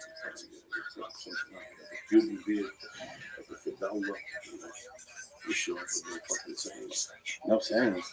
Do you ever have a question that really fucks with you and it shouldn't fuck with you? Like last night, I was watching SportsCenter before bed, and I went to Mike Trout and I said, "Would you rather hit a home run or would you rather steal a home run, like take it away from somebody?" And for some reason, I got in my head like it decides what kind of person you are. Like if you want to be a go-getter or if you just want to. And it fucked with me for like hours. Like I couldn't come up with an answer. If I wanted to hit a home run or steal a home run. And I wasn't high, and I don't know why it fucked with me for so long. And I have no idea how to answer it. You have like a student's notebook? That's the point. You know the fucking chocolate. I've been telling you this for years. When you eat that chocolate, questions like that, you look at that shit and go, you know what? Go fuck yourself, ESPN. That's going up with honor. So you gotta take some. If you took Alpha Brain, you wouldn't think I wouldn't care about this question. You watch too much ESPN. I'm telling you that because I know. More fucking unless What is that? More eating pussy and less ESPN. More push-ups and less ESPN. Fucking your mind up. Making your mind to mush. Hey, man. I know you watch just as much ESPN. And you were high last night. Well, you know. A little bit at the end. This is why you gotta go out. Are you a big SportsCenter guy? Yeah, just it replays. And then there's NFL Live, and that's He'll cool. watch sports in the 12th. I know like Swede don't. I'm looking at Steve Simone CD. He's watching sports. He sits there all day and he gives a fuck. And he watches the clock and they talk and game shows and Guido and Stephen Levitt about the NBA. Who? Whatever his name is, the black guy. Oh, that guy's annoying as hell. Oh, he's pissing everybody off. Anyway, for maximization, optimization, all right? Honest. They ain't fucking around over there, all right? Some people, they got one a day and all these shit fucking things that don't do dick for you. Honest improves who you are. It makes you be the best you could fucking be. If you're a kid and you want to go back to college, you want to read, you want to stay up all night, you don't have to take meth like the rest of these fucking jerk-offs. Take some fucking Alpha Brain. Don't take meth. Alpha Brain will make you fucking focus. I'm telling you, 2 Alpha Brains, you're up and fucking hopping. In fact, my Alpha Brain strike will start again on Monday after the surgery. I'm home for 4 weeks. I gotta write a bunch of material, so I'm gonna focus. You know what? Go to Onnit.com and look at everything they got. They got something for you. Whether it's strong bone, whether it's fucking New Mood, Shroom Tech, whether it's the fucking enzymes, the mango enzymes, whether it's a thing that you go like that and you get your muscles, they got kettlebells, they got everything on it. What's your code word? Go to Onnit, and what's the code word? Church, and get 10% off while you're there. Stay on it. Get it sent to your house on the first like a real human being. You gotta go to the store and order it. Just stay on it. First time you sign up for Stay On, you get 20% off. That's how I roll it. What do you put in the box? Church. Like a bad motherfucker that you are. CHURCH. Also, a shout out to some of my fucking best. I love you cocksuckers. Hulu Plus. You can watch Hulu Plus anytime, anywhere. $7.99 a month. You're saying, Joey, how is that possible? $7.99 a month. You can watch on any streaming fucking device that you want. You understand me? On a smart TV, Roku, Apple, Xbox, pretty much any. If it streams, you're fucking watching Hulu Plus. That's how we work. Listen, if you watch a commercial with Hulu Plus, they're gonna give you what? They're gonna give you 2 weeks. That's it. Uncle Joey, we go a step further here on the church of what's happening now. If you put Joey. In the box, Joey. You get 2 weeks for free and $7.99 a fucking month. So fuck the $7.99 a month. They ain't doing you no favors. When you run with Uncle Joey, you get 2 weeks for free. HuluPlus.com. They don't fuck around. Smart TV, Roku, Apple, $7.99 a month. I'm offering my listeners 2 weeks on the arms gratis. You know why? Because that's how we roll. All right. Don't fucking get carried away here. I love you guys. You know what shows they got? Let me show you. The Daily Show, Family Guy, I Want to Marry Harry, Gang Related, Raw Fisher, America's Got Talent, Late Night with Seth Meyers. They got South Park. Did you know about South Park? They got Keeping Up with the Kardashians. Everybody Hates Chris. Fucking SpongeBob. They got everything. Yo Duo. That's how we do it. HuluPlus.com. Also, what the fuck? Dollar Shave Club. Why are you standing online like a fucking asshole when you could just go to Dollar Shave Club for $1, $6, or $9 a month? $9 a month. 9 times 90. How much is that a year? 108 a year, and you got razors sent right to your fucking house. You go there, you stand online, you gotta smell some Arab. His armpit smells like onions and fucking lime. And you gotta stand there and pay $20 for 3 fucking razors. No more. I'm gonna give you a year raises, $1, $6, and $9 a month. And what are they pressing the box? You get me all agitated. Church. CHURCH. And you get $1, $6, or $9. Dollar Shave Club. That's how they roll. All right. Let me tell you something. I love when I get a product that I can fucking sell and push it to you people directly. So I love HitEsig.com. I love these motherfuckers.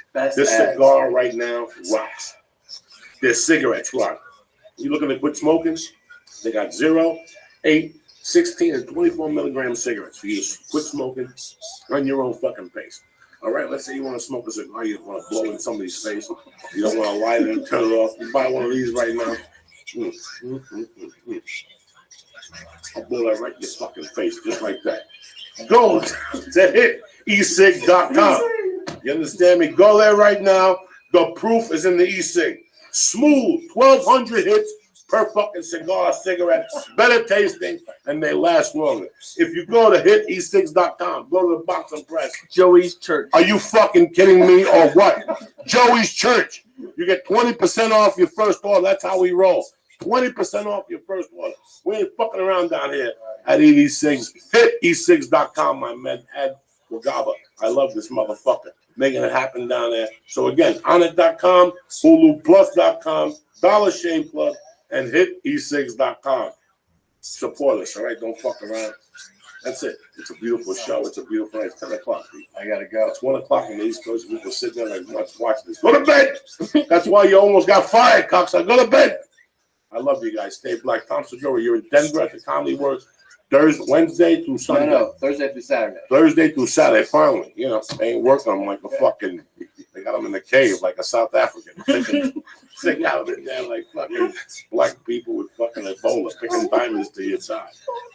I love you to death. Where can they find you? I'm going a bunch of places. They're all at TomSegura.com. TomSegura.com. Support the podcast. Your mom's house. Your mom's house, where they find the Your mom's house. Stitcher. Yes, everywhere. Your mom's house podcast.com. Always a pleasure. You're the even best. just see you. You're one of my favorites. You're my favorite. That's why I want to do live. No fucking around. You want to finish this? No. You and the fucking. No, I'm waiting. What do you want to do to close it out, buddy? Something from Black Sabbath Volume 4. Hold out on Under the Sun. That's it. No, let's go Supernaut. These people like Supernaut. Let's give them Supernaut. SUPERNAUT. Supernaut. Volume 4, a tremendous fucking album. They did 4 albums, 2 albums in 4 years for the greatest album. I didn't even know about this. It's at least what are we doing? Who's finding it? Calling one of us. Yeah. Like, what are we fucking doing? I don't know. Oh, and you have a special on Netflix. I do. Yes, you do. Yes. Completely normal on Netflix. If you have it, please watch it. Now that the show's over, don't forget to sign up for your free trial of Hulu Plus. Hulu Plus lets you binge on thousands of hit shows anytime, anywhere on your TV, PC, smartphone, or tablet. support this podcast and get an extended free trial of Hulu Plus when you go to huluplus.com/Joey, or just go to joeydiaz.net and click on the Hulu Plus banner. Don't forget to sign up for dollarshaveclub.com. Get high-quality razors sent to your door every month for a fraction of what you pay at retail. Now go to dollarshaveclub.com/church, or just go to joeydiaz.net.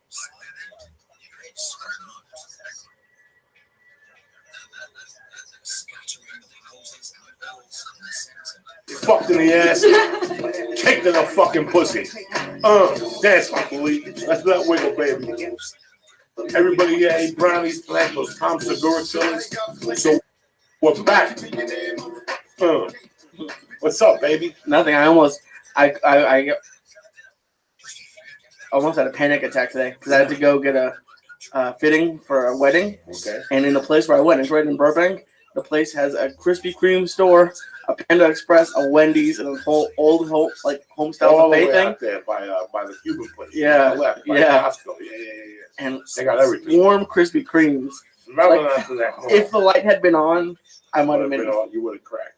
But one donut is 60 points. It's 6 points. That has to be like So what can it be? 400 80 calories. No, it's like 300 calories. You burn that in 25 minutes. That's what we're just talking about. When you were juicing, you were getting away with murder. Like I said, if you could swallow a black cum, you could juice. You know what I'm saying? You could just put up with a bad taste. And then he realizes after 6 weeks it's a bad taste. Actually, it's not that bad. No, I know. That's why you still fucking do it. No, not the juicing. Not the juicing. What? It says that the Krispy Kreme is like 200. Yeah, for one, like a normal human being. You could eat one fucking donut. No, a normal human being eats like the entire box and then goes back for a second box. Because those things like melt in your mouth. You eat one fucking donut, you drink some No water, one needs you get your one you run donut. away. Well, even if you eat two, that's 400. How many fucking donuts can you eat? I could eat a box. You couldn't eat a box? No. Yes, you could. No, I can't. Yeah, a little high, you couldn't eat it. No, I go to whatever. I control myself. 2 fucking donuts. I have to play my chocolate coconut ones. That's my favorite fucking shit of all time, chocolate coconut. It used to be apple and spice from Dunkin' Donuts in the old days. Oh, yeah. The apple and spice ones, the apple and spice, they don't even make them no more, those fucking terrorists. Dunkin' Donuts suck, man. It's coming out here in Santa Monica. They suck now. The coffee's still fucking boiling hot. No, listen, most of these people, to them, it's an investment. They don't even know what Dunkin' Donut was 20 fucking years ago. Yeah. So they don't know. It's like the Dairy Queen in Northland. Go up there. It's run by some fucking foreigners. They don't know what fucking Dairy Queen is. They looked at the investment chart and they sold them a fucking Dairy Queen. They don't know what it tasted like. They don't know you put the loop in the fucking top. They focus on food now in Dairy Queen. When I was growing up, it was fucking ice So cream. does Dunkin' Donuts now. Yeah, it was all braziers. They don't focus on the fucking good stuff. So fuck that. I got no 50 pesos with crack a laugh. No, nothing. Good to have you here. You know, Thank I love you. you. I love girls on here on Wednesday. Like something about women on Wednesdays. Fuck it up, this motherfucker. Remember Dennis the Menace was the mascot for Dairy Queen? Dairy Queen. That's what I'm thinking of right now. No, it was Vicky had a fucking a So Kind edible. Oh, I yeah. had a whole one. My man Lisa, I had half of one, a little bit over. I had a Give me my credit where it's due. fucking Norcos. They are not working. The edibles I'm eating are stronger than the fucking pills I got. Really? Yeah, Believe serious it. business. Serious business. Well, I mean, like you called me this morning, and I actually missed the call because I woke up for a second at 7 a.m. But I went to bed at like 1, and I slept basically until 10 a.m. just off of a little corner of a gummy. That's bingo. Yeah. I smoked pot. When I first started smoking pot, I wasn't smoking pot to be cool. I was smoking pot because I realized it killed my insomnia. Right. And then I knew that for years. It killed my insomnia. That's how I got locked up. And I did without it. I realized how much I needed it. Like how much. But then I got used to it over the years. But until I get really fucking stoned, I can't fall asleep. That's when the edible came. And that's a sleeping pill without the after effect in the morning. Yeah. Right. Yeah. I can't deal with the after effect from a sleeping pill or a Valium. Even though my wife has 1.5 at the house, perfect. Those little Valium, those Argentines, 1.5, whatever the fuck they are, 1.5. You pop one of those, you fall asleep, and you stay asleep. Like I popped one last night. I popped 4 of those Norcos, and one of those fucking Valiums, and like 2 of those edibles. I was gone. Like, is that the easiest fucking surgery? Well, yeah. So How beautiful was the building? See the sign on it. They built a whole new Jewish center. They don't fuck around. Those Jews don't fuck around and see the sign. That's why I love them. That's my favorite hospital. Went in there, checked in. I was there. Lee dropped me off at 5:15 exactly. I went up. They said, sign your name. They said, come on in, do the paper. I gave you $250. They said, go back out there. Somebody will come get you in 10 minutes. Within 8 minutes, some fucking Chinese guy came. What's up? Came Lou, whatever his name from Lydia. We walked to the back. He told me, do this, get on the scale, blah, blah, blah. A chick came in in pajamas. So a guy came in, popped an IV in my arm. I fucking thought I was going to faint for like a second. Didn't even feel it after that.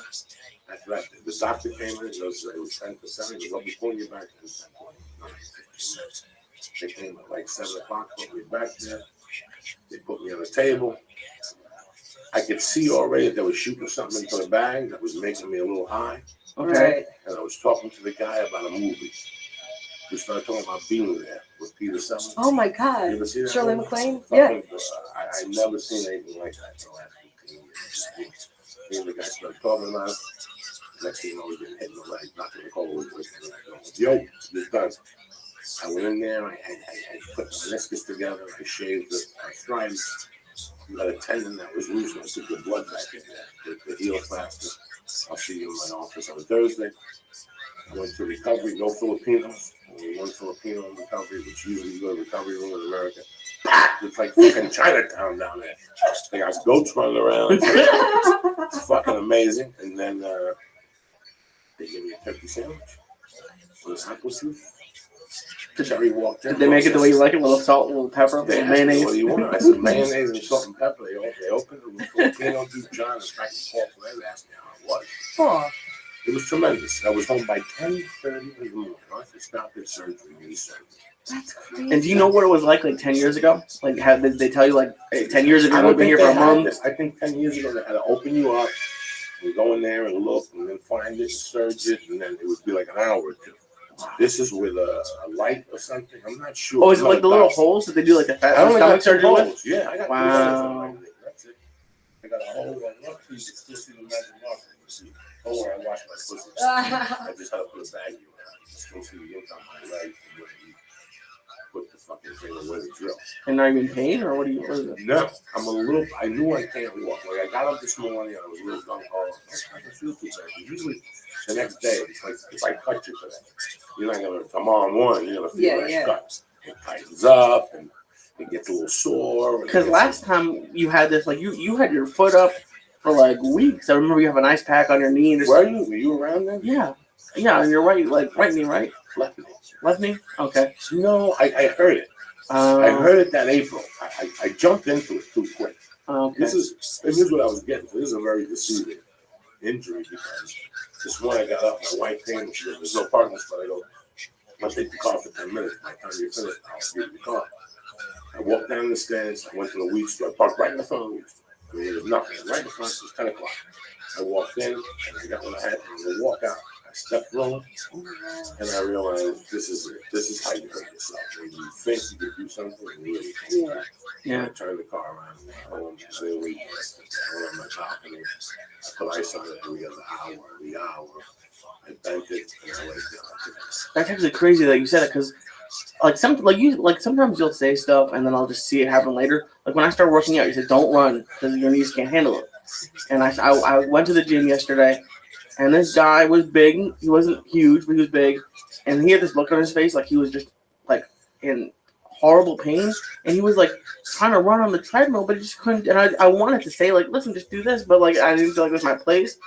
But like I guess when you don't know what you're doing, he just looked like he was in horrible pain. It cost $40 to find out what the fuck to do or to go online. Yeah. Kettlebells. You cannot walk into a park, buy a 35-pound kettlebells and do swings. You're going to hurt yourself. YouTube has adequate information, but not the little details that'll make a difference. How you have to kick your hips. They don't tell you that and whatever. They just show you some guy going like this, having a good fucking time until you pop your knee or your Achilles tendon or whatever the fuck your back, and you're not having a good time. Anytime I'm going to do something, it costs you $20 to get the right instruction. Whether it's a bench press, whether it's whatever. People will go out of their way. You go to a YMCA, it costs you $40 to get a personal trainer. $40. That means you don't go out drinking one fucking night. You learn how to do it right, the correct way, and you read up. And then you experiment on your own. But at least you have the proper technique. And you'll see what works for you and what doesn't work for you. Unless you try, you don't know how you respond to that particular thing. You might be losing 2 pounds a week on the treadmill, but you might lose 4 on the swim and only have to swim 4 times a week. Right. You don't know until you jump in a pool. That's another year from now for you to jump in a pool. You know what I'm saying? Yeah. This is all little fucking steps here with me. He's been going to the treadmill doing the same thing for 8 fucking weeks. Your head's gonna blow up for you. Well, that's why I joined. That's why I joined that kettlebell. Now you gotta go there. Yeah. You gotta go over there. You gotta go over there and say hello. What's good is joining. You know, I joined an art school in Michigan. I haven't gone in fucking weeks. Oh my god. So now you have to, what's up with you, Vicky? Because you work out? You said I don't work out. Like you guys are talking about this app that counts calories, and I'm like, oh yeah, I guess I should like pay attention to that. Like I really. So you're just one of the lucky people that just is automatically thin. I guess because I eat a lot of junk, but like I'm thinking like today, I'm like, I don't even think I ate anything today. Oh, that never happened to me. But on the way home, I'll probably get fast food, and then at some point I'll go to 7-Eleven, get a cinnamon bun, ice cream. So it's like I just eat a bunch of crap, but like I'll also go hours without. And you know how you're saying like when you don't smoke pot, like you can't sleep. I've like stopped smoking pot for like a week, and I don't want to eat. I have no appetite. I have no appetite, and I can't sleep. Like I need this. Sometimes when I don't smoke, I don't need edibles. I can tell what edibles do. Edibles make you hungry late night. Yeah. It kills me when fucking late night. And then you try. You're like, you know what? I'll eat 4 apples. And then after the 4 apples, you're like, fuck it. If I have 4 apples and I'm still hungry, then I go. Right. And so be it. Fuck it. 4 apples? I ate 3 apples last night. I love apples. Jesus. But So do I. Apples, 3 of them? It's better than fucking. If you're still hungry after 2 apples, then I gotta give it to you. Apples expand in your stomach. Oh, I know. It's just like I would never like if I was you tonight. Diet, how many fucking apples do you eat? A few. No, I have. Every time I go to the grocery store, I get a bag of apples and a thing of bananas. And I'll have it in the morning because I'm not a huge breakfast person. But it starts your metabolism. But if I was, when I have the munchies, like Vicky, when you go home tonight, if I was gonna stop at a drive-through, I would get like 3 bags if I had the munchies. Tell them what you get. Tell them what you get. On the munchies? We go to McDonald's after this. Okay. Well, this isn't a normal order. So he used to give me at 6 a.m. one of these edibles. So I would go home and I'd go to Jack in the Box because it's open 24 hours. I get like the double cheeseburger and like 2 orders of tacos and something else, and it's just it was terrible. But it's just on the freaking munchies, it all tastes amazing, and it's like a never-ending pit. I don't know. I don't know how you eat apples on it. I try to eat apples. Ever since I left Jersey, my big thing in '83 was from the time you start going out. Like when I was a kid, it was Nick's Pizza. You always went to Nick's Pizza on the way home. You started at Nick's. On the way home, you got 2 slices of Nick and maybe a meatball sub. You split a meatball sub for How $2. great are meatball subs? Oh my God! When you're high, all right. And then as you get older, you have your choice in Jersey. Right. And the crew I ran with did not ever think. Like we had a Wendy's down there. A friend, a girl that we hung out with in high school, used to work at Burger King on Saturdays. That was the thing. If you went to see it, she'd give you a tray, a punch tray, with chicken sandwiches. And that was the only real experience I ever had with fast food. But then we started drinking. And we went to, in Jersey, you have what are called diners. And they're open 24 hours and they're run by Greek people. Okay, Jews don't do that shit. Greeks are the only ones that have the born of resilience. And they have the pride to make you this food that is fucking sensational. Amazing. And keep the prices cheap. Did they always give you something free too? The Greek guy owned the Subway pizza place. Every time you went in there, it was a bag of chips. It was baklava. My friend, baklava. I'd rather move it and lose $1 than just have a smart business. Yeah. But there was this one diner in particular, my personal avenue, on the border of hell and more hell. It was called the Berkshire Diner. Every time you walk into the Berkshire after 3 a.m., you were looking at it.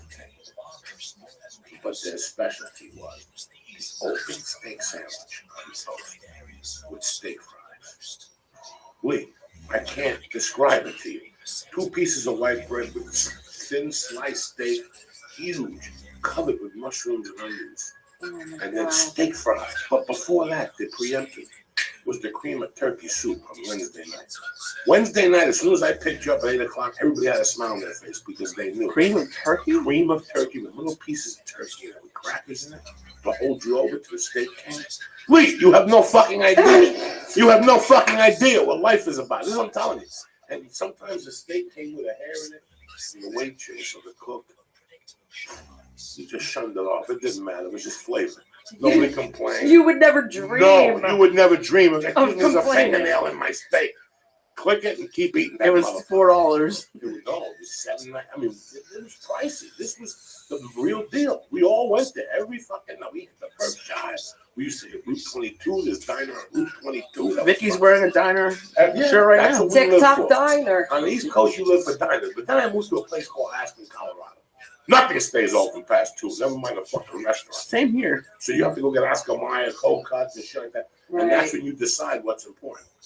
What you're going to do with your calories. Are you going to waste them on a fucking chicken sandwich from McDonald's? Or are you going to go to Hernandez and get a Cuban sandwich with some black beans and rice? Because in Jersey, we go to a Cuban joint at 3 o'clock. Get black beans and rice, some soup. That itself is a sleeping pill. Yeah. When you get that type of meal, you sleep hard. You wake up, you got drool on So your fucking face. true. You got drool on your face. Your fingers smell like fucking pork chops and shit. I've been craving those plantains for a little bit Oh now. my God, tonight, so now another part of your diet is that one day you weight loss, you give you that 35 points. That's why you have the 35 points. So you can indulge in the white rice with the black beans and the pork chops. I try. Sometimes I will. Like this Sunday, Paul and I are going to this Asian place, but like it's just What kind of Asian place? I don't know. It's this place in Santa Monica, but it's just for me like There's no Asian places up there. These 50 fucking miles away. there What's wrong are. with this fucking broad? You understand? What? It's a good. So I gotta go down the 405, pick you up. Then you got the balls to want to go to fucking Santa Monica. What the fuck did she do? Last week it was crepe class in Santa Monica. It was fun. You got 20 fucking colleges up here, but a crepe class at 6 o'clock in Santa Monica. It was a lot of fun. How many crepes have you cooked since then? None. Okay then. But it was- Fuck it you was- and your fucking crepes. You ate the crepes. You thought they were good. No, one was good. The ham and cheese. The other shit you gave me ubats and fucking broccoli and shit. I give you a bunch of. Tell ham them and to cheese. find Chinese restaurants that are closed. What's this Asian thing? Tell I me. don't know. It's What fucking? It's a good like Asian fusion place, but you won't like it because there's too many flags in the kitchen. I wonder about you sometimes. What about the fucking place in Studio City? That's Asian fusion, Chinese. I They don't got know. the We French went steak. on Yelp. We found the place. Yeah, but these fucking youngsters, yeah. Crepe Unbelievable. class. I'm hung up on It that. was fun. It was a lot of fun. Great. They teach you how to make crepes, like Yeah. different varieties. She's Mexican. She wants to learn how to make crepes. They got the strongest thing in the world, the fucking burrito. And she wants to step out and make fucking crepes. It was great. It was a lot of Don't fun. listen to It was a this couples crepe class, and they taught us how to make the batter. They taught us how to make the batter. We made a mushroom Now one, you make the batter. You suck it out of me. That's the batter right there. All right? and That's then we made a crepe. ham and cheese, and then they made their own Nutella, and it was delicious. You gotta stop this shit. There's French filet mignon right there on Ventura. Okay. Chinese restaurant. It's fusion. The Chinese restaurant with French filet mignon. You gotta sell it on that. Santa Monica, that's 80 walking into the fucking door.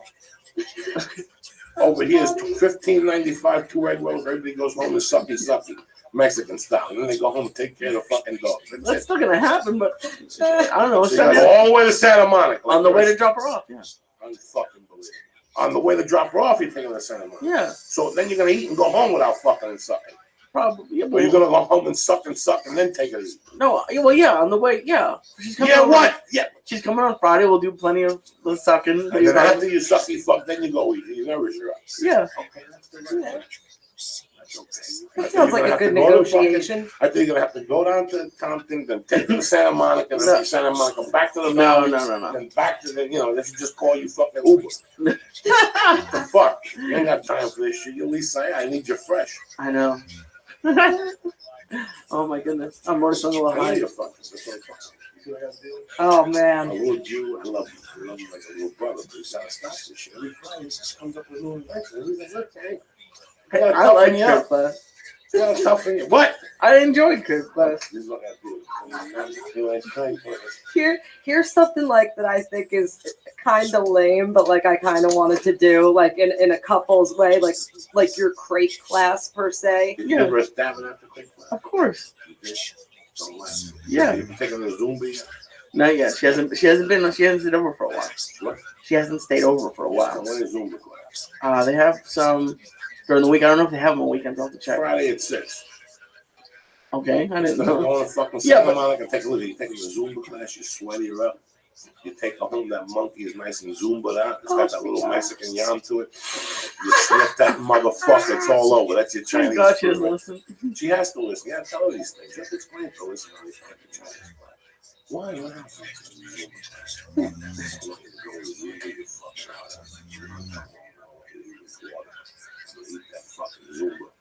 Well, this Saturday we're going to jump up and down with the Israelis that you like so much. All right, after that, are you gonna take some ecstasy? I'm not gonna take ecstasy. I'm No. gonna give her half a get it going. I've never taken ecstasy. I might have a little bit of an edible. Take a little ecstasy. Just put the white light behind out. Take one and get it off my hands. Just sit. So I don't need to be on ecstasy. I have enough problems. You're gonna go jump up and down with these Israelis. Yeah. Prove yourself. What were you gonna say about the couples? Oh, the lame couples thing. Okay, so my husband and I went to like a chili cook-off, and I was thinking like, because Tom's River used to always have one, so we found one, and we're like, oh, we should go for fun, and like nobody was there. It was in Santa Paula. It was like so dead. There's only like 9 chilies. Got gluten in it. So I'm like, yeah, right. Oh, God forbid somebody eat something good. So I'm like, yo, what if over the course of the year we come up with a chili and we enter this fucking chili cook-off, which is totally out of character for us to do, and we never cook. And we don't know how to. I don't have a chili recipe, but it was just like I'm hanging out there, and I'm like, there's only 9 people here. We can make You can figure it out. Maybe we could win. Maybe I could have an awesome tent setup. So, is that better or worse than crepe class? That's better than crepe class. Okay. Why? Because it's her. You're never gonna eat fucking crepe again. Yes, I got. Everybody's fucking chili. Okay? Everybody's fucking chili. Chili, I can see. Next time, find a chili class in Sherman Oaks. All right. That's gonna be You're gonna popular. drive 2 hours down there to fucking do a crepe. That's a real popular couples class. Get the guys, get everyone farting. I go to fucking couples class. I go to yoga. That's how I got. That's how I knocked my wife up. But you don't need chili. You No, don't need chili yes, before. no, the couple. no, but that's what you do afterwards. You eat some fucking. What if cigarettes have pussy and little farts of chili come out of her That's ass? terrible. No, you inhale that motherfucker like a soldier. You don't say it. They just farted a bean in my face. You fucking tell it smells tremendous, honey. What? Nothing. Chili, great. Let's get your wife on the phone. Fuck, leave my wife alone. She put that on Tarzan this week. I got Tarzan for a fucking daughter. She jumped on my leg 18 fucking times. Oh no! All she did was to yell. It's a good night. I feel good. The edibles are popping. Any minute now, Lee's head's gonna start to get red. Oh yeah. Oh yay! I'm just so excited your knee's good, because when I saw you call me this morning, I was like I don't know why, it like made me nervous. I was like, hello? And when you're like, you want to come down tonight? I'm like, didn't you literally just have surgery? Like, didn't that just happen? So I think it's a great night. No, this is what happened. I'm gonna be as honest as I can with you. Nobody likes to have surgery. It's an uncomfortable situation, but it's more uncomfortable in your mind. Yeah. When I took the fat ball out of my neck in 2007, that was the worst surgery in the world, but it really was. I was in and out. The problem was that I had created in my head before I went to I've never been involved in things like this, guys. Most people get stitches here and big. If something happens, I'm not going to lose. I never had a reason to go to surgery. The knee surgery, the first one, I was a little scared. I asked around. Again, it was painless. At the end of the day, I didn't faint. This one, I went in with such an easy attitude. We were giggling on the way down. Yeah. So I went in there with an easy attitude. We did a podcast Monday night. I didn't think about it. Right. When you think about it, you sit there and dwell on something. So 3 or 4 days leading up to it, I wouldn't think of it. You would break up with somebody, you love that person, you go on, you find yourself and have a good time. But throughout the weeks, you're like, my God, I didn't think about it for 4 hours. Oh my God, I didn't think about it for 6 hours. It's the same thing with surgery, you know, or anything. You have to go to court, you have to do a cancer thing. It's what you make it in your head before you get down. Yeah. And I really, thanks to Lee, we did the podcast Monday. I was unconscious. What we stay at 10:30? Yeah. We left here fucked up. So thanks to Lee to take my mind off. He showed up at 4 o'clock when I first called him in the morning to wake up. I'm still fucking high on that edible. So he made me laugh. He doesn't understand what he did. So Right. I was still high. When I got home at 6 in the morning, I made a turkey sandwich because I was still fucked up. I was like, I'm high as shit. So that's what it really is. It's like you make them in your mind, how you go into it. Even my wife got that. She was trying to have things. I go, geez, you're not even stressed. Yeah. What can I do? There's nothing I can do. There's nothing you can do. It's like when you take a flight. I see people all the time at the airlines having a bad time before they get on the plane. I can't believe this is happening. They're gonna sit back. It's 5 hours. The fucking pilot can't get there any faster. Bring a book, bring a computer, bring an iPod, bring everything that takes you away for 40 minutes. You know what to expect at this point. You really do. When you do a movie, first time you do a movie, Lee, you will hate yourself. The first time Scorsese calls you and says, Lisa, I got 3 days on a movie for you. Come in tomorrow at 7. And at 3 o'clock, nobody's talking. They come in to go, Lee, lunch. And you go eat lunch, and now you're like, what? And you ask me, what am I going to shoot? I don't know, you're last up. And you're sitting there asking yourself, why did I do this? Why did they do this to me? They could have just called me in at 1. You don't want that feeling? Bring a book, an iPod, a computer, movies. All those trailers have DVDs in them. I used to bring movies, weed, and you know what? They're paying you to sit there. I've been on sets with actors, comedians especially. I got a plane that's hot. Nobody cares, bro. You should have taken this game. There's 200 other people that are doing their job, and that's how long it's going to take. And that's how long it takes. So the easier, when I first got basketball, oh my God. That was the first thing I ever booked. Wow. And I had 1 line, and they gave me 14 days or something. It was something ridiculous. 2 or 3 weeks. At $5,500 a week. And I would go there and tap my fingers with nothing. No book, no nothing. Just me with my sneakers and clothes on. And I didn't even think I had a cell phone. I had a pager. And I would just sit in this room and go, when the fuck is Jenny McCarthy? And she would work out. And I would wait till she worked out so hard that the pussy swell would come out of those black. And once that fucking whack came out of her monkey, I'd run into that trailer and whack off and look out the window like Mike Damone and Fast Times at Ridgemont High. And that was it. That was when I was upset, and that's what it was. Then the more shit I did, I met people who wouldn't even stress. And I go, why aren't you stressed? I'm right this. Yeah. So it's what you go into this shit. Like, what kind of mind you go into this? How many times have I leave my body? I'm calling you and saying, I don't want to do this, just blow. I'm going to keep paying. It's great.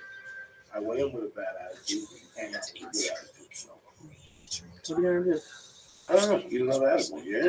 No. You want to celebrate my new surgery? I'm celebrating right now. Well, you an animal tranquilizer? No. Oh my God. What kind of animal? Like a bear. I think it's a bear, a little baby bear. She'll only be high for like 12 hours. Oh, good. Only 12 hours. It'll be high to tomorrow night. Lee, it's a baby bear. It's a baby bear. Why do they need to tranquilize a baby bear? Maybe he wants to jump out a window and steal your honey. I don't fucking know. Oh my God. Maybe he wants to go to Santa Monica. He's using Chinese. I have no fucking idea. I can't tell you anything. You killed me. You killed me.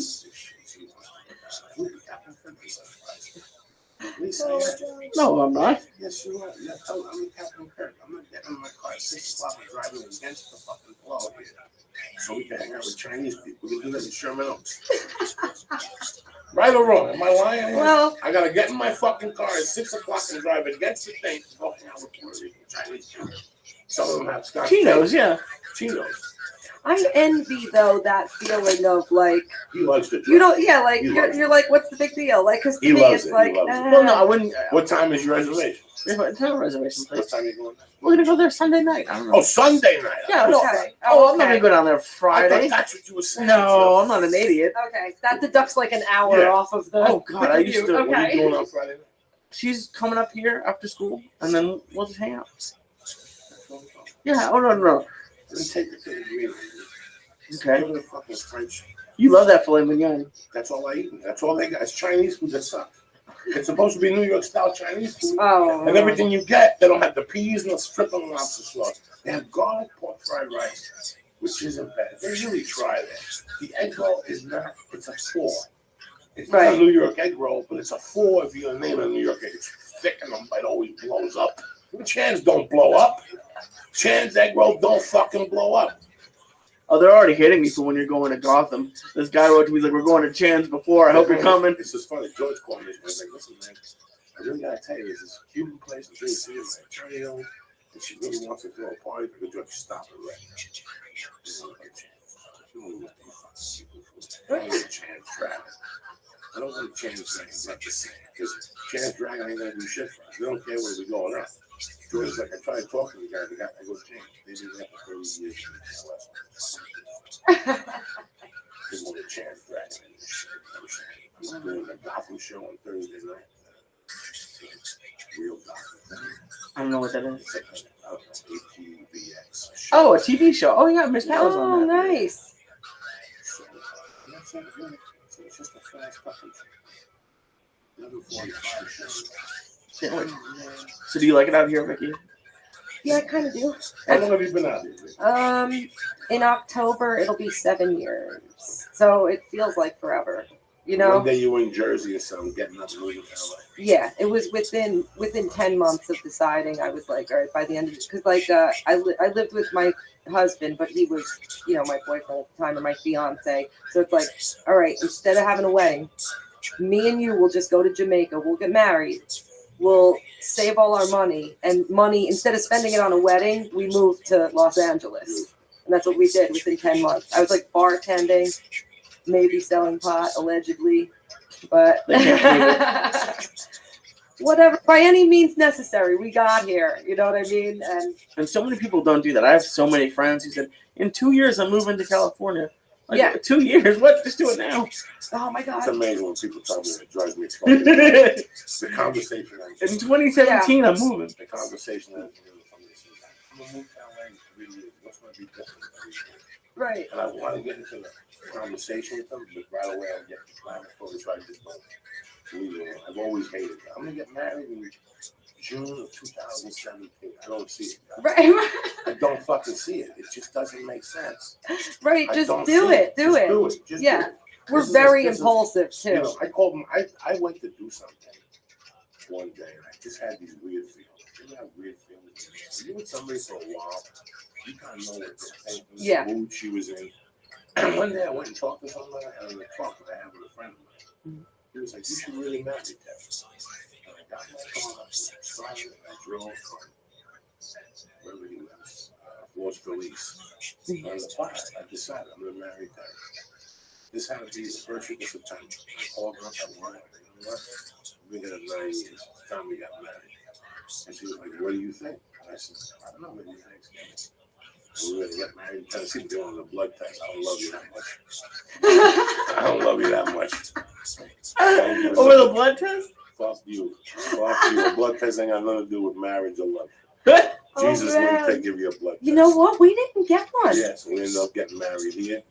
I proposed to her on the phone in September, and we got married the day before Thanksgiving. 2 months later. So a Wednesday? On a Wednesday, so everybody could go.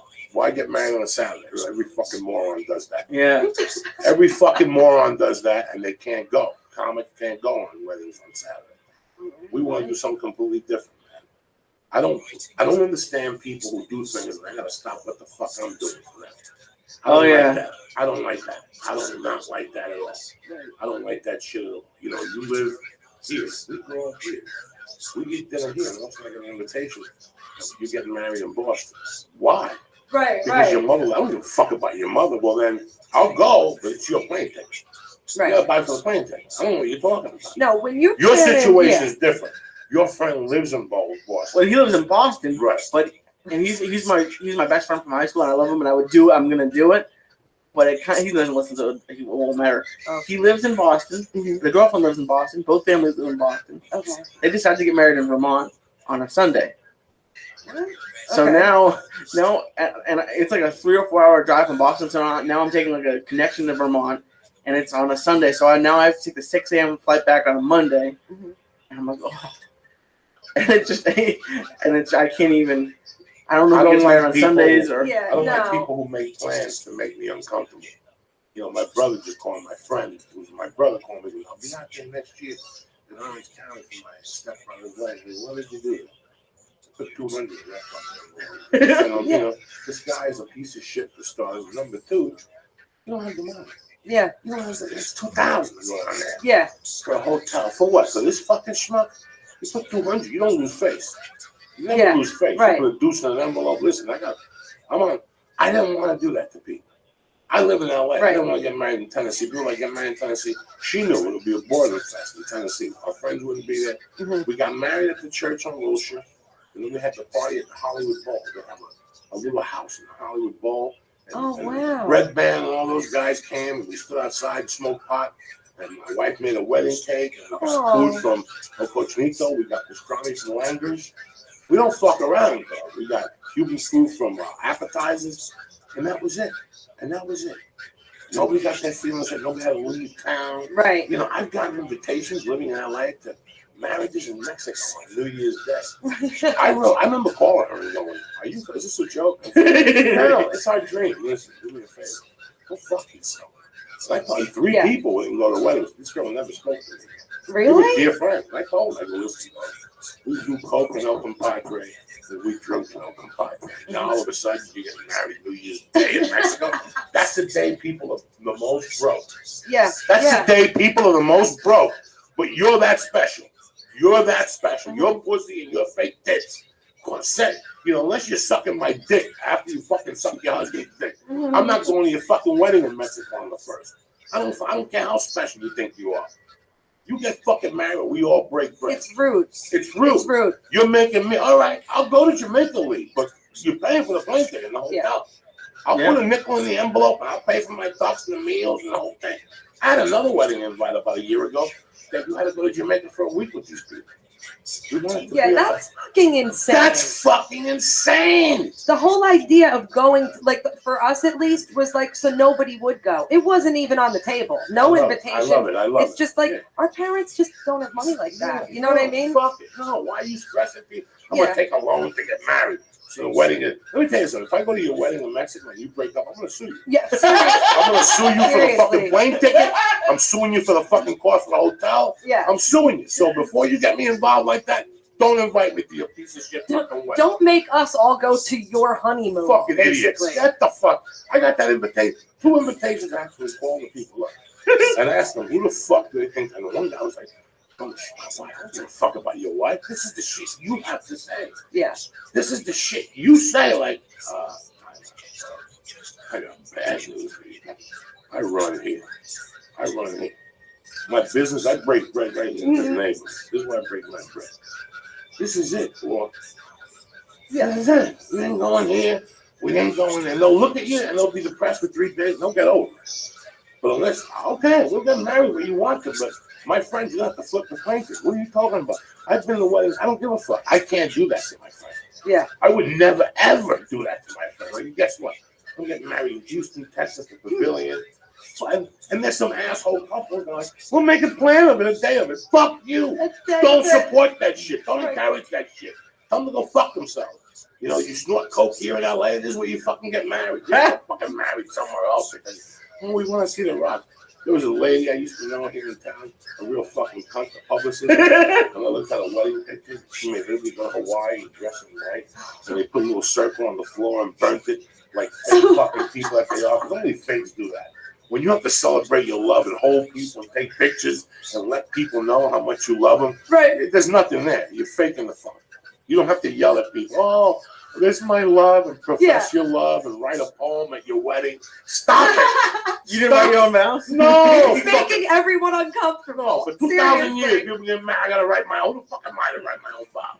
You love her? Yeah. You going to take care of her? Shit, yes, yeah. Okay, that's it. How about you? No, because it's miraculous. They write a bunch of words and 22 amazing. I would love for you to officiate a wedding. You'd be out of there in 6 minutes. Oh my God. 6 minutes. Wasting these people's time. Wasting these people's time in July. These motherfuckers that get married on a Saturday during college football. You got some pair of fucking balls. You got some fucking pair of balls. They're here. They have an envelope. Get them to the open bar. Get the fuck out of here. That's what's happening. Get them to Oh, the there better be an open bar. Oh, and then the other thing, and it doesn't matter. So they're getting married in Vermont at like a ski resort thing. Oh, you want that? Okay. It's like the hotel rooms they got are like $700 for the weekend. No. So now, Please send an envelope. No, I have to go now. But. No, send an envelope. Tell them it's over. Take the ticket and come to New York. Forget it. Take the yeah. same ticket and come to New York. You know, go to fucking some wedding with some schmuck on a Sunday, $700 a night for a hotel. No, my mom is going too because we're family friends, and we found a Best Western like Send half your an hour mom, away. send your mom like Tom Hayden. Remember Tom Hayden and the Goodfellas and the Godfather? They sent them to all the events. Oh yeah, consigliere. Yeah, send your mom with an envelope. No, I love him. I'm gonna do it. But yeah, no, it's like kind of cool. Like you with Terry, and it sounds like you and your husband are cool. But it's like, and luckily Paul is cool. Like there's some girls who, if you proposed to over the phone, probably would have said no. Like it's kind of right on my head. It's 9 years. She's already sucked dick. I've already eaten pussy. What's the drama? What's the suspense? Why all the bullshit? Yeah, but you didn't have pigeons. What have you fucking done? And fucking I gotta get on my knee and call your fucking fat fucking father and waste your time. Fuck you. I did call her father and said, I'm marrying your daughter. Right. I didn't ask him for his hand in marriage. I called him like a man and said, I love your daughter. I've been with her for 7 years. I think it's time we get married. We get together. I'm Cuban. I'm slinging dick. I'm giving out bubblegum. Take it or leave it. That's it. I don't have fucking time for. That's all bullshit, man. Yeah. Well, are your parents still around, Vicky? Are your parents still around? Oh yeah. Were they upset? Because if I eloped, my mom would murder me. No, I mean, well, It's not an elopement. It was a different way of getting married. Yeah, it was like this. It's like we met each other. It was so quick for how long we've been together. Oh yeah, like irrationally so almost. Like we. Our first date, we had sex on our first date. Then a few months, he was staying over my house all the time. Then a few months later, we moved in together. So we already were sharing a bank account. Then, he proposed. We were doing the math. We went to a few places. We went to, like when you go to like the Quality Inn or a Ramada Inn, they have a ballroom. It's like, all right, what is it per person? We did the math. We don't have the money. It's insane. If you want to have a wedding with like 100 people at a place like that, and then we're not really even religious, so it's like, do we go to a church or what do we? Right away, family members too, being like, oh, who's going to be in the wedding party? Who's going to be matched up with who? Right? Don't seat us with these people. Talking about seating arrangements. Oh, I know. When I have a ring on my finger for maybe a week, it's just like, you know what? For I think it was under $5,000, 10 days in Jamaica, all expenses paid. Alcohol, airfare, everything, the wedding included, fucking cake. That sounds like I might have to get that number from you. Huge fucking cake, fun. 2 people, sandals, Montego Bay. That sounds Do awesome. it. You asked Terry. I think Terry spent $3,000 including the rings and everything. Wow. Perfect. She didn't believe in it either. She was like, we talked about it, what we want to do. Let me tell you a little story. I went to prison. I got out and I was dating before I did my crime. Her and I were on the splits. She was with me for 6 years, so she felt, I've been this long, let me stick it out with her in prison, which was very nice. She took care of my finances. I left money, and she paid my rent, and she paid my bills and all that shit. I got out, I was cleaning something from the coke. I fucked her outside today, and I knocked her up. My Catholic side proposed to, I asked her dad, she did all that shit. I said, listen, I'm in a halfway house, and I work 80 hours a week. I'm just going to give you envelopes. You tell me what you need. But then it became, bling, Joe Diaz line 2. I got 4 customers. Hello. Listen, I'm at the store, and the chair people need a color by tonight. We're getting married. What's a color on a chair? Got to do it. I don't want that conversation ever in my life. Yeah. I don't want that. I don't want the conversation that, hey, you can't put this guy at a table with this guy. I don't want that conversation. You get married. Right. Marriage in this country has become something else. It's become a Jones thing. Absolutely. This is how we love each other. And all those weddings, they last guts. And my wife at the time was one of those people. We got married at a church. And Your first wife. The first wife. And then we had a party at a hotel, a nice hotel. I forget what it was. But here's the beauty of it. My gorilla friends came from Jersey. And I told my wife, we live in Boulder. And in those days, the biggest game of national football was Boulder against Nebraska. We got married that Saturday. Oh My gorilla no. buddies. First of all, the best man was too coked up. The priest came over to me and goes, he's got rings around his nose. So Georgie had to stand in for him. Okay? We went back to the hotel, and these guys were like, where's the bar? And they're like, we closed the bar for renovation. My friend's like, where's the TV? With the game, they're like, there's no TV. You ready for this one? My friends gave the fucking guy at the hotel $50 an extension cord, and they rented a room, took the TV out of the room, put the extension cord, and put the TV at their table. Those are smart friends. Do you know what my wife, that poor girl, was? She had never seen anything. Parents, these guys, and that's the difference, okay? And that's why you don't waste people's time on a Saturday. Super Bowl With Sunday. your fucking love. Love don't give a fuck. People don't give a fuck about love when Colorado's playing Nebraska. Let me tell you something. She talked about it at the divorce. What? Are you That's how much it serious? bothered her. That. Well, let me tell you what else I realized that night. After all the bullshit and all the dancing and the cake, and this is a true story that I'm telling you people on the podcast. We took I was in a halfway house, so and I was part of community corrections, which let me leave the state for 72 hours. So we left on a Saturday night after the wedding, and I had to be back Tuesday. So I knew I had time to snore. And that was part of why I went to San Francisco for the honeymoon. I also went to catch the Yankees against the Oakland A's when Canseco and McGuire played for Oakland. Wow. Okay, I went to see that game, and I had her also go see the Giants against the Niners on Monday Night Football when Montana was making a comeback. I mean, I planned this whole honeymoon for me to go watch sports because I didn't really give a fuck about a honeymoon. And I'll never forget that on the plane, I looked at her and I couldn't believe I got married. Like on the plane was where I looked at her and I go, this was a waste of my fucking time. Oh my God. And I'm saying this to the podcast people just to let you know how life works. Like, in that airplane on the honeymoon was where I realized I didn't love her. I had made a mistake. This was a fucking nightmare. We went back to the room. She was pregnant. So I tied her up and let her pussy on fire. We went back to the room and she was tired. She passed out. I took the rental car and found one of my old drug dealer friends and bought an 8-ball at 12 o'clock at night and started the whole thing by 7. Oh my God. Went back to the hotel room, laid next to her. She woke up and she did not know I was gone the whole night. That was my honeymoon. That's why the wedding didn't fucking work. Or last. Yeah. That's the truth. I never told that story, but all that love and all that bullshit and all those plans and the color of it, it didn't matter because there was no love. Do you think that, like, let's say you were gonna have a wedding and Terry she wanted to have it at a big place. Somewhat, don't you think like maybe it's not the right person if like you need something big like that?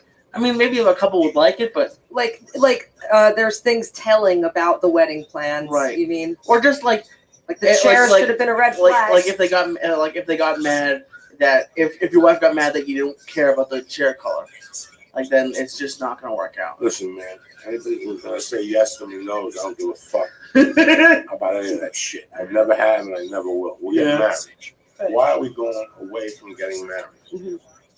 Why are we worried about this and the colors of the pigeons or the band? I don't want to worry about that shit. I want to worry about our day. It's our day. It's got nothing to do with nothing else. But people have turned it into this $20,000, $30,000 investment. It can't be. And you gotta tell these bitches right now when they talk about pigeons and shit. I fucked you in the ass for 3 years in college. What pigeons are you talking about? What pigeons are you talking about? You really saw fucking pigeons. And if you're not honest with that with people, it's not gonna work out for you. Yeah. Because you're gonna always have to be. They're gonna hit you with these extravagances all the time in their life. Like, you know what I wore? I wore a dress that I got at Macy's that I really liked. It was like purple with like polka dots on it, a long dress. I didn't even get a wedding dress. Why spend $1,200? I'm gonna get a white dress, but you were blown guys when you were a sophomore. Right. You're gonna get a white dress, but you were blown guys behind the football stadium when you were a sophomore in high school. That's crazy. And how much did you guys spend on the rings? Because I mean, I heard you're supposed to spend like 3 months' salary. Lee, I'm so glad you asked. Okay. That's a nice ring. This and these are nice rings, right? Fake. They're not real diamonds. That would be insane. This is my message for women or anyone getting engaged. If you want that ring that's $20,000, $30,000, you have to understand you're marrying this person. That money's your money. Would you ever buy a fucking ring? for 20 or 30 grand. That's crazy. That's a good point of shared money. Because, like, part of it, because I've been thinking, I'm nowhere near doing it. It's only been a year. Mhm. But it's just like, you look at it online. I shouldn't have even done it, but I looked online just to see what the prices were. Mhm. Because part of me is like, I don't want to be embarrassed by getting the smallest one. It looks like you're going to have to spend like $4,000 or $5,000 for her ring. And I'm like, and it's scary. And that's honestly why I'm a huge kid person. I love little kids. I think they're really cute. Mhm. But the older I get, like I read an article that it costs, even before college, $250,000 just from 0 to 18 to raise a kid. Yeah. And that's without private school. That's without college. It's like, fuck. I think you're gonna spend. I can use $250,000. That's you're gonna spend in McDonald's 20 years. Oh yeah. See, You that's have to. yeah. I So think don't of look at that too. shit. That's all bullshit. I think When of you that. when you consider your child, there's no value on your child. If you're a real human being, Uh-huh. when you think about your child, when you look at your child, you'll go without. So your child has. Oh, I know So that. fuck all those articles. These are fucking Gentiles. Who adds that shit up? This is what I spent on my son last year because you're a fucking cheap cunt. There's no price value on your kid for you to make your kid the best he could be. Right. You want more for your child. So don't buy those articles. Right. Those articles are for fucking the same people go, well, we're going to get married in 2015 and I'm going to have children in 2018. Really? Go fuck yourself. Children come when they come. Right. That's the beauty of a child. A woman coming in and going, honey, you knocked me out. Not that we're not going to fuck with a condom and I can't come in you till 2018. Those are those people who figure out budgets. You know, this is our budget. What fucking budget? What fucking budget are you talking about? Budget. Oh, this is our budget. You look at a girl's hand, you look at her. You have a nice woman. Paul is a sweetheart. You're going to get her a nice ring. You're not going to get her a fucking $20,000. Right. No, I can't imagine. For what? When she becomes a big time attorney, she'll buy herself a nice fucking big ring. You buy her a ring with her dough. Yes, that. I mean, But right that's. now, yeah, that's what the problem with guys, you know.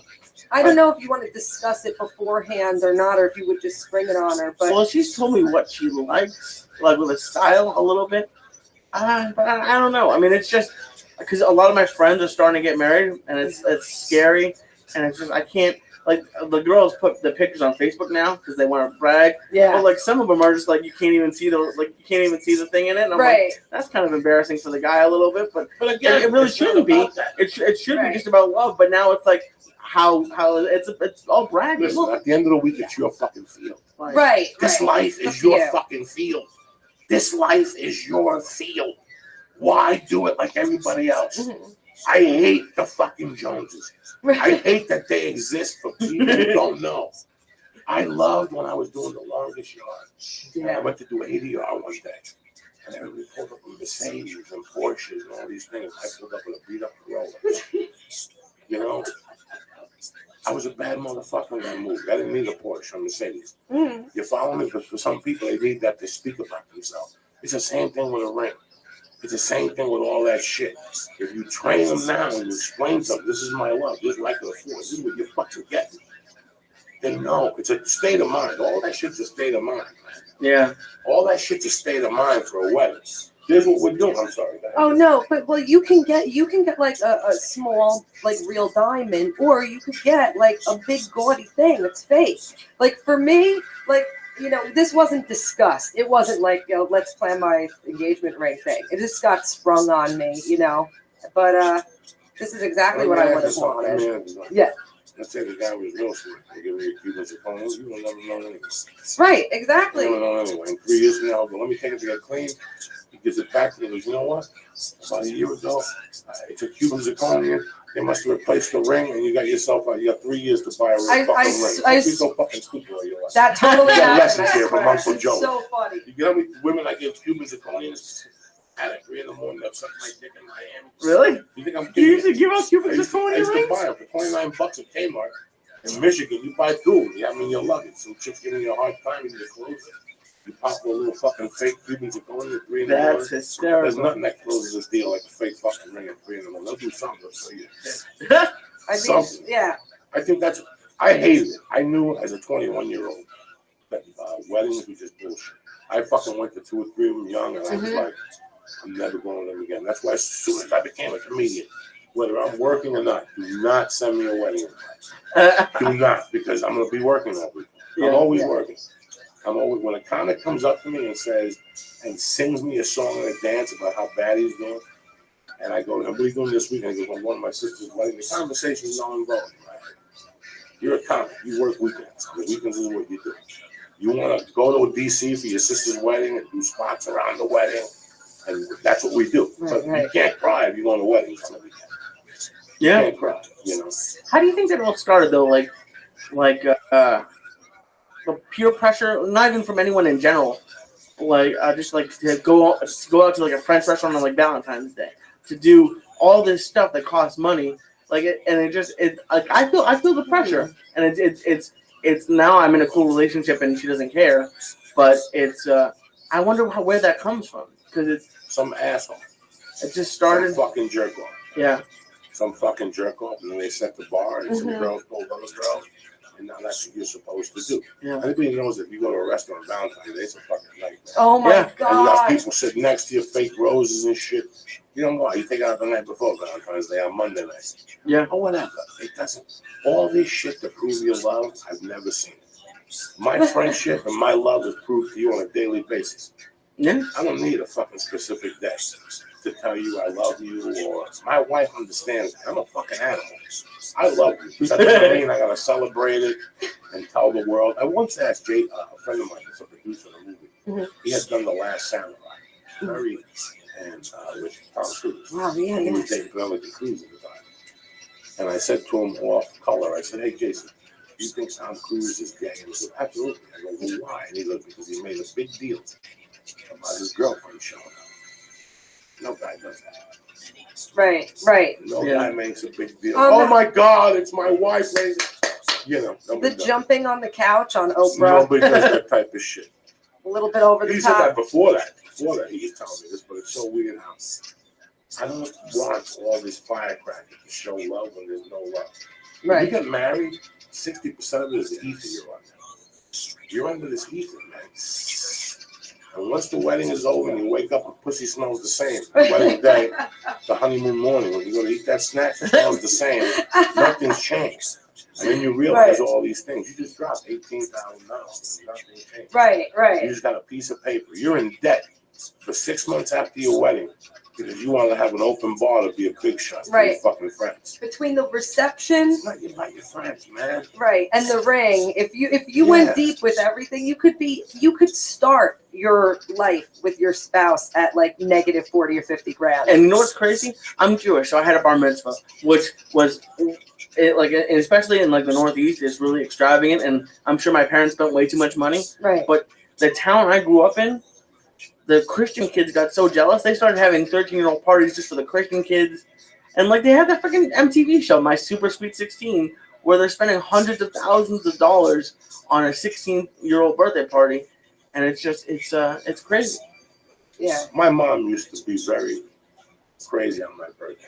She would go overboard, but because she came from a family of 9, and then they celebrate her birthday. So for her, Aw. my birthday was her birthday. Aw, So she yeah. would buy a piñata, the fucking sandwiches. But it wasn't because the other kids in the neighborhood had it, it's because your mom loved She you. didn't give a fuck. Yeah. I don't do nothing. You know, I drive a Subaru. And I would drive a Subaru whether I made $10 million a year or $5,000 a year. I don't deserve a BMW. I don't want a BMW. I used to rob people for a living. Why do I have a BMW? How's it going to change who the fuck I really am inside? So I can never pull up on a BMW just because I don't like that stuff. I've never thought that there's any. I see right through it. And in my mind, people see right through the back of some people when they get impressed. Right. Those are the people who, you know, I get impressed by people's actions. Mm-hmm. You know, most people who have those cars are scumbags. Go on the 405 and drive. Who's doing 60? The guy with the Porsche. Do 90, you fucking cunt. That's why you bought the car, right? For the position and the German engineering. Now you're doing 60 in the left-hand lane. Why you wasting our fucking time for? Yeah. Why the fuck you don't want to take it? Then why'd you buy the Porsche for? Buy a fucking Prius and do 45. Why you wait? You following me, man? Yeah. I don't understand all that world. Whether I had money, I don't understand making a big deal for people. I'm working with this kid in Denver, and I had to call him and explain to him, like, listen, the day of the shows, bro, I don't want nobody in the green. He said, what are you talking about? I don't want girls in there. I don't want cousins. I don't want alcohol in there. I don't know none of that shit. That shit's never impressed a guy like me. I don't know why. I don't know why. You know, me paying $22,000 for my wedding and have, I didn't see it.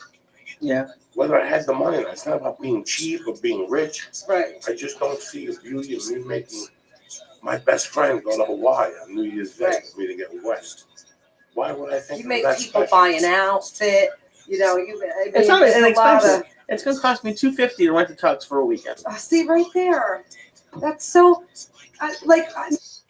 Maybe Like it's you're just fucking me. Sinatra. Get the fuck Right. out Maybe of it's my lifestyle because I'm always so broke. But it's like to me that's an insane. Like oh my god, if I had another $250, I could go buy this thing I really want. Like it's insane to and they me. live in That Boston, they gotta go to Vermont to do what? To get it, and they take pictures by a tree like 2 fucking phones.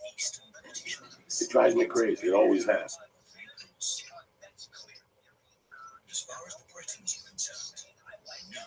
It always has. Man. I don't know why. It's just, and like I said, our wedding, she made the cake. That's awesome. She made the cake. 3 tiers with 2 guys on it, singing and dancing. I can imagine Terry. She's just like, why are we going to spend $500? I can make it. She can make it exactly how she wants it. Yeah, I was so happy about my wedding. I had such a great time on a Wednesday night. Wow. And we were done by 10. And we went right to the house. We had a great time. We had a bottle of champagne. It was fucking phenomenal. And I went to the house to get an eviction notice. Really? Walked in my house to get an eviction notice the day after the wedding. Oh my God. Because we had cats. Oh. They said that we lived there for 11 years, but they wanted to throw us out due to the pricing. We were only paying $700 a month. Oh, yeah. Oh, man. With a garage, 1 bedroom, and unlimited hot water. Unlimited hot water for me is like unlimited hot fudge. Right. That's the fucking corral. That's like when I could shoot in the shower and lay there for 3 hours and eat and just think stone. My God, that's better than a fucking jacuzzi. Oh my God, look at that. And I thought of you because I drove by the griddle the other day and there's a line. Oh, Jim. That's like your least favorite place in What time was the line? Like 10:30. Fucking suckers. Yeah. What's the griddle? The griddle across from on Fairfax and Sunset. It's an egg place. Oh, okay. 10 years ago, Lindsay Lohan went there before court. They got very powerful. The eggs. Oh my God, that's fucking eggs, you fucking sheep. Mr. Breakfast in Tom's River is still 10 times better than the fucking griddle. And I'll get 2 eggs with that Jersey grease, home fries, and 2 pieces of toast and a piece of fucking bacon for $6. So good. Yeah. The griddle wants like $18 for breakfast, and it's the same Gentiles that stand out front with their newspapers and their acting script. Mm-hmm. It's just one of those places. And I always yell at them, beat the one. You fucking faggots, get a life, because it's true.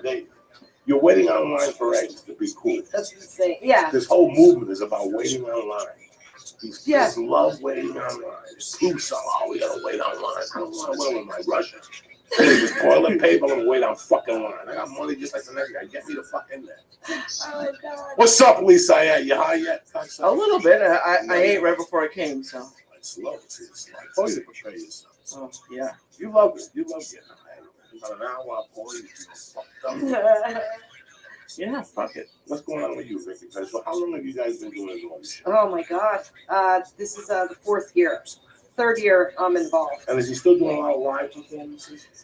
Yeah, not as much as he used to. Like not as much as he used to in LA. Like he'll do them out of town, but he's doing some kind of show now, Triple EX, I think, in September. So that's kind of like it's a variation of the Live Naughty shows.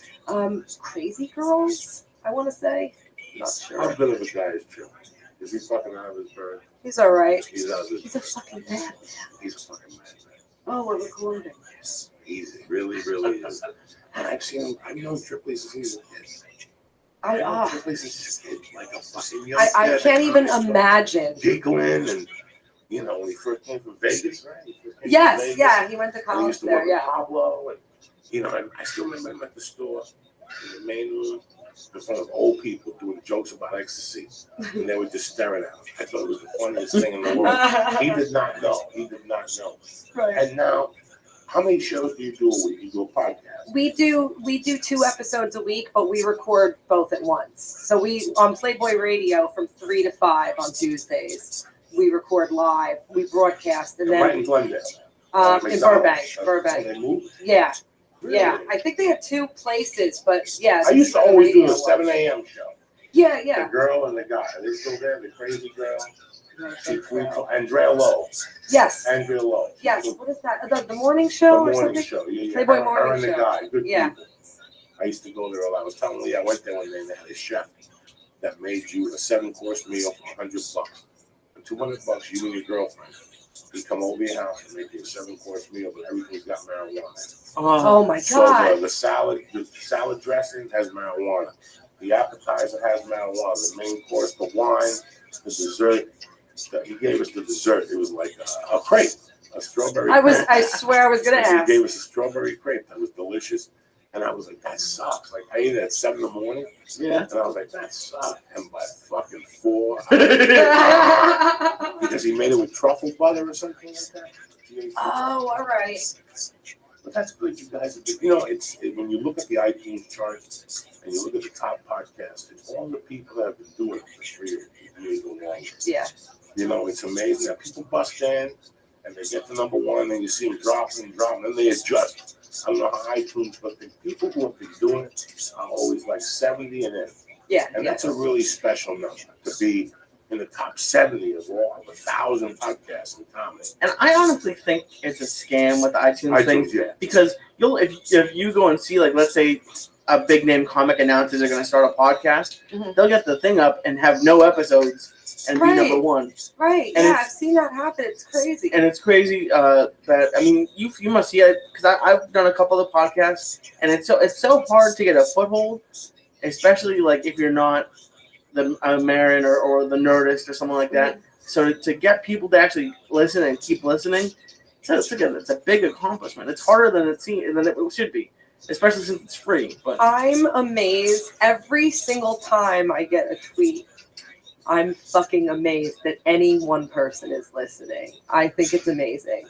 Like, it still blows my mind. I'm not jaded about it at all after all these years. It's just that anyone would care to listen, and they like it, and they talk about, when people like send you messages about shit you said on the show. It's nuts, right? I'm sure you don't get high before the shows, but I don't remember things I said even when I'm sober. So they'll say, "Oh, I love what you said here." I'm like, I don't remember saying that, but it's amazing. It's amazing the reach, because like I went to the guy who measured me for my text today.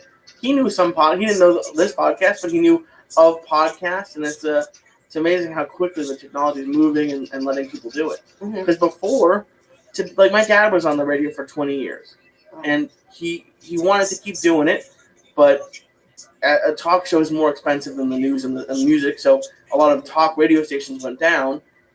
But to do it now, you had to have a radio station hire you, and you had to start at the overnight shift or the weekend shift in fucking Tulsa, and hopefully move to better markets. Now, fucking if you're a comedian or anybody, like Joey always says, if he was a plumber, he would have a podcast. So now anybody can do it for like under $500. You could have a professional podcast. Yeah, it's crazy. It's amazing, and you can just put it out there. And what's weird is, like you were saying, how you always see the same people like at the top, and how amazing that is. That's out of the whole fucking world. That's out of the whole world. So it's almost like, the cream rises. You know what I mean? This is a great art. Like, this has been a great forum for people, especially myself and Lee. I mean, everything doesn't work for a lot of people. It has definitely worked for comedians. It didn't work for a lot of times, but it worked. I thought it required something different. You had to put your guts out there a little more. Yeah. We had to be a little bit more stronger than radio. Right. If you're going to come out and do radio, I don't think it really works. I think for me it worked when I started opening my guts out. Yeah. Right? And you became one with these people. I don't like to call them fans. We're like a family. Right. It's we're a network. They offer this, we offer a podcast. They offer graphic services, you have construction people, and we all, and people come and go, but we've got a core. Right. Token Lair, we got Constantine, we got Leah, we got Lady J, we got, we just got a family of people, and it's fun. I have Cleo. I have a great time communicating.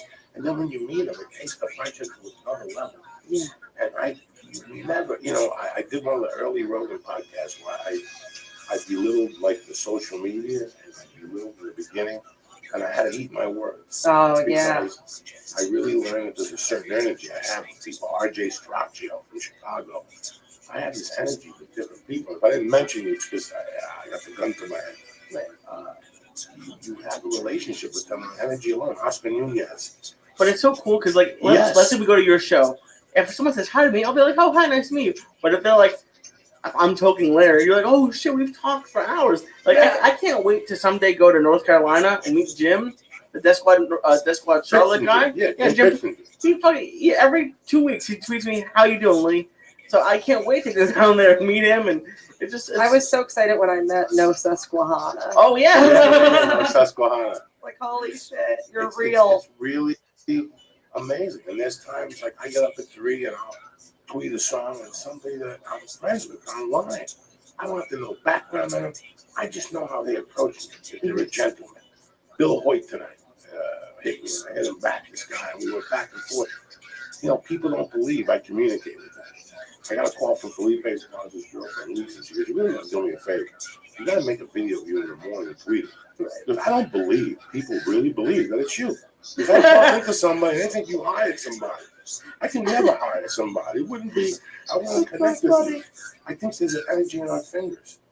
And sometimes when I'm talking to certain people, it's only a girl tonight about a kid.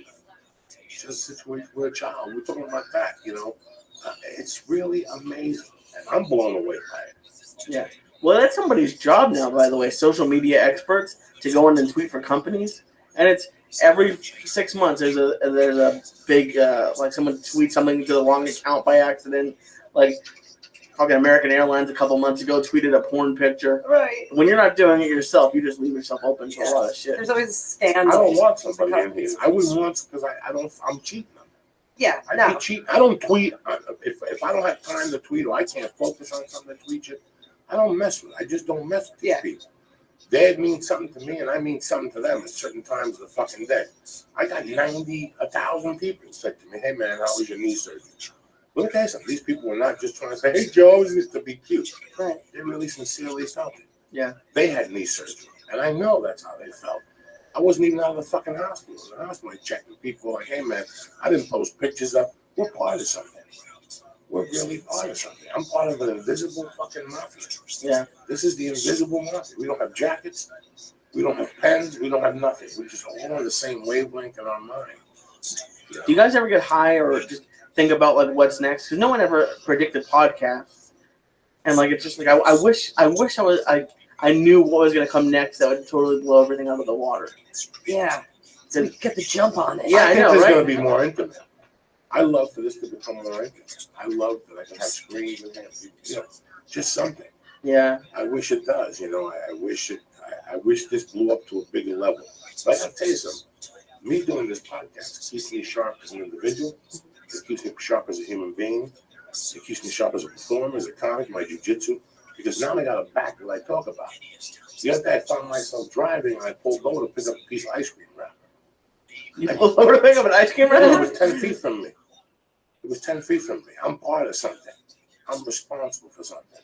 Before I got here tonight, I saw a black lady beating her kids right outside the Puerto Rican daycare by my house. I had a responsibility to call the police, and I did because I don't get in the habit of that. But we're part of something. And if I'm sitting here telling you that you got to wash your asshole, you got to wash your fucking asshole. That means it starts with me. If I'm sitting here telling you, "Lee, did you go to the fucking gym today?" It's because I went to the North Hollywood Park and did kettlebells and walked around. I might be a fat fuck, but I got out of the house and got some sun.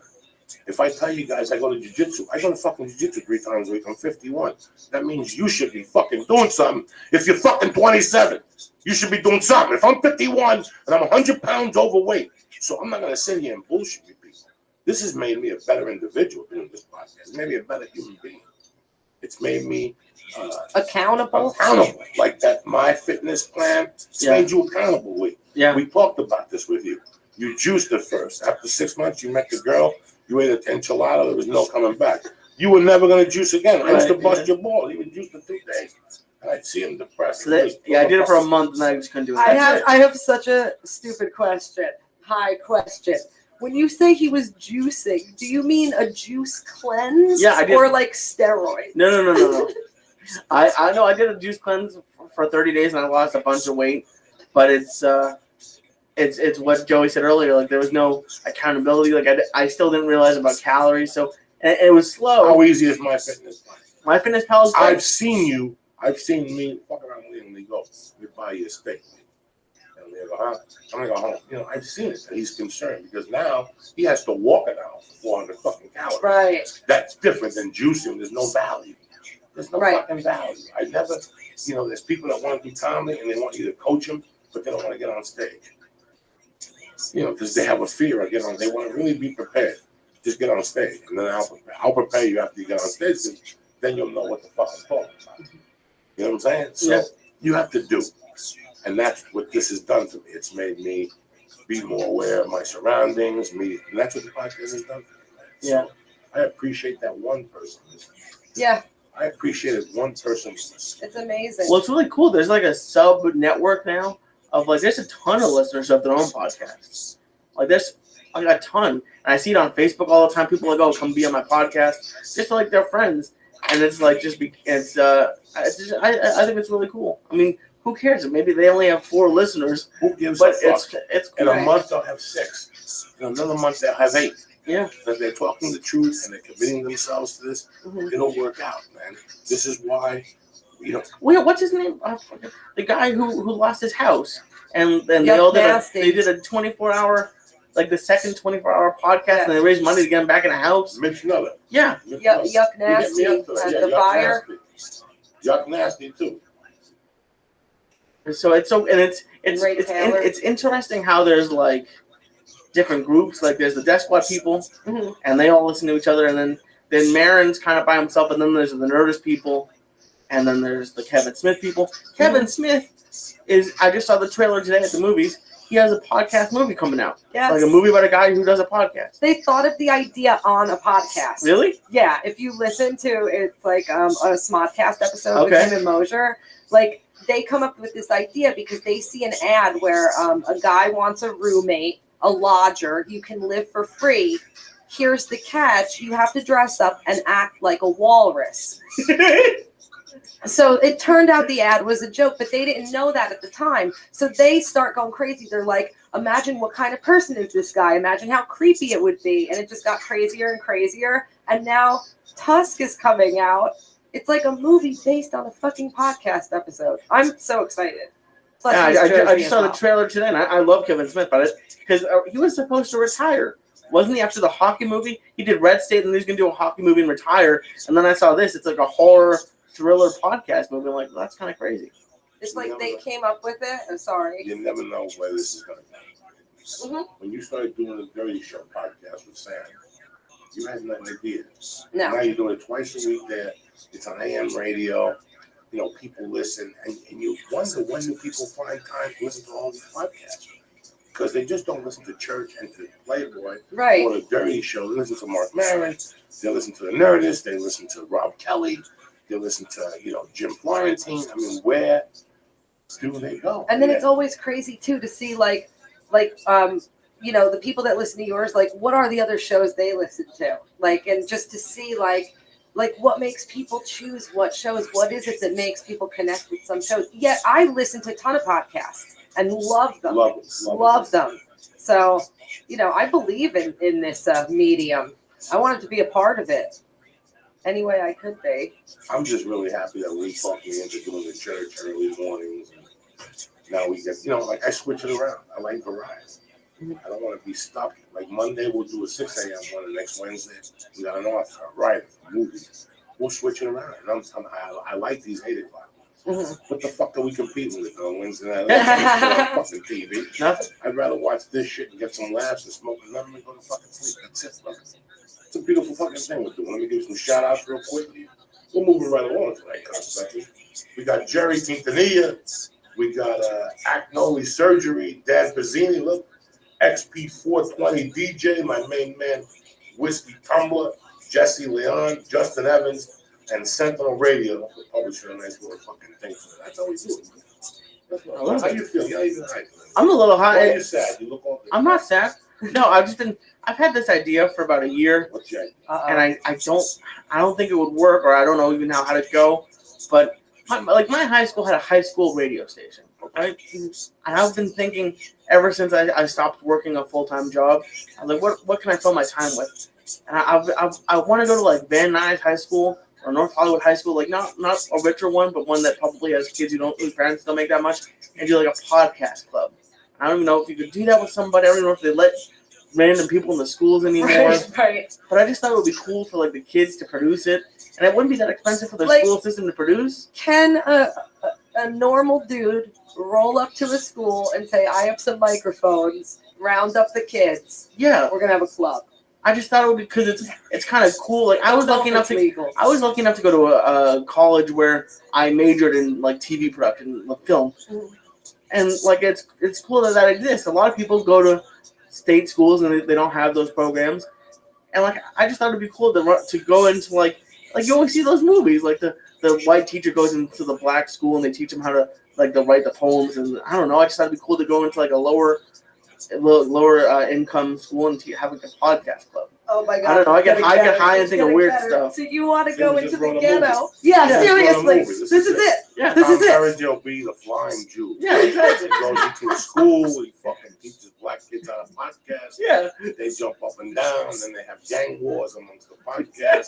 They throw fucking signals. I don't know. Michelle Pfeiffer. Everybody's done those. You get me high, and I start thinking about stuff. Michelle Pfeiffer. You never know, man. I wish. That's one of my dreams, to go back to North Bergen and maybe do like an acting comedy type thing to introduce kids to it. Yes. But I never got into it. I didn't even know I had this available. I never knew I could go into New York, take an acting class and do a theater. Right. I didn't know. I thought that you were born into this. I thought Yeah. you were Kirk Douglas's nephew. I didn't fucking know that, and I guarantee kids don't know. And I just like to go over there one day and go look at it.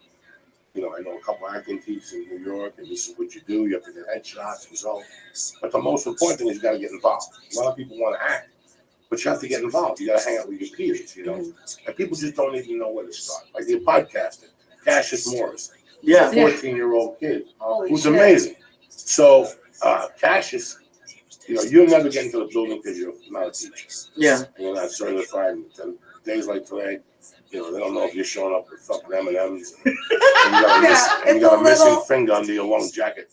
You got to look at it from their perspective. No, I know. That's why I don't know how to even go about it. And nowadays, bro, you can't even touch these things. You can't do a good job. Right. But So just it's because you can't really do it doesn't mean you can't make the movie. That's true. Okay. This movie is based on real thoughts that we had.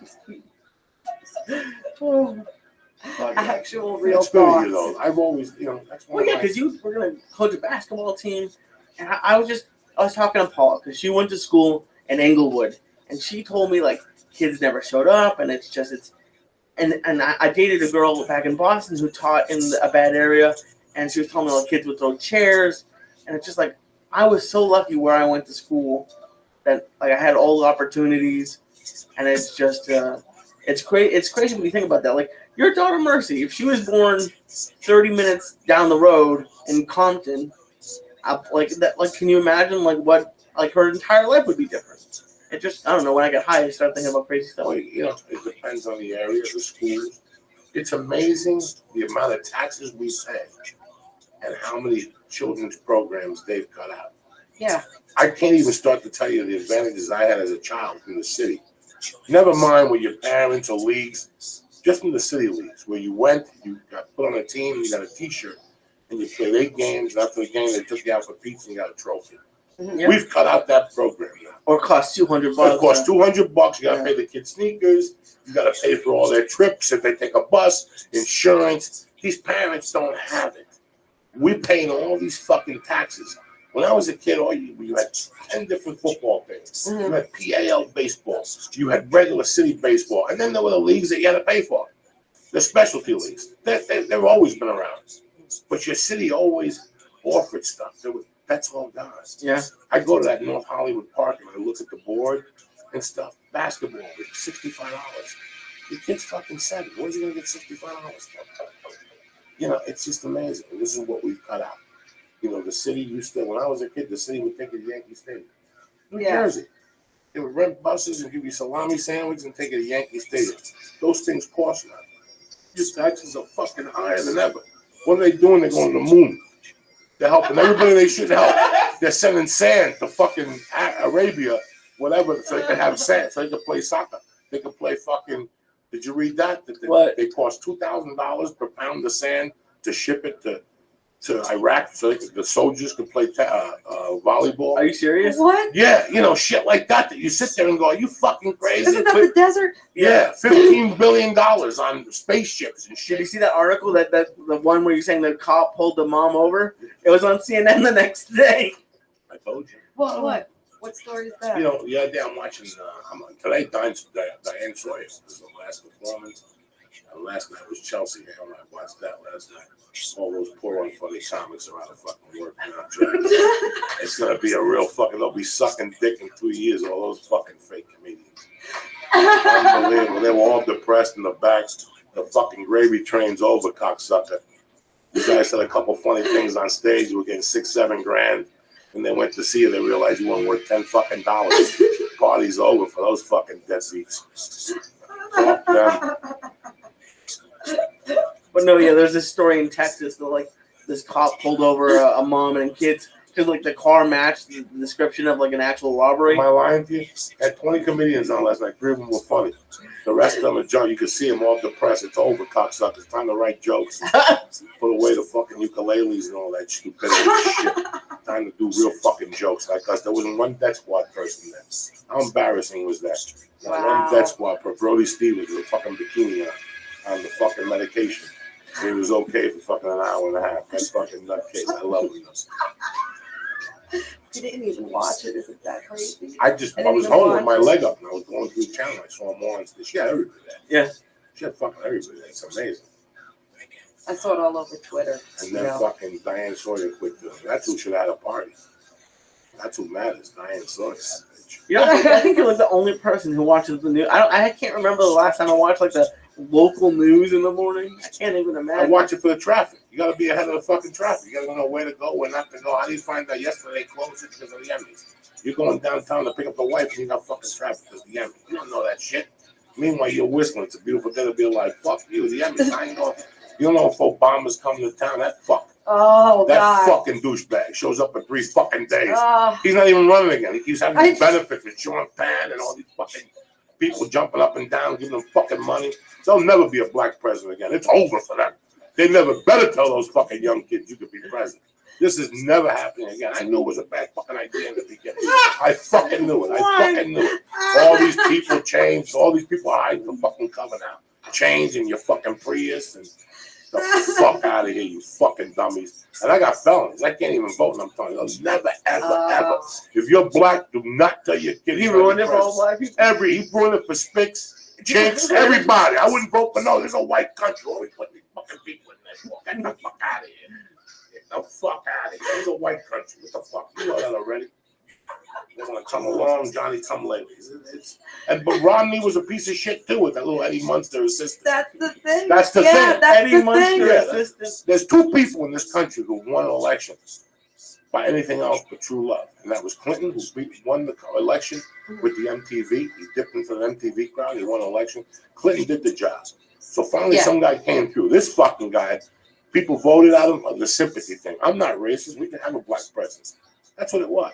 And all these Gentiles from Calabasas and Santa Monica, they're the ones that got taken. They're the ones that got taken. He might have been a good dude and shit, but he wasn't ready. Look, the proof is in the fucking pudding. Everybody's fucking unhappy. I'm talking lies here. Everybody's fucking unhappy. Everybody's fucking unhappy. They're making new ISIS. When did these fucking people come through? When did this gang fucking start? So, the proof is in the pudding. I'm not talking out of line. Why is ISIS Obama's fault? I don't. Everything's fucking Obama's fault. Were they around when fucking Obama signed up? No. They're around now. They're around now. You see that there's a lot of Americans getting killed over there, like going over there and fighting for like Syria? Dumb fucks. Oh my God. Switching fucking governments. They deserve to get what the fuck they get. You can't switch fucking governments to go over there and fight these fucking Abdullahs. You're never gonna go fight for Cuba? Why? I live in Studio City. I ain't bothering nobody. Fuck Cuba. Last time they fought for Cuba, what'd they do? They left their dicks in the dirt. 13,000 Cuban soldiers. Kennedy left their dick in the dirt. Finally, he bailed. He was a blue dog Republican, a Democrat, whatever the fuck you call that shit. So a lot of people don't know he bailed out with his own money, 1,300 Cuban people. out of the Cuban jail in the Bay of Pigs. Really? Yeah, that's Wow. Kennedy. I mean, a lot of people don't know that about fucking Kennedy. But well, what? Right now, if you're black, do not tell your kid he's going to be the president of the United States. I'm telling you right now. I'm sorry. And if you're Cuban, Puerto Rican, Dominican, that goes for you too. Maybe a Chinaman. Maybe. If he fucking So looks how like far did he set him back? What could like a black person? 3,000 fucking years, okay? Could they at least be like No, it's like a when senator? it's like when you bring my name up to Comedy Central. Before you say Diaz. No! No! Anyone with Joey. No. So like Joey no Diaz, Joey anything. They don't even want to talk about That's It's true. I know a lot of you people tell you that people are trying right now. Sorry for that breaking news, everyone, Everybody's but fucking Obama ruined it. It is what it is. Obama ruined the pyramid. Don't think we got a shortcut. Maybe in 20 years a black guy might show up. Sweep the country off its feet. Yeah. Ooh, that's a little narco fart that smells like a fucking CVS. What's happening, Lee, you bad motherfucker? What are we doing tonight? I got some don't know. animal What do you tranquilizer. We're doing everything. I don't want animal tranquilizers. You need something. How many calories? I got because I lowered my calories today. I think I got like 300 or 400 left. How do you lower your calories? Every 10 pounds? Every 10 pounds, it asks see if you want to. Yeah, they gave me 1650 and I've had 1267. So I don't know what that matters. Yeah, I'm really trying to not eat at night anymore because that was the worst thing for me. So like last night I went to bed hungry, which I used to never do. I have to. But even that I'm trying not to do. 2 hours. 2 hours may not kill you, but in the morning when you wake up, first thing you wake up and you put that coffee to your lips, you're gonna feel a little shit warm come out of your ass with no hesitation. You eat 2 apples before you go to bed. It comes out. Or you boop, boop. Oh, I've been pumping that fiber like a savage. And you're ready to finish your coffee, you're mesmerized. I just took a morning shit. Thank God I ate those apples. I was actually scared today when I got home because I have to take fiber twice a day, like the stuff I got. I was like, I'm gonna get high tonight. I don't know if I should take this. Like, what happens if I get too high and I have to shit on like during the podcast? But I just have the guy said, "Fuck it, let's see what happens." Yeah. It's coming. Yeah, that's how I can tell that it's real. That was a real thought. It's coming. Ricky Pez, what's your day consist of? So you have a day job? You just do the- Oh no, I don't have a day job. So what do you do? It's pretty great. I work on the Naughty Show mainly, but I do comedy. I've been doing a lot with podcasts basically, and Gareth Reynolds and Evan Mann started a show, Point versus Point. So I'm producing that. I go and when they record, I'm not on it. I take notes because I edit it. I'm really big into editing, and I just bought equipment I've been saving up for, and I'm really excited. 2 Shure SM58 microphones and an H6, so about to start some stuff. Yeah, maybe in the next month or 2. I'll let you guys know. Yeah. We'd love to be on it. Jump up and down, say about his fucking. That would be pretty great. To get Chinese food cuts, like I'll burn you with this e-cigarette. And a fucking neck. What's the name of the joint? I don't even know. And what's the specialty? What's so good? No, okay. So when I get really into my diet, I start going to Yelp and just searching things to look at pictures. No, fuck yeah. I'll just like last night I searched to strangers. Right, and trust Strangers, you don't fucking know. These guys eat hummus and they think it's fucking not if delicious. there's 2 reviews. If there's 700 reviews and it's 4.5 stars, yeah. Isn't that sheep? That's called sheep. So go ahead, drop it on me. No, I don't know. We found it a few months ago. I don't know. What's the name of the place? It's in the 3rd Street promenade. I have no idea. And you go down there and park and do all that shit for Chinese. Yeah. All that drama. It's not that much drama. Okay. 3rd Street promenade on a Sunday is no drama. You just gotta go down there and park and walk hand in hand like nobody's business. I did it for the crave class. Friday night, I parked on the street. I didn't park in the lot like a sucker. I found a meter, and we just walked. It was nice. How long was the walk? Yeah. 10 minutes? Yeah, I Oh, know. oh boy. But it's Santa Monica, Friday night. Who doesn't want to walk Nobody. holding hands? Yeah, good. You want to walk holding hands. Fuck yeah. Did the walk there and back make up for the crepes? No, fuck no. They made their own Nutella. That shit was delicious. This lady made her Nutella she made croissants from scratch for before the class. Are you serious? I would kill. Have you had a what's the donut croissant? It's Strudel? no. Danish? It's like this guy in New York made it up. It's they take a croissant and they just put like the donut grease. It's fucking amazing. There's not enough fat people. You gotta make a fucking donut croissant now. Let me look it up. You're gonna look up donut croissants. Yeah, my cronut. That's what it is. Oh, I have heard of that. Yeah, everyone Oh, says that's it's what fucking that is? amazing. Yeah. Oh my god, I would Yeah, kill somebody for those right now. It sounds pretty good, I guess. You ever have a cronut, Joey? Fuck no. Did you guys go to the Orange County Fair at all? No, but I was looking at it. It's expensive too. It's like $70 to get in. Something crazy. No, like it was no. Well, I mean, maybe between a few people. I think it's only maybe for tickets to things Yeah. like the shows and stuff. Oh, it's Yeah. free to get in. Okay. No, it was still like I think it was more than 10, less than 20. I Okay. can't think, maybe 12. But that's not. I didn't get to see any of the bands or performers or anything like that. So that's probably 70. How was the fair? Dude, the fucking food. It was out of control. Did you get fried dough? Did we get fried Oreos? Oh, I've never even tried that. Oh, they're really, really. It's like Zappala's, but with the Oreo in it. It's No, amazing. I've seen it. I've seen it on TV, but like, I took Paula to get fried dough, and she never had it before. It's just really the good. cinnamon and the powdered sugar. Where was this at? In Boston, when I took her to Boston last year. Right. Who doesn't like I fried love dough? those fucking Zeppelins. Yeah, Oh my amazing. God. When I was in the 6th grade, 7th grade, I'd walk from 22nd and Central Avenue in Union City to like 18th Street every morning, and I get a bag of Zeppelins, a long piece of Italian bread, a stick of whole bar butter, and a 64-ounce Coke. And that was my breakfast in the 6th grade. Oh my Bag of God. Zeppelins.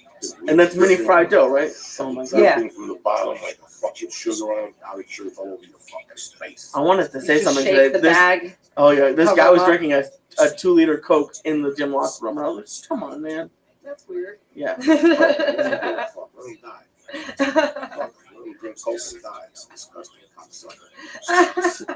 Stop somebody from dying. He wants to drink Coke. Was he fat? No, he wasn't. He was shaved. Yeah, medium. He Yeah. was just jealous. He was like, Fuck that fuck motherfucker. that punch. He was push us and drink Coke. I gotta walk up and down like a fucking moron just to burn 400 calories to eat Chinese food on fucking Sunday. I like fucking love Coke. I drink soda's a huge addiction, but I would never bring it to the gym just because I would feel like, don't I look like a fucking idiot right now? Don't I look insane right now? Yeah. That was one of the hardest things of the lifestyle change. Did you cut soda out? I cut soda out when I went to Weight Watchers, and now it's very hard to drink Coke like a real Coke. It's probably way Oh, too sweet now, it's right? fucking terrible. That's what everyone says But when they oh stop. my God. And even Diet Coke, I cut it out. You know? But I'll tell you something, it's just something to it. When I go home to Chan's, that fucking, you don't eat that with a can of Coke. Yeah, That yeah. type of Chinese food only calls for a can of Coke. You know, there's like chicken calls for white wine, Sauvignon Blanc. I don't know nothing about that shit. I do know that pork spare ribs, Chinese style, they call for a can of Coke. And one of those, That's right. and one of those glasses of water, the brown glasses Yeah. of water. With your fucking. But I like that. When Cokes with a Chinese restaurant, you drink on ice with a straw. Mhm. Okay. That's what it calls for a straw. You got with 3 of those cans. Oh yeah. That actually. I could do That's 3 of how those. Jewish I am. Easy, Paula yeah. knows if I go to a restaurant and I order a soda and they bring the can out, I get pissed off because that means there's no free refills. I'm not going to get any more. Oh, You know really? what? I'll sacrifice it for the real Coke. Oh, Okay. yeah. I'll sacrifice it. There's only one person who has real Coke out there. That's delicious. McDonald's. A lot of ice cubes. That Coke burns your throat. That's delicious. Remember the little bottles, the 8 ounces? Yeah. That was the specialty. They put more oxygen in those. So Oh. you drank them. That's why they burned your throat. Come on, guys. Do you guys ever get that Mexican Coke? I got it once out here, and I never got it again. Never again. No. It costs like No. $4 a bottle. And it's real sugar. It's real sugar, It's but like it's not. sugar cane or It's not like the most people like. It's what people said about In-N-Out. I like a burger, but people like hype stuff up so much around here. I had Mexican Coke. It tasted like sweet Coke. It just, I don't know. All these fucking, all these burgers. I love a good burger, but we've forgotten about what a burger is.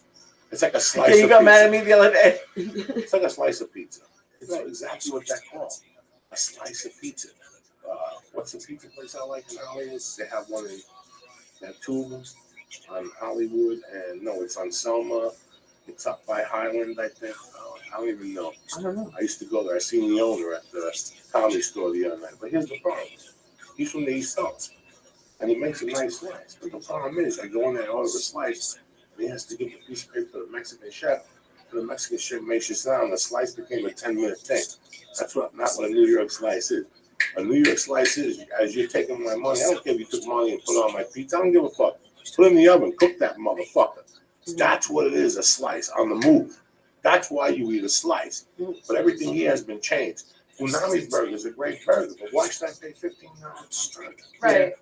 Why should I pay $15 for a fucking burger? To get a little spoon of dipping Yeah. sauce. Why That's not? the Why whole else? thing of what an American burger is. Right. An American burger is a piece of meat that you buy a pound of, and you get bread, and you put cheese on it, bacon, and ketchup. Why should it be $15, Lisa? It should be, but it was. He called me and he likes to tease me because he knows like I'm on a diet. So he'll be like, "Where would you get a burger right now?" And I said, "A place." He's like, "What will you get on?" And I said, "If I'm gonna really tell you what I really want, and I love putting an egg on it now. What they're doing." And he went on for like 5 minutes. Like, you don't put fucking eggs on it. Who puts an egg on a burger? It's fucking amazing. That's weird. That's not an hamburger. No, that doesn't go. We're doing something else. Right. We're doing something else. Everybody wants to put a bun, a different bun, a Pretzel ciabatta bun. What's Yeah, ciabatta? pretzel. I don't want to When the mix fuck are the pretzel and pretzels? burger. Yeah, all this shit to make everything better, but they're making it worse. It's like if you read the Keith Richards books, he was talking about music, and now there's no more live albums. We just forgotten how to make the live album because we made it too technical. And all you gotta do is put 2 fucking mics on the bass drum and wire everything up. We've forgotten that because they made everything too complicated. A burger's a pound of fucking meat seasoned, right? Some onions, you toast a bun, you fucking flip it, and you put fucking cheese on an onion. What kind of cheese? What, American? That's all you put on there. There's no cheddar unless you go to prison. There's How no cheddar dare cheese you? unless you're in welfare. This is what this fucking money is. I like cheddar. Cheddar cheese. Cheddar fucking cheese. This is what I gotta deal with. This is the whole route. From cheddar to fucking ranch. The whole Oh, fucking route. ranch. They're disgusting. And then you look around and you see why these kids are floating. Because they eat fucking ranch dressing with everything. You're not supposed. It's a cheeseburger, bro, with fries, and that's it, and a soda. What is all this egg? What is all this shit?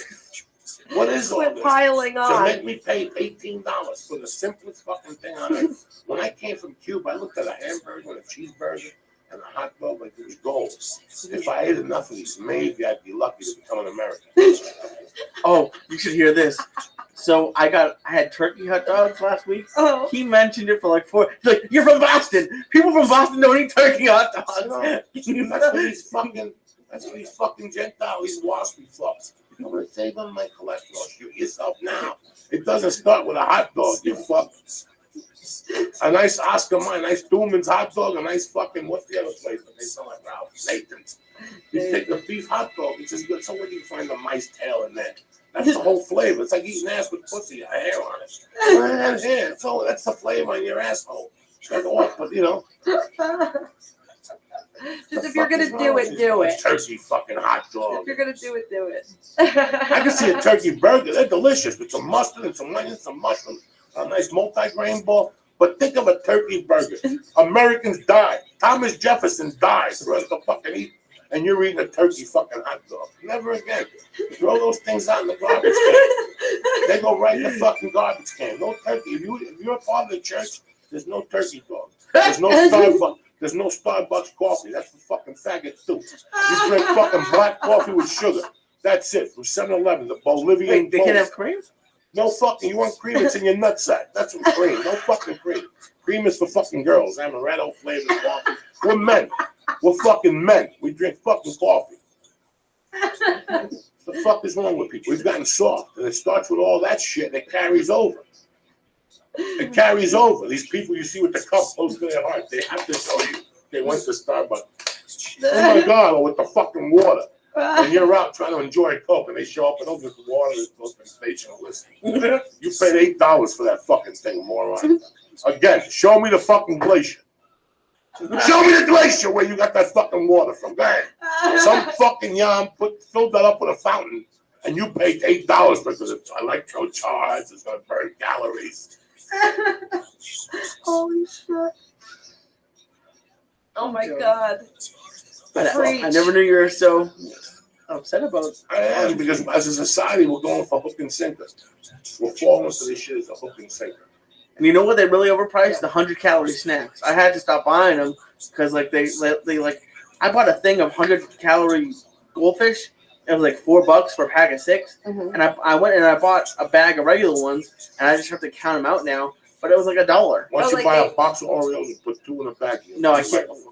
No one can eat 2 Oreos. Yes, you can. No, you can't. Yes, you are at least eating 1 sleeve. No one No, eats 2 fuck, Oreos. that's an animal. That's a normal person. Nobody Exactly. else. Not like people like you and I. If one you have to eat 2 and stop it. If a person eats 2 Oreos, I think they're a sociopath. Listen, if people, who can eat 2 Oreos? If people see you and me walking from behind them, pull over shoes and put us in a cage. You understand me? We can't eat that shit, so you have to make a compromise. You I just don't eat them. Put them in a baggie and lock them up and just take 2. Lock them up? What? My wife buys those Vienna fucking coffees. I love those things. But I'll eat 1 every 2 nights. Have 1 cookie as you're walking by. I can't do that. Every 2 One or nights. nothing, but you're saying you can't have it in the house fuck because no. you can't stop. Well, yeah, That shit'll wake you up like the Coke used to wake me up. 2 in the morning, you hear those cookies calling. Fuck yeah. Leave. Like if I had Cheez-Its only last 2 hours. Oh, I Jesus. love Cheez-Its. Oh, I'm talking about. She likes them too. I gotta vote She's cheese. a girl. Well, look, She's from Jersey. I'll say this. I don't know anyone that could just eat 2 Oreos, Thank you. but I do think it's reasonable that most people eat 1 donut, right? We have to start doing Yeah, 1 or 2 things. donuts. When I went to Weight Watchers and I learned You're this, sneaking another you have donut to- in. You have to make compromises with yourself. Dunkin' Donuts number 1. If 2 you don't donuts. lose weight. You don't lose weight. There's nothing wrong with 2 donuts, and you're absolutely right. It's the 19 donuts. There's nothing wrong with 2 Oreos. But us as human beings and as responsible adults, that's what we have to do. We have to eat 2 cookies. And if you do it, it's a discipline. It becomes a discipline. And that's what this is all about, a discipline. It becomes a discipline. Just like anything else. I'm only going to eat 2 fucking cookies. And I'll eat an apple. Oh, I want 2 more cookies? I'll eat an apple. Oh, I don't want an apple and I don't want 2 cookies. It's a compromise. Life is a fucking compromise. I won't suck your dick tonight, but I'll tickle your nutsack. It's a compromise. You know what I'm saying? It always has been. I would love to have that compromise. I would have loved to have Why do that. you make this so fucking difficult for? You know what I'm saying? Tickle your nuts. It always has been. What's on the drum?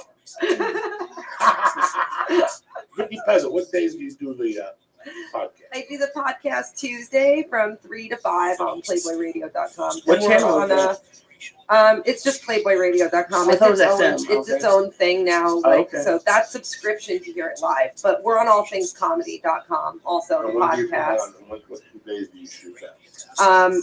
We do it. We release on Wednesday and Sunday. We release on iTunes and on ATC. And we're doing the LA Podfest September 26th in Beverly Hills. You should go. We're the slot right before Death Squad. I'm sending a lead down. Lee's going to be I am? Yeah, because you're going to be in New York. I know. I looked to see if you were available. That's why he's doing Brian. Yeah, I think they're doing Kill Tony. I think Tony's going to do it. They did it last year too, and they were great. We did the first year, but yeah, it's the 3rd year Please will now. go this year represent. Yeah, you should. Okay. I haven't been As yet. far as the Beverly Hills. Yeah, Yes. they probably got Chinese food down there, some fusion. There's like a party at the Yeah, beginning. You sure. should go mingle. It's like everyone. Oh, I hate it. So it sounds like networking, and I just. Oh yeah, it's networking. And everyone's in With there. all your favorite podcast Everyone- stars. Everyone's gonna be in there lying about how many numbers they got. We get 4 million a day. Yeah. Really? Because you're number 200. Right. Oh, I plan on lying. I can't wait. everyone it's like dick size. Everyone inflates by like 30,000 Yeah, an episode. I hope so. I hope that's what everyone's doing, or I'm in trouble. You guys went last year also. We went the first year. Last year we weren't there, but I went. I go every day because I'm Is it serious. fun? I'm I such haven't a been. nerd. Maybe Oh my I god, should no! go. You totally should go. It's at a hotel, and there's like a bar there, so it's like everyone just hanging out, like all the podcasts. Okay. It's pretty cool, and they do a stand-up show. I think on Saturday, but I think they're gonna. There's some kind of documentary about podcasting, so they might air that instead. Oh, cool. Some of the people were in. Maybe I'm in. I don't know. I was interviewed. I don't know if I made the cut. Don't want to make any promises, but don't want to get my hopes up. Yeah, you should go. We were going to do the Santa Monica. We were going to do the Santa Barbara Comedy Festival. We were going to do the podcast up there, but I got a movie, so we can't. We're going to do that. We shoot this thing with dice, but I can't. Oh, So I feel bad. They they moved my Comedy Central shooting to the 16th for Ari's show. Moving it to Tuesday night now. Oh, cool. So I'm gonna do the 16th at 10 o'clock. This is not happening. Oh, that's awesome. Yeah, I had 4 weeks off, and then hell, that New York week was hell. Because that New York week, I had a Dodger game on Monday night. I'm gonna do a podcast at 6. We're gonna do a podcast Tuesday because I'm leaving Wednesday morning. I get to New York Wednesday morning, I do a stand Wednesday night. Thursday night, I do Opie and Anthony, I do a thing. And Friday and Saturday, so it's a rough fucking weekend to do it. You know? It's very. But it's the second annual Close the Window tour. Close the window tour. That's in New York. Yes, that's a fun little street. So I'm looking forward to it. It's great to go home. You know, I'm gonna be home for 4 weeks. It'll be a hard 4 weeks. My wife went back to work. Yeah. She's going back 2 days a week because I had 2 people quit. So they called her and asked her. She said, I'll do 2 days a week. So now we have a new schedule. We take the baby out in the morning and fucking sweat her up. Oh. By 10:30, she's down. We gotta burn that energy. You know, from 10 to fucking 1, she won't go. Today I had to put it down. She wouldn't even sleep with the babysitter. If she knows I'm home, she gives the babysitter a hard time. So we pick her up, take her to her bed, and I lay down with her. She fell asleep. It was the best 15 minutes of my life. I lay there next to her. Watching her, and she opens up your eyes and looks, pokes your nose, and then she sings one little finger, tap, tap, tap. Put your finger up, put your finger down, stick it in your ass. Somehow I think you improv that last. No, I improv that. I said that to her as a little baby. Are you starting to worry about that now? Like you can't say fuck on the phone or something? 2 weeks ago, she was saying shit. Little Oh, no. parrot, a Every little time she'd say it, parrot, I'd say right? sit. Just to confuse it, say sit, sit. And then somebody says, it sounds like you're saying shit. I go, I know, but it's really sit. So I had to stop completely. I don't want to curse. It's amazing that, like I said, you know, I read that article too, and I just erased it. I didn't click on it, but I just saw the headline. You fucking can't put a value on your child. You just work. You just fucking work. And you do the best you can for your child. You know, we all want to provide for our children better than we had it. We had it pretty fucking good. Okay, nobody got stabbed, nobody, you know. So, but you have this thing. So to put a price on it, you give your child everything. You give your child your blood. So whoever wrote that fucking article was a fucking mutt.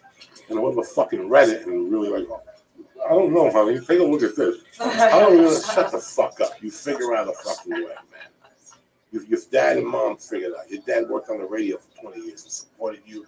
You had nice sneakers. You went to Taekwondo. Yeah. You wrestled.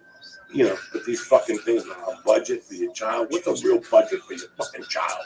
What are you buying? 1 pair of sneakers from Kmart? And you put that in there all fucking year? So that's why I get upset with those things. There's no value, man. There's no value to make my wife happy. There's no value. I'm not going to buy a $20,000 ring, but there's no value. Right. You know, there's no value in happiness. And fuck all those articles. Fuck the rings and all that shit. That's what we've become confused in this country. You know, I've said it 1,000 times. I can think of all the great times I've had. And I got to say, 80% of those times were growing up in Jersey where one of my friends had $6. Yeah.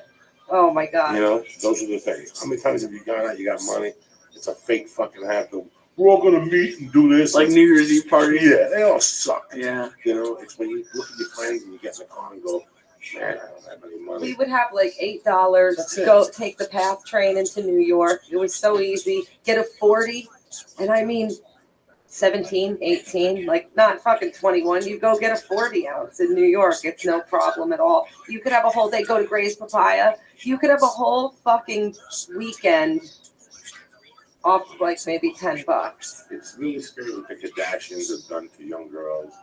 It's really crazy about what we think now, you know, bottle service. Right. Like, really? I saw an ad for a comedy show with bottle service, and I almost had to call you. I was like, they have them. What in Miami? Who would it? They're already Bottle doing it. service They're at a already comedy doing it. show. In the front row, they sit in the front row and they put a bottle in the thing, and the girl sits there like she's fucking special. She doesn't know he does this 3 nights a week, and she's gonna suck that dick anyway. Well, yeah. It's amazing, and they sit there like, look at me, I'm special. That's who you want. That's who you want to be, make a eye contact with the entire That's time. you know. I don't understand it. I don't know whatever happened to going on a Friday night and just getting 3 whiskey tonics at $7 a piece or $6 a piece. I gotta buy a $15 bottle to the table. I listen to loud music and I can't even fucking talk to you. What I'm just get like grandma blow, Vicky, let's go up in the room and eat your ass. Whatever happened to that shit? Or hit an ecstasy or something like that. I don't understand that. A bottle, $1,000 a bottle to sit at the table would be cool. Hit an ecstasy is a night of enjoyment for $20. For $20. Boom. You take it, do you plan ecstasy? No. The best times I've had doing drugs, when I called you up and said, Lee, what are you doing? Forget watching TV. Yeah, like grandma boy, you think? I don't have any money. Please, I didn't ask you if you had money. I asked you if you were in. I'll pick you up in 5 minutes. I don't even have money for beer. Don't worry about it. We'll buy a bottle somewhere and we'll drink shots and you make it happen. Mm-hmm. But this shit, the plan, I fucking always hated that shit. Always. That's always bothered me as a kid. But now in society, you got to do all these things. You got to go to Starbucks and pay $4 for a fucking coffee. You go to 7-Eleven, pay 99 cents for a Brazilian bowl and your ears pick up. Right? I do it once a fucking day. Go and get that Brazilian terrorist coffee. More and more, you go to 7-Eleven, yeah, this is a terrorist organization. It's just a matter of time. They're funding ISIS? They're funding everything. Do you know what I fucking get every day, guys? This is so terrible. Like, I get a Slurpee almost every day. I don't drink coffee, but I get that Slurpee every day. And I do a little cherry, and I do mostly Coca-Cola, the 40 ounce. I got one this summer, like that week when it was like 100 degrees every day. I got one for like the first time in like probably 4 or 5 years, and it was amazing. But then I have the straw down too far, so then the top's like disgusting ice. But Right. there's a place up. I don't know if you live around here or not, but there's a place up here that has like Hawaiian ice that Joey took. It's like shaved ice. It's like a 3D snow cone. It's better than a snow cone because it's not hard. Oh my god, I should go there tonight. And the Puerto Ricans don't get a residual on it. That is because the Puerto Ricans invented the snow cone. They just thought they one. The coconut with the cherry and shit, they scrape that ice. Yeah. And this is brilliant. It's closed. Yeah, just closed. Just closed. 10 o'clock. You get the cherry coconut with the condensed milk. Yes. Oh, Good. yes. Googly Condensed movie. milk is good. Oh my god! It's In the fucking middle of that, I've when never you're had stoned. it, so I was like, I get the Oh, root I don't beer like sometimes. condensed milk, but with that shit, it's fucking It just good. works. It's like a frosting or an icing, like you would never expect. okay. It's They don't incredible. fuck around. I don't take it as place. And right next to it is Captain Tony's. They don't fuck around. Captain Pete's, whatever it is. Oh yeah. The They Mexican got place. they got a bean and cheese burrito. They put pico de gallo on that motherfucker. Are you kidding me? Are you fucking kidding me? Lee, what's the matter? Talk about food, you're uncomfortable now. No, it's just really kicking in right now. Anyway, before it kicks in, I give a shout out to our sponsors. Let's start with my main people fucking on it.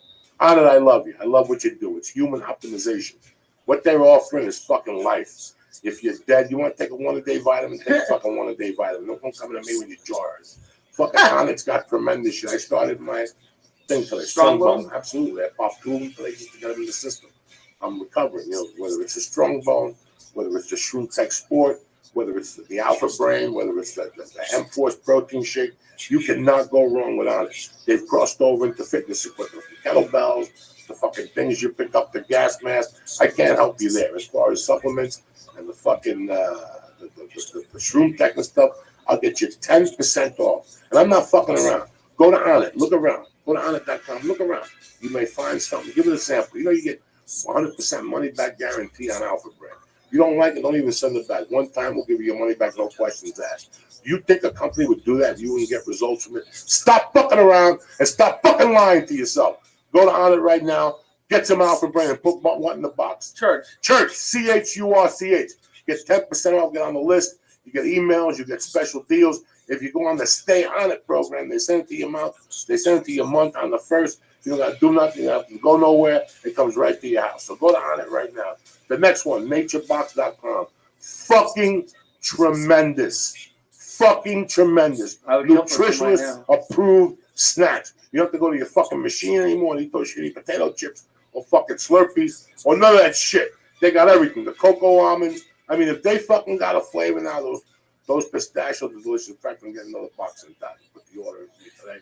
I'm going to hook you up this time. Sweet. Your asshole's going to go to naturebox.com. Get 50% off your first order. What are they pressing the box? Joey, Joey. 50% off your first order. You will not be sorry. You're a stoner.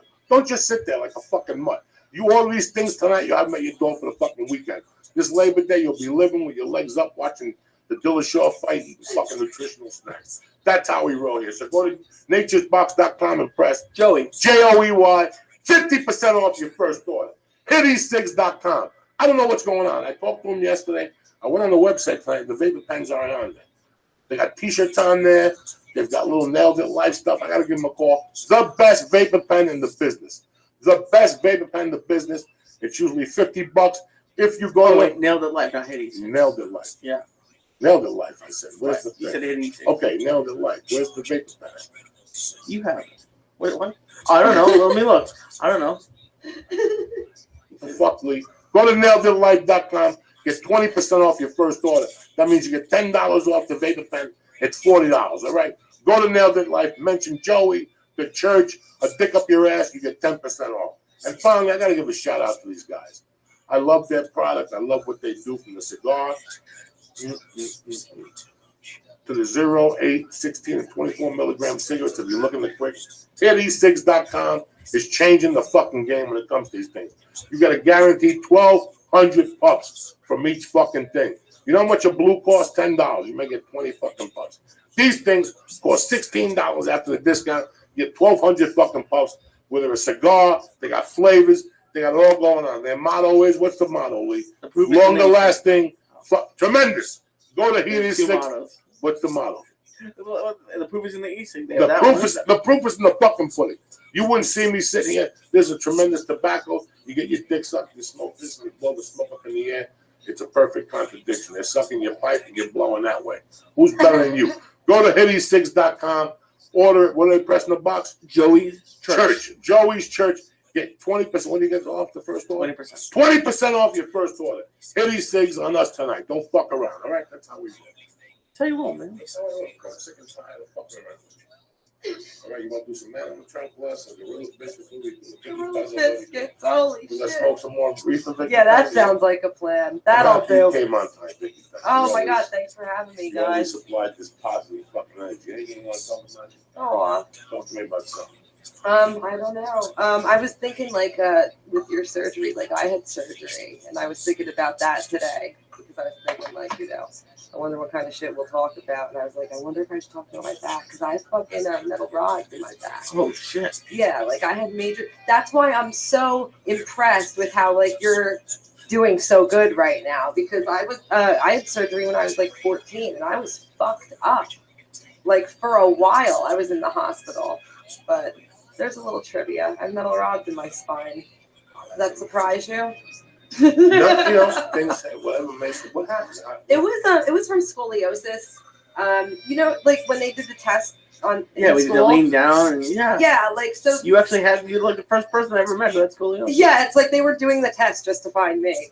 So I guess something seemed a little off, but I never had any trouble. Like I looked normal. I wasn't hunchback or anything. So then they went to X-ray me. And my spine, it was like the shape of an S. It was like the freakiest thing. And I was 14 when it happened. It was the freakiest fucking thing. So, yeah, like you were saying how when you're waiting, like when you're anticipating a surgery, that's really worse than like what's going on. I had like maybe a month to anticipate this. Like as a 14-year-old, I was right about to go into high school. So it was crazy. So initially, like I was good. I stayed in for a few days. It was like a thin pencil scar. Everything was cool. Then all of a sudden, like I got an infection or something happened where I needed 3 more surgeries. I missed like the first month and a half of high school. Whoa. I had to go on an IV. Like I had an IV. Like I had to go into fucking freshman year of high school with an IV in my arm and my medicine in like a fanny pack. Oh shit. Yeah, it was like 95. Fanny packs weren't cool anymore. No. I couldn't even play it off. I couldn't even have like a neon pink one. Like it wasn't 89. It was fucking 95. And I had to fucking roll up all frail, you know. But yeah, I'm okay. When you were 14, that's a tough age to go to the hospital for a few days. Yeah. And it turned out to be like I was there over a month. I was in the hospital for like over a month. It was insane. And initially it was a few days, and even the doctor was like, you know, you recovered so quickly. And then you know what happened? I don't know why I didn't just tell this. Like it was maybe a week afterwards, and my back felt itchy, and I thought it was maybe because of the stitches, you know. So I was itching my back, and it was the morning. I had just woken up, and I looked at my hand, and it was red. Oh So no! I rolled over. You had to roll over like a fucking certain way. So I rolled over and I looked, and it looked like somebody fucking stabbed me. It was like a fucking murder scene. But I have like this crazy high-strung New Jersey Italian Irish mom that I know. What am I going to say right now? I could give people heart attacks right now if I reacted the way I want to react, which is scream, you know. So I laid back down, and I real calmly was like, you know, Mom, like, Johnny, my dad, you know, and I was like, all right, don't freak out. That happened to me. But I'm bleeding profusely from my wound. Oh, gee, that happened to me. The only time I ever had surgery, I had a birthmark on my leg, actually pretty big, and the doctors just wanted to take it off just in case of cancer or something. And I'm a short dude, so I got a lower locker, and they didn't tell me that, like, I was fine. And I bent down, like, on one knee to go to my locker, and I heard pop. And it wasn't even that bad. Like, I don't remember it. Like, nothing. Like, I think they just popped, and I had to go get the restitched. But I just remember, like, seeing the blood. I was like, oh no. Oh my god, it's terrifying. Because in your head, it's like I can't possibly lose this much. World. Yeah, I can't possibly lose this much. Like, I'm gonna die any second. But I didn't pass out or anything. It was still pretty fucking intense. But when the blood shows up, you always for a couple minutes. You don't know what it is. One years ago, I was lifting and I jerked off and blood came out of my head. I thought it was the fucking end of the world, man. When Fidel was a kid, he used to sleep with us on the bed. And one night something happened and he scratched Terry's face in the middle of the night. And it was horrid. It was just horrid. You're waking up to blood everywhere. Like, what the hell? Fidel moved and scratched his face. I just got up, saw the blood just laid on the fucking floor. Yeah. With a towel. And one time I was working this chick's pussy. Martini and Rossi wine. With a wine bottle? With the bottle, the oh brothers, my whatever. God. Bartles and James? Bartles and James. Which this chick was a freak. She was at this lake. I'm looking at her pussy. I pulled the panties open. I'm massaging a little monkey. And I seen her leg spread. I took the ball and James. I'm just playing with that little monkey. Finally, I just start putting the tip in, and the hips are moving, and the pussy's opening up. You know, it starts to open up like a monster. And I'm working that motherfucker. I'm getting into it now. And she's like, oh, and I'm fingering with this fucking bottle. And finally, she was about to have a period, so the vacuum it created, it just sucked it out. And I'll never forget how I heard like pop. And all of a sudden, this brown blood, this dark shot out, and I just dropped the blood. I thought I killed her.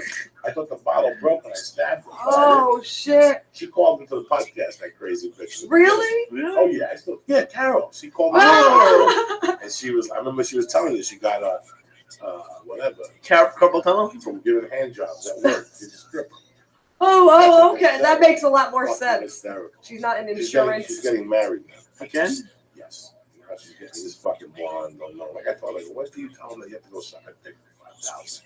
But she has these boyfriends around the country, like these 60-year-olds. She goes, they put hot fudge on her asshole. She'll call me and say, "This old man just put hot fudge in my ass, tremendous." And they give her like $5,000, and she goes back to Florida like nothing happened. And I go, "Does he know about your acting really activity?" She's like, "Well, I'll find out. I can tell me I'm leaving 5 years. You know, watch the kids." Right. I mean, it's hysterical. This girl is a millionaire, and she's still just basically a dirty whore. I love her for it. At least she's honest about it. Right. This girl is like, "Oh, I don't fuck her." This girl sucks dick and fucks for $100 a blowjob and $200 for a piece of ass at the strip club. She's a millionaire. She's 46. She's already been stripping for 30 years. At the same time, she's a psychology major. She's got a job at some psychology, but she still strips. Let's say she lives in Hollywood, she'll drive to like San Diego to strip just because she likes it. She's a whore. She loves cock. She loves all that dirty shit. It's fucking insane. It's got to be hard to stop making that kind of money once you start. But she's a millionaire lady. Right. She married a Hindu that had a heart attack. And he left the money. She went and bought 3 fucking curves. And they sold them at the height of curves. They made a bunch of money. They bought homes in Michigan, Chicago, and Florida. She's got 4 homes, guys. So she has a job as a regular human being, but 2 nights a week, she drives 2 hours to strip, where she fucks guys for 200 and sucks their dick for 100. She once told me she sucked the guy's dick and she ran out of condom. She goes, I think I have a cold now. I sucked the dick. I mean, it's hysterical. It is kind of amazing that more girls don't do it. Like I get that porn might be like you don't want that to get out there because porn is everywhere now. Right. But if like an attractive girl going to a strip club an hour away that no one will ever know about, you can make hundreds or thousands of. I'm like, trust me, I wouldn't want anyone I know to do it, but I'm surprised it does like that or working at a store for $8 an hour. Like I'm like, when I was 21 and I lived there. in Aspen, I was a male. I was saying, if I was a female at 21 and I looked good, I'd fuck for 4 years. At 21, if you have a hot body and good pussy and you know how to fuck, you're getting 500 from old guys. 4 or 5 dicks a night is $2,500. 3 nights a week is $7,500. That's 30 grand a night. You're working 3 nights a week. If you pimp yourself out that way, if you get blowjobs on the corner for 20, you'll be sucking dick and getting malaria and all that shit. Yeah, don't sell yourself short. Right, but if you're 21 and you look good and you've already, when you fuck these little guys, if they're dizzy and crying and shit, if they start twitching, you got, remember like the chick that came along? I know, yeah. You fuck because you're a good fuck. You know, if you like to suck a fucking dick for an hour and do crazy shit, you're sucking some loser's dick, you might as well get 500 to suck a good dick 3 nights a week. You got your regulars, they can take you out to restaurants, you look good, you're polite. You know how to eat. You're not gonna have a tattoo on your neck, and I'm gonna go feed my homies and my girl. No, you're a white girl or a black girl with class. You can make some fucking money. Yeah. You do that for 3 years. At 25, you could buy a house, move to Chicago, and tell some guy you were living in Aspen, working at a hot dog stand. Yeah. You would never know the difference. You could put your life behind it. People do it all the fucking time. It's a smart, investable move. You take care of your pussy, go to the doctor every week, you get your shots, you work out, you lift, and you know where you're going with this. If you're a woman or a man and you have a plan with something, there's thousands of girls every year that go, I have a plan. I could keep working at this restaurant, making $150 a night, or I could shake my fucking titties somewhere and walk with 3 bills 2 nights a week. Yeah. And at the end of 5 years, nobody knows. I won't date nobody there. I won't drink. I won't do drugs. I won't get caught up in that game. It's a job. And at the cash grab. And at the end of my 2 years, when I make $60,000 and these rest of these dumb whores are living at home, that's the mentality. But you're not going to get into it like you suck a dick. These young girls, that's how they trick you. You ever go to a strip club and you feel bad for them? Yeah. You feel bad for them. This is their life. They shake and they have the heels and the hairdo. They're stuck there. They're done. They're doomed. That's doomed. But if you look at it from a certain perspective, it's not a bad fucking career. A man without a plan is not a man. Nietzsche. I like it. Fuck it. I don't know. That's it. I mean, did you ever think about it? I mean, probably. You seem very nice, but I mean, I seem very nice. Well, I don't want to offend you. You're saying like you should have been there, but it's just like I can't imagine it doesn't cost people. Like when you were being a bartender, you were like, "Fuck, I worked all night for $150, and now I have to give the bar the I was a waitress. bar back I $100. I was a bartender. I have gone into strip clubs to see if I could bartend there. Oh, okay. And sometimes they would say we only want dancers, but no, it just never got to that point. But I did sell pot. I mean, I guess that's shady, but it's a little, I don't need abs to sell pot. Like, you know what I mean? It's like there's looking good, and then there's a level that I think you should be to do things like that, and that would require no Slurpees, no fucking McDonald's or Coca-Cola exercises to really make that cash. Plus, I got the fucking scoliosis scar on my back, so that's not helping matters. That's a fantasy. After I dance, you can stab me in the neck. Really? Yeah. And I used to have like mohawks and stuff, so I could have probably maybe been like fetishy. That look like just wear fishnets or something. Hair. But That's a pretty hair. Yeah, nice eyes. Oh, thanks. Thank you so much. I had to listen. Once I sold coke and I did illegal activities, it was tough for me to have a day job. Yeah, because you get money all at once. Yeah. $7 an hour to deal with these jerk-offs for 8 hours a day. I'm gonna get robbed. that was my fucking. It was a mistake. It was I was young. I was stupid, but I didn't have a plan. If I was a good thief and had a plan, I'm gonna rob for 4 years. I'm gonna kidnap nobody. Things will work out. How you feeling, Lisa? I'm getting pretty high now.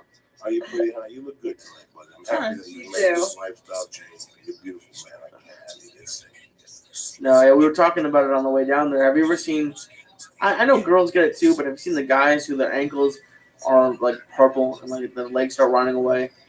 I think it's from diabetes. It just freaked me out. Oh, maybe like vein or bruisey looking. Bruisey, things? but then like the worst part, like the skin starts dying, and it's creepy. Oh God. So yeah, that's why I'm doing it. But I'm trying. Oh, quickly, if you want a Flying U shirt, and I put a coupon up there, so if you use coupon code JUMIDOWN at leastside.com, you get 10% off. Very cleverly, Syed. I like it. Anything you like to push now? Please. Besides your beautiful smile. Please listen to the Naughty Show on allthingscomedy.com. But if you're in LA or you want to come to LA, go to the LA Podcast Festival, September 26th through the 28th. But we're on the 26th, so make sure you're there for that. Lee will be there. I'll have to go. Yeah, Lee will be there. It's a great week, people. A great week of fun. We're going to do a podcast Monday at lunchtime. Okay. Because there's no sense of getting up at 6. We got fucking, maybe we'll do it at 9 to get out of the way. So we will be on Monday morning for Labor Day. If you're lonely, you ain't got no family, nobody invites you to a party, you got us. I'm lonely too. I'm not going to have nowhere to go eat on Monday. So, and we're having an early one Monday and a late one Wednesday. So thank you very much for supporting the church. I'm going to be in the Brea Improv September 18th to the 20th. And it's New York Gotham Comedy Club the 26th and 27th of September. That's it. So come on out, support, have a great time, jump up and down. And that's it. Lee's going to stay here and go to the podcast festival and feel bad night. I'm going to represent this client. Shut up. I'm going to bring some elements. I love you guys. It's a dream. Fucking go for it. Cut this shit. We love you. Stay black. Make you guys throw him a kiss. Oh, shit. Lisa, I throw him a kiss. There you go. Leave those fucking ants. Now that the show's over, remember to go to naturebox.com and order great tasting healthy snacks at 50% off. Snack smarter with healthy and delicious treats like everything bagel chips and baked sweet potato fries. Support this podcast and get 50% off of your first order. Go to naturebox.com, promo code Joey. That's naturebox.com, promo code Joey. The show is also sponsored by Onnit.com. Go there and use code word church to get 10% off of your order. Stuff like Albert Brand, New Moods, stuff like that. The show is also sponsored by HitEsigs.com. The proof is in the e-cig, longer lasting, better tasting. Use code word Joey's Church to get 20% off your order. And to our best friends up in Northern California, NailedItLife.com for all the oil and wax smokers out there, and they have t-shirts and other stuff like that. Go there to get the 20% off of the best favorite pen on the market. And just mention Joey Diaz. And to all my Jersey brothers, me and Vicky Pezza. Yes. Send you our love. We love you, motherfuckers. This is the Jersey podcast. The Jersey State of Mind type podcast. Fuck weddings. Fuck all that nonsense and your bullshit. Oh, yeah, that we talked about. You get married at the VFW and that's it. And if you're not going to do that, go fuck yourself. Have a great weekend. Kick it, Lee.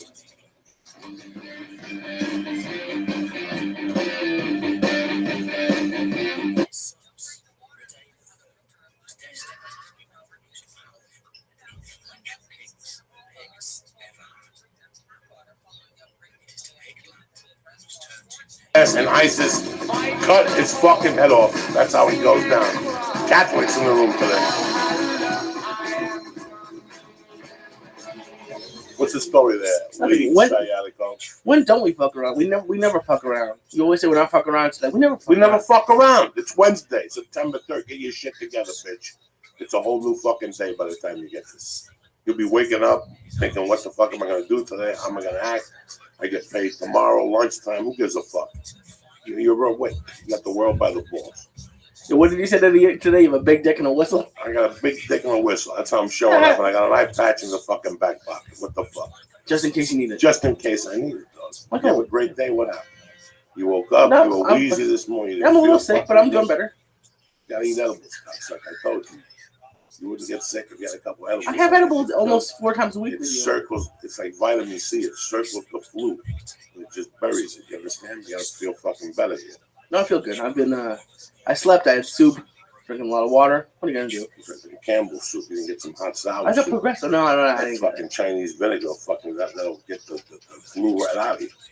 That's why you have to have the hot and sour. It's like Chinese vinegar. It just zaps it. Maybe I'll stop on the way home. It's like fucking getting hit on your dick from the crack hole on Van Nuys Boulevard. That sounds terrible. What are you gonna do? that cures the cold? You never know. You never know. Can't hurt. What's going on, Paul T. Murray in the house? Nah, it's strange. I got a little bit of a stomach flu myself. I've just been fighting over it since I got last night. I was like literally had a crawl here, and I did my own little rice and chicken soup, all that old-fashioned stuff. Because but at the end of the day, a little bit of alcohol always does the trick better than anything. Fuck yeah. The Irish, cure I think is always the best. Fuck yeah. That made me awake again. Now I feel pretty good. I love it. Paul T. Murray's with us today. Writer, actor. He's finding out it's tough to fucking make a living in Hollywood now. And it's it happened to me. It happened like 2007. I was recurring on a show, and I thought I had the world by the balls. I'm like, I'm gonna be recurring on a show going into pilot season. And we had a strike, and that was it. When the show came back, it was a different fucking crime scene. I wasn't involved. We were talking about the state of acting and what's going on in California, and everything turned around. And it's amazing how you even as you people are at home, you watch TV and you see these stars on television now. They're on TV shows. Regular people who would not work TV shows. So within that, the movies aren't getting made. Guys like you and I just don't work. No, it's a kind of tragedy ever since the recession kicked in 2008. I mean, it's wiped out the middle class in Hollywood, it's the middle class in America, and the studios have become totally corporate driven, which I call moron movies. Comic strips, just movies targeting a 12-year-old mentality. I mean, that's pretty much all they do now. So, and the middle budget movies that used to be at least artistic for adults or whatever, that money's not there anymore. And then at the lower end, you have the ultra low budget stuff, which is pretty decent, but if you can't make a living on $100 a day. Is it coming back though? Because I noticed like AMC and a lot of the bigger theaters are starting to show more independent films, or they're trying to do that. Is that helping you out at all, or not really? A little bit, but I mean, the studios haven't monopolized as always. Have you thought about, or have you been approached to do anything for online? Since you don't really need the. No, I don't understand the whole online thing. Like the web series and things like that. Yeah, it just seems like that's where stuff is going. Like you could probably do some stuff without the studio. I know. I just don't know where the money in it is in it. Where the money is in these web. So Advertising. The money's in the advertising. Yeah. I met Paul with a great script he had. I think we met in 2006. I was approached by Montoya, who was doing the Santa Barbara Comedy Festival. Right now, yeah. This weekend. He wanted me to tape something, and I'm out of town this weekend. But I read the script, and I thought it was fucking tremendous. I bugged him for a year. Montoya, what happened to that fucking movie? What happened to that movie, And I get a call to do this movie, Boilermakers. And I've always been a fan of yours as a writer. You're doing what I wish I could do. Last night I bumped into Steve Renazizi, and we were talking about going on the road. And somebody was asking us, and I said, you know what? I'm grateful that I have the opportunity to go out on the road. But I'm 51. At this age, I didn't really want to be carrying my own suitcase every week. Not that I wanted to be a star, but I wanted to evolve into something else. And I really wanted to evolve into writing. I really like the whole, just the whole thing of writing a script, the process. But I know that if you think acting is hard, and fucking stand-up is fucking hard, writing is a fucking animal that is completely, Why do you think? Is it because you don't get the immediate response like you do it in stand-up? Like, what's different about it, do you think? Well, the difference is, I mean, comedy is all like short-form writing. You're basically writing jokes and stuff. But to writing a script, you're architecting a whole script of 110 to 120 pages. And, I mean, it's just, it's a huge beast to conquer and do well. And I came into writing by accident. I was in theater when I first came out here, producing plays and acting, and still doing a little stand-up comedy. And I remember reading scripts I couldn't believe grown adults wrote. Some of them were so bad, and I go, I can do better than this. So that's how I started writing. And here I am, 65 scripts later. 65 scripts? And how many years? 30 years. So that's like 2 years. 38 screenplays, pilots, plays, shorts, I mean, everything. And I even started back in the day where I had to write on a fucking typewriter. Can you imagine that? Writing on a typewriter? I mean, you know. It's kind of it's interesting, especially there's some directors now, some writers now who people buy everything, and even if it's not good or they're buying stuff, they're just remaking comic books. So it's not really, it's not like the writer isn't that necessary. Or like in how is it when you're writing like good scripts and stuff like that's getting put out? I got a huge problem with the whole comic strip thing just right off the bat. Yeah. Because number one, comic strips are about comic strip characters. How do we relate to them? We don't. You know, kids should relate to heroes like their father, people, their mothers, human beings. I want to write scripts about, you know, the human, you know, humanity, human people. I mean, I don't care about comic strip characters. They're not real. They don't do anything for me. And how many more Superman, Spider-Man, Batman, you know, it just goes on and on and on. It's fucking embarrassing. And it's just so sad. It's just that you cannot come up with anything else except for it is moron movie. It is something that I grew up in a movie theater. I know what it is to you know, we didn't have the fucking computer to see what was upcoming. But when you went to a movie theater, you went the half hour early to see the trailers. And when you saw something, you looked at that date and you planned around that date, you were excited. There is nothing that fucking comes out anymore that I'm excited about. Twice a year I get excited about a movie, and then you go and it's a fucking 6 or it's a 5. But every moron around you is telling you how it's a fucking Academy of. We settle for shit as a society now. The last 15 years we have been settling for shit and entertainment. You know, I did the podcast Monday night, and it was almost fucking hard for me to leave the house. This Tuesday night, Monday night, it went from Nick at Night goes from this cartoons. I got a baby, so Nick at Night goes from fucking cartoons at 7 o'clock to movies, like you know. And the other night they went from Peppa Pig to Splash. And me and my wife are sitting there with the baby. The baby's drawing, and we're watching Splash, and I'm fucking dying. I'm watching John Candy, and I'm fucking dying. I'm watching Tom Hanks. And also we start talking, and she goes, Joey, when did you see this movie? And I was upset. I had tears in my eyes because I wanted to find the girl who made me go see that movie. It would change my whole fucking life. I was like, that has to do with John Candy's doing. But to make a long story short, my wife is a fucking guy. So she started going on the computer, you know, on the phone, and looking at what can you get it from me? What? You know what fucking Splash came out the same weekend as Goobies? Goobies or something? Yeah. It is fucking. Go look at the films from 1984. Your jaw will fucking drop. Your jaw will fucking drop. July is like Ghostbusters, Purple Rain. It's like 3 fucking movies in a row that you sit there.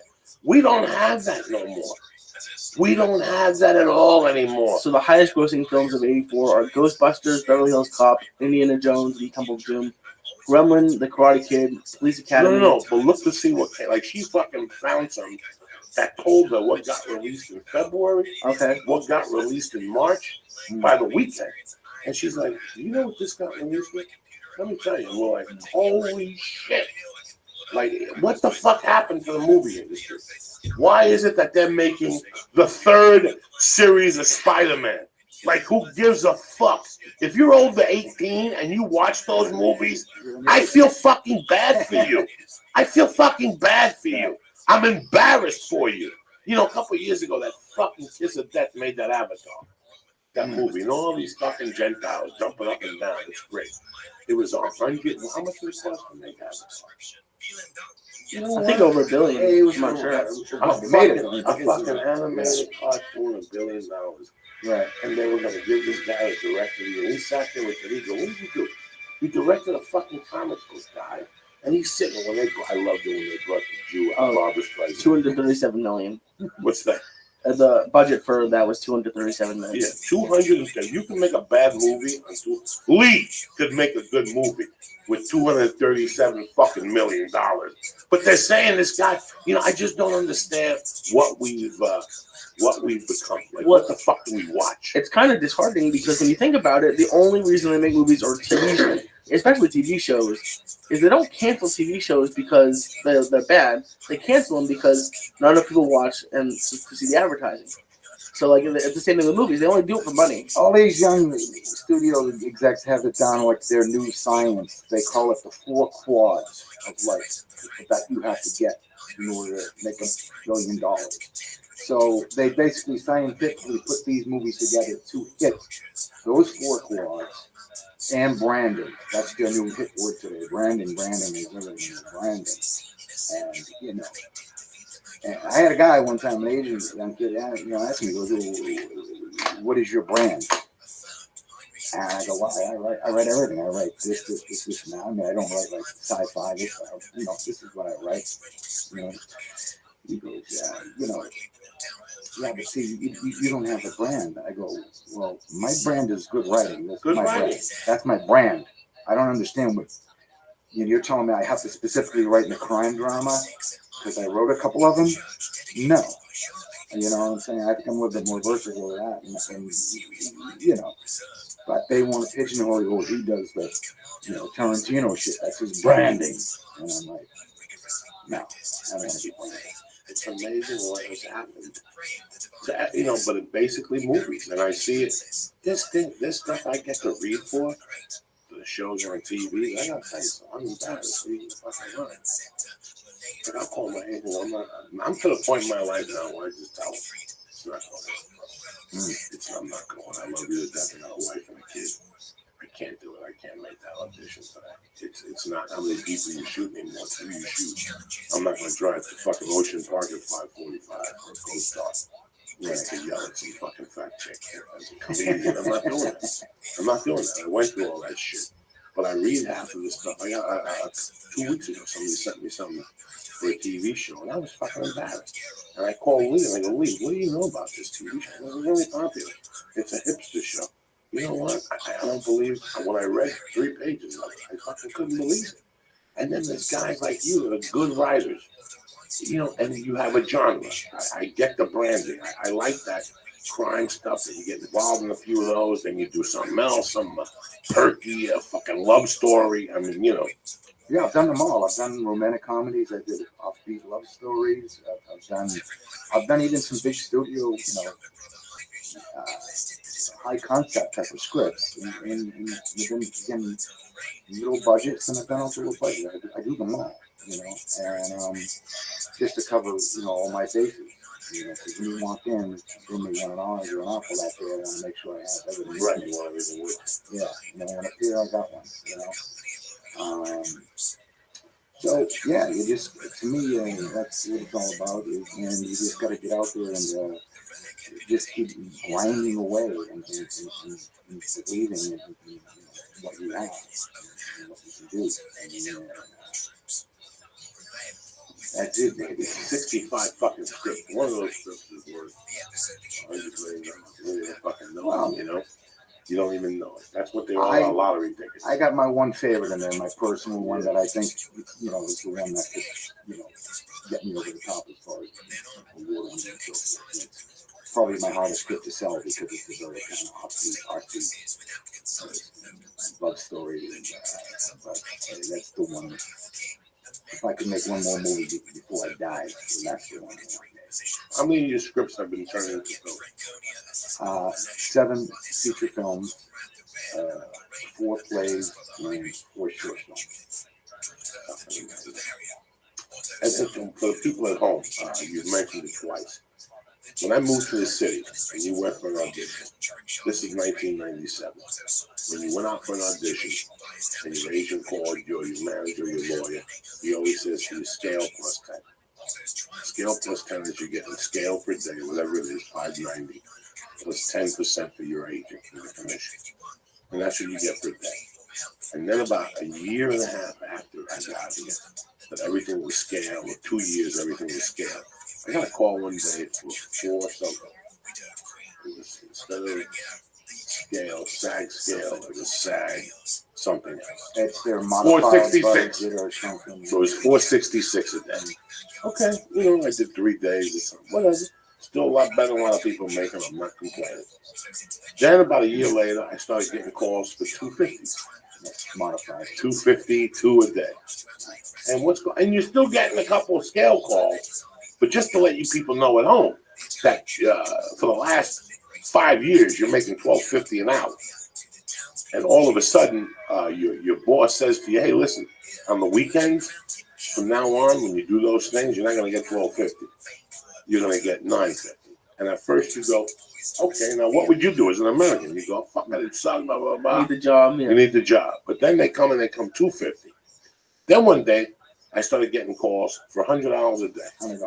$100 a day, which is 90 after your commission, 80 after your dry cleaning, 70 after the fucking gas, the 10 for lunch. So you're walking out with $50. Again, I'm lucky. Every morning when I wake up, I fucking say, "Lord, thank you for giving me another fucking day."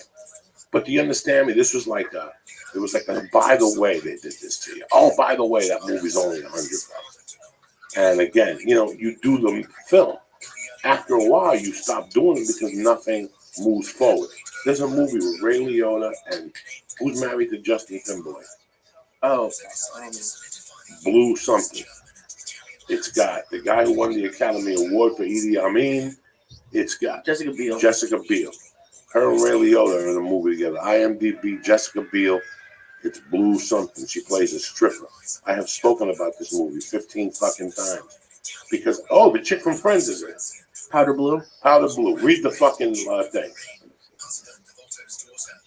Cast is Jessica Biel, Eddie Redmayne, Forrest Whitaker, Ray Liotta, Lisa Kudrow, Patrick Swayze, Chris Christopherson.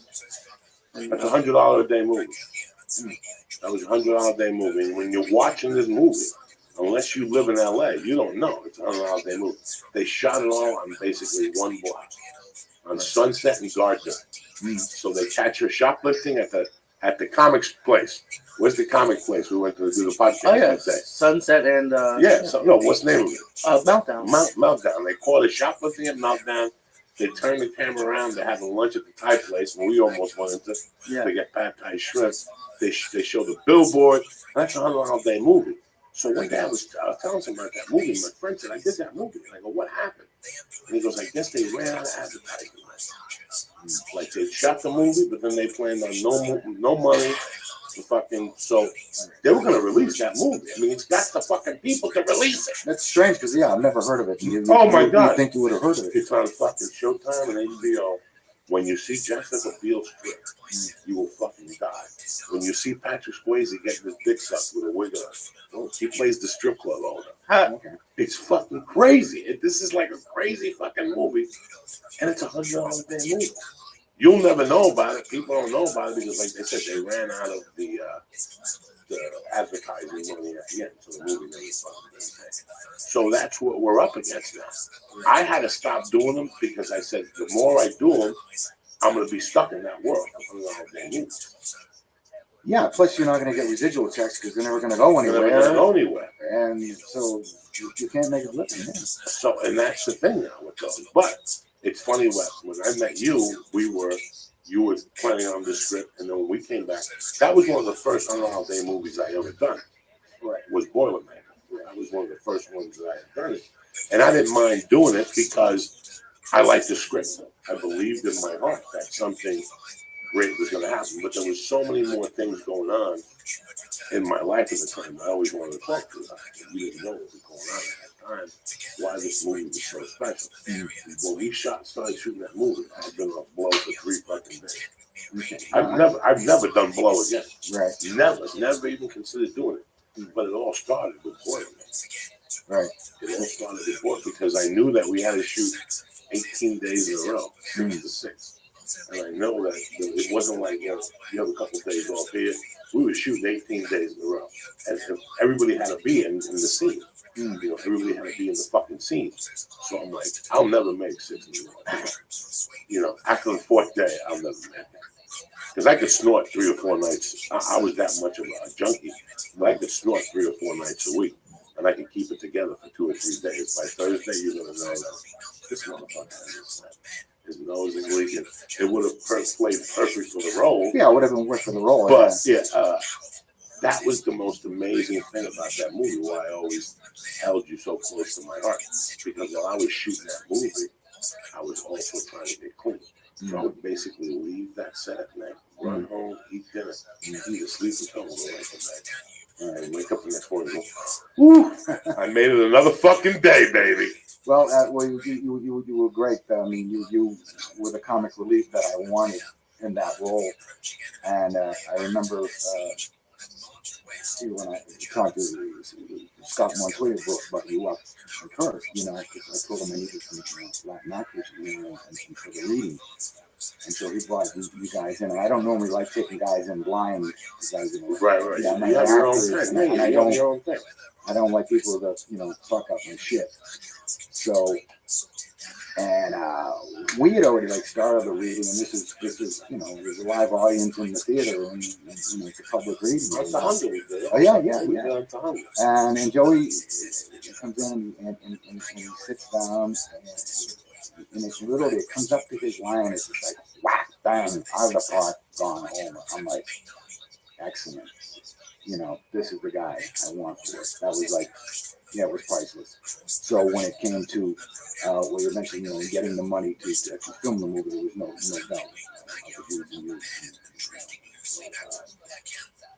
no doubt. It's a beautiful thing when somebody, you know, hits the part like they're playing a Stradivarius, man. You know, I had Louis Fletcher do it in Very Mean Men, you know, and that was a cool trip for me because in 1975, I won a field psychology class, and I saw One Flew the Cuckoo's Nest. And that's the movie that inspired me to be an actor. John Nicholson, and I went, that's actor this movie. And 25 years later, in 2000, she's in my movie. Again, she knocked it out of the park. It's a beautiful thing when somebody plays that violin that you wrote. So you wrote, that was the first thing you sold, Very Mean Men? That was my biggest movie sold at the time, and that was really exciting because, you know, you've been doing it for so many years, and then you show up at 4 in the morning and it's still dark out, and there's multi-million-dollar trailers and trucks there, and you're just looking and going, wow, they're all here because I wrote that script. And then you meet Ben Gazzara and Brooks Young and Martin Landau and Charles Dern, and you know, you have legends in there. And that was a pretty cool thing. Plus, I wrote myself a nice part because I wasn't stupid. Now, how long does it take you to write Very Mean Men? What's it usually take you? I write very, very fast. I try to write fast because I want to stay on top of the story. And if you distance yourself, you know, from the script too much, it's too hard to get back in the groove of writing. So I write like an animal. Now, I used to write later at night. I'm a good older. I write more late afternoon, 10 or 11. But I used to get in there 10 hours a day and bang the script out, sometimes in 5 to 6 weeks. But my average is more like around 8 weeks. And that's 10 hours a day, right? That's 8 to 10. By yourself, no partner? No partner, no. I write alone. I only wrote one script every day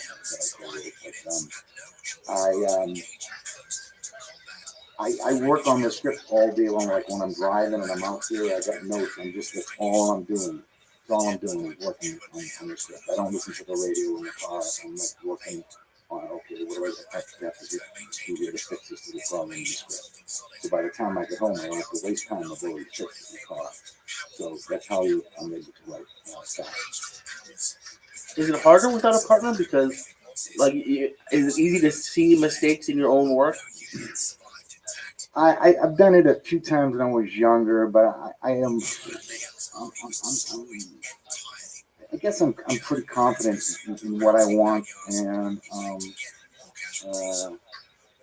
I just like to do it alone. I mean, I obviously, you know, another thing I see in this town is amateurs putting scripts out there way before they ever need to be out there. You know, I write 6 or 7 drafts in that period of time before I even call it a first draft. You know what I'm saying? I go over everything and then I have people read it, and a lot of things I'll have readings so I can get input from everyone before I officially want to launch it out there. You know, I see scripts just recently I read a few that just have no business being read by anyone, and these people just delusional. They don't know better.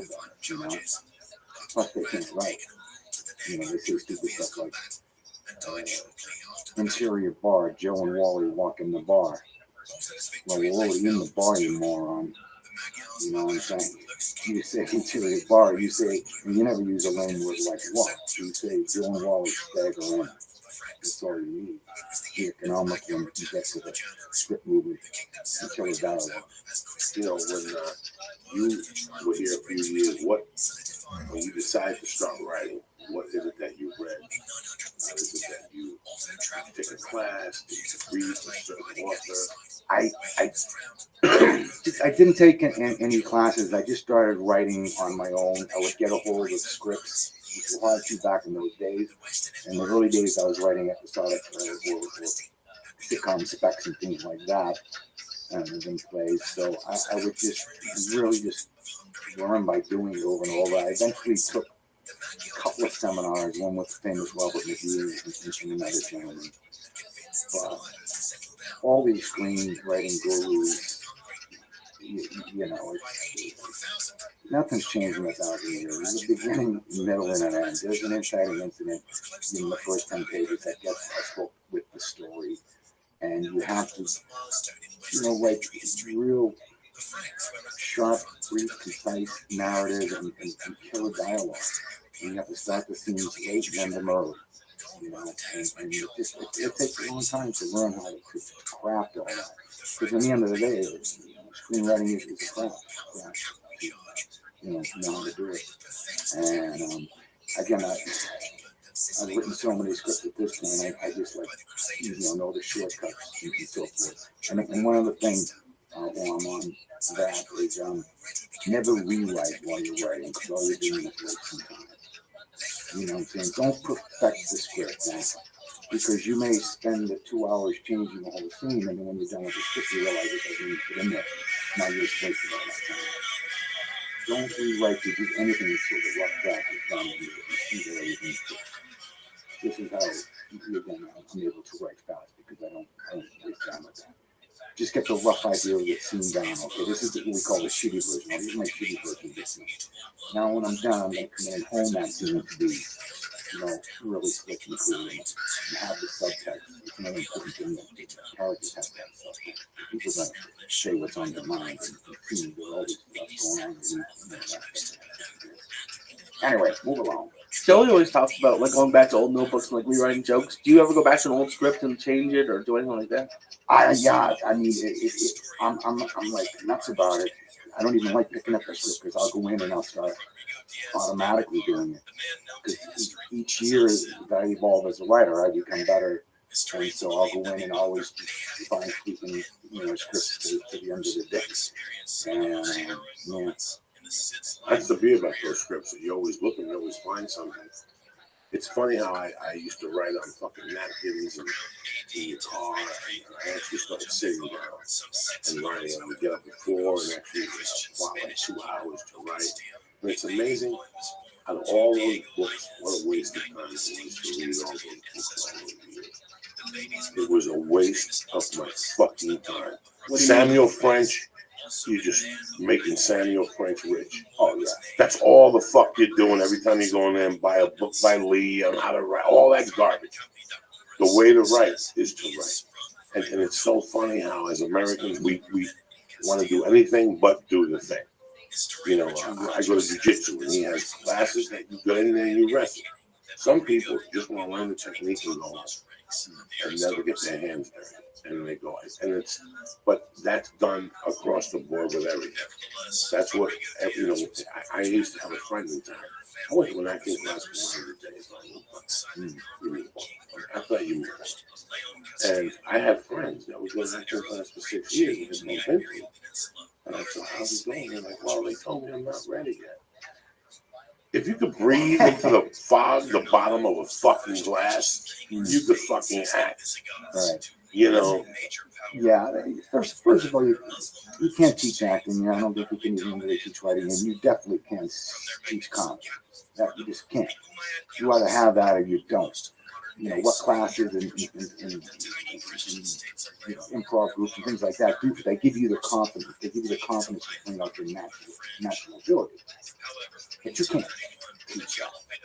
You know, so many people take claims to have discovered certain comedians at this place or certain actors and the actor studios. And come on, man. You know, I see right through it. Come on, man. It's a huge. Al Pacino is Al Pacino. I don't care where he went, man. Okay, come on, you know. And so yeah, you either have it or you don't. It's just like anything else. I mean, it's a lot of work. You gotta put it in there. You know, I call it there's 10,000 hours theory. 10,000 hours. You know what that is? To be good at anything in this life, that's how many hours you have to put into it. And most people don't want to do that. That's like a lot of hours. That's I think what you have to do in order to be successful. Because it won't come down to luck anymore. It just comes down to hard work. Being out there and doing it, you know. And, how do you deal with rejection? Because a lot of, I mean, you said you got like 11, 15 things made. That's out of 60. That, I mean, for some people, they would stop after, like, how many times did people say no to you? well, we deal with rejection, non-stop. It's like 99% of our lives. Well, the first thing you have to do is insane in order to deal with it. Because most normal people, they wouldn't do it. They wouldn't do it. So you have to be a little bit nuts. You have to have blinders on. You got to be. Most actors and comedians are a little crazy. And that's what we are. And so and somewhere inside you have to have that belief that I have something. I have this magic or whatever. Otherwise, you are crazy. How did your parents react to when you said you were going to come out here and write? Well, I was mainly came out as an actor. I picked up the writing later, and they were actually, for being blue collar workers in Saudi, they were very supportive of it, even though they knew nothing of it and could never, in a million years, understand it. And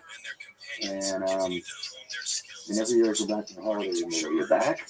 I'm like, "No, I mean, you're back." And I'm like, "No." So but it's just. Certain people have their calling in life. They want to do it, and what enriches them. It's nice to have millions of dollars, but I artists and people who enrich my performance, making people laugh or inspiring people with our words or paintings or whatever. Fucking amazing, yeah. Yeah, it's very inspiring. It's just not a lot of people. Like I've been out here only almost 4 years, and already I've seen people come and go, and it's just over 30 years. I can't imagine how many writers or actors or directors you've seen or have lived a hot writer in Hollywood. They got one script sold and now they're back home, and it's good to know that people can still be out there.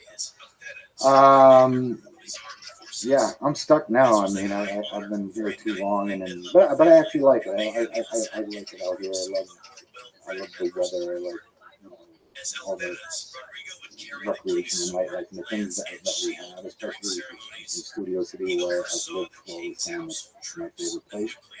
And I dig it. One thing I definitely can't take it to cold. So, Yeah, it's funny that you go back for the holidays because I went back the first 2 or 3 years, but now I'm never going back in the winter again. Yeah, that's barbaric. I mean, I have a very simple theory in that. It's just like life is tough enough as it is. Why make it any harder on yourself? Living in a brutal cold. This is a bad winter. They just I can't do it. I just don't like the cold. It's amazing.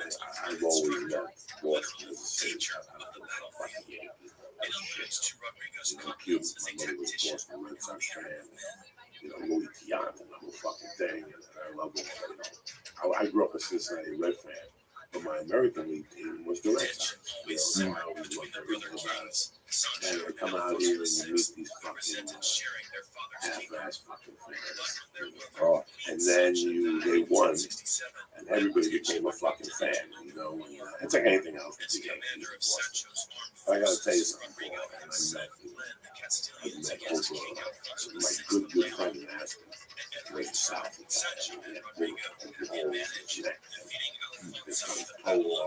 was amazing. If you come out here and you go, these fucking good-looking people, South, and you're one of the guys I look at, I go, this motherfucker is definitely South. It's not to get like good-looking, man. I'm just saying that you live and breathe it. I smell it on you. I smell it in your writing, your style of writing. Just something about how it became cool to be Southie. And then when you look into their paperwork, they're really from Quincy. Oh yeah, now it's ever since the Goodwill Hunting and thing, Southie became So I was the original pioneer that came up here, and now you got all these actors and everybody coming out, to get in the business, which they never would have done in a billion years. The South is a very tough blue-collar neighborhood, and going into show business back in the day was just unheard of. But it's getting pretty gentrified right now, I think.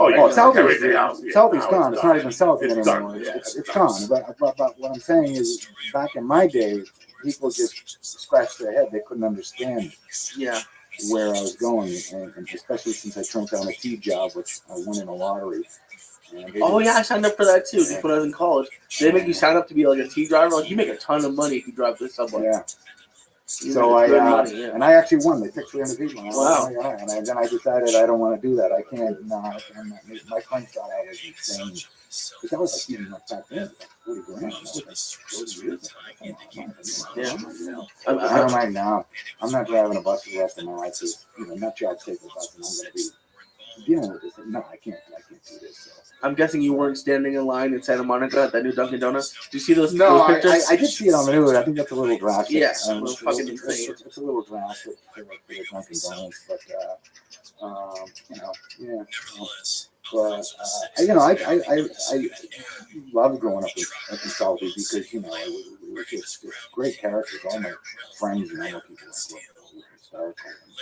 The way that they showed how they liked you is they insulted you. Walking inside, they insult each other. Yeah. They don't insult you, they don't like you. So, they like you, they insult you, right?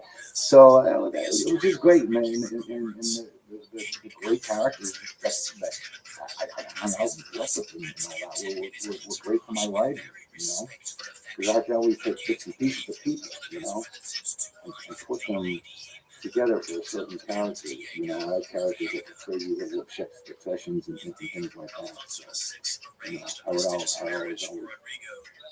remember like these guys I grew up with. One of them, my buddy, his nickname was Ian. We all had these crazy nicknames. What was his name? Ian. Yeah, I don't know where we got his nickname. Mine was Mudcat, but anyway. He used to have a list of like his friends on there, like who he wanted to like basically knock off first, because like everybody was picking on him. And you would just have to hope, you weren't on his list. This is like real stuff, where can you get this? So, it was great. Now it's become a trendy thing to come out to Hollywood. 30 years ago when you left, when you told your buddies at the bar, and you were going to Hollywood, they just looked at you and said, you're a fucking fag. Yeah, right. And you sit there going, what the fuck are these people? And they really are. They think that this is another world. The East Coast mentality, Jersey, Boston. They think when you tell them you're going to come out here, that they've never, it amazes me when I go home and people still say to me, you still live all the way out there in Cali. You're still living out there in Cali with those fucking red. You're still living out there. Out where? Like, what the fuck? Is it Mars? What is it? The difference? It's a fucking plane ride, guy. But they don't see that. And God bless them. God fucking bless them for for not seeing that. You know, it's what's the expression? Ignorance is I It's bliss, yeah. Ignorance is fucking bliss. No, they always, since I always think, well, that's for special people. And I'm like, what the fuck is so special about it? Why can't I? You know what I'm saying? I don't understand. I hear that. I wish more people thought like that though a little bit because it's so crowded out here, especially now. There's so many new people coming every day that just. I honestly, it's so, and like they never, like we have enough waiters and waitresses. Like sometimes I think there should be like a time limit out here. If you're not doing it, people have fucking dreams. People have dreams. You know, when I was living in Seattle, and I never dreamed of LA. And then the more comedy I did, people were like, you should trip. And I gotta be honest with you, I told you, we've had this conversation. I thought it would last 18 minutes. Like a friend of mine said, man, I was on Extra on Friends. And what I did was I left a little horse on stage with the head. So whenever he was an extra on a set, he would always bring a little horse next to him and play with the head for the camera. And I was like, maybe I'll do that. I'm thinking, like, that sounds so fucking cool. I'd love to be an extra. I never had a dream that I would ever be in a fucking movie. I thought if I would be like if I was a server in a scene, that would be great for me. I never had that dream to be in a movie. I never knew how to fucking get in a movie or where to even start. I was a dirty stand-up comic. But you stick with it. You stick with it. Yeah. And you see where the fuck they take you. You say, how many the truth, without being sarcastic, how many big-time Hollywood fucking people have you met at a time now? That when you sat across from their table, you were like, this guy sounds what he's doing. Because they come out here with a credit card and they focus on all the wrong things. Yeah, they again, my friends at the time when I came over, like, well, all, running around playing the Hollywood night game, thinking they're going to get discovered in the nightclub and, blowing their money, and I was doing 8 hours a night writing. I know that it's amazing what people think it requires to come out here. You come out here, you go to the Standard, you get an acting class, and Jack Nicholson sees you. And later, you put you in one of his fucking movies. I've had fucking people tell me that. You know how many writers? Listen, I'm a comic. The easiest path for a writer to get steam sometimes is to meet with a comedian and try to develop a show and pitch the fucking show. If I told you how many writers I've met for months, and then one day they just disappear. Or disappear. And then you see them 3 years later, and they're a camera guy at a commercial. Like you go for a commercial audition, and this really happened to me. The guy that was, oh my God, his uncle was the guy from Warner Brothers, and we're going to put this together. And we met in Hollywood, and one day I never saw him again. And he was a camera guy at the place in Ocean Parkway. And I go, what happened? Oh, you know how it is, man. And I couldn't even imagine. So you didn't want to be a writer no more.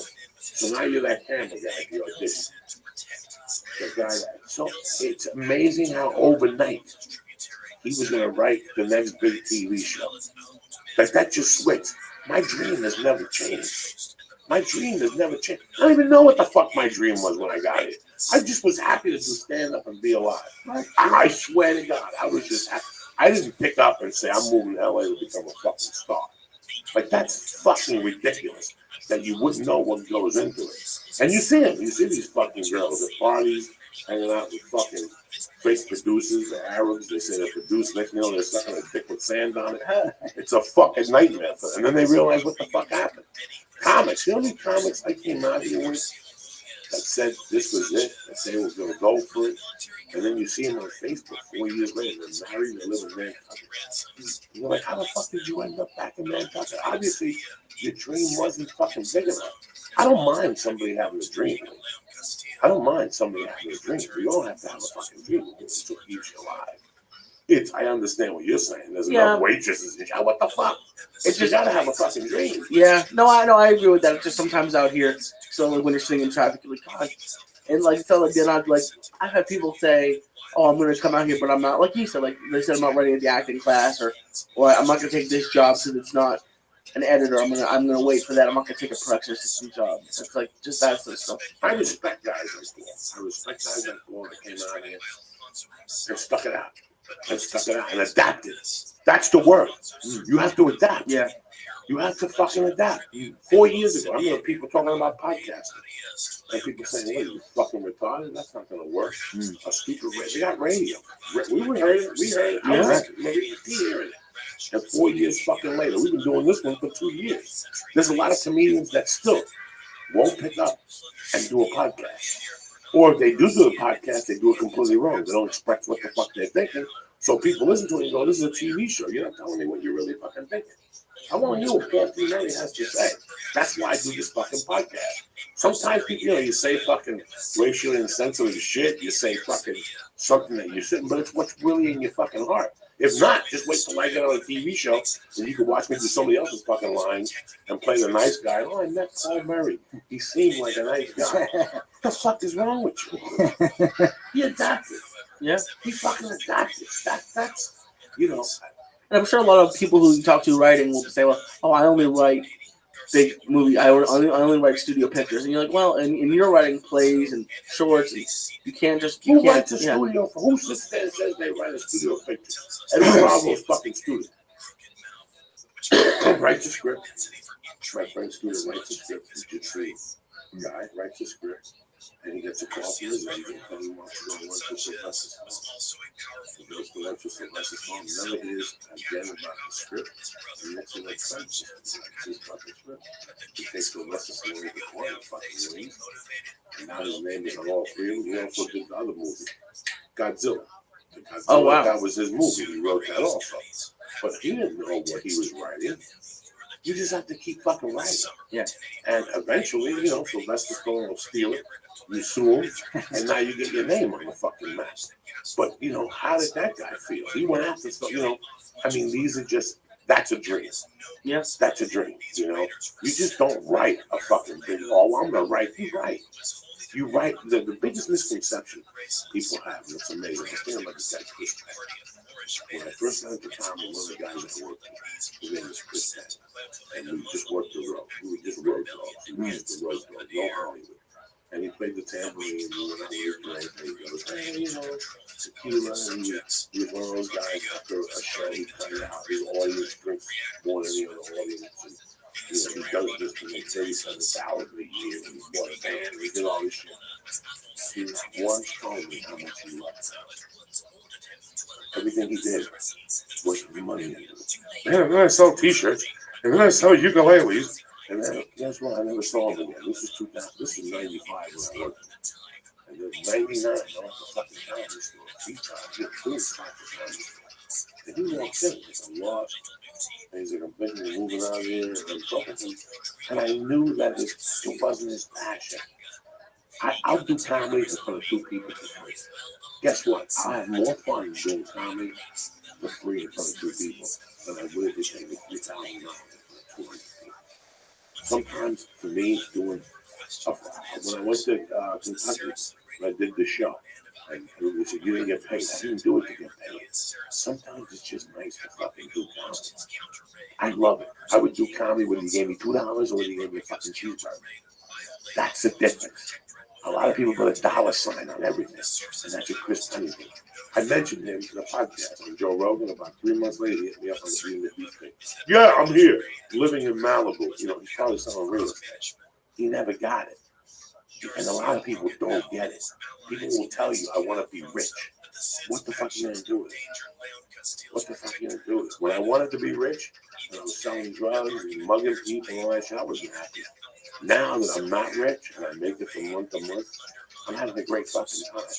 And that's what people always get fucking confused. Everybody wants to be rich. What are you going to do? What are you going to do? Get a limo and chase Justin Bieber in the fucking car? That's the problem. That's where the dream gets fucking confused. You have to do something that you want to do. A chick that sells your dick for $50 will suck your dick for free. You got to love to suck dick. In this family, people don't just suck dick because they don't fucking like it. Same thing with anything you love. He loves writing, man. I can tell when I read his fucking writing.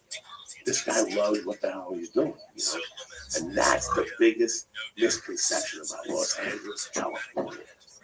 That people come here and they don't know why they're here. I knew when I came here, I was a felon. I had a college degree that I couldn't use. I had no fucking options at 30 fucking. When did I come here? Whatever. 13, 15, 17 years ago, 51. I got here at 34. I was long in the tooth and uglier than ever. You know, I wasn't no fucking Brad Pitt when I got here. I just had a dream. My dream was to not to go back to jail. That was my dream, to stay out of fucking jail and not stab a motherfucker ever again. That was my dream. You know, I had nothing to do with money. And that's the misconception. Well, but you gotta love it, baby. You know that. I'm just saying, you gotta love what you're doing over here. Period. Why else would you do it? You have to love it. It's too hard. It's too much pain and rejection, and there's price to pay. I mean, the grass is always greener on the other side. I mean, I look back at a lot of my friends, like, well, they get great families, and I'm like doing great. I had to sacrifice not having, like, you know, the normal family and things like that in order to do what I did. You know, everybody wants it all, but sometimes you can get it all. You can only get, you know, whatever. But what I didn't want to do with my life is to do some miserable job that I would hate myself every single day. You know, and because I added up what I'm going to hate that, I'm going to hate my family, I'm going to hate the whole thing. What carries over into everything? It's going to be a domino effect, Yeah, and I'm like, I can't do that. I want to. You know, life is short, man. You got to chase your dreams. You know what I'm saying, and do the best you can. You know, and you know, some people, like you're saying, some people come up with a few years, they realize they can't make it. Then it's a bad thing. They go home. That's it. You can't. Believe me, there's too many out here as it is. There's too many dilettantes and too many people, you know, confusing the issues. You know, with as far as talent goes, I mean, there's so many. I mean, if you want to become a lawyer, you got to go. You know, you just can't say I'm a lawyer or a doctor, but anybody can say that I'm an actor, which pisses me off. You know. Some moron could just walk up and say, "Hey, I'm an actor." Why? Because I took a picture. Oh, really? You know? There's like no respect. It's just like, come on, you know? It's amazing how many people get business cards for it. It's amazing. The first guy I had as a manager, he was like a fucking travel agent. Right. And when I didn't know this, I go, "How did you get into this? You been into this 10 years ago?" "Oh, no, I've been doing this 8 months." Because I was a travel agent and I always wanted to be a manager. Because when I sold my travel agent, I had some money from the travel agency and I came out. He bought the Land Rover, he bought the condo, he bought the suits, he had the business card. That was the first year. Right. The credit card, he always picked up the lunch tab, he took you to meetings, he always paid. That was like for 18 months. Then one day he didn't have the fucking right to the land, whatever. He had something else. Then he was telling me how he had to move because it was leaking in his building. And the association wanted too much money, and then it just got worse and worse. And now he's doing something in North Carolina. You know, and it broke my heart when he left. But it was my first lesson of people that come out here from community. You know, and I can't lie to you. I came out here to kill a little time myself. You know, I was in the process of stabbing somebody to death. I was just buying time to get my perfect move. I was just waiting to get so much rejection that the anger would push me right back to Colorado so I could chop their fucking head off. But I don't know. I don't know what happened. And I slept in the car for the first year. Wow, really? On Kennedy Boulevard on Sunset. Wow. And I would go into Ralphie's house and take a shower. And then my car got towed with everything I had. I didn't have it registered. So they wouldn't let me go back in and get my stuff. I lost all my clothes. I mean, this is it. And after that, I should have said, I'm fucking going home. And I said, fuck you. I'm coming back. And I dealt it out. And I slept on floors. And I paid people to live on their couch. I'm miserable. It's got to be real rough, man. I've never had to do it. I mean, reality hit me real quick once I ran out of money. Next thing you know, I'm up fucking the table at a restaurant and that shit. What up, pimp? You know, everybody comes here thinking they're going to be living like a pimp. You know, whatever. Sometimes you do, and you realize the reality of the magnitude of how many people out here, how hard it is, and so you make a decision: do I hang in there? But I have to. was furious and humiliated by the sense of victory. It's what I do. It's what I want to do. You know, I love acting. I love the whole thing. I love writing. I love directing. All of it. Everything. Is it hard sometimes? I would imagine you must have sold something or got something offered to you where they're changing everything. Like, have you sold a script and they change everything, and then do you take it back? Like, what is that like? What is that process like? It's not pretty. Not pretty at all. It's like watching somebody kill your child in front of you. And do you take it back and give the money back? Like, what do you... No, you can't do anything. You just have to suck it up and watch them kill it. And that's happened to me several times. One of them, I better not mention the movies. But they were just butchered really badly, and it happened a couple other times. So that's another reason I was very excited to direct Boilermaker, because I had 6 movies made prior that other people directed. And so I was finally directing, my baby the way I wanted it done, Now the concept of Boilermaker, where did that come from? Can we discuss that? We still can't discuss. No, I know a lot of people in the biz and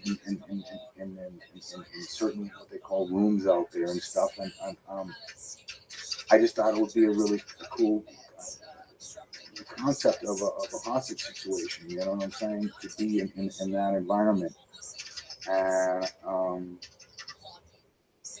so I just came up with setting it there, and then because it's a microcosm of society, and with meetings, and you get the people that are new, people that are old, people that are struggling, people that are in and out. It's got a diverse group of people. So I thought that would be really cool. Plus, again, I wanted to write what I call a producer-friendly piece, which is again with minimum locations that wouldn't cost a lot, and that do pretty well.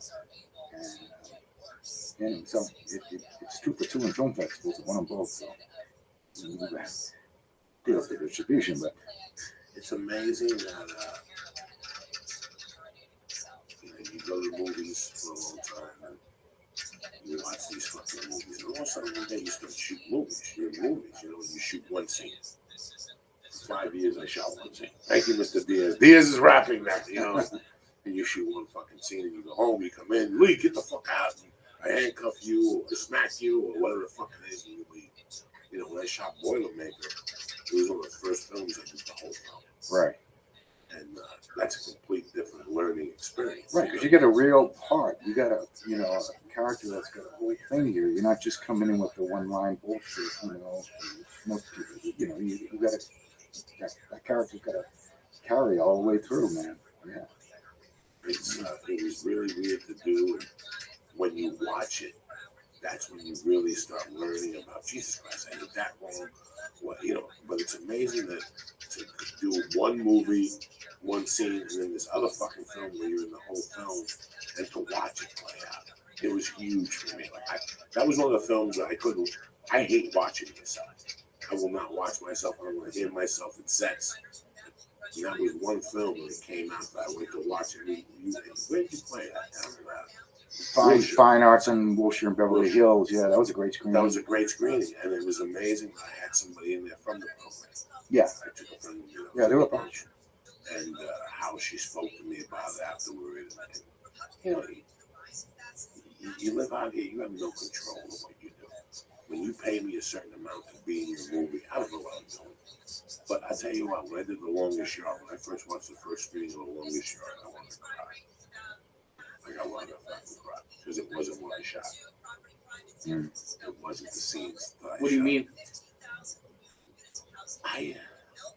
I'm a serious guy. I'm a comedian, but I like the seriousness. I don't like a lot of goofy shit. When I watched The Longest Yard, I never saw Adam stick his mouth in his finger and put the guys in the ear on the set when I was shooting. I wasn't there those days. So when I saw it, it broke my heart because to me, it wasn't The Longest Yard I had grown up on. Oh, you know what I'm saying? It's the same thing with what he's saying about what your baby looks like. I've known a couple of writers that their biggest fucking dilemma is the worst I've ever seen is when they've had to take the script back that they sold to refix it. So Paul buys my script. He takes the script. He hires These dummies will hire somebody else to fucking rewrite it. And then when they fuck it up, now Paul wants to give it back to me, the guy who wrote it already. Not even that Paul fucked it up. Paul already fucked it up on his own. Now he gives it to two bumbling fucking knuckleheads. And they fuck it up even more. They're called egos in this town. They're egos. They come in like lerps. You don't know what you were doing. We're going to fix this script with this fucking attitude. And it goes right back to him now. And so when you do it also happens to the actor. You think you're doing one thing, you get to the fucking thing, and you're like, what the fuck happened to that movie? You know, how do you think you feel? How do you think you feel when you go to a movie and the movie blows? The movie fucking blows. And they put 80 million into a fuck. I'm not saying The Longest Yard. I'm saying other films that I've done. Yeah, but and I would imagine during the filming you don't think it's going to suck. Nobody does because Yeah. you're under the fucking ether. You won't put that air on. Yeah. When you're shooting something, like TV shows are fucking horrendous. TV shows are something that when you shoot, you're definitely under the ether. As soon as you walk into the studio, they're blowing like tear gas in there or something into the fucking studio. Because you walk in and all of a sudden you're like, this is funny. You start saying to yourself, this could be fucking funny. This ain't bad. And you don't know how bad it is till you fucking watch it on TV. You're like, oh my fucking God, that's fucking bad. So the same thing happens to writers, the same thing happens to actors, the same thing happens across the board. With what you intentionally thought it was. How many times have you called me and said, Joey, I gotta tell you something, don't be upset. I'm really a fan of your buddies. Have you seen the special? It's fucking horrible. And we find out it's the cut. It's the editing. Oh yeah, totally. The editing, they fucked it up in the editing. They put a commercial where the punchline is. It's just a fucking murder thing. That's why I hate specials on television. You have to play them on whatever. Yeah. Same thing happens. I'm like, how many fucking times have you called me and said, I'm a fan of this guy. I paid to see this guy, Joey. The fucking special is horrendous. Happens all the time. Yeah. So there you go, my friend. Yeah. You never fucking know, Lisa, what you're doing. All you can do is be the best you can be. Right. That fucking day. No, and it's good to hear because people who listen know. But for the past almost a year, November will be a year that I stopped working in TV, and I've just been doing this. And like you said, when you were trying to be rich, you weren't happy, and I've had probably one of the best years of my life, and it's and some of it's harder. Like do you ever think like, oh, I should go back and be a tea driver and I'll make $80,000 and I'll know I have a check coming in, and it's just tough. Yeah, well, it's a little too late for that now. The dice have been rolled, so I'll live with it. But no, I don't have any regrets at all. I mean, because the life that I wound up having, there's no way I could have had all the encounters with you know, actors and producers and you know and great comedians and artists and you know. I mean, I spent a day with Dennis Hopper once. You know, my first time at the Improv, I was here 2 weeks. Johnny Carson walked by me. You know, fucking Johnny Carson. You know what I'm saying? Johnny Carson ain't walking around bars in Southie, okay? Let me tell you. Right? So anyway, I you know, all those great things. A few of my friends did the Tonight Show with Steve Wright and Teddy Bergeron. I mean, you know, so I was around all that great excitement, and you know, again, when you arrive in the morning and there's millions of dollars worth of filming equipment and you got Academy Award-winning actors and nominees saying your lines in your movie, where could I have got that? Do you feel the same way Joey feels? Do you ever not like hearing like this script you wrote? Do you ever feel like, oh, I don't want to see them shoot this? Or yeah, I mean, again, I'm like most actors. I don't like listening to my voice, and then I have a hard time, you know, watching myself. But I normally play psychotics and upbeat parts. But not with your script. Do you enjoy watching your movies or? Oh yeah, it depends on the movie though. I mean, you know, like some of the dramas I don't watch at all anymore. But like Very Mean Men, which is my favorite black comedy, is cool gangster comedy between the Irish and Italian. And again, it's set out in the San Fernando Valley in North Hollywood, like Toluca Lake instead of back east where it normally would be, because there's a little twist to it, you know. And I've watched that movie probably 15 times. I mean, I just love it because it's a very clever, cool hit movie, and it's got a lot of really kind of black comedy in it that I like. That's my specialty. How do you deal with self promotion? Because like the word is networking, and it feels gross. I think for most people. Like, but I like as a comic, you go up and you do sets. Like you don't really have readings that often for stuff you write. Like how does that work for someone? Well, I mean, people get carried away on Facebook with that stuff, which I just don't think it's the right place. I mean, once in a while, if I have a reading of something, I'll invite people. But I mean, people who just shamelessly self-promoting themselves is a little much for me. But you should have managers and agents do the promoting for you for the most part. I mean, but it's always a thin line. You got to be out there, doing your thing. I used to be part of a Monday night group. So one night a week, you guys would get together and read other people's scripts. Yeah. I was. Are you still part of it? No, not anymore. I was for many years in a group that workshop scrips and had a bunch of writers. Yeah, they're still going. Yeah, and I started making movies and moved on. I went into some other groups and stuff, and I'll still get around to it. But again, normally I'll just get a group of people and have my own reading of the script and so forth. And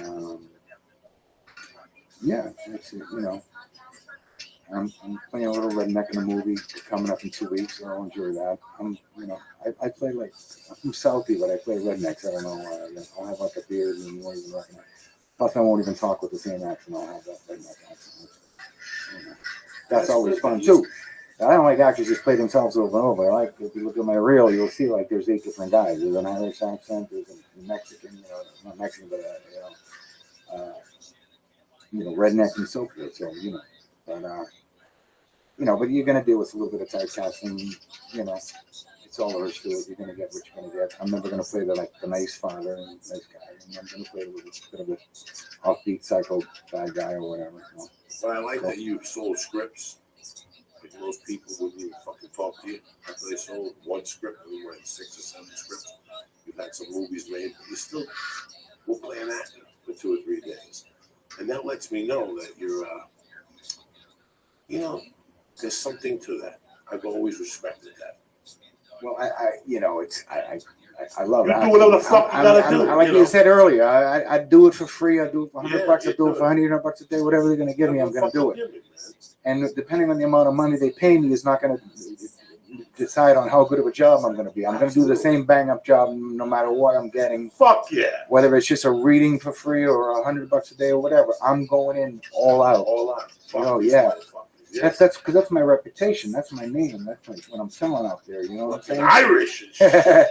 When I fucking saw Harold Ramis in Stripes, and then he directed, I seen him in fucking whatever, and then I love all that stuff. I love when people don't get pigeonholed somewhere. I love to write a blog. I love to do a podcast. If somebody calls me for a fucking movie, I'll do a movie. I don't give a fuck at this point. This is what we do.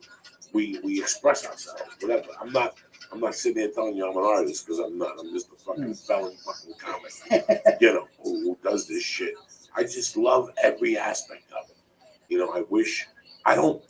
I would never direct, because I don't want to be that guy, that comedian that needs to direct or anything. That's not my genre. But I love the writing aspect of it. I love what you do. I've always wanted you on the podcast. Thanks. It's just an honor and a privilege to be here. It's a lot of fun, and I love writing, acting, and the whole deal. I love directing. That was like the best moment of my life, finally. So I look forward to hopefully directing and having more movies made and acting anytime I can. So we're gonna put Lee in your next fucking movie. All right, we'll put Lee in there. Yeah, but it must be kind of cool, because you never have to. You could write. You never have to retire. Like you and Joey, you could be writing for as long as you live. Like it's not like a regular job where at 65 you have to quit. Yeah, like you got to retire like Derek Jeter at 40. Yeah. I mean, it's nice. You can always be honest. well, that part's good. Yeah, writers get better. Like you must. You must if they sat you if they brought you into a room and a new guy right out of college, no matter what class he took, you must just blow them right out of the water. I don't know. I don't know about that. You know. What are you gonna do, Lee? Yeah. What the fuck? I'm gonna give some shout outs to my main man Joe Ando, Corey Layton, to you Fitzgerald. I'll see you in class next week, cocksucker. John Wolf G, Jared Ho, Lee Krikardis, and Matty D. I love you, cocksuckers, always. See, we learned something tonight. You learned about writing. You learned about fucking dreams. And that's it. Now you want to know. You want to come out here. It ain't no fucking catwalk, Lee. You fucking realize it. You lucked out. We had a great time. Yeah. We shot videos. We shot a documentary. You know, we've done some fucking shit, and it's all our own. This is what the best time what's going on right now is that you can do everything on your own if you really want to do it. There's no more excuses. You can buy a camera for $10. Well, you can edit it on fucking line now. You know, there's web pages to help you do everything. They even have fingers to put on your dick now to help you jerk off. You know, they do everything now online. There's nothing. If you have a dream, if you want to shoot a film, if you want to animate, they have everything available online. Fucking YouTube will teach you how to make a fucking cake. YouTube has every instructional on there. How to write a book, how to write a screenplay. So the only thing that's holding you back in today's society is you. When he got into this shit, and I got into this, when you're from fucking Jersey, or I remember, like my buddy once told me, I have a friend that holds the wires for people in California. You know how many times I bugged that guy? How many times I called that guy and said, hey, hook me up in California? I didn't even know what I wanted to do. I didn't even know. He was like, what the fuck do you want to do? I don't know. I want to be like Steven Seagal. Fly through the... I didn't even know. I had no fucking idea, you know? But it's amazing the hard work and patience. Especially with the equipment today, you can do it all. Anything. My first short film was done on 35mm film, and that cost like $32,000. Today, you could make that same movie for like $1,000. So the excuses are over, cocksuckers. That's what the church is about. Grab your balls, get a knife, and go in there and get what's yours. Let me give us a shout out to the fucking sponsors. We got some good shit for you as usual. On it. I love them. The Strong Bone is helping my niece get stronger every day. I have a brace on today. Every day a little bit more. I do some squats. I did 35 minutes on the bike today. I did the physical therapy. You know I don't fuck around. Whether it's Shroom Tech, the Alpha Brain, the Hemp Force Protein. This is human optimization. Stop fucking around. Go to Onyx. See what they got. They got 1,000 things for you. They got the enzymes. They got the protein powder and chocolates, which is fucking delicious. They got I didn't get my own. Anyway, just to make a long story short, go to onyx.com, press in the box. Church. CHURCH. Get 10% off any fucking order when you put in church. They also have a program like Dollar Shave Club. Like they just send you this shit. Every month they have a stay on it program. So you get 20% off any product they got. They mail it right to your house on the first. You don't have to leave the house. You have to do dick. Who's better than you? Now I'm going to drop some fucking knowledge on you guys because I'm sick and tired of you people busting my balls. Naturebox.com. They're not fucking around no more. I'll tell you what they're going to do, all right? If you go to naturebox.com/Joey, you're going to get a free, what was that, Lee? Free sample box, okay? Whoa. So in the afternoon slump, when you're hungry, you're not feeling good, you go to the machine, fuck that shit. Go to naturebox.com right now, put in /Joey, capital letters, /Joey, and you're going to get a free sample box and get this party started. I don't know what the fuck they're going to send you. They might send you the cocoa almonds. They might send you the peanut butter, the sweet potato fries. I don't know what the fuck they're going to send you. Stop fucking around. Get a free sample box the month of September. I think it's the whole month of September. I'll find out what the fuck's going on. So that's it. No more. Go to naturebox.com today and get /Joey and get a free fucking sample box, okay? Now there's no more reason to be a fat fuck. There's no more reason to be eating fucking potato chips. That shit you made me eat last week at Subway baked Lays. That tastes like a fucking make you eat it? Like a fucking Iranian's dead foot. That fucking shit you made me eat. Nature's Box, delicious, nutritious. This shit is tremendous for you. It's nutritionalist approved. Stop fucking around wasting your time with shitty snacks. Go to naturebox.com right now and press what? Joey. / Joey cocksucker and get a free sample box. That's how we do it. I'm sorry about that. I had a pubic hair stuck in my throat. Franco in 83. Now we're going to move on to my other favorite. I got these things on right now. Tremendous. You understand me? You know how it makes you feel to put a nice new pair on? Did you put on anything I gave you? Oh, yeah. What'd you put on? I put on the shorts. They're how nice did they fucking feel? MeUndies.com. They're not fucking around no more. So aren't you sick and tired of putting those ratty fucking underwear on with the brown streak and the yellow thing by your nutsack? You don't need that shit no more. Go to MeUndies.com. They got tremendous underwear, especially if you're a jiu-jitsu guy or a martial arts guy. Every time I go to jiu-jitsu, I put on MeUndies. They don't fucking pull down. Your nutsack don't pop out. When you wear regular undies and you go to jiu-jitsu, a nut always pops out. It's just dangling in your fucking gi. Somebody can step on it. You don't need that aggravation. Go to MeUndies.com right now, and I'll tell you what you're going to get. You're going to get free fucking shipping. Free shipping right now. Go to MeUndies and press Joey and get 20% off your first order. 20% off your first order, and you get free shipping in Canada and the United States. Go to MeUndies.com. What do you press, Lee? Joey. How do you spell Joey? Joey. What the fuck? That's a spelling bee champion. 1992 Southie, the fucking Jewish side. Anyway, on top of that, you got NailedItLife.com. These are good friends of mine. They sell tremendous vapor pens. You're gonna fucking love them. They don't fuck around.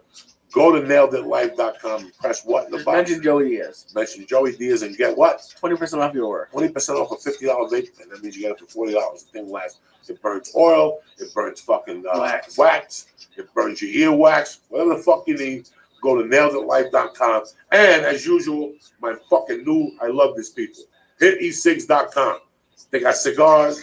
They got cigarettes. 0 nicotine, 8 nicotine, 16 nicotine, and 24. You quit smoking on these. HitE6.com. They last longer. They taste fucking better. You smoke these fucking cigarettes at 7-Eleven, it tastes like you're licking somebody's asshole. Not with this. This cigar tastes fucking tremendous.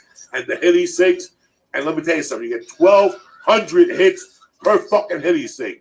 1,200. Go to HitE6.com and press what, Lee? Joey's Church. Oh, shit. You get, what do you get off the first order? 20%. 20% off, not 10%, the usual Jewish shit. 20% off. These are real Long Island Jews. They don't fuck around. You understand me? So go to HitE6.com, whether you want a flavored cigarette, whether you want to try their cigar. How nice is it? I have a cigar. I go to Vegas. I go to fucking a casino with Asian people. You just blow smoke in the air and wait and play Five Gao, whatever the fuck they play. What do the Chinese people play? Pai Gao. Pai Gao, whatever the fuck. You know how to play Pai Gao? No, I heard it's a good game. We'll get it together. You want to do professional gambling, stop fucking around. Go to HitE6.com and press Joey's Church in the box and get 20% off right now. So tonight we gave you On It. We gave you naturesbox.com, where you're getting a free fucking box. I gave you 20% off on MeUndies. I gave you 20% off on Nailed It Life, and I'm giving you 20% off on HitE6.com. Who's better than me? You're getting them riled up. You're getting them riled up. You should go. You should go and help all these sponsors out. What do you think I'm doing? No, I'm saying they're getting you riled up. Sure, they're getting me riled up. This is my fucking job. I gotta let people know these underwear feel fucking tremendously. And I told you last week during the surgery, I put them on before the surgery, the MeUndies. Yeah. And I couldn't take a shower after the surgery. And that night, I thought my balls would smell. And I stuck my hand in my shorts. Nothing. Not even perspiration. The shit in MeUndies pulls the fucking sweat out of your fucking nutsack. It makes your nutsack nice. When you show up, you're fresh, dog. Right or wrong? Beautiful. Sometimes you don't get your dick sucked. You get a detour. There's traffic on the 405. Your nuts get a little stinky. Not with MeUndies.com. Where are you going to get that type of information? Nowhere. All right. What the fuck you think? And I gave you a night off. No edibles because you said you feel good. I got another one for you. You in or yeah? I'm out. You're out today? All right. Don't come crying to me tomorrow. I don't feel good. What you got tomorrow? Anything? No. You picking up ball tomorrow? What are you going to do? Maybe Friday if I feel better. Friday? What are you going to do? You're going to run around the park naked? That's what we do every weekend. This fucking guy, a couple of nice Mexican chicks, a little Jew guy. Where's he gonna get that shit out here? Sweet. In Boston, we have a little Jew girl right now in your house watching Lawrence Welk with your fucking mother holding hands, talking about fucking your bar mitzvah. See what I'm saying? Everything changed for you guys. It's amazing. Got some nice Mexican fucking onion there. You eat that fucking. Have you eaten that ass yet? Oh, Yeah. no. What are you waiting for? It's a year. Yeah. You told me you love her, right? Yeah. I gotta eat that ass and prove it. She doesn't want me to. It's not a what to her. How many times I gotta fucking Yes, tell it you? is. Not a to her. You gotta tell her 10 over. The Jew tongue is coming in your muffler. It's over. You don't even have to tell them. Just sit there and watch their eyeballs fucking get all open. And that fucking monkey just open up from behind. Once you stick that tongue in there. I don't know about you, but I was raised. If I'm gonna lick someone's asshole, I'm gonna tell them. You have to tell them nothing. That's disgusting, fellas. You don't lick their asshole. That's fucked up. You just lick it and let them talk about it for your breakfast in the morning with that shit breath. You know what I'm saying? I love you guys. Stay black. What are we playing today? I don't know. What do you want to play? How about Back in the Saddle, since I got my Boston people here for a little Aerosmith for you motherfuckers? Or Seasons of Wither, something from the early stuff when they represented Boston, not the shit they're singing down. You know, Armageddon, whatever the fuck they do. I love you guys. Stay black. Have a great weekend. Go to joeydiaz.net for all your fucking dates. Paul Murray, I love you, cocksucker. Oh, what? Do you have a movie? If people listening, promote here? Do you have anything like if you want, like if you had one movie people should watch, which one would be? All of them. Very Mean Men. That's a little bit tougher to find in the United States. Boilermakers on Amazon. Okay. Yeah. Awesome. Well, the show's over. Remember to go to naturebox.com and order great tasting healthy snacks. And now, when you use code word Joey, you're going to get a free trial box. So you use code word Joey, Joey, and get a free trial box. They have delicious treats like everything bagel chips and baked sweet potato fries. Support this podcast. Go to naturebox.com, promo code Joey. That's naturebox.com, promo code Joey. Show is also brought to you by Onnit.com.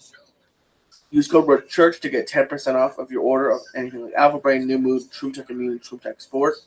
Also, go to MeUndies.com. That's MeUndies.com and use code word Joey to get 20% off of your first order off of men's and women's underwear. And lastly, go to NailedItLife.com to get 20% off of the premier vapor pen on the market.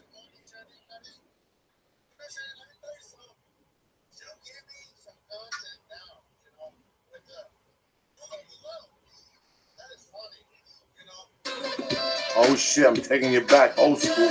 The church of what's happening now. Oh shit, Angel Salazar in the house. Lee Sayat in the house. Take that motherfucker, Lee. Oh shit. Wiggle Fungal Joy, Lee. What? Oh shit. Oh shit. Oh shit. Oh shit. Let's do it, baby. What's going on, dog?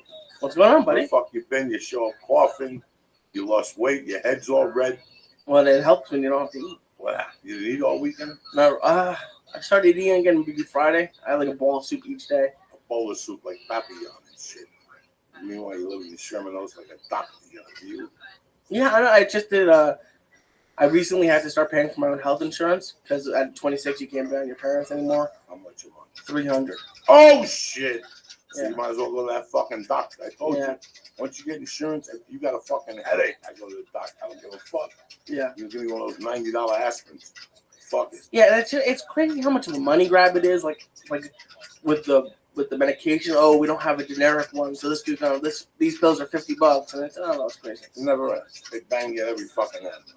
You go to CVS. Mm-hmm. You're a good boy. You get the little card, so your miles stack up. Boom! There you go. It's a Sunday night. If you're waking up to this, happy fucking Monday. One of my main brothers, inspiration, is a guest tonight, Mr. Angel Salazar. So I'm at the Comedy Store the other night walking around. It's like, when I saw you, Angel, you were walking around a place that you were the king of.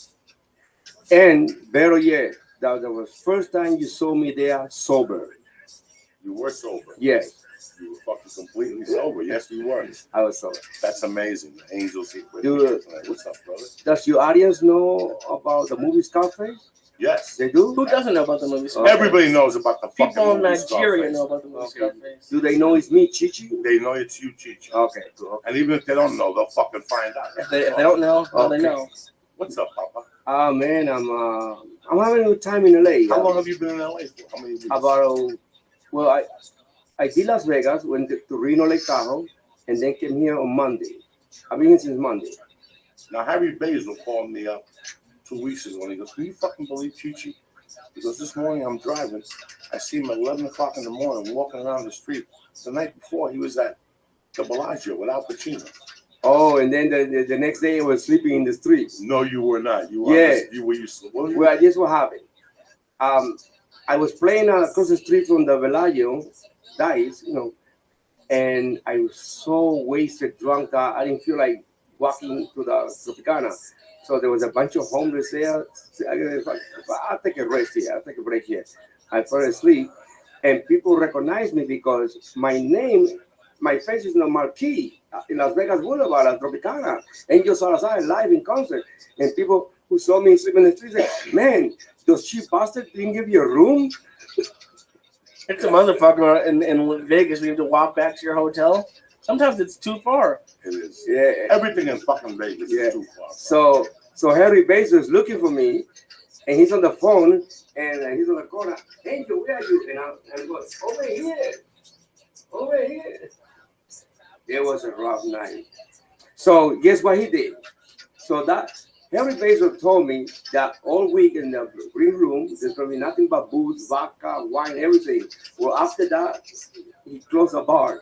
He put everything away. He shut me down. So you were in Vegas for how long?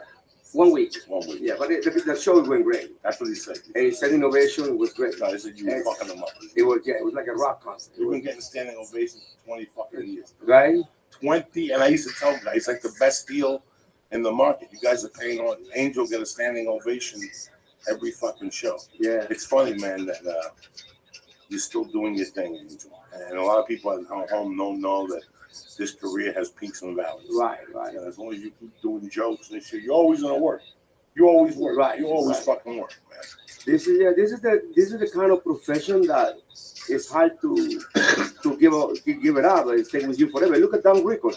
Dan Rickard's what, 90 years old? Yeah. He's still touring, doing shows. It's amazing, huh? And he still has an audience, and people still want to see you. They want to see you, man. They want to support. How the fuck did you start, Tom? When and where? How? Well, I'm an actor first. First, I did a few movies before Scarface. I did a movie called Where the Buffalo Roam with Bill Murray. Bill Murray, when he answered the phone, what? Yeah. That's funny as shit. I did Boulevard Nights, Walk Proud with a gang movie about Mexicans. The only Mexican movie that you saw Robbie Benson playing a Mexican. Who was it? Robbie Benson. Robbie Benson. Oh my God. And so right about the time I was getting in Scarface, I started doing comedy in New York. See, here's what happened. I used to be a peddler in the streets of New York, right? Selling stuff. And a peddler catch line phrase is, check it out. What's up, Caspian? See? So everything I was selling in the street, check it out. So I go to the comic strip and start doing comedy, but I didn't have material. All I had was check it out. Oh, okay, what's and I did that? For 10 minutes. And somebody said to Lucio is he runs Lucian, he died. He will run the place for Richie Thinking, Eddie Murphy's manager. And somebody told Lucian, that Spanish kid is very funny. He's great. Keep him. And he go, what are you talking about? Oh, he says, check it out. Yeah, and you started then. I started doing comedy then when we started doing Scarface. Of course, I went to the comedy store. But I met you before. Are you in? Before Scarface. No. I met you in 1993. Oh, really? He was walking on 8th Avenue in Hill's Kitchen. Yes. Oh, no way, really? Cars on 12th Avenue on 57th Street. Yeah, and you start talking to me. I'm sorry, what'd you say? Oh, okay. How much more are they going to charge you? How much more are they going to charge you?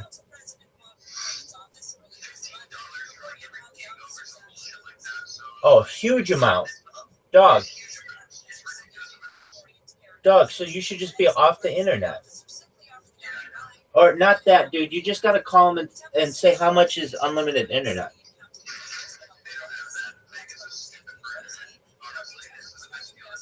Dog, shut the fuck up. Wait a second, dude. You got to. I'm just putting this out there.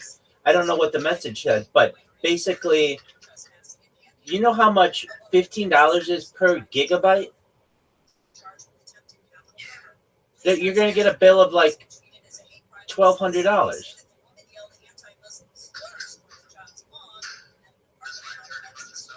Yeah, but even still, if you're like approaching it. Oh, okay.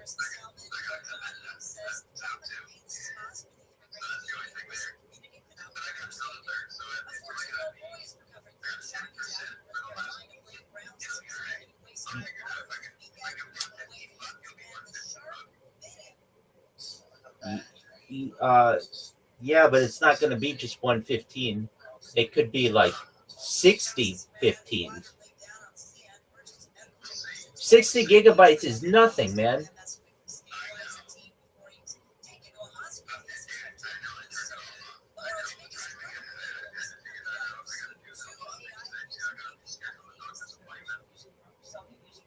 Okay, so they don't offer anything with unlimited wireless? Now, I know this is out of the question, but what about Starlink? Okay, but isn't that one, to your knowledge, unlimited? Sure.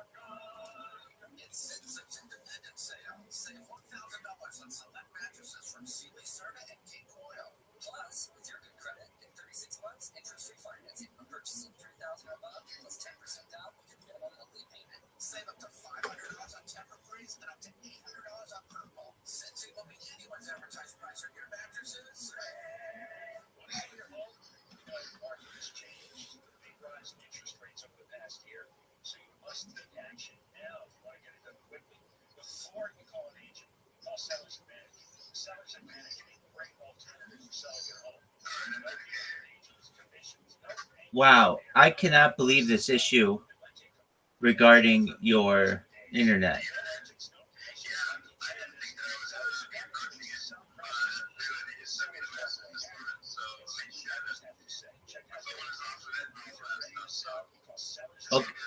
Okay, so let me ask you, what's your limit per month?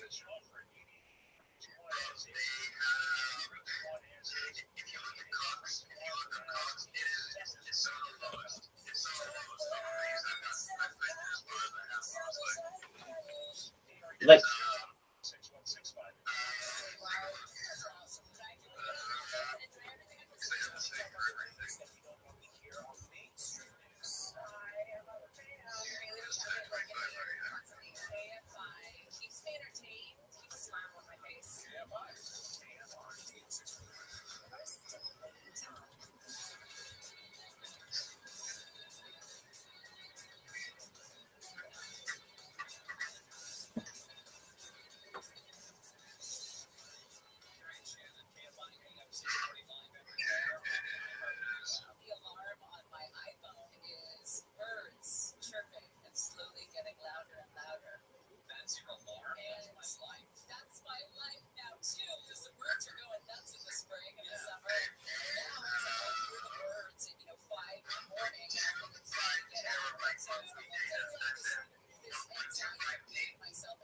wow.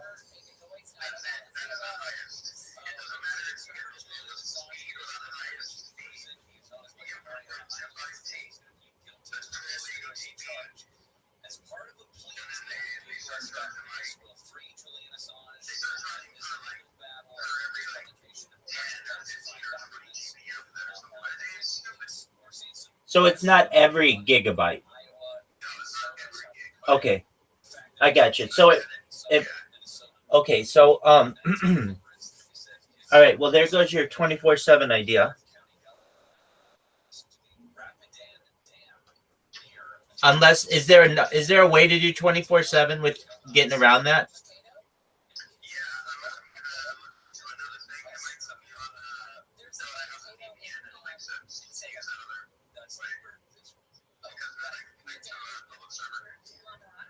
Okay.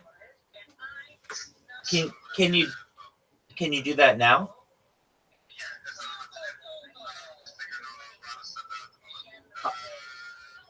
All right.